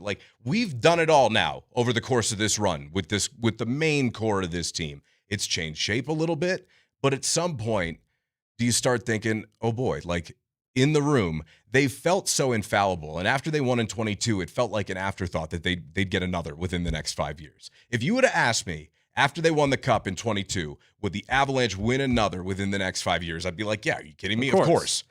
But then the Gabe Landeskog injury comes about. I think that was huge. That was a big factor. That was huge. And, and when he comes back 3 years later, he's 3 years older.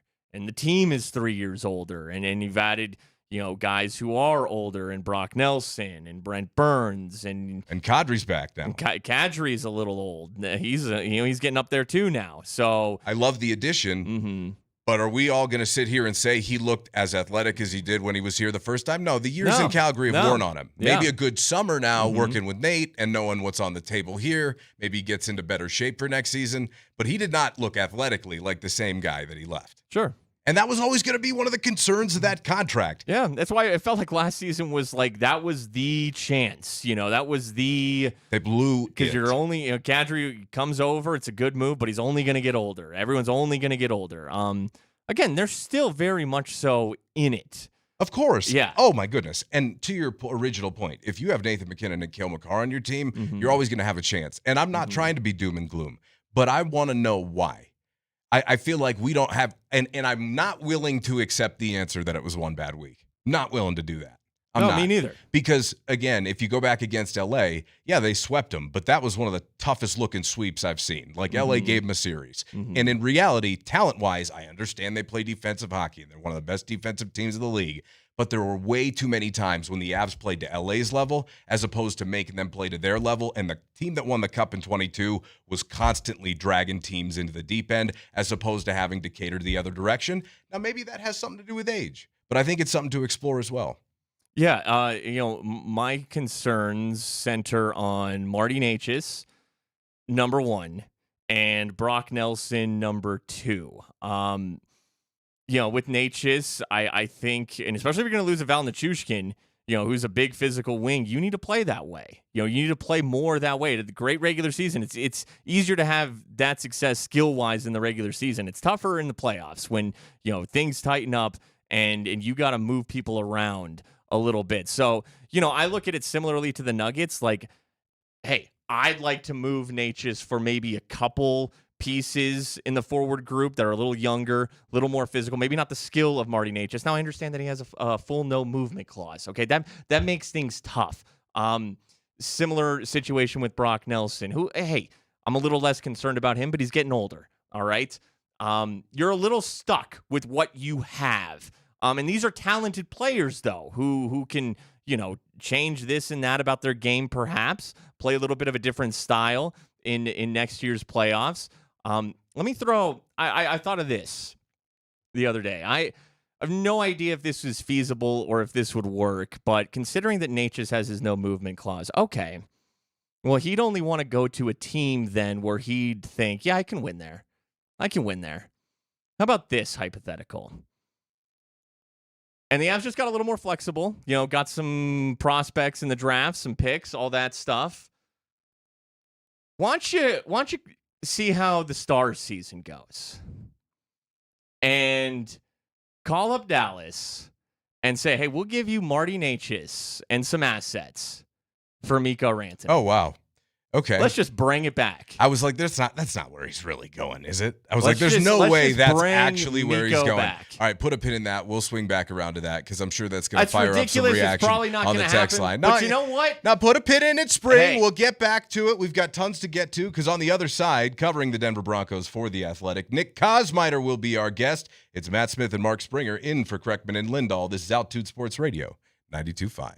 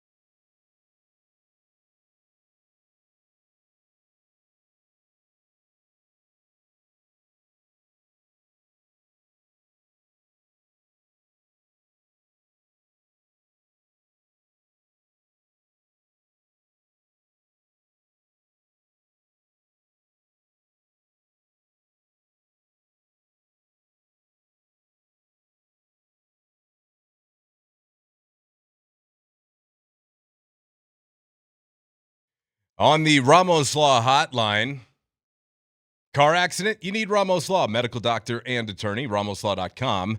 We bring in Nick Kosmider of The Athletic, covers the Broncos, our good buddy, friend of the show. Good afternoon, Nick. How you doing? You there? Yeah, I'm doing well. How are you guys doing? Oh, good, buddy. Good, man. Just make it our way through the summer is what we're doing. Dealing with this heat and ready for Broncos training camp.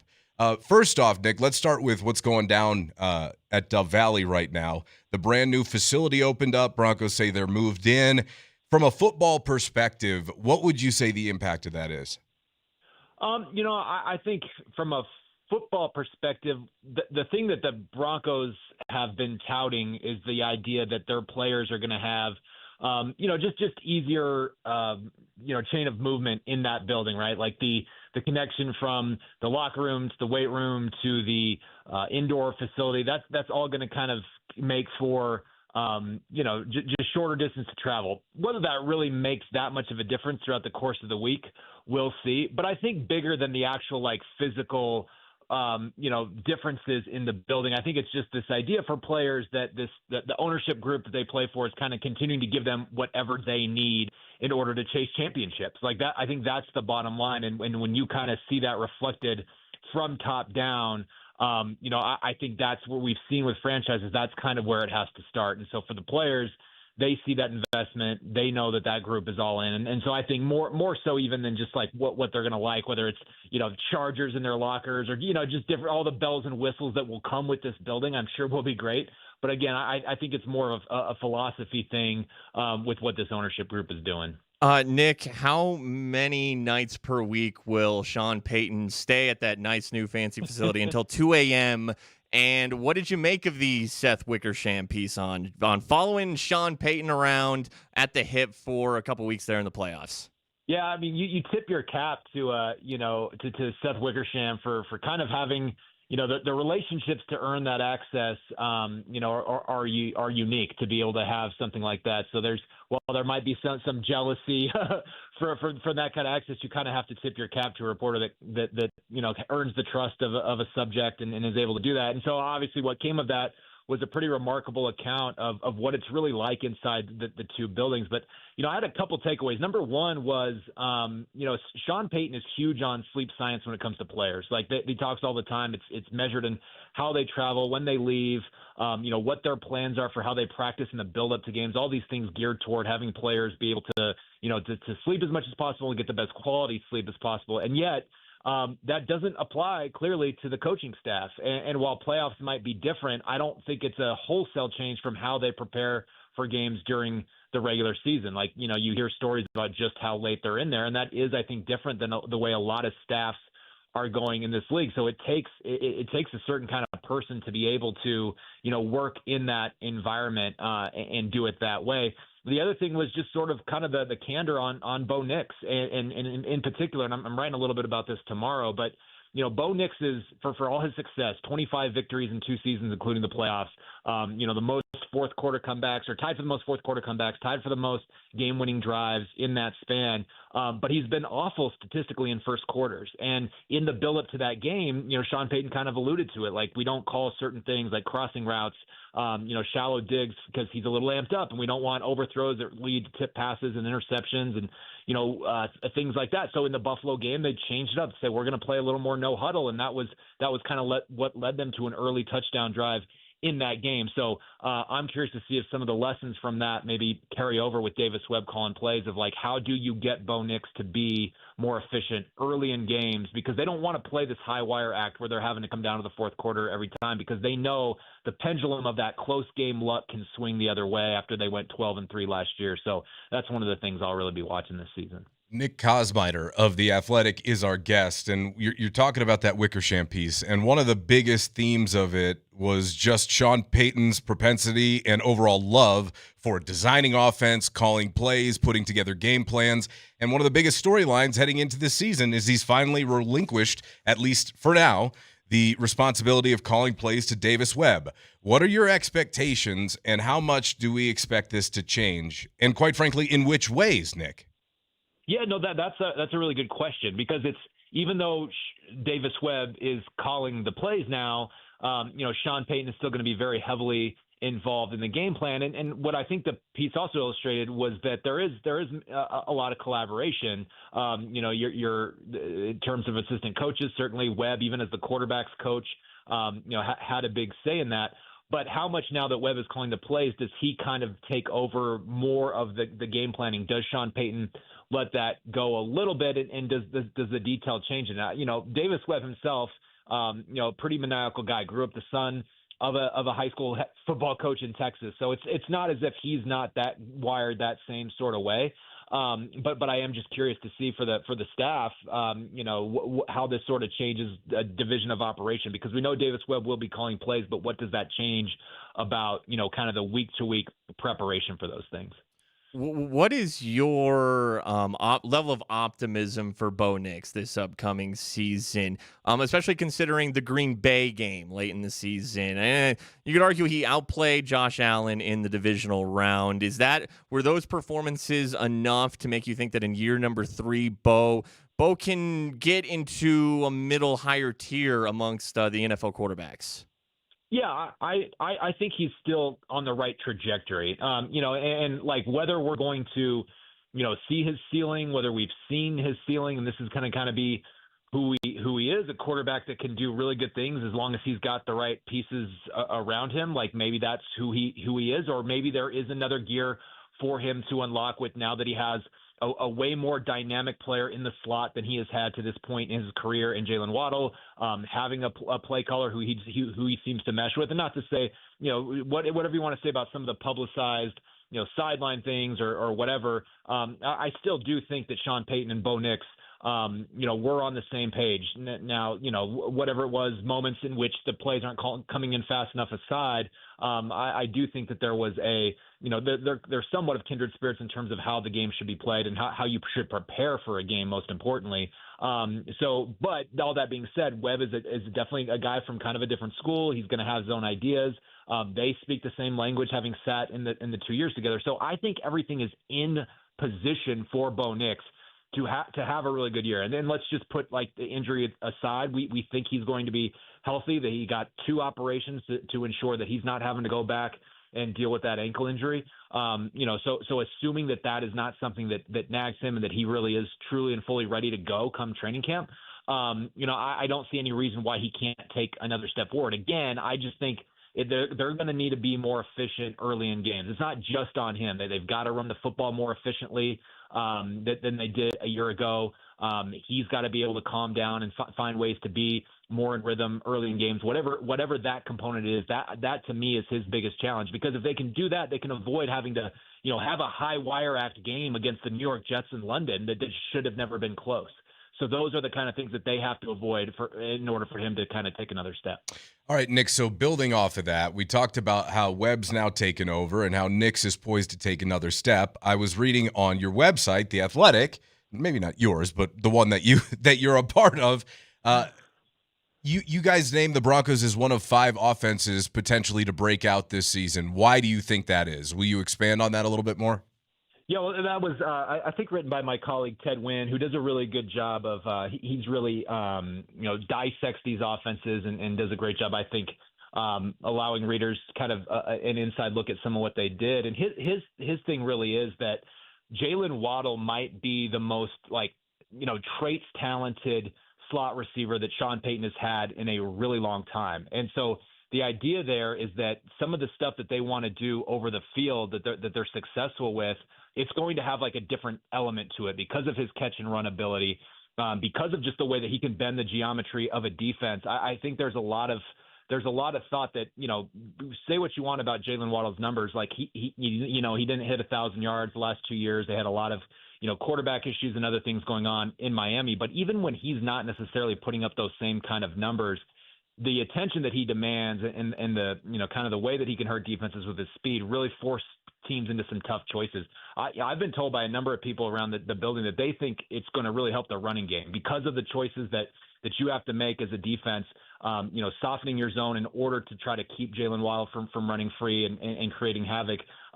You're going to loosen up the line of scrimmage. J.K. Dobbins faced some of the heaviest heavy box rate in the league a year ago. And so if you can kind of push some of that back a little bit, I think that will help the run game as well. I think that's where a lot of the optimism comes in. And then again, Webb is just one of these guys, the sort of these young up and coming assistant coaches that have a lot of buzz around the league, that people are really excited. His one opportunity, to call a game in the preseason. Yeah, it's a preseason with two backup quarterbacks puts over 500 yards. Like, he's been bred to do this. And so I think there's a lot of optimism that he's the kind of guy that can help their offense reach another level as well.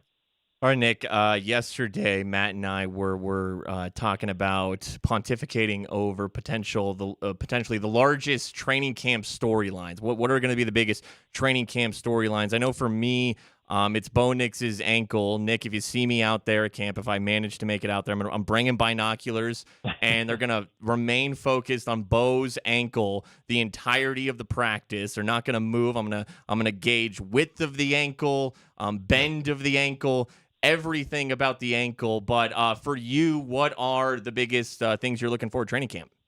Yeah, you're going to be like a foot and ankle surgeon by the end of it, or ready to at least study for it. I have a couple. Number one is what happens with Jonathan Cooper. Obviously they excused him from minicamp. He has court dates in his legal situation upcoming. Obviously very serious charges against him. How do they handle that situation? Will he be on this team when the season starts? That's a big one. Here's a guy who's probably been their second best pass rusher over the last few years, or at least outside pass rusher over the last few years. So that's a pretty significant thing. And then of course, what's the development behind him with guys like with Q Robinson and Jonah Ellis? So that's a big one. The other one I'm really curious about is just what they're going to do with J.K. Dobbins in terms of a workload through training camp. And then even into the early parts of the season. Like, everything about what they're trying to do with him is aimed toward having him be a guy that's able to help you at the end of the season. It's not gone that way for him through much of his career. He'll tell you, and the Broncos will tell you, that a lot of it, including last year's injury as a prime example, has just kind of been bad luck, that he's not necessarily injury prone. He doesn't wear down. It's these certain events that have happened.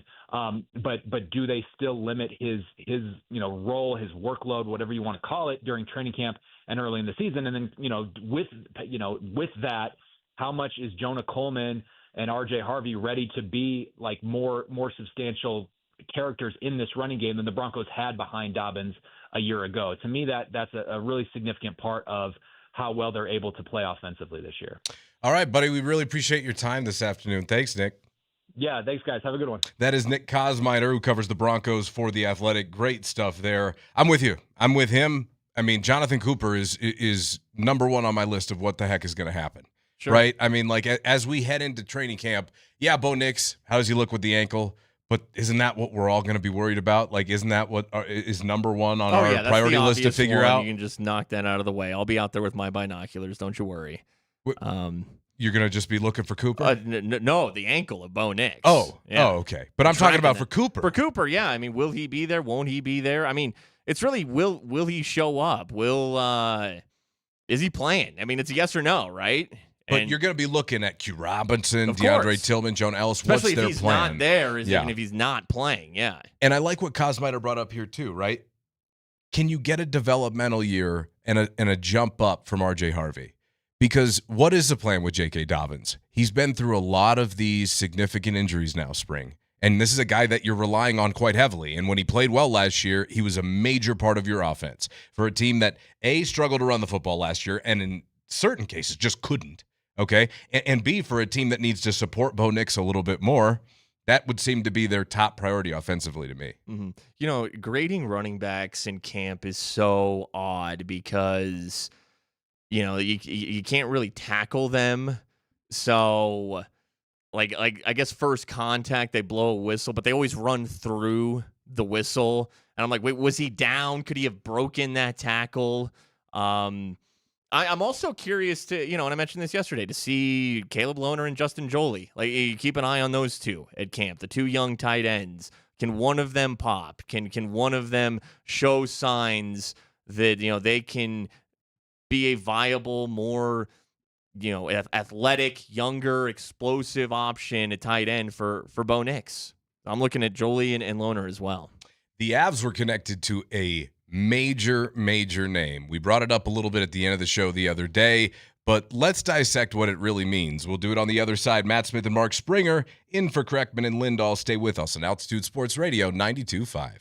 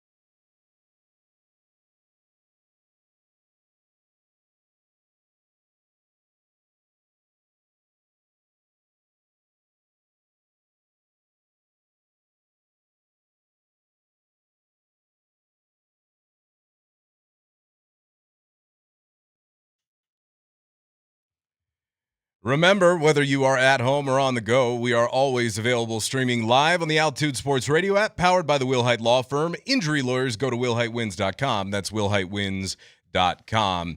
Before the break, we told you the Avs have been connected to a huge name potentially moving teams. That name, according to Elliot Friedman of, what is it, TSN he works for technically? Sportsnet. Is that it? I think he's a Is that it? Sportsnet guy. Yeah, he's like the Woj of the NHL, or I guess the Shams at this point. But I think he put Shams to shame, quite frankly. The Shams, you know? Anyway, so Elliott connected the Avs potentially, or at least among a list of teams who would be interested in Connor Hellebuyck, Winnipeg's goaltender, the gold medal winning goaltender for Team USA in Milan just a couple of months ago, which is interesting because the Avs have a Jennings trophy winning tandem in, of course, the Lumberyard in Blackwood and Wedgwood. However, I got to thinking, why would they be in on that? Like, why does Joe Sakic make that call? Is it just due diligence, Spring, or is that a legitimate upgrade? Is that a possibility? I mean, I would say just due diligence because that doesn't make much sense to me. It doesn't. You got cheaper goaltending than Hellebuyck, like half the price essentially, and the goaltending to me is fine and not the issue. So I think you check on it, and maybe they do it because they haven't made a big splash, and maybe they want to make a big splash, and hey, it would really shore up the goaltending, but I don't think it's necessary. It's not where I'd look. The extra $4 or $5 million that you spend on Hellebuyck, I'd spend that money elsewhere. And quite frankly, I don't even know how they'd pull off something like that. Like with where they're at, you'd be sacrificing most likely a guy in your lineup. And if Winnipeg's moving on from Hellebuyck and trying to rebuild, then why would they want an older guy? Prospects. What great picks and prospects do the Avs have on that level? Unless you're like attaching Marty Natchez to it or something like that. But why would he waive his no movement to go to Winnipeg? Yeah, it doesn't make a lot of sense. It really doesn't. On the Shot Mazda text line, one price, one person, 1 hour, 303-504-0925. If you look last year in the regular season, the second half of the season, the Avs record against winning teams wasn't that great. These high-flying finesse games don't work against tight-checking teams, especially in the playoffs. All right, let me respond to that first, because I think you'd agree with that, right? At least maybe not completely, but your point was that you felt like the key missing ingredient was physicality, right? Yeah, and I also think the speed is fading, not overall. Like McKinnon's still got a world of speed. Cale Makar still has a world of speed. Marty Natchez has speed. That's one of his strengths. But Val can fly. But then you start to look up, like Lekkonen's getting a little older. He's fast, but he's not that fast. Like they were losing races to pucks to the Golden Knights, who, and a texter pointed out, they're an older team as well, but they're also a more physical team, and somehow is an older team, and they should have been a slower team than the Avs overall. But again, the Avs are getting sneaky old themselves, outside of McKinnon, and hey, even McKinnon's getting into his 30s now. Makar's in his prime, but outside of that, Malinsky's younger, but they're getting older. They were losing races to pucks. That speed is starting to fade a little bit. I think it's a play style thing, because that the way they play has been incredibly successful in the regular season. And when you've got guys producing and playing some of the best hockey of their careers like they had in 2022, it translates to really special things in the playoffs too. That team had a mix of grit and speed. They could get into the corner just as well as they could get out on the rush. That's the truth, right? And I think it was a good mix of guys athletically in their prime, even though they were banged up. And we talked about, hey, injuries are a factor in what happened here just a couple of months ago with the Avs. But at the same time, that team, Val had to be wheeled out of there on a luggage cart because he could barely get his skate on. Those are the types of injuries they were dealing with in 22. So I don't know that it's all about that. But I would say that as it comes to the last several years in the playoffs, when they've been asked to throw a counter because another team has a plan for what they've done and is able to execute plan A, which I would say Dallas, for the most part, really did a good job executing plan A in those playoff series against the Avs, right? Tight to the house, kept them outside, made it tough to get in the slot, and were very opportunistic, I thought, and physical. And we brought it up. Even, I think you brought it up. Like Mikko, when he went to Dallas, he even found another level of physicality. So that's what gives me optimism that maybe a Marty Natchez can get more physicality to his game. If Mikko Rantanen could do it in Dallas, Because Mikko was not the most physical player when he was an Av. Yeah, he's a big 6'4" guy, and he looked like a physical player. But really, when you watched him play, he shied away from those areas. But since he's joined the Dallas Stars, and I of course conceded yesterday, some of it's been dirty, okay. And I'm kind of at the point where be a little more dirty. You don't have to be. And the Avs are a very nice team. I mean, Cale Makar is the best person in the world. He's a very nice young man. Gabe Landeskog, he has a little nasty to him, but he's also a very nice guy. This LaRue guy, they bring in LaRue from the Predators, part of the fourth line, third line, maybe the bottom Drury. 6. Yeah, but he's a bottom 6 guy. I want more of that physicality in the top 6, and that's if Mikko can add physicality to his game in the prime of his career, you would think he's already been developed. And look at Nathan MacKinnon is always improving areas of his game. Last year it was his face-off. He was a much better face-off guy. Even Nate back-checked better last year. So if guys like Nate and Mikko can improve those areas of their games, Marty Necas can too. Okay. Yeah, and I'm with you there. And at least in theory. And to your point, Val is very similar to the way Mikko was when he was here. Big body, a lot of tools, but didn't use them in all the right ways necessarily. Even though he was an animal on the forecheck and the back check and the things that he did playing in all situations, that is going to have to be replaced in and of itself. Can Jaden Schwartz do all of that at 34? We're going to find out. But what I'm trying to say here is I think that when they were presented with solutions to the questions that they were asking their opponents in the playoffs, they struggled to come up with another look and something else to throw. Power play, and that's a separate issue. And you've been talking about Marty Necas. I remember when they acquired him. First of all, I've been a huge fan of him for a long time. From a stylistic perspective, I thought Marty would fit perfectly here.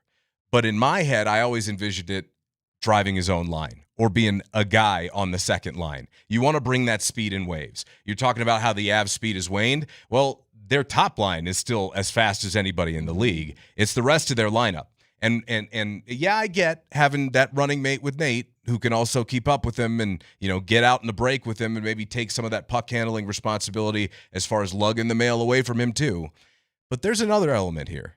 He's a righty, okay? The spacing ever since Marty's been around has been bizarre. Nate has been very used to playing with Mikko and playing with lefties. In fact, if I remember, I believe there was, and I can't remember his name, and I apologize, but if I remember correctly, I think Jerome McGinley was the last righty that Nate really played with for an extended period of time. And since then, that was a long time it's ago. been lefties. And if you'll notice on the power play, one of the biggest issues is where to fit Marty and where to fit Nate, because there's a lot of times when those two guys just float to the same areas and your spacing's all out of whack. And quite frankly, it wasn't until Nazem Kadri arrived and you could find a good passer to put at the opposite circle that maybe they started to find a little bit of traction, but it still didn't solve the ultimate problem, which is you have to take your best player out of his most successful area on the ice because you have his number 2 who's unfortunately taken up some of that room too. And I think it factors in all over, and they've committed to Necas now. So it's something they're going to have to figure out. Yeah, no, the power play in and of itself, it was a disaster all season long, by and large. Outside of a couple stretches, it was really a little after the Olympic break when they let Necas play that deeper left wing, and they had McKinnon, and he's always been in that role, but Necas, he needs to be in that role too. But Nathan MacKinnon exists, so and they can't do it at the same time. That's a problem, right? Yeah. But they had Nate float around a little more, which helped for a little bit until. Again, they still just kept running into the issue of the too many right-handed shots on the left side.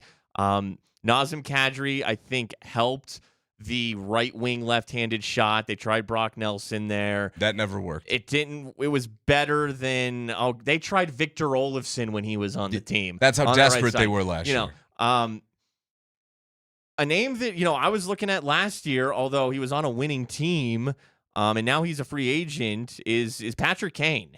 Patrick Kane was only making like $3 million last year. He's a nice left-handed shot. That's the one Mikko Rantanen thing they really haven't solved is that left-handed shot on the right wing on the power play. I'd look at Patrick Kane. I'd look at maybe, bringing him in to be that right-handed or left-handed shot on the right wing on the power play. And then on, 5-on-5 with the lines themselves. I mean, you saw as they got stymied in the Vegas series, They took Natchez away from the top line. It was Landeskog, Lehkonen, and McKinnon because, McKinnon and Natchez are just too similar, and you need someone to go win those pucks, to go win those battles. Lehkonen can do it.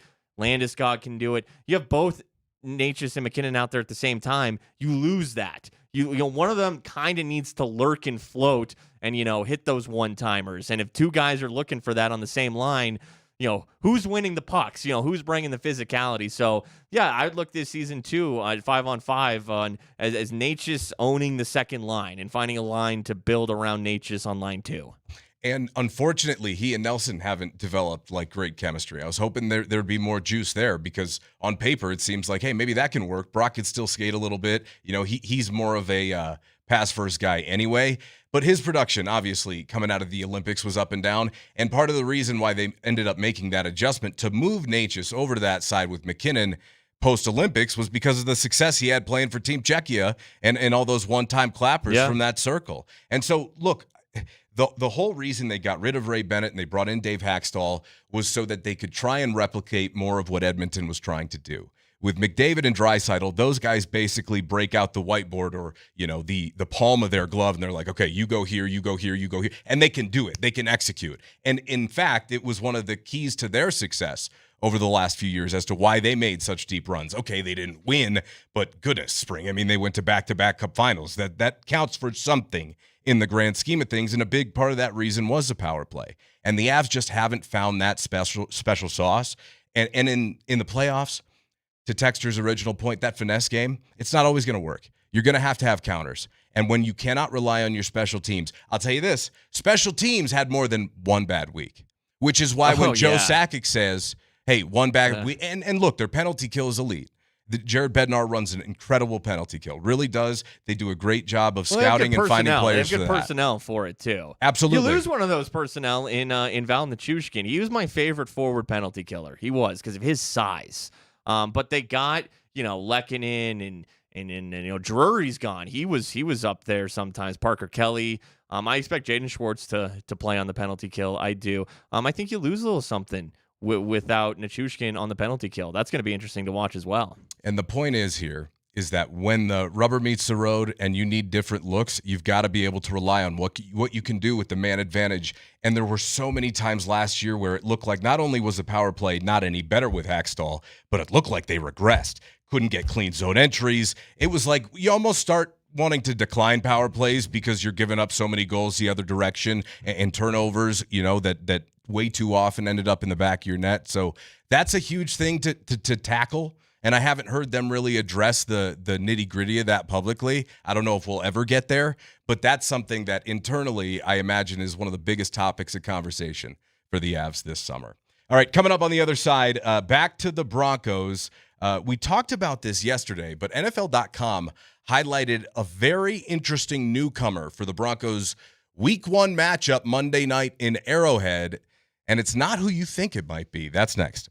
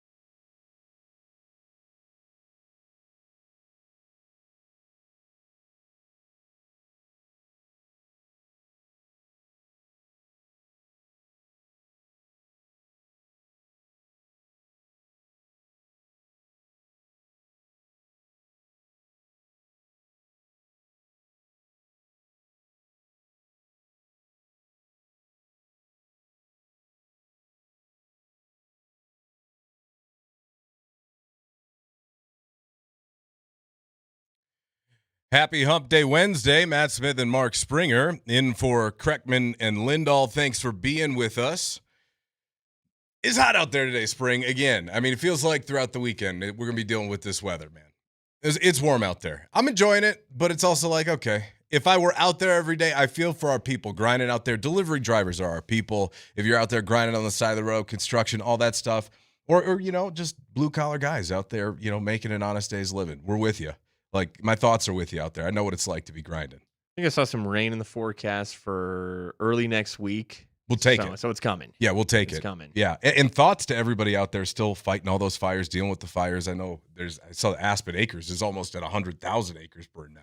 Pretty crazy. Anyway, other interesting note here before we hit these Broncos. The Rotten Tomatoes score is out for The Odyssey. I don't know if you've seen. It's got a 99% right now. It's currently Nolan's highest rated film ever. And, of course, that opens in theaters tomorrow. I will be there tomorrow night. I'm going to give him a shot. Yeah, you're a big movie guy. I'm a big movie guy. Learning this about you. Yeah, I'm looking forward to it. Again, we'll see. I'm not sold on Damon as Odysseus. The trailers have not done a good job of hooking me in. But if it's getting a 99% and everybody who leaves saying they're having some sort of mind, body, soul experience coming out of the theater, I will roll those dice. Those dice will be rolled. All right. I'm going to see it. I will see that movie. So I'll let you know. Mm-hmm. Maybe not in person because I don't know if when does it come out officially? Like Thursday? Mañana. Tomorrow. I'll be there tomorrow night. I'll let you know Monday. Okay. I'll let you know Monday. Andy's back Monday. And, I'm sure I'll let you know. Other stuff to get to regarding the Avalanche and a lot of your reaction coming up. But back to the Broncos, as ESPN.com has highlighted a bunch of new player-coach combinations that they'll be keeping their eyes on. And we had Nick Kosmider of The Athletic, who covers the Broncos, on just a little bit earlier.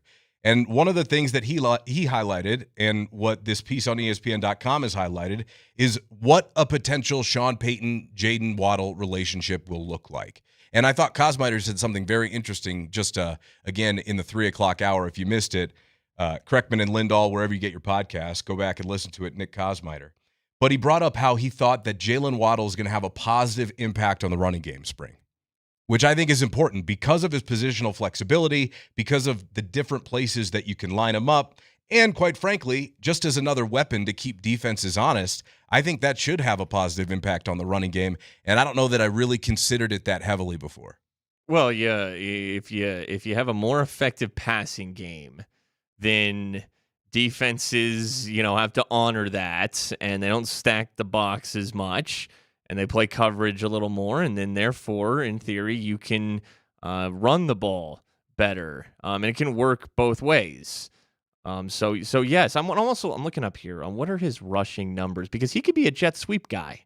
You can run jet sweeps or reverses with that speed. Like, that's the type of athlete that you just want to get the ball in his hands with his speed. So last year he had 2 carries for 28 yards. Year before, 4 carries, 12 yards. That was a career high in carries, 4. But a couple touches. Every year he gets at least a couple touches in the running game. That's, I've wanted them to use more jet sweeps and motions and reverses. I thought Marvin Mims was a candidate for actions like that. Maybe we'll see some of it with Jalen Waddle. Yeah, and again, they always say the quick passing game is an extension of the running game. Sure. And Jalen Waddle is used a lot in that regard, and just little swings and screens as well that, more or less we can chalk those up to a run. But on ESPN.com, they say Sean Payton has been the head coach of an NFL team for 17 seasons, 14 of them, of course, in New Orleans, 3 more in Denver so far. Only once has he had a receiver account for more than 30% of the team's targets. Only once. So we're talking about a guy who spreads the ball out. Oh, yeah, and they still will. Absolutely, no question, okay? Something for Peyton that has happened on the 30% target share for one guy only happened on 4 different teams last season. Where one receiver's getting 30+% of the touches. The targets. Of the targets, okay. Yeah, not the touches, Yeah, the targets. no, and I'm sure, I'm trying to pull, like, if you look at their, recent game logs, like, they spread the ball around. And that's a Sean Payton specialty. He wants you to be aware and concerned with every weapon that checks into the game. He wants to get Nate Atkins, some touches. He wants to get everybody some touches. He wants you to think that this ball can go to any given receiver, tight end, or running back. That was classic Saints Sean Payton, and you're seeing it as well with the Broncos. So with Waddle in Miami, with Tyreek Hill, the 2 seasons that they were actually productive before they look kind of like a sad operation here the last couple of years, Hill led all Miami receivers with over a 37% target share, which is huge, okay? It's basically unparalleled in the NFL. Maybe if Jamar Chase was healthy more often and played in more games, but as far as the games Jamar Chase plays in, I'm guessing he's probably right up there at the top of the league. When Hill was at 37%, Waddle was at 25%, because Miami's offense in general, with Mike McDaniel there, was basically just about force-feeding those two guys the football. And Cortland Sutton the last 2 years has been around 25% as well. So I think it would not surprise me if we end up seeing Jalen Waddle maybe Sutton's percentage comes down from target share. Like, who's more likely to be affected by the other's presence? I think that the spreading the ball around is a good thing. Like, are you concerned? No. Okay. No, but I'm curious about utilization. Like, who affects whose touches more, right? Because when there's more talented bodies in the room, somebody's not eating less, and you have to be a little bit more selfless. And a lot of these guys, they want to get their numbers too. Well, but that's a good thing about the DNA of this team is they are a rather selfless team. Like, I don't think Cortland Sutton doesn't strike me as a guy, if his target share goes down, he's going to start reading whatever book A.J. Brown was reading on the sideline. You know what I'm saying? Like, these guys are content to, they will run strong routes even if they know the play's not designed for them, the ball's not coming their way. This is a very selfless team. I'm not concerned that a few extra targets to Jalen Waddle that takes away from the rest of the pie, that's going to ruffle any feathers on this team. And I don't think Jalen Waddle's that type of player. If he's not getting targeted at the level that, Tyreek Hill was, that 37% or whatever, I don't think that's his expectation coming into the Broncos. I think that this is a very team first, Bo's going to find sometimes Bo struggles finding the open guy, but Bo's going to make the smart play. The offenses, Sean Payton, Davis Webb are going to design a variety of looks. Everyone's going to get their touches. I don't think anyone's going to be off put by that.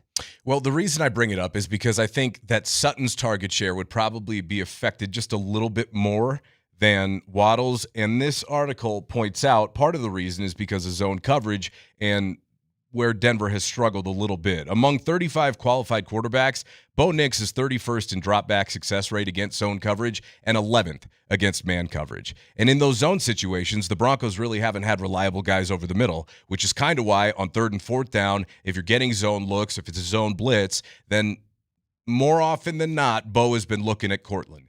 But now, as you point out, and you have brought up this whole week, you've got a speedster in the mix that you really haven't had, a guy who you could potentially label as a game breaker. Like, that's a guy who can blow by a safety. Sure. And I think that will improve what they can do and make it harder to defend as well. But everyone's got to stay ready. Everyone's going to get a look. Everyone's going to get a touch. Like Troy Franklin, you still better stay ready.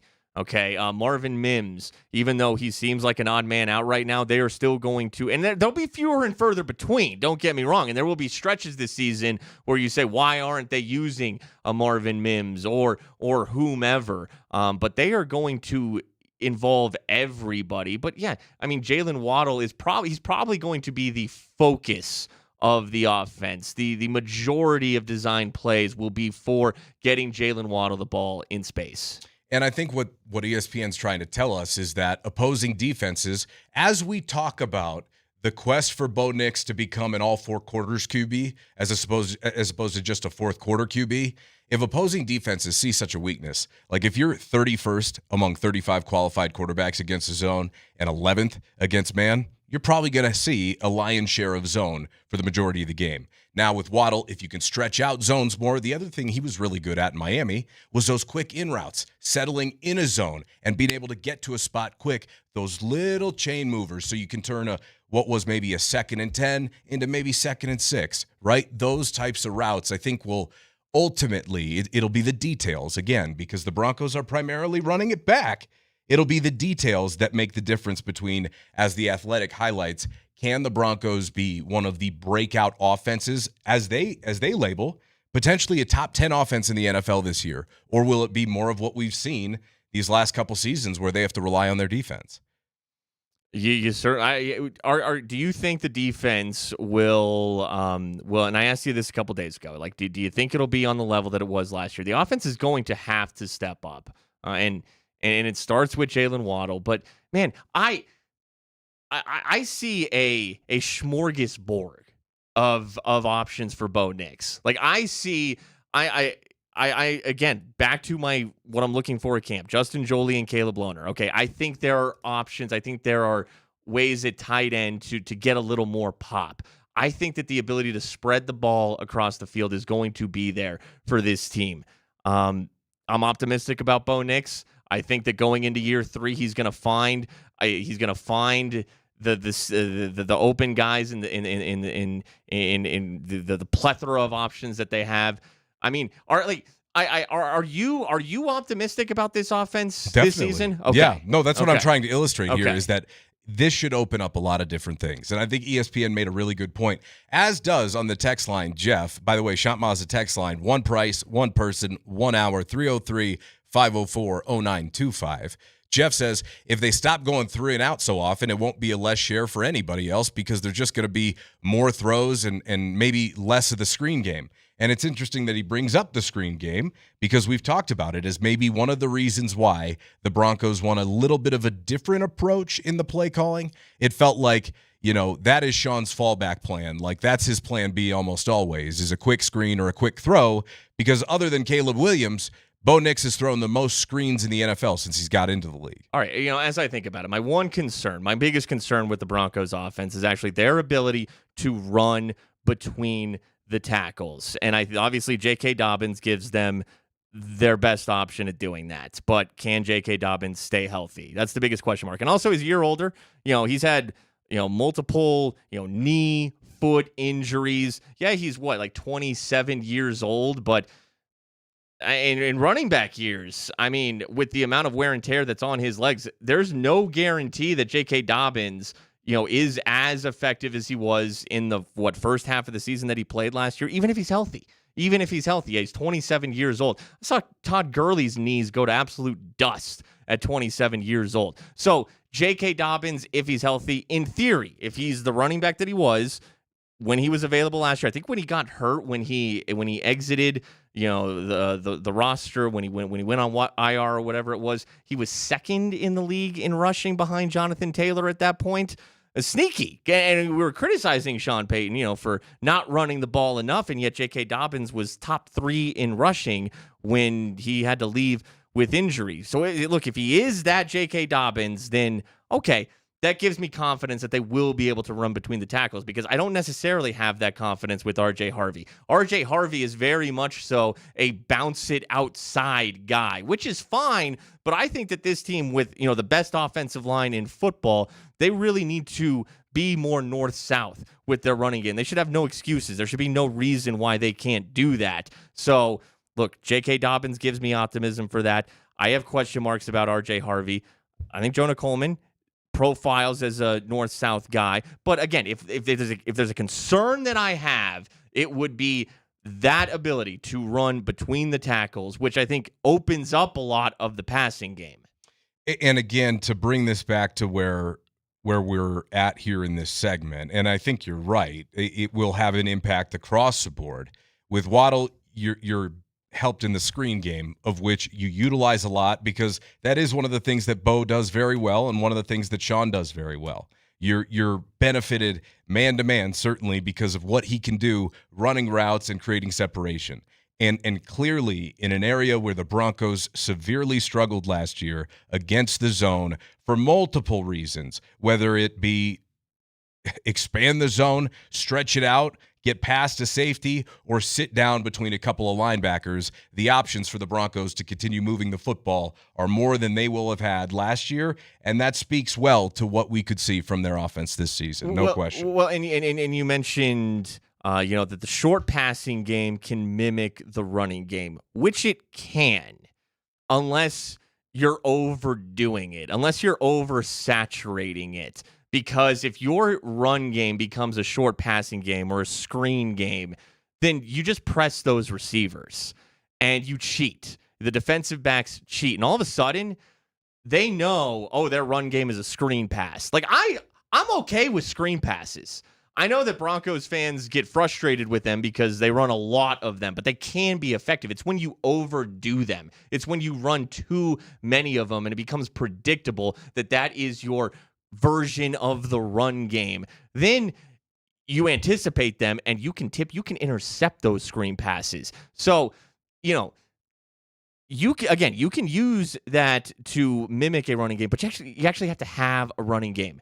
And it went away when J.K. Dobbins was out. So, his health is paramount to this team. And also, like I said, Sands' health, it's what shape is he in? There's no guarantee that post-foot injury, J.K. Dobbins is the same back from last year. I'm optimistic he will be, but there's no guarantee. Back to Boulder, coming up on the other side. What is it going to look like? Is it Juju Lewis or is it Zach Wilson's little brother getting the call for Coach Prime this fall? We'll discuss.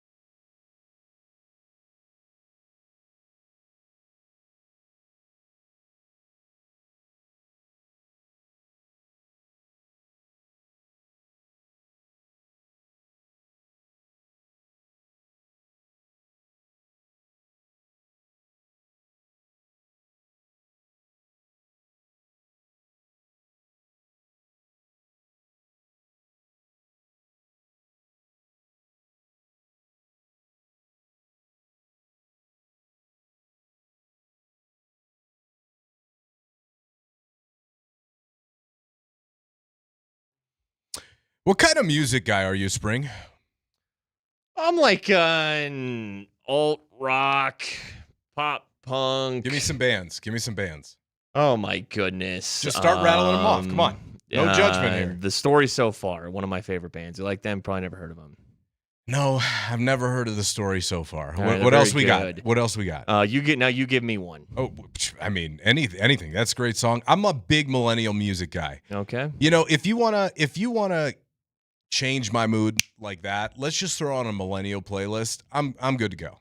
Anything instantly. that was big in the 2000s, my nostalgia meter goes way up. Sure. Alternative rock. I get down with anything. Country, alternative rock, hip hop, rap, except for maybe the new hip hop stuff. I'm starting to become a bit of a grandpa in that regard. It's like back in our day. I mean, these guys had talent. Now it's all made in the studio. That's where I'm at. But I'll listen to anything. I mean, I'm an Alanis Morissette guy just as much as I am a T.I. guy. All right. That's it. That's it. You gave me one band. Hoobastank. I'm not a huge Hoobastank fan, but okay. God, they had one really good song. Are you a music guy in general? Oh yeah, I like music. All right. Well, you gave me one band, so I can't. You couldn't tell by listening to your answer. You come back from break and you're like, I got to talk about a movie. I got to talk about a band. Yeah. And then let's get into the sports. Yeah. Well, I'm just asking you. I'm trying to get to know you here, buddy. It's okay. All right. Yeah. Well, we'll move on then. Yeah. Ska Friday. No problem. On this show, that was ska right there, right? So we talked about Coach Prime yesterday and the Buffs, right? So what they're doing this year is a little bit different. And I mentioned at the end of the show last night that Bruce Feldman in The Athletic released a new piece as far as what Deion Sanders is planning to do to try and get this program back to relevant, Spring, because right now you cannot make the argument that the University of Colorado is relevant in college football. You can't do it. And that's pretty crazy considering where they were in 23 and 24. Well, they're still more relevant than they were pre-prime. Well, yes. That's the thing. Like, if they that's not hard. Anybody would be. If they fired Deion Sanders, and I guess I would get it if the results were poor. But to do what? To hire who? An assistant coach from the new Pac-12? That's at least Prime, at the very least, will give them notoriety. I'm telling you, you think it's bad now. I mean, you go back to the post Mike McIntyre days. Carl Durrell. Mel Tucker had him cooking for a minute. They did. He did. Mike Sanford got him a win. You go poach an assistant from, an SEC school or something like that. But are they going to want to come to Colorado? I don't know. I would think if they moved on from Prime, maybe you get a better structure, someone who understands actual college football. But I don't know if they recruit any better. I don't know if anything really improves. I think Prime's their best shot. I really do. Or they fade into obscurity. I would be curious to know if that was the opinion of new athletic director Fernando Lovo, who came over from New Mexico. My thoughts there are that Prime has a couple of years to figure this out because Lovo brought in Jason Eck to New Mexico, and he did a fantastic job. I would not be surprised if this thing does not turn around here in the next couple of years if Lovo felt like he couldn't find a way to do a little bit better. Now, you're right as far as a coaching relevancy standpoint. They are. Everybody's always going to be interested to some degree in what Deion Sanders says and does. Now, as far as how seriously they're going to take what he says and does, that's a different discussion. And as far as relevancy as it relates to anything competitive, that's also a different discussion. And so while I agree with you that right now, well, let me put it this way.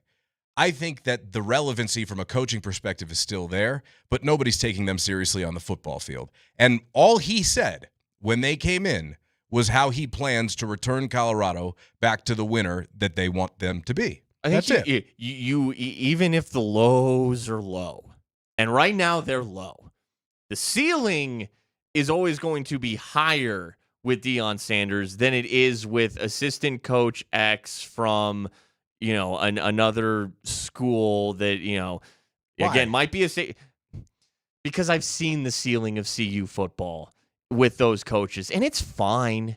It's fine, but it's going to max out at a certain level, which is what maybe some random. I don't even know what the bowl games are nowadays. The Alamo Bowl, and isn't that where Deion went against BYU? Yeah. And I think his ceiling's even higher than that. I'm not saying he'll ever get there, but I've seen generic coach A, B, or C, and it doesn't inspire anybody in the cutthroat nature of college football nowadays. And CU, their best chance to dish out as much NIL money as they possibly can is with Deion Sanders. I'm not sure that an NIL budget increases if Deion isn't here. Well, it's about how it's utilized. I can tell you that they've got a lot right now, and according to an NIL valuation that I saw, and it's not verified, but according to this valuation, they had it estimated around $28 million. And what I can tell you is one of the bigger complaints that I've heard about the program right now is their NIL department is not run as efficiently as it could be. Now, whether that's because who they have running it, and again, that may be irresponsible to say because I don't have firsthand knowledge of what specifically it is, but these are people that I trust very highly, and there's a reason I don't have specific knowledge. They're trying to keep everybody at an arm's reach. They don't really want anybody peeking over the wall. That's why they pick who he talks to. It is so selective over there. I've never seen it from a college football perspective as far as how they handle what gets in and what gets out. Now, they make it seem like a lot gets out because of what they put on Well-Off Media and what Deion Sanders Jr. uploads to YouTube, but all that is very carefully thought out and produced. And they don't put anything in there that they don't want in there. So I will just say I'm with you from the perspective that I think he brought a level of notoriety and a level of relevancy that nobody else could have, certainly. Like, I don't even think you could have gone and gotten Nick Saban and had College Game Day in Boulder. Like, you couldn't have done that. You needed Travis Hunter. You needed Shadur. You needed the primetime show. You did. But now it's about substance. And we kind of harken back to what Dan Lanning said during that, the pregame speech of that Oregon game when they beat the brakes off the Buffs in Coach Prime's first year. Rooted in flash, not substance. And I think that last year they were rooted in Power 4 transfers who came in from big schools, but they couldn't make it work at big schools with all the resources. Sometimes it works when you go to a different place. And now they're trying to root it in substance with lower level players who are highly productive. Well, one thing you do have going for you with Deion Sanders is I think it's clear at this point, if he were to have any success again, which I know right now feels unlikely, and it might not ever happen, but he's not going to leave. He's not. No, he's going down swinging. Yeah, he would. CU is where he will stay. You bring in the next Mel Tucker, fine, he'll leave for Michigan State. That is we get back to the lily pad discussion of the University of Colorado, no question. Yeah, and I've seen, gosh, CSU has, tried, let's try this. Oh, this is a good-looking coach. This is a good hire. They either fail or, Jim McElwain leaves for Florida, right? There is absolutely no guarantee that anything has a higher ceiling than Deion Sanders or that you're in any better position. In fact, I think it's extremely unlikely that you are. And I will, again, concede that it is not great right now. But let's also consider it's Colorado football. I think there's a lot of people who live in this illusion of, it can get back to the Bill McCartney days or the Gary Barnett days. I don't think that it's going to get there again in the traditional sense. I mean, look at Nebraska. Nebraska's trying so hard to get back to what they were, and they have a leg up because in Nebraska, that's all you have. Nebraska football is it if you live in Nebraska. You live in Colorado, you live in the Denver metro area, it's a Broncos town. This is a Nuggets town. This is an Avs and even a Rockies town. College football, we like to talk about it, and it's fun when we have success. It's a lot like Team USA in the World Cup. When it's there and they're having success, it's fun and you talk about it. But when it's away, you don't care that much because this is a pro sports market. So I'm just saying, be careful what you wish for if you want to kick Deion Sanders out of bed, because I'm not so sure the grass is greener on the other side. And I know there's a lot of people that would disagree with me. I bet if Nate was here right now, he'd push back on a lot of things that I'm saying. But I just think just the relevance, the the notoriety that you get from Deion is better than, making a bowl game. Decent little 8-4 season. Hey, maybe you could get an 8-4 No, it's not. season. Stop. And it's, That's an absurd take. It is not I will better. take the flash of a Juju. At least absurd. Juju Lewis is a star. He's a star. Is he? What's he done? He's started he's 2 games. He's a name. Okay. Give me a name. Give me somebody that Deion brought him in here. Okay. Hell yeah. At least I got something instead of. I don't know what you have Lufau. though. Instead of did Cepho Lufau They make made a a bowl game? Pac-12 It championship was fun. game. It was. They won 10 games. It was until they got their doors blown up by Utah. So you'd rather go 3-9 than give win me like a guy in 8 Juju games. Lewis who might be a first-round NFL draft pick who might have some sizzle to him. Because I got the Broncos in this town. I got everything else in this town. I'll take a little bit of sizzle. Even if the substance isn't great, I will take that sizzle because that's low on my totem pole. It is. Well, that's personal preference, no doubt about it. And extrapolated to an entire city, there are many people that don't agree. College football is a huge deal, which is why ratings are higher than ever. And what I will tell you is that if you win, you do begin to gain more relevancy than you have as a 3-9 team. Here, I'll put it this way. We will never break the Buffs down the way we break the Broncos down. Nobody in ever this said town. that that's going to happen. So, no one ever said. That wasn't even part of the conversation. I'm just saying it's not. Yeah, there are people who care about CU football. There are. But I don't think it's a large piece of the pie. Okay, and that's fine. And again, you don't have to. But what I will tell you is that what happens this year between Juju and Isaac Wilson will go a long way into determining whether or not they stay relevant, whether or not Juju becomes a star. And I will say that there are very high-level people in that building who think Isaac Wilson had the better spring. So I push back on Juju's a star. He's a name. I agree, he's a name. But he's one not of the a star. 2 best quarterback recruits out of high school. I mean, when has that ever happened? When have they ever? I mean, that's when I want to watch some good quarterback, or at least want to watch a guy with skill, or at least with a ceiling, with upside. Sure. Does Juju ever meet that? He might not. But at least there's the potential. At least there's the lure. It gets me to tune in. It gives me an incentive to actually watch and see if this kid can become something. Fair enough. And so if you're Coach Prime and you don't think he's ready yet, who are you putting out there? Because it's something to tune in. He played at the end of last year, and I thought I saw flashes. I mean, I'm playing him because what else do you got? You got to give me something. This is a show. It's a television show at the end of the day. I guess so what I'm asking then is, does it matter if it's more about trying to make a bowl game and winning this year, or do wins really not matter for Deion Sanders as long as it's a show? Because maybe, Mark, for some people, that is the case. Like maybe that's what some people get out of it. I think there are a lot of people who'd like to see some wins, but like you can't make the argument that after going, 4-8 the first year, they're 4-2. They're leading by 29 points against Sanford going into the second half. They blow the 29-point lead, which would have been their 5th win of the year, one more from a bowl game, and argue they didn't underachieve. Like, you can't make the argument that with the Heisman winner and one of the best quarterbacks in the country in 2024 that they didn't underachieve. But it was still the most memorable stretch of Buffs football since they beat Nebraska and then Texas in the Big 12 championship game. When was that, 2002? That was still the most memorable stretch. And yeah, it was, they didn't make a bowl game, but it was still the most memorable stretch of Buffs football since the early 2000s. No argument. And they've had success since that stretch, but none of it was overly memorable. None of it featured, action and players that made me think, oh, no, that's fun to watch. See, but I guess I just disagree fundamentally because I don't think they're relevant at all right now. No, I think he's relevant. That's where, they're not. Outside of, to me, the idea of Juju Lewis, they are not relevant. There's no doubt. But I'm still willing to go down swinging with it. Okay, and that's fair. And I think there's a lot of people that agree with you, and I might be one of them, quite frankly, because at the end of the day, what do you believe you have in Isaac Wilson? The question is, are you willing to wait out maybe another bad year and let Juju go through the fire? You brought up Cepho Lufau.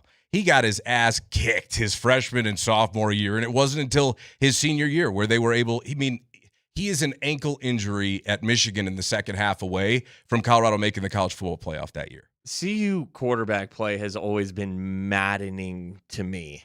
Like Steven Montez, the Cody Hawkins and Tyler Hansen era. I can't even remember some of the names in between. Like, that's what I tune in for, okay? I don't – look, Does Air Force have success year in and year out? Yes, they do. Do I love watching the wishbone offense or whatever, triple option offense? No, I don't. Okay. I tune in to watch quarterbacks sling it. Right. And for some exciting football. If Juju can give me some of that, even if it translates to 4 wins, so be it. I don't need a scheme like Air Force to get me wins just so I can say, oh, but my team won some games. No, I want to be entertained when I watch the games. And again, I admit that might not happen this year, but at least there's a chance because the talent at the quarterback position is there. And I would say that I think the chance exists more because of the go-go offense they're running rather than the guy they have. And it's up to him to prove himself as one of those proven products that makes you want to tune in. You talked about it yesterday. I think that's a good step in the right direction if you're talking tangibly about, putting a coaching staff around a guy in Deion Sanders who is not the best X's and O's or game plan guy, but to get some wiser college minds around him. The OC that they brought in, coming over from the head coach at Sacramento State, who has experience at UNLV before that, guys with college football minds to put around him and, make this a more, I'll call it professional, and it is professional nowadays, college football offense. Those are good steps in the right direction because I want there to be success. I do. I just don't think it becomes interesting at all if Deion Sanders isn't there. Fair enough. And I'm sure there's tons of people that you would be speaking to. No question. Especially the Prime fans. They're always in my mentions. I can't get them out of my mentions. Always in my head. On the other side, Spring's been all over the World Cup. I mean, he's been calling his shot left and right. Let's get his take on what should be an exciting World Cup final. That comes up on Sunday. It's Altitude Sports Radio 92.5.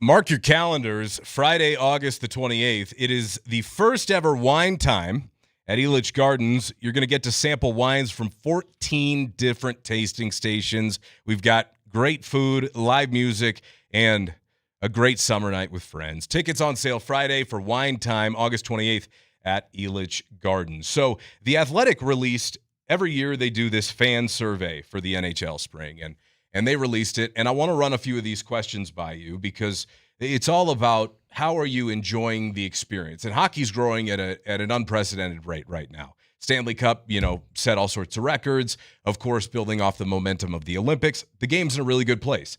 And as we opened the show today, Berto kind of, sprayed a few questions at us. And one of them was, look at the league. I mean, Macklin Celebrini, the Stars' young superstar, is the youngest player ever to be on the cover of NHL 27. Leo Carlsson at the young age of 21, now the highest paid player in the league. Like, there's a lot of really good young talent. So let's just start here. Where do you feel the league is at right now? Yeah, it's probably in the best spot it's been since probably ever, actually, because I was gonna say since the 90s, but I do think it was still largely regional, back in the 90s. Like, I know that what there was, the Colorado Rockies were here in Denver, but they're like, when the Avs came to town, there were a lot of people who were like, oh, hockey, like, oh, this is a thing. Like, they didn't even really know too much, and then boom, team's really good. They're winning. They jump on, but you needed like a team in your market that was good. It wasn't, it was national. It was on ESPN, and that was back when ESPN was, legit in the 90s. So I think that helped hockey. Maybe it is since the 90s because, being on ESPN, because then, man, it went to, the lockout and being on the Outdoor Life Network. Yeah, there was a rough state of affairs there for a while. And then they're on NBC Sports, but it got, getting back on NBC was better. But I think you were on it is I think what as of late turned it around was the Four Nations and the Olympic hockey. That competitive international play, I think, has boomed it back to a level that we haven't seen maybe since the 90s. And honestly, I think TNT has been huge for the popularity and the marketing and the visibility. Sure. What Chicklets has done for the game, I think, is really big, too. Mm-hmm. I mean, you're putting that on the main stage, certainly. And with gambling introduced within the last 10 years or so legally and widespread, people want things to bet on. And the NHL is starting to garner more and more eyeballs for that alone. One of the questions here from the fan survey is, who do you think improved the most this offseason? You know what? Top of my head, I would say the Florida Panthers. Yep, that was the one. I was like, oh, Florida, yeah. Because they got Brady Tkachuk. Yep. To pair with Matthew Tkachuk. And to me, if Sasha Barkov didn't get hurt before the season and if Matthew Tkachuk didn't miss a good chunk of the season, then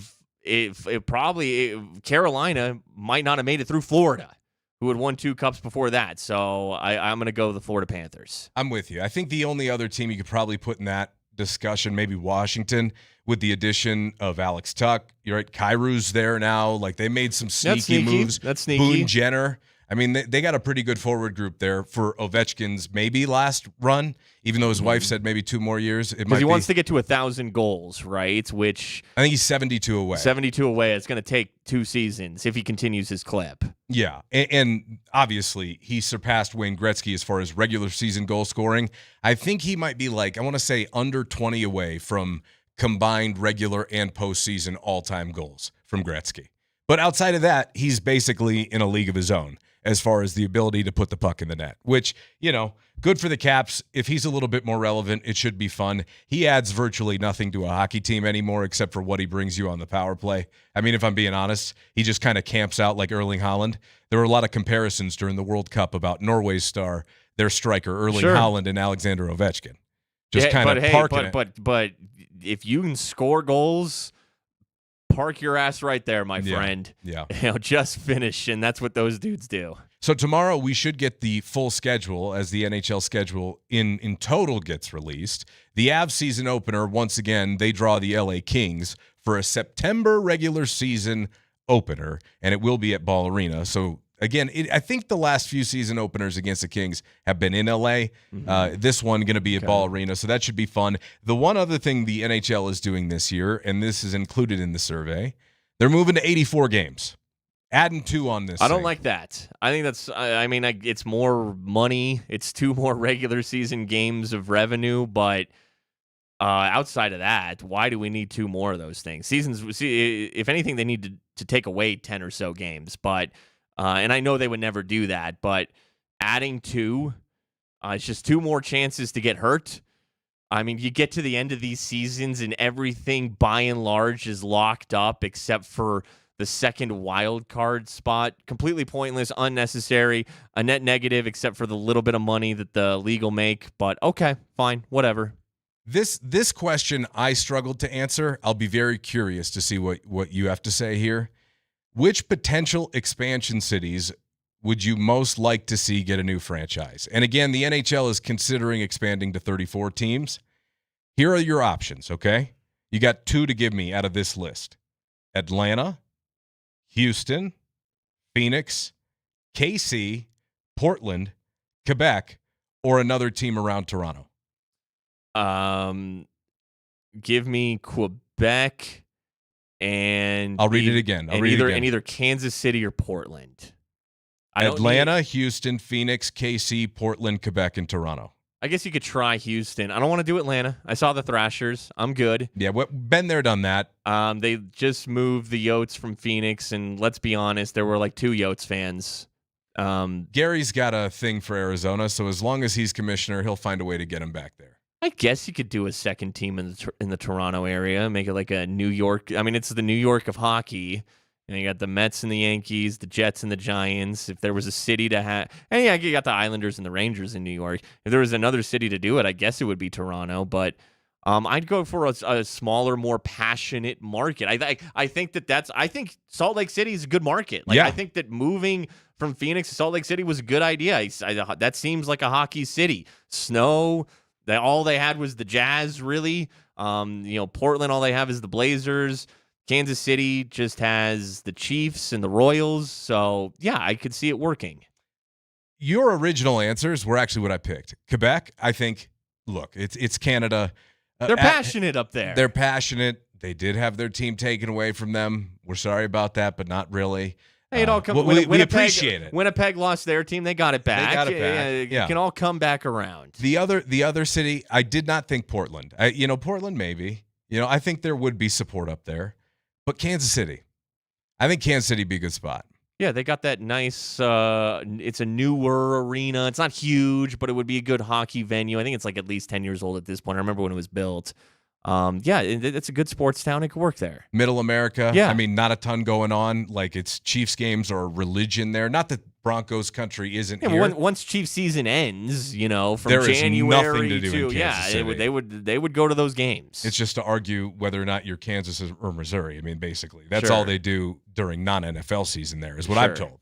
But I mean, you got the World War I Museum. Like beyond that, like the Negro Leagues Museum is there. I'm trying to think of other things that you could do in Kansas City. Well, there's only so Hockey many times you can go to a museum. That's once right. I've been to a museum once, do I need to be there twice?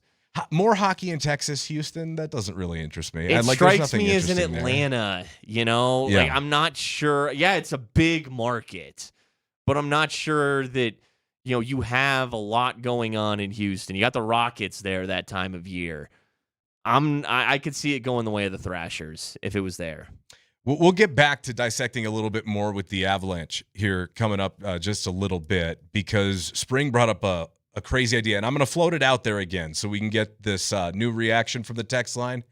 You floated out a little bit earlier. Depending upon how this upcoming season goes, correct me if I'm wrong, but, maybe you pick up the phone to Jim Nill and the Dallas Stars if you're Joe Sakic, and you say, look, this Natchez guy, he's a stud. He's just not exactly fitting what we want, but, you got a guy down there who's a really good power play guy that we know well. And it's so funny because the contract that you signed him to, that was our idea in the first place. So what do you think about a little Swapski? Natchez for Rantanen.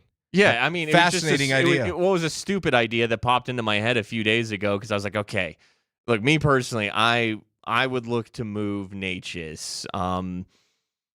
I think he's been good by and large, but that the warnings about the playoff hockey that he plays, I think showed.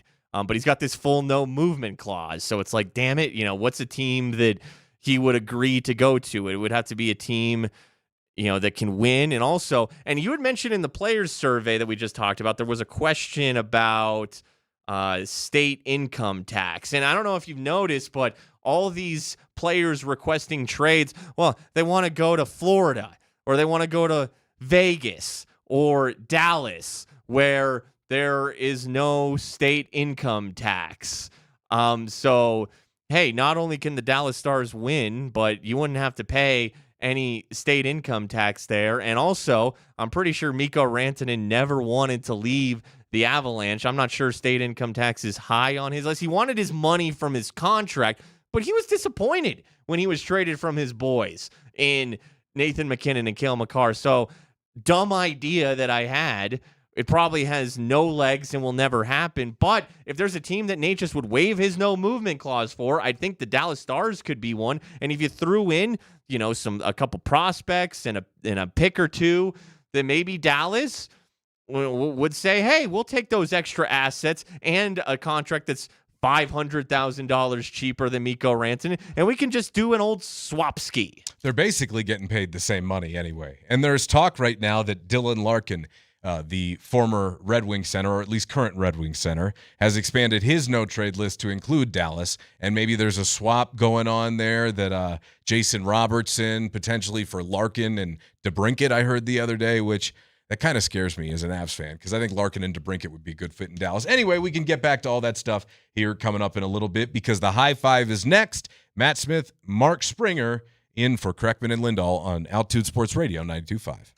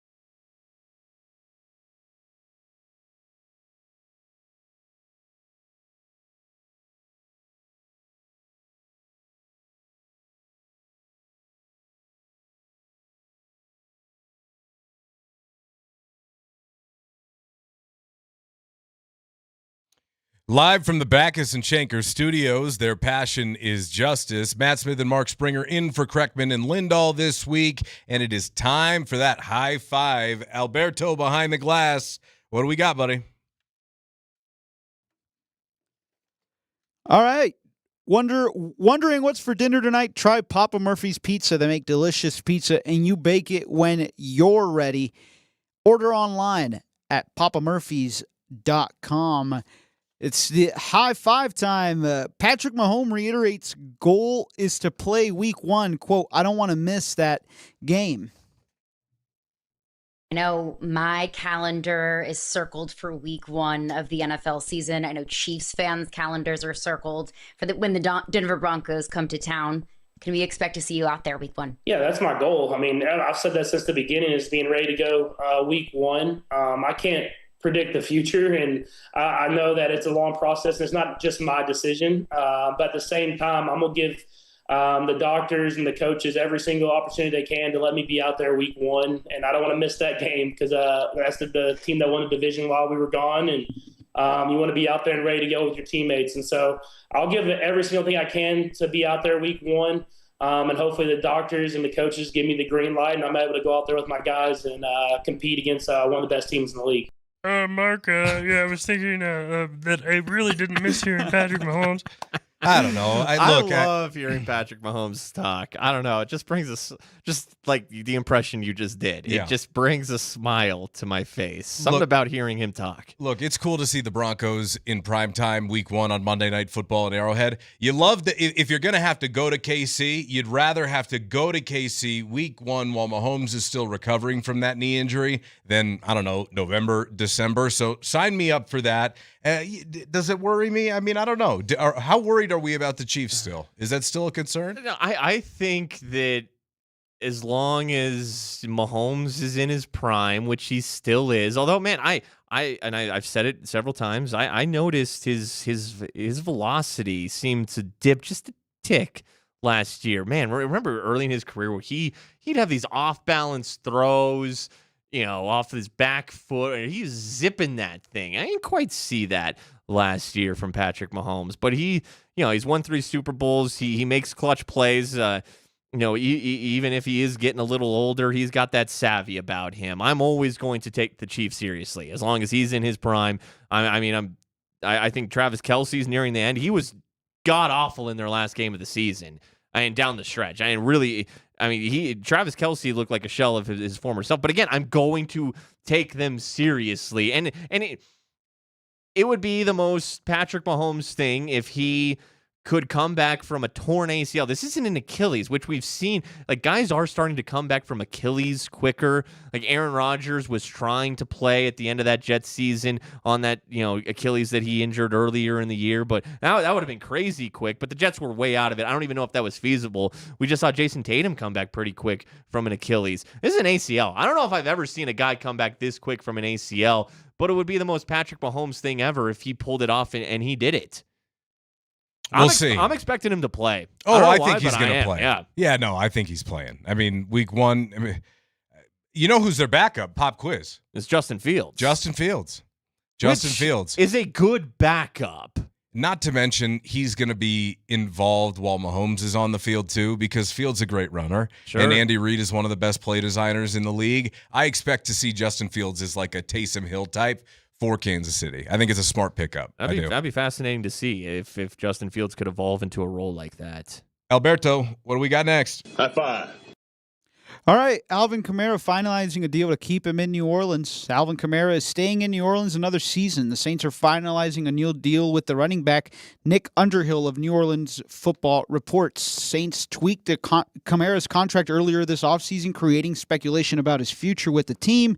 After the team signed Travis Etienne, Kamara was scheduled to count for $10.45 million against the salary cap in 2026. Okay, all right. Alvin Kamara never wanted to leave New Orleans. Every time New Orleans over the last couple of years who've been dreadful, now with Tyler Shuck, maybe looks like they knew what they were doing taking him when they did. He had a strong finish as a rookie quarterback in last year's class. But Kamara's never wanted to leave New Orleans. There were opportunities for other teams that were contending for something to pick him up, especially around the trade deadline the last couple of years, and he's balked at the notion of playing anywhere else. I will tell you, that's one former Saint that I really wanted to see Sean Payton bring to Denver. I would love to see him here. I'd feel so much better about it with him here, but, he's back in New Orleans. Good for him. Yeah, so Kamara's 30 years old, which is not old. He could still play. But for a running back, that can be old. And I don't think he has. He's still effective to a degree, but he's not the Alvin Kamara that he was a few years ago. The idea of him rejoining Sean Payton, I suppose it will remain alive as long as he's in the league because, running backs can move teams at any time, but it certainly won't happen to start this season. I think there's a reason that Sean Payton didn't look at him, a guy that he probably was fond of when he was very effective, but I don't think he's very effective anymore. I think he's older. I think Sean Payton would rather go with Jonah Coleman as his third option than an Alvin Kamara. And it's not his show by any means anymore in New Orleans. It's the Travis Ashan, whatever he changed his name pronunciation to. It's his show. But hey, good third down back weapon to have for a New Orleans team that in that division, going from the dregs that they were, they actually could win that division next year. That's not impossible. Why am I blanking? Sean, you talking about Devin Achane in Miami? Oh, Achane? Is that because remember Travis Etienne changed the pronunciation of his name? It's Okay. no longer Travis Etienne. Fair enough. He's Travis Ashan. Oh, that's right. I'll get your right. Yeah. No, you're good, man. That's going to be weird. I was like, you're talking about Devon Achane in Miami? Achane? No, you're right. Achane. Yeah. Yes. All right. Up next, Alberto. High five. All right. Joe Flacco's family reveals fantasy football benching on Netflix's quarterback. Joe Flacco's family revealed on quarterback that they benched him in their fantasy football league, and his team's poor performance against the Ravens that week matched the fantasy decision. Yeah, do we have the audio, Matt, of... This thing came from Bosnia, son. If that goes off, I'm going to crash out. What do you mean? Because I benched him. I hope he goes off. Yeah, that was audio of Frank Flacco. Joe Flacco's kid name is Frank. How about that? That's a kid who's got to be, 10 to 15 years old, and his name is Frank. I like it. They might call him Frankie. It's a strong throwback, male name right dude. there. Is anyone naming their kid Frank anymore? Sure. Yeah, I Frank. like it. Don't get me I'm all for that. I'll take Frank over Braden and Hayden and Jaden and anything that rhymes with Aiden because I feel like that's what everyone's naming their kid nowadays. Frank. It's good to see that Frank's making a comeback. That was Frank Flacco, Joe's kid, saying that while watching his dad play for the Browns, that he had his dad on his fantasy football bench, and he was going to be upset if his dad had a good game because it wouldn't get him any fantasy points. CBS Sports today put out the list of their best quarterback rooms in the league, and they ranked the Bengals number 1 with Burrow and Flacco. Do you agree with that? Yeah, because Burrow's a top 4 quarterback, and Flacco's got to be one of the better backups in the league. So sure, I can buy that as the best quarterback room in the NFL. What's next, Alberto? High five. Deadline passes for George Pickens to get a long-term deal. The Cowboys had already announced they weren't going to extend George Pickens' contract, but it became official today. The deadline passed for the sides to complete a long-term deal. The wide receiver will play 2026 on a 1-year, fully guaranteed $27.3 million franchise tag. I read today the reason, or at least one insider's report, that the reason Dallas did not want to pay George Pickens, and remember, he had a phenomenal year coming over for Pittsburgh last year, was really, for the very first time, a compliment to CeeDee Lamb in Dallas. I read the reason why the Cowboys didn't want to do that is because they didn't want to give him the financial security of a new contract. That was verbatim what the report was. They don't want to commit. They don't want him to get comfortable because they think he's a joker. That's what that says. Well, that's why they don't want to commit. There's, George Pickens is a bit of a wild card. I mean, it seems like he he was stable last year. No drama last year, but there was drama with the Steelers. You never know when the drama could pop up. See Stephon Diggs and A.J. Brown.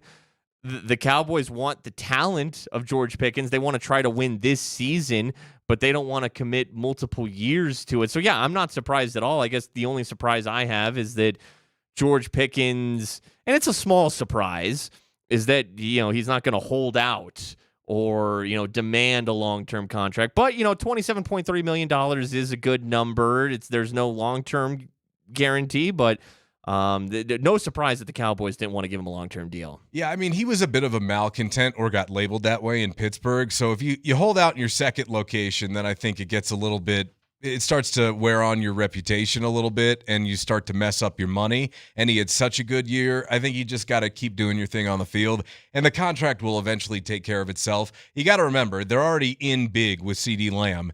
Is Dallas really a George Pickens long-term contract away from winning the Super Bowl? I would argue no. I think after having to replace Micah Parsons and having nobody really there to do it, like they got some bigger fish to fry than doling out another superstar wide receiver contract. Would it suck to lose him? Yeah. Are they planning on losing him? No. But at the same time, committing long-term and building a team around two stud receivers, how's that going for Cincy? Well, and back to my holdout point, really... they don't hold out anymore because they never win. Not the smart ones. And not the smart ones. Le'Veon Bell's holdout. I think that was. Who do you think I was talking about? Not the smart ones. Yeah, that was the last. What was when everyone realized, the teams are going to hold firm. You are going to eat those fines. You're going to lose a decent chunk of that $27.3 million in George Pickens' case. He's going to have to eat it, and he's going to have to play on the franchise tag this year. All right, what else we got, Alberto? High five. All right, lastly, Keon Coleman. Critics don't bother me. None of them will try to stand in front of me. Bills wide receiver Keon Coleman is well aware that he's been the subject of much criticism from fans and the media, but Coleman says the criticism doesn't bother him because it doesn't come from anyone who's on the field with him. Quote, none of them going to come lace them up and try and stand in front of me. People are going to say what they want to say. At the end of the day, my job is to come out here, put my cleats on, strap them up, and prove my worth. You know why I wanted to talk a little bit about Keon Coleman is, he catches a lot of flack. What was he, the first pick of the second round for the Bills a few years ago?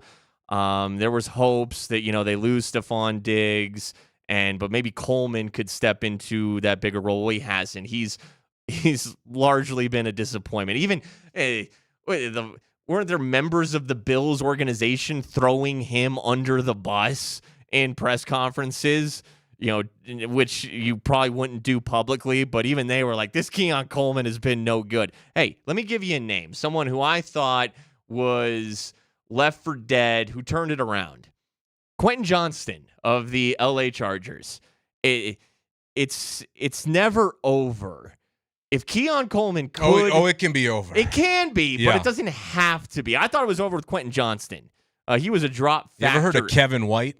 West Virginia. Oh, sure. There's plenty of examples of guys who have just been busto, straight through. But you said it's never over. A little it doesn't caveat have to be. If Quentin Johnston can turn it around, maybe Keon Coleman can. And look, the Bills, man, they need some weapons, man.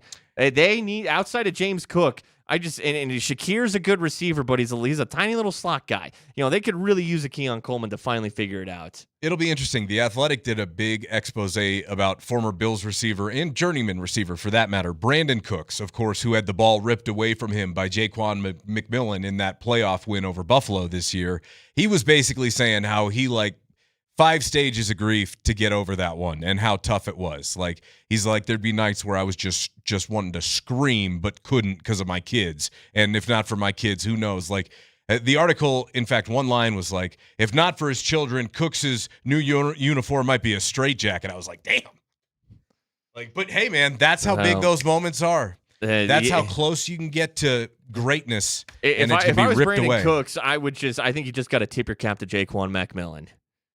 What can you do? That was just a heck of a play that he made. Yeah, but great players are going to put that on their own shoulders, especially when the ball's in your hands, man. That's got to be a sick feeling the next for 2 months just waking up in a cold sweat in the middle of That's the what night. I'm telling you. It's never over. Get your hand. Even though Cooks has his hand on it, you get your hand in there and you yank that thing out. That's exactly what Jaquan McMillan did. That's the high five. More of your reaction on the text line and more coming up with Altitude Sports Radio 92.5. High five.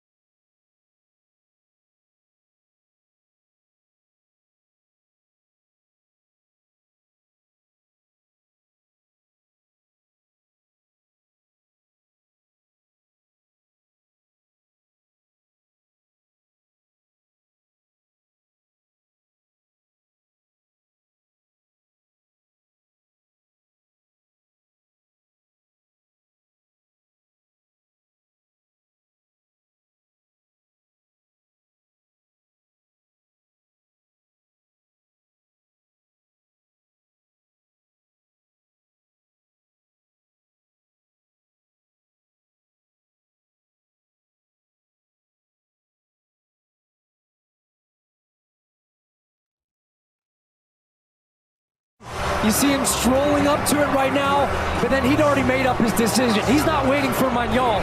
He already knows he's picking out that corner. Head down, stays over the ball. That's a terrific penalty.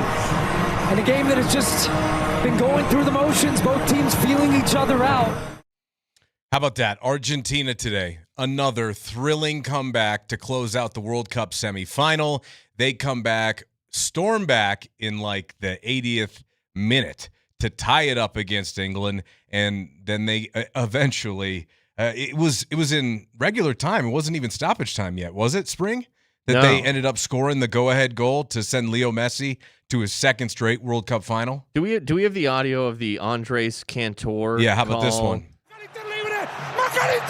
otra vez. ¡Viva Messi! Primero Spence. Maca. Messi engancha y va, tiró con la derecha.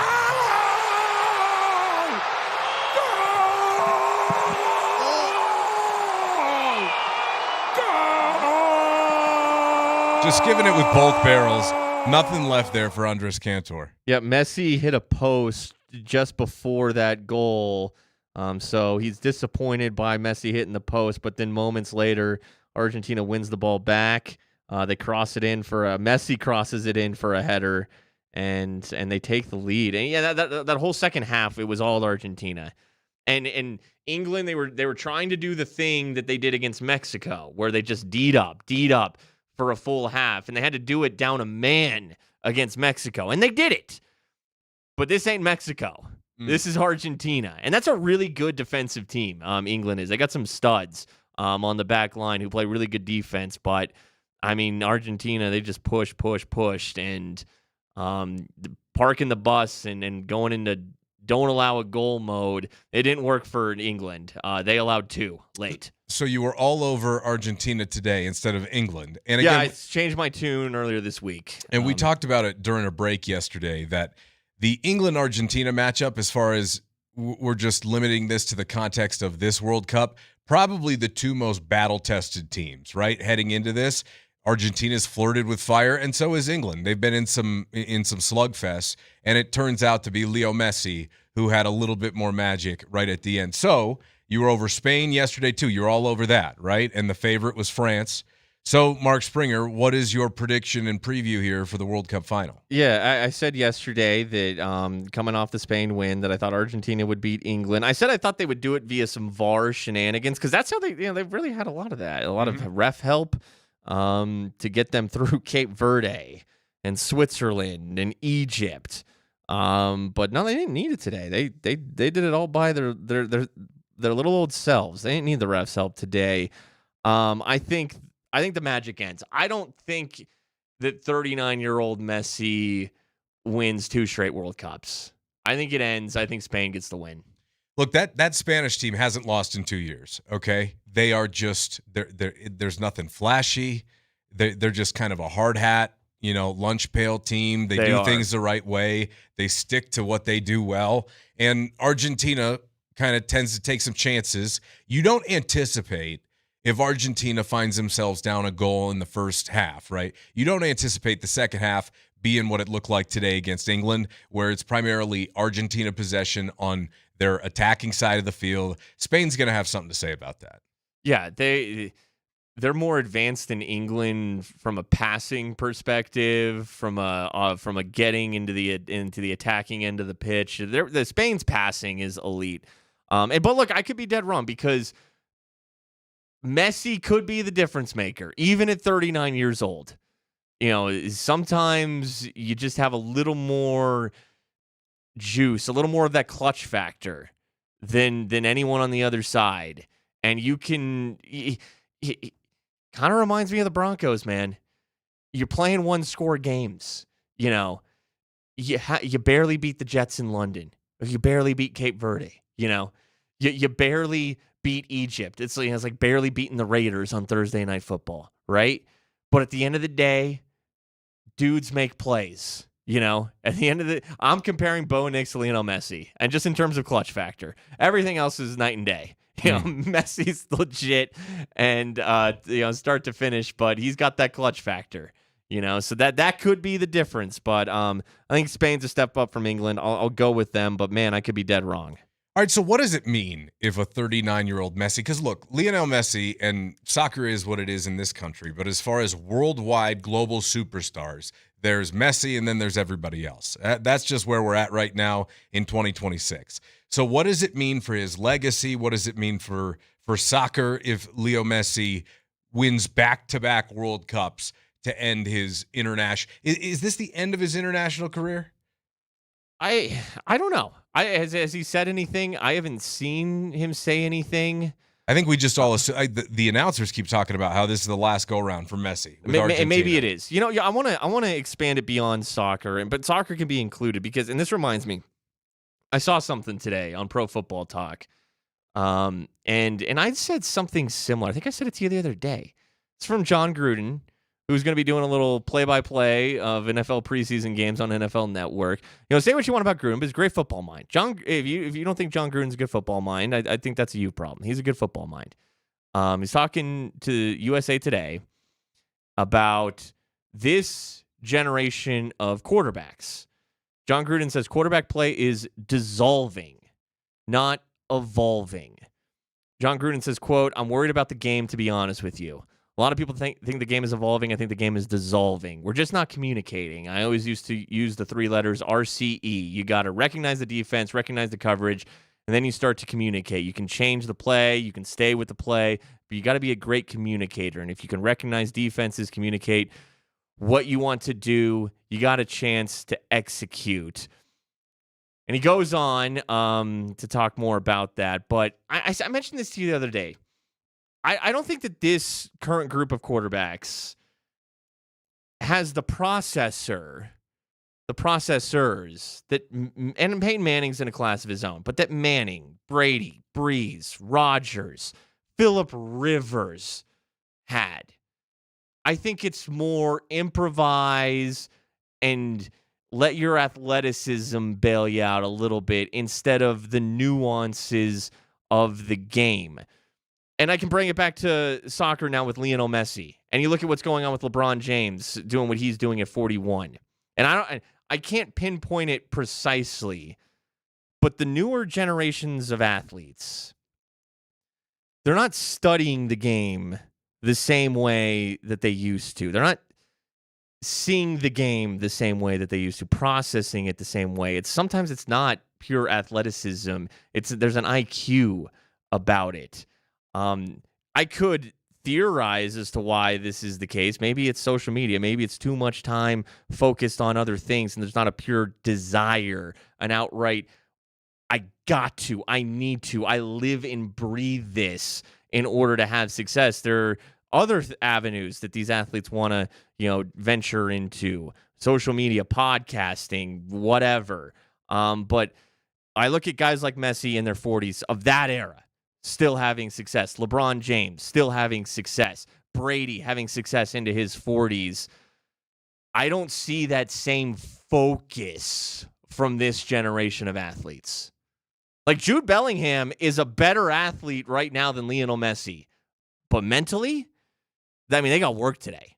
They got worked by an older guy and I think a less talented group, but I think a more veteran savvy group that just has a higher IQ. So where does this rank in compare if we're talking like Peyton retiring on top? Because the thought here is that Messi goes back to play for Inter Miami at the MLS.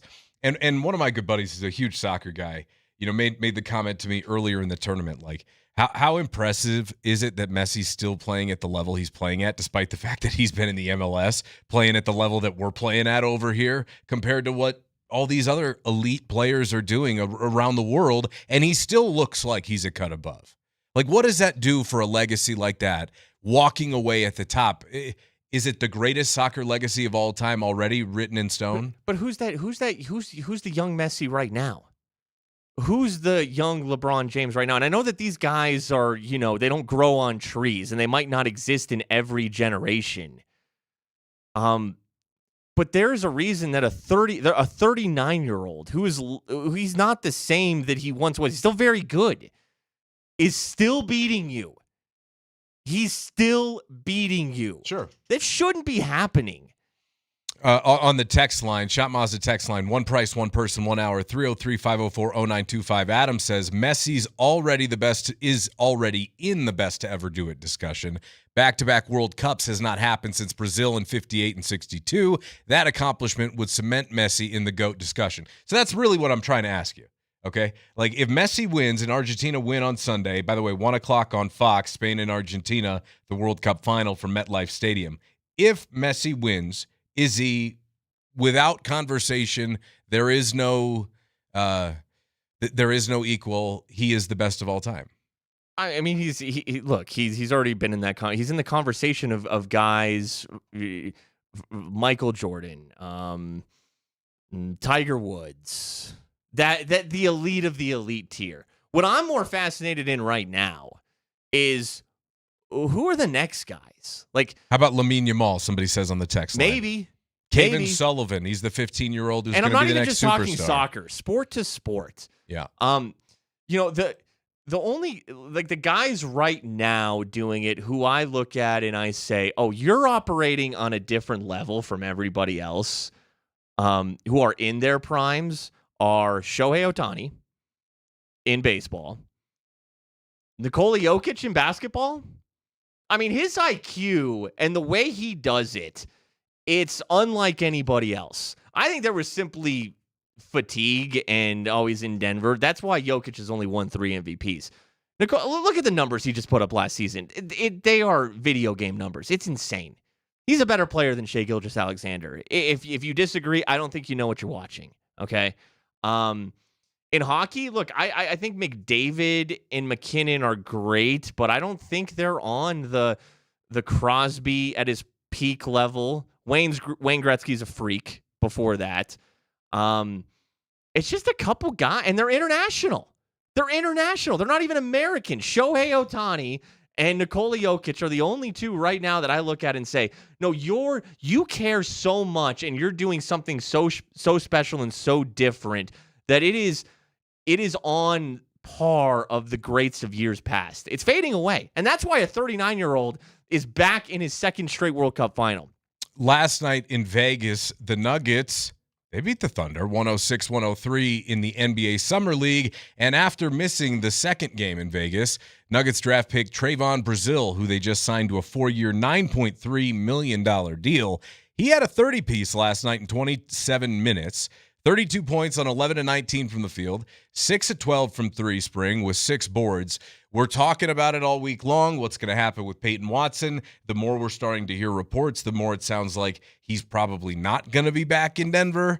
At least that's kind of how we're reading things right now. It's still very much up in the air, but you're going to have some open slots and some playing time up for grabs, and a good sign that a guy like Brazil, who was banged up, can show up in the third game of Summer League and put up 30. Hey, I like it, man. I like it. But it's Summer League, I think a few years ago, Cam Thomas won Summer League MVP on the Nets Summer League team. Hunter Tyson was first team all Summer League. Yeah. It's and also another thing about Summer League, like the Wizards have already shut down AJ Dybantsta. Like, he played 2 games and they were like, no, we're good. We've seen enough. Yeah.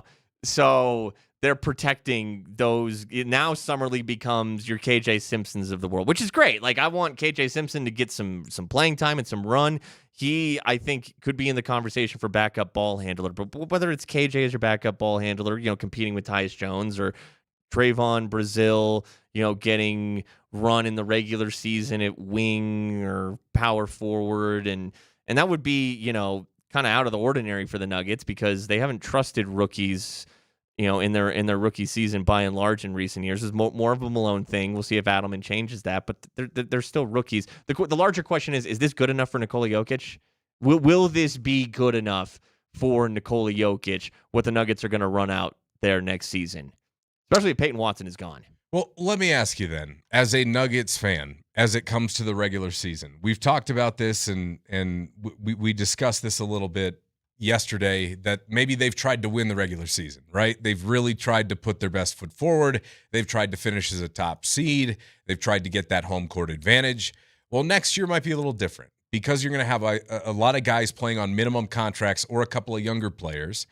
Are you, as a Nuggets fan, more willing to accept some time with growing pains and letting a young player develop throughout the course of the regular season so that hopefully they can come along? Or, like, does that feel like a step backwards because we're talking about a win-now team? If that development over the course of a rookie season translates into you're a trustworthy rotational player in the playoffs, then I think it's worth that patience. I don't think seeding should be viewed as highly as it was. I think obviously health is number one. With Aaron Gordon being the person you circle the most, keeping him healthy for the playoffs. But if you're going to sacrifice seeding for health and for the development of young guys who, if you give them the proper development over the course of the season, that actually could pay dividends. Because at the end of, when the playoffs start, what do they say sometimes? You're not a rookie anymore. Now you're kind of in your second season. Hey, maybe it could work. Maybe by throwing the young kids the Nuggets have into the fire this season, eating the growing pains, sacrificing some regular season wins for the long-term benefit of them being playoff ready, even at the end of a rookie season. It's possible. I'm not going to rule that possibility out.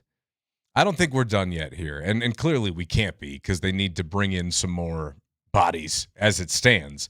But between Alpha Diallo, who they picked up, the Eurobasket Defender of the Year, between Brazil, Bryce Hopkins, their other draft pick this year, it seems to me like they're going to have some bodies that are somewhat similar to Peyton Watson in case they've got to let him go, and they could see if any of the cream rises to the top among that group. Like, I think this year, because you're kind of handcuffed unless you make a big decision and try and offload some pieces to get some flexibility, which, again, for who and why are you doing it? Is it to stay cap compliant? Is it to stay under the second apron? I'm not sure.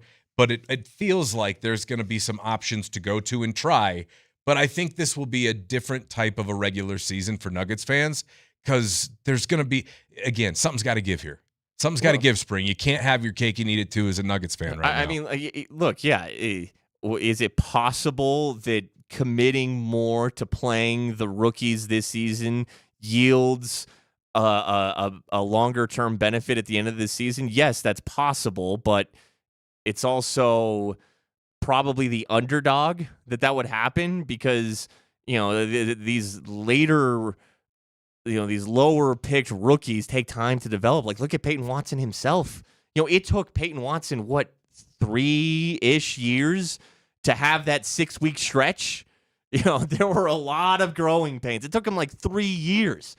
Julian Strother's still developing. Yeah. They don't really have that time to wait. They didn't, they would pull the ripcord on him. They'd give him a little bit of run, see the rawness in the game, the greenness in the game, and say, nah, you're not ready. You need to marinate on the bench, and you'll get your run in practice, but you're not ready to play. Well, maybe this season they can't pull that ripcord, and they got to let him go, learn in the fire, and maybe that it could expedite the development. It's at this point that's what it's looking like. That could change. But where the roster stands today, yeah, that's a real possibility that they're at least going to go that route. More of your reaction next on the text line. It's Kreckman and Lindahl on Altitude Sports Radio 92.5.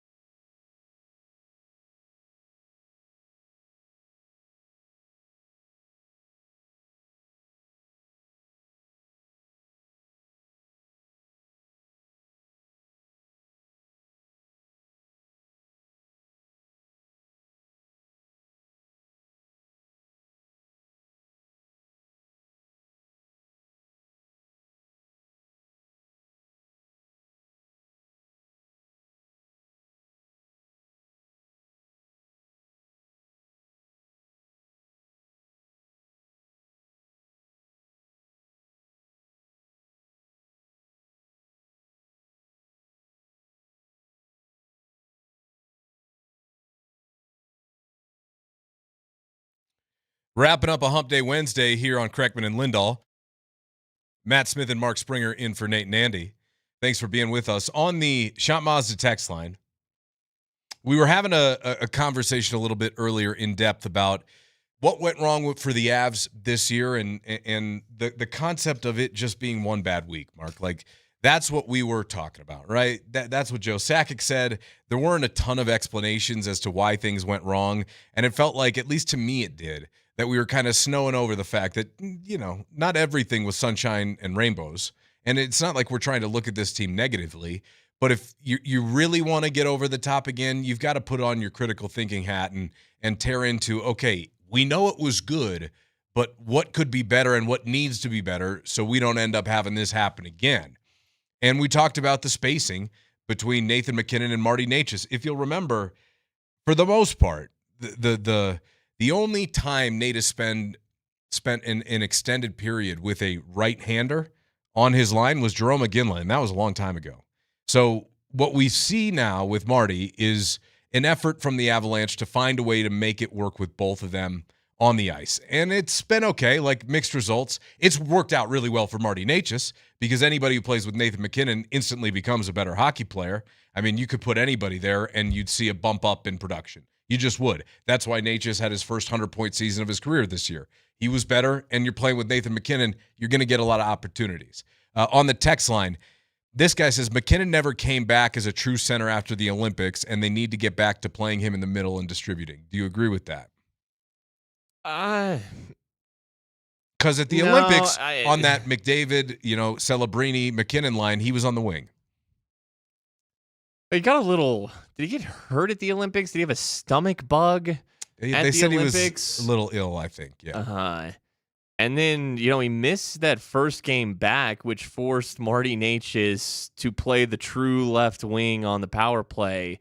And I think he scored in that game against the Utah Mammoth. And I think that was what propelled them to kind of get Marty more high left. If Marty Necas is here, they're both going to be on power play one because Marty Necas is too talented. That's right. To not have on power play one. So even though they're both right-handed shots who both want to be on that left side, at first they were trying to make Necas the one who floats around a little more. Then it became clear maybe MacKinnon needs to be the one who does more of that, and they started having a little more success with that formula until they didn't because the power play was, and it sucks because they have an amazing regular season. They win the President's Trophy, but all season long the concern is the power play. Oh, that better not pop up in the playoffs. Oh, they had a great regular season, but if that power play is what it was in the regular season in the playoffs, that'll do them in. And unfortunately, sure enough, that was part of the story. Yep. That's part of what happened. I still think maybe it's improving that they have not figured out, and you're not going to truly fill the role that Mikko Rantanen brought on the right wing, but they're still trying to figure that out. Now it's Nazem Kadri. It's better on the power play. But who's that left-handed shot on the right side that mimics more so what Mikko Rantanen was able to do with that one-timer? They're still trying to figure that out. So to me, there's a little bit of a disconnect because I think it's a personnel issue. I think just because of who Marty is, there are too many times when he and Nate end up in the same spots, whether it's on 5-on-5 or on the power play. So right now we're talking about the end of Nathan MacKinnon's prime, and Marty Necas would be signed up for all of it. When they acquired him, I said, okay, they're trying to balance out their lines. Marty's such a good skater and such a good skater with the puck that he can do a lot of lugging of the mail himself. Maybe he can drive his own line. That was the hope. It didn't really work out that way. So you're right. As long as Necas is here, he's going to be on power play one, and he's probably going to see a lot of ice time with MacKinnon. But my question to you is this. Even though they signed him to that extension, is he the right running mate for Nathan MacKinnon? I was optimistic about it. I was optimistic about it even at the time of the Mikko Rantanen trade, and also considering you did get Jack Drury, and you got a couple, picks. I thought it was a decent trade, and I think the numbers, between Necas and Rantanen in the regular season, overall now at this point they favored Marty Necas, but the difference was, Mikko had 3 games against the Avs in the playoffs where he went into beast mode when it matters. And when it mattered in the playoffs, Marty Necas showed his lack of physicality. So now I'm starting to question, whether or not he is the right running mate for Nathan MacKinnon. Also considering, the side of his shot. He's a right-handed shot. And, maybe, that 1B superstar and Nathan MacKinnon's 1A superstar needs to be a left-handed shot. But it's going to be tough to move Necas because he has the full no movement clause. Who knows? There are ways to potentially get around that. And maybe also Marty Necas can, improve those areas of his game that are lacking, that he can get coached up by Jared Bednar, who I do think is a very good coach. I think he's reasonable and the players respond to him. And if Jared Bednar has a conversation with Marty Necas, that's, hey, man, we need you. And you want to protect him in the regular season. You don't want him to get hurt. Being physical can lend itself to getting hurt. But when the playoffs come around, and we're going to need you to work on this in the regular season, maybe not live and die on it because you got to work on it. We're going to need you to up that physicality. We're going to need you to use that body a little bit more because I think that's what's missing from his game that the Avs really need, that they're lacking overall. I think there's a ceiling there. I just think based upon his body type and his play style, I think there's a ceiling there. So expecting that to get better to the point where, all of a sudden, hey, those physicality problems, look at how Necas has contributed. Like, that's kind of like, I think back to Burakovsky. Great shot. Mm-hmm. You could make a drinking game out of the amount of times that guy got knocked off the puck during the course of a game, and that's what it looks like to me in the playoffs. Nelson's very similar in that regard. Not a really overly physical guy, and all of a sudden you got a lot of those guys that we're going to start to name as, Lehkonen, the puck hound he might be the most physical of the group they have up front, truthfully. Like, he might be the guy who, maybe him and Landeskog. Yeah, between the two of them. I think Jaden Schwartz is going to add some of that. But the thing that Lehkonen and Schwartz are not the biggest guys. Yeah, size, I know some people don't want to hear it, but size matters, okay? Hey, easy now. Not all the time. It does. That's why Lehkonen, it's not all about size. He's not a big guy. It's how he uses it. I'm talking about hockey. Okay. It does. Someone else in the text line, MacKinnon and Necas don't play well together and never will. Look, there's a line between don't play well together and can you win a Stanley Cup with that pairing. I don't agree that they don't play well together, but is it good enough to be one of the best or the best duo and the correct running mate to get everything accomplished that you want? And I think the jury's still out. Now, again, it doesn't mean I think they instantly need to move Necas, but I think as an organization, you need to ask yourself, if our solution to trying to fit Marty Necas into the equation is to limit more of what our generational talent in Nathan MacKinnon is able to do and what his strengths are just to try and fit Marty in, then that's the wrong answer to the problem. And if you have to move Nate away from where he's so dangerous, I think that's more of the problem there than it's helping. They played great together.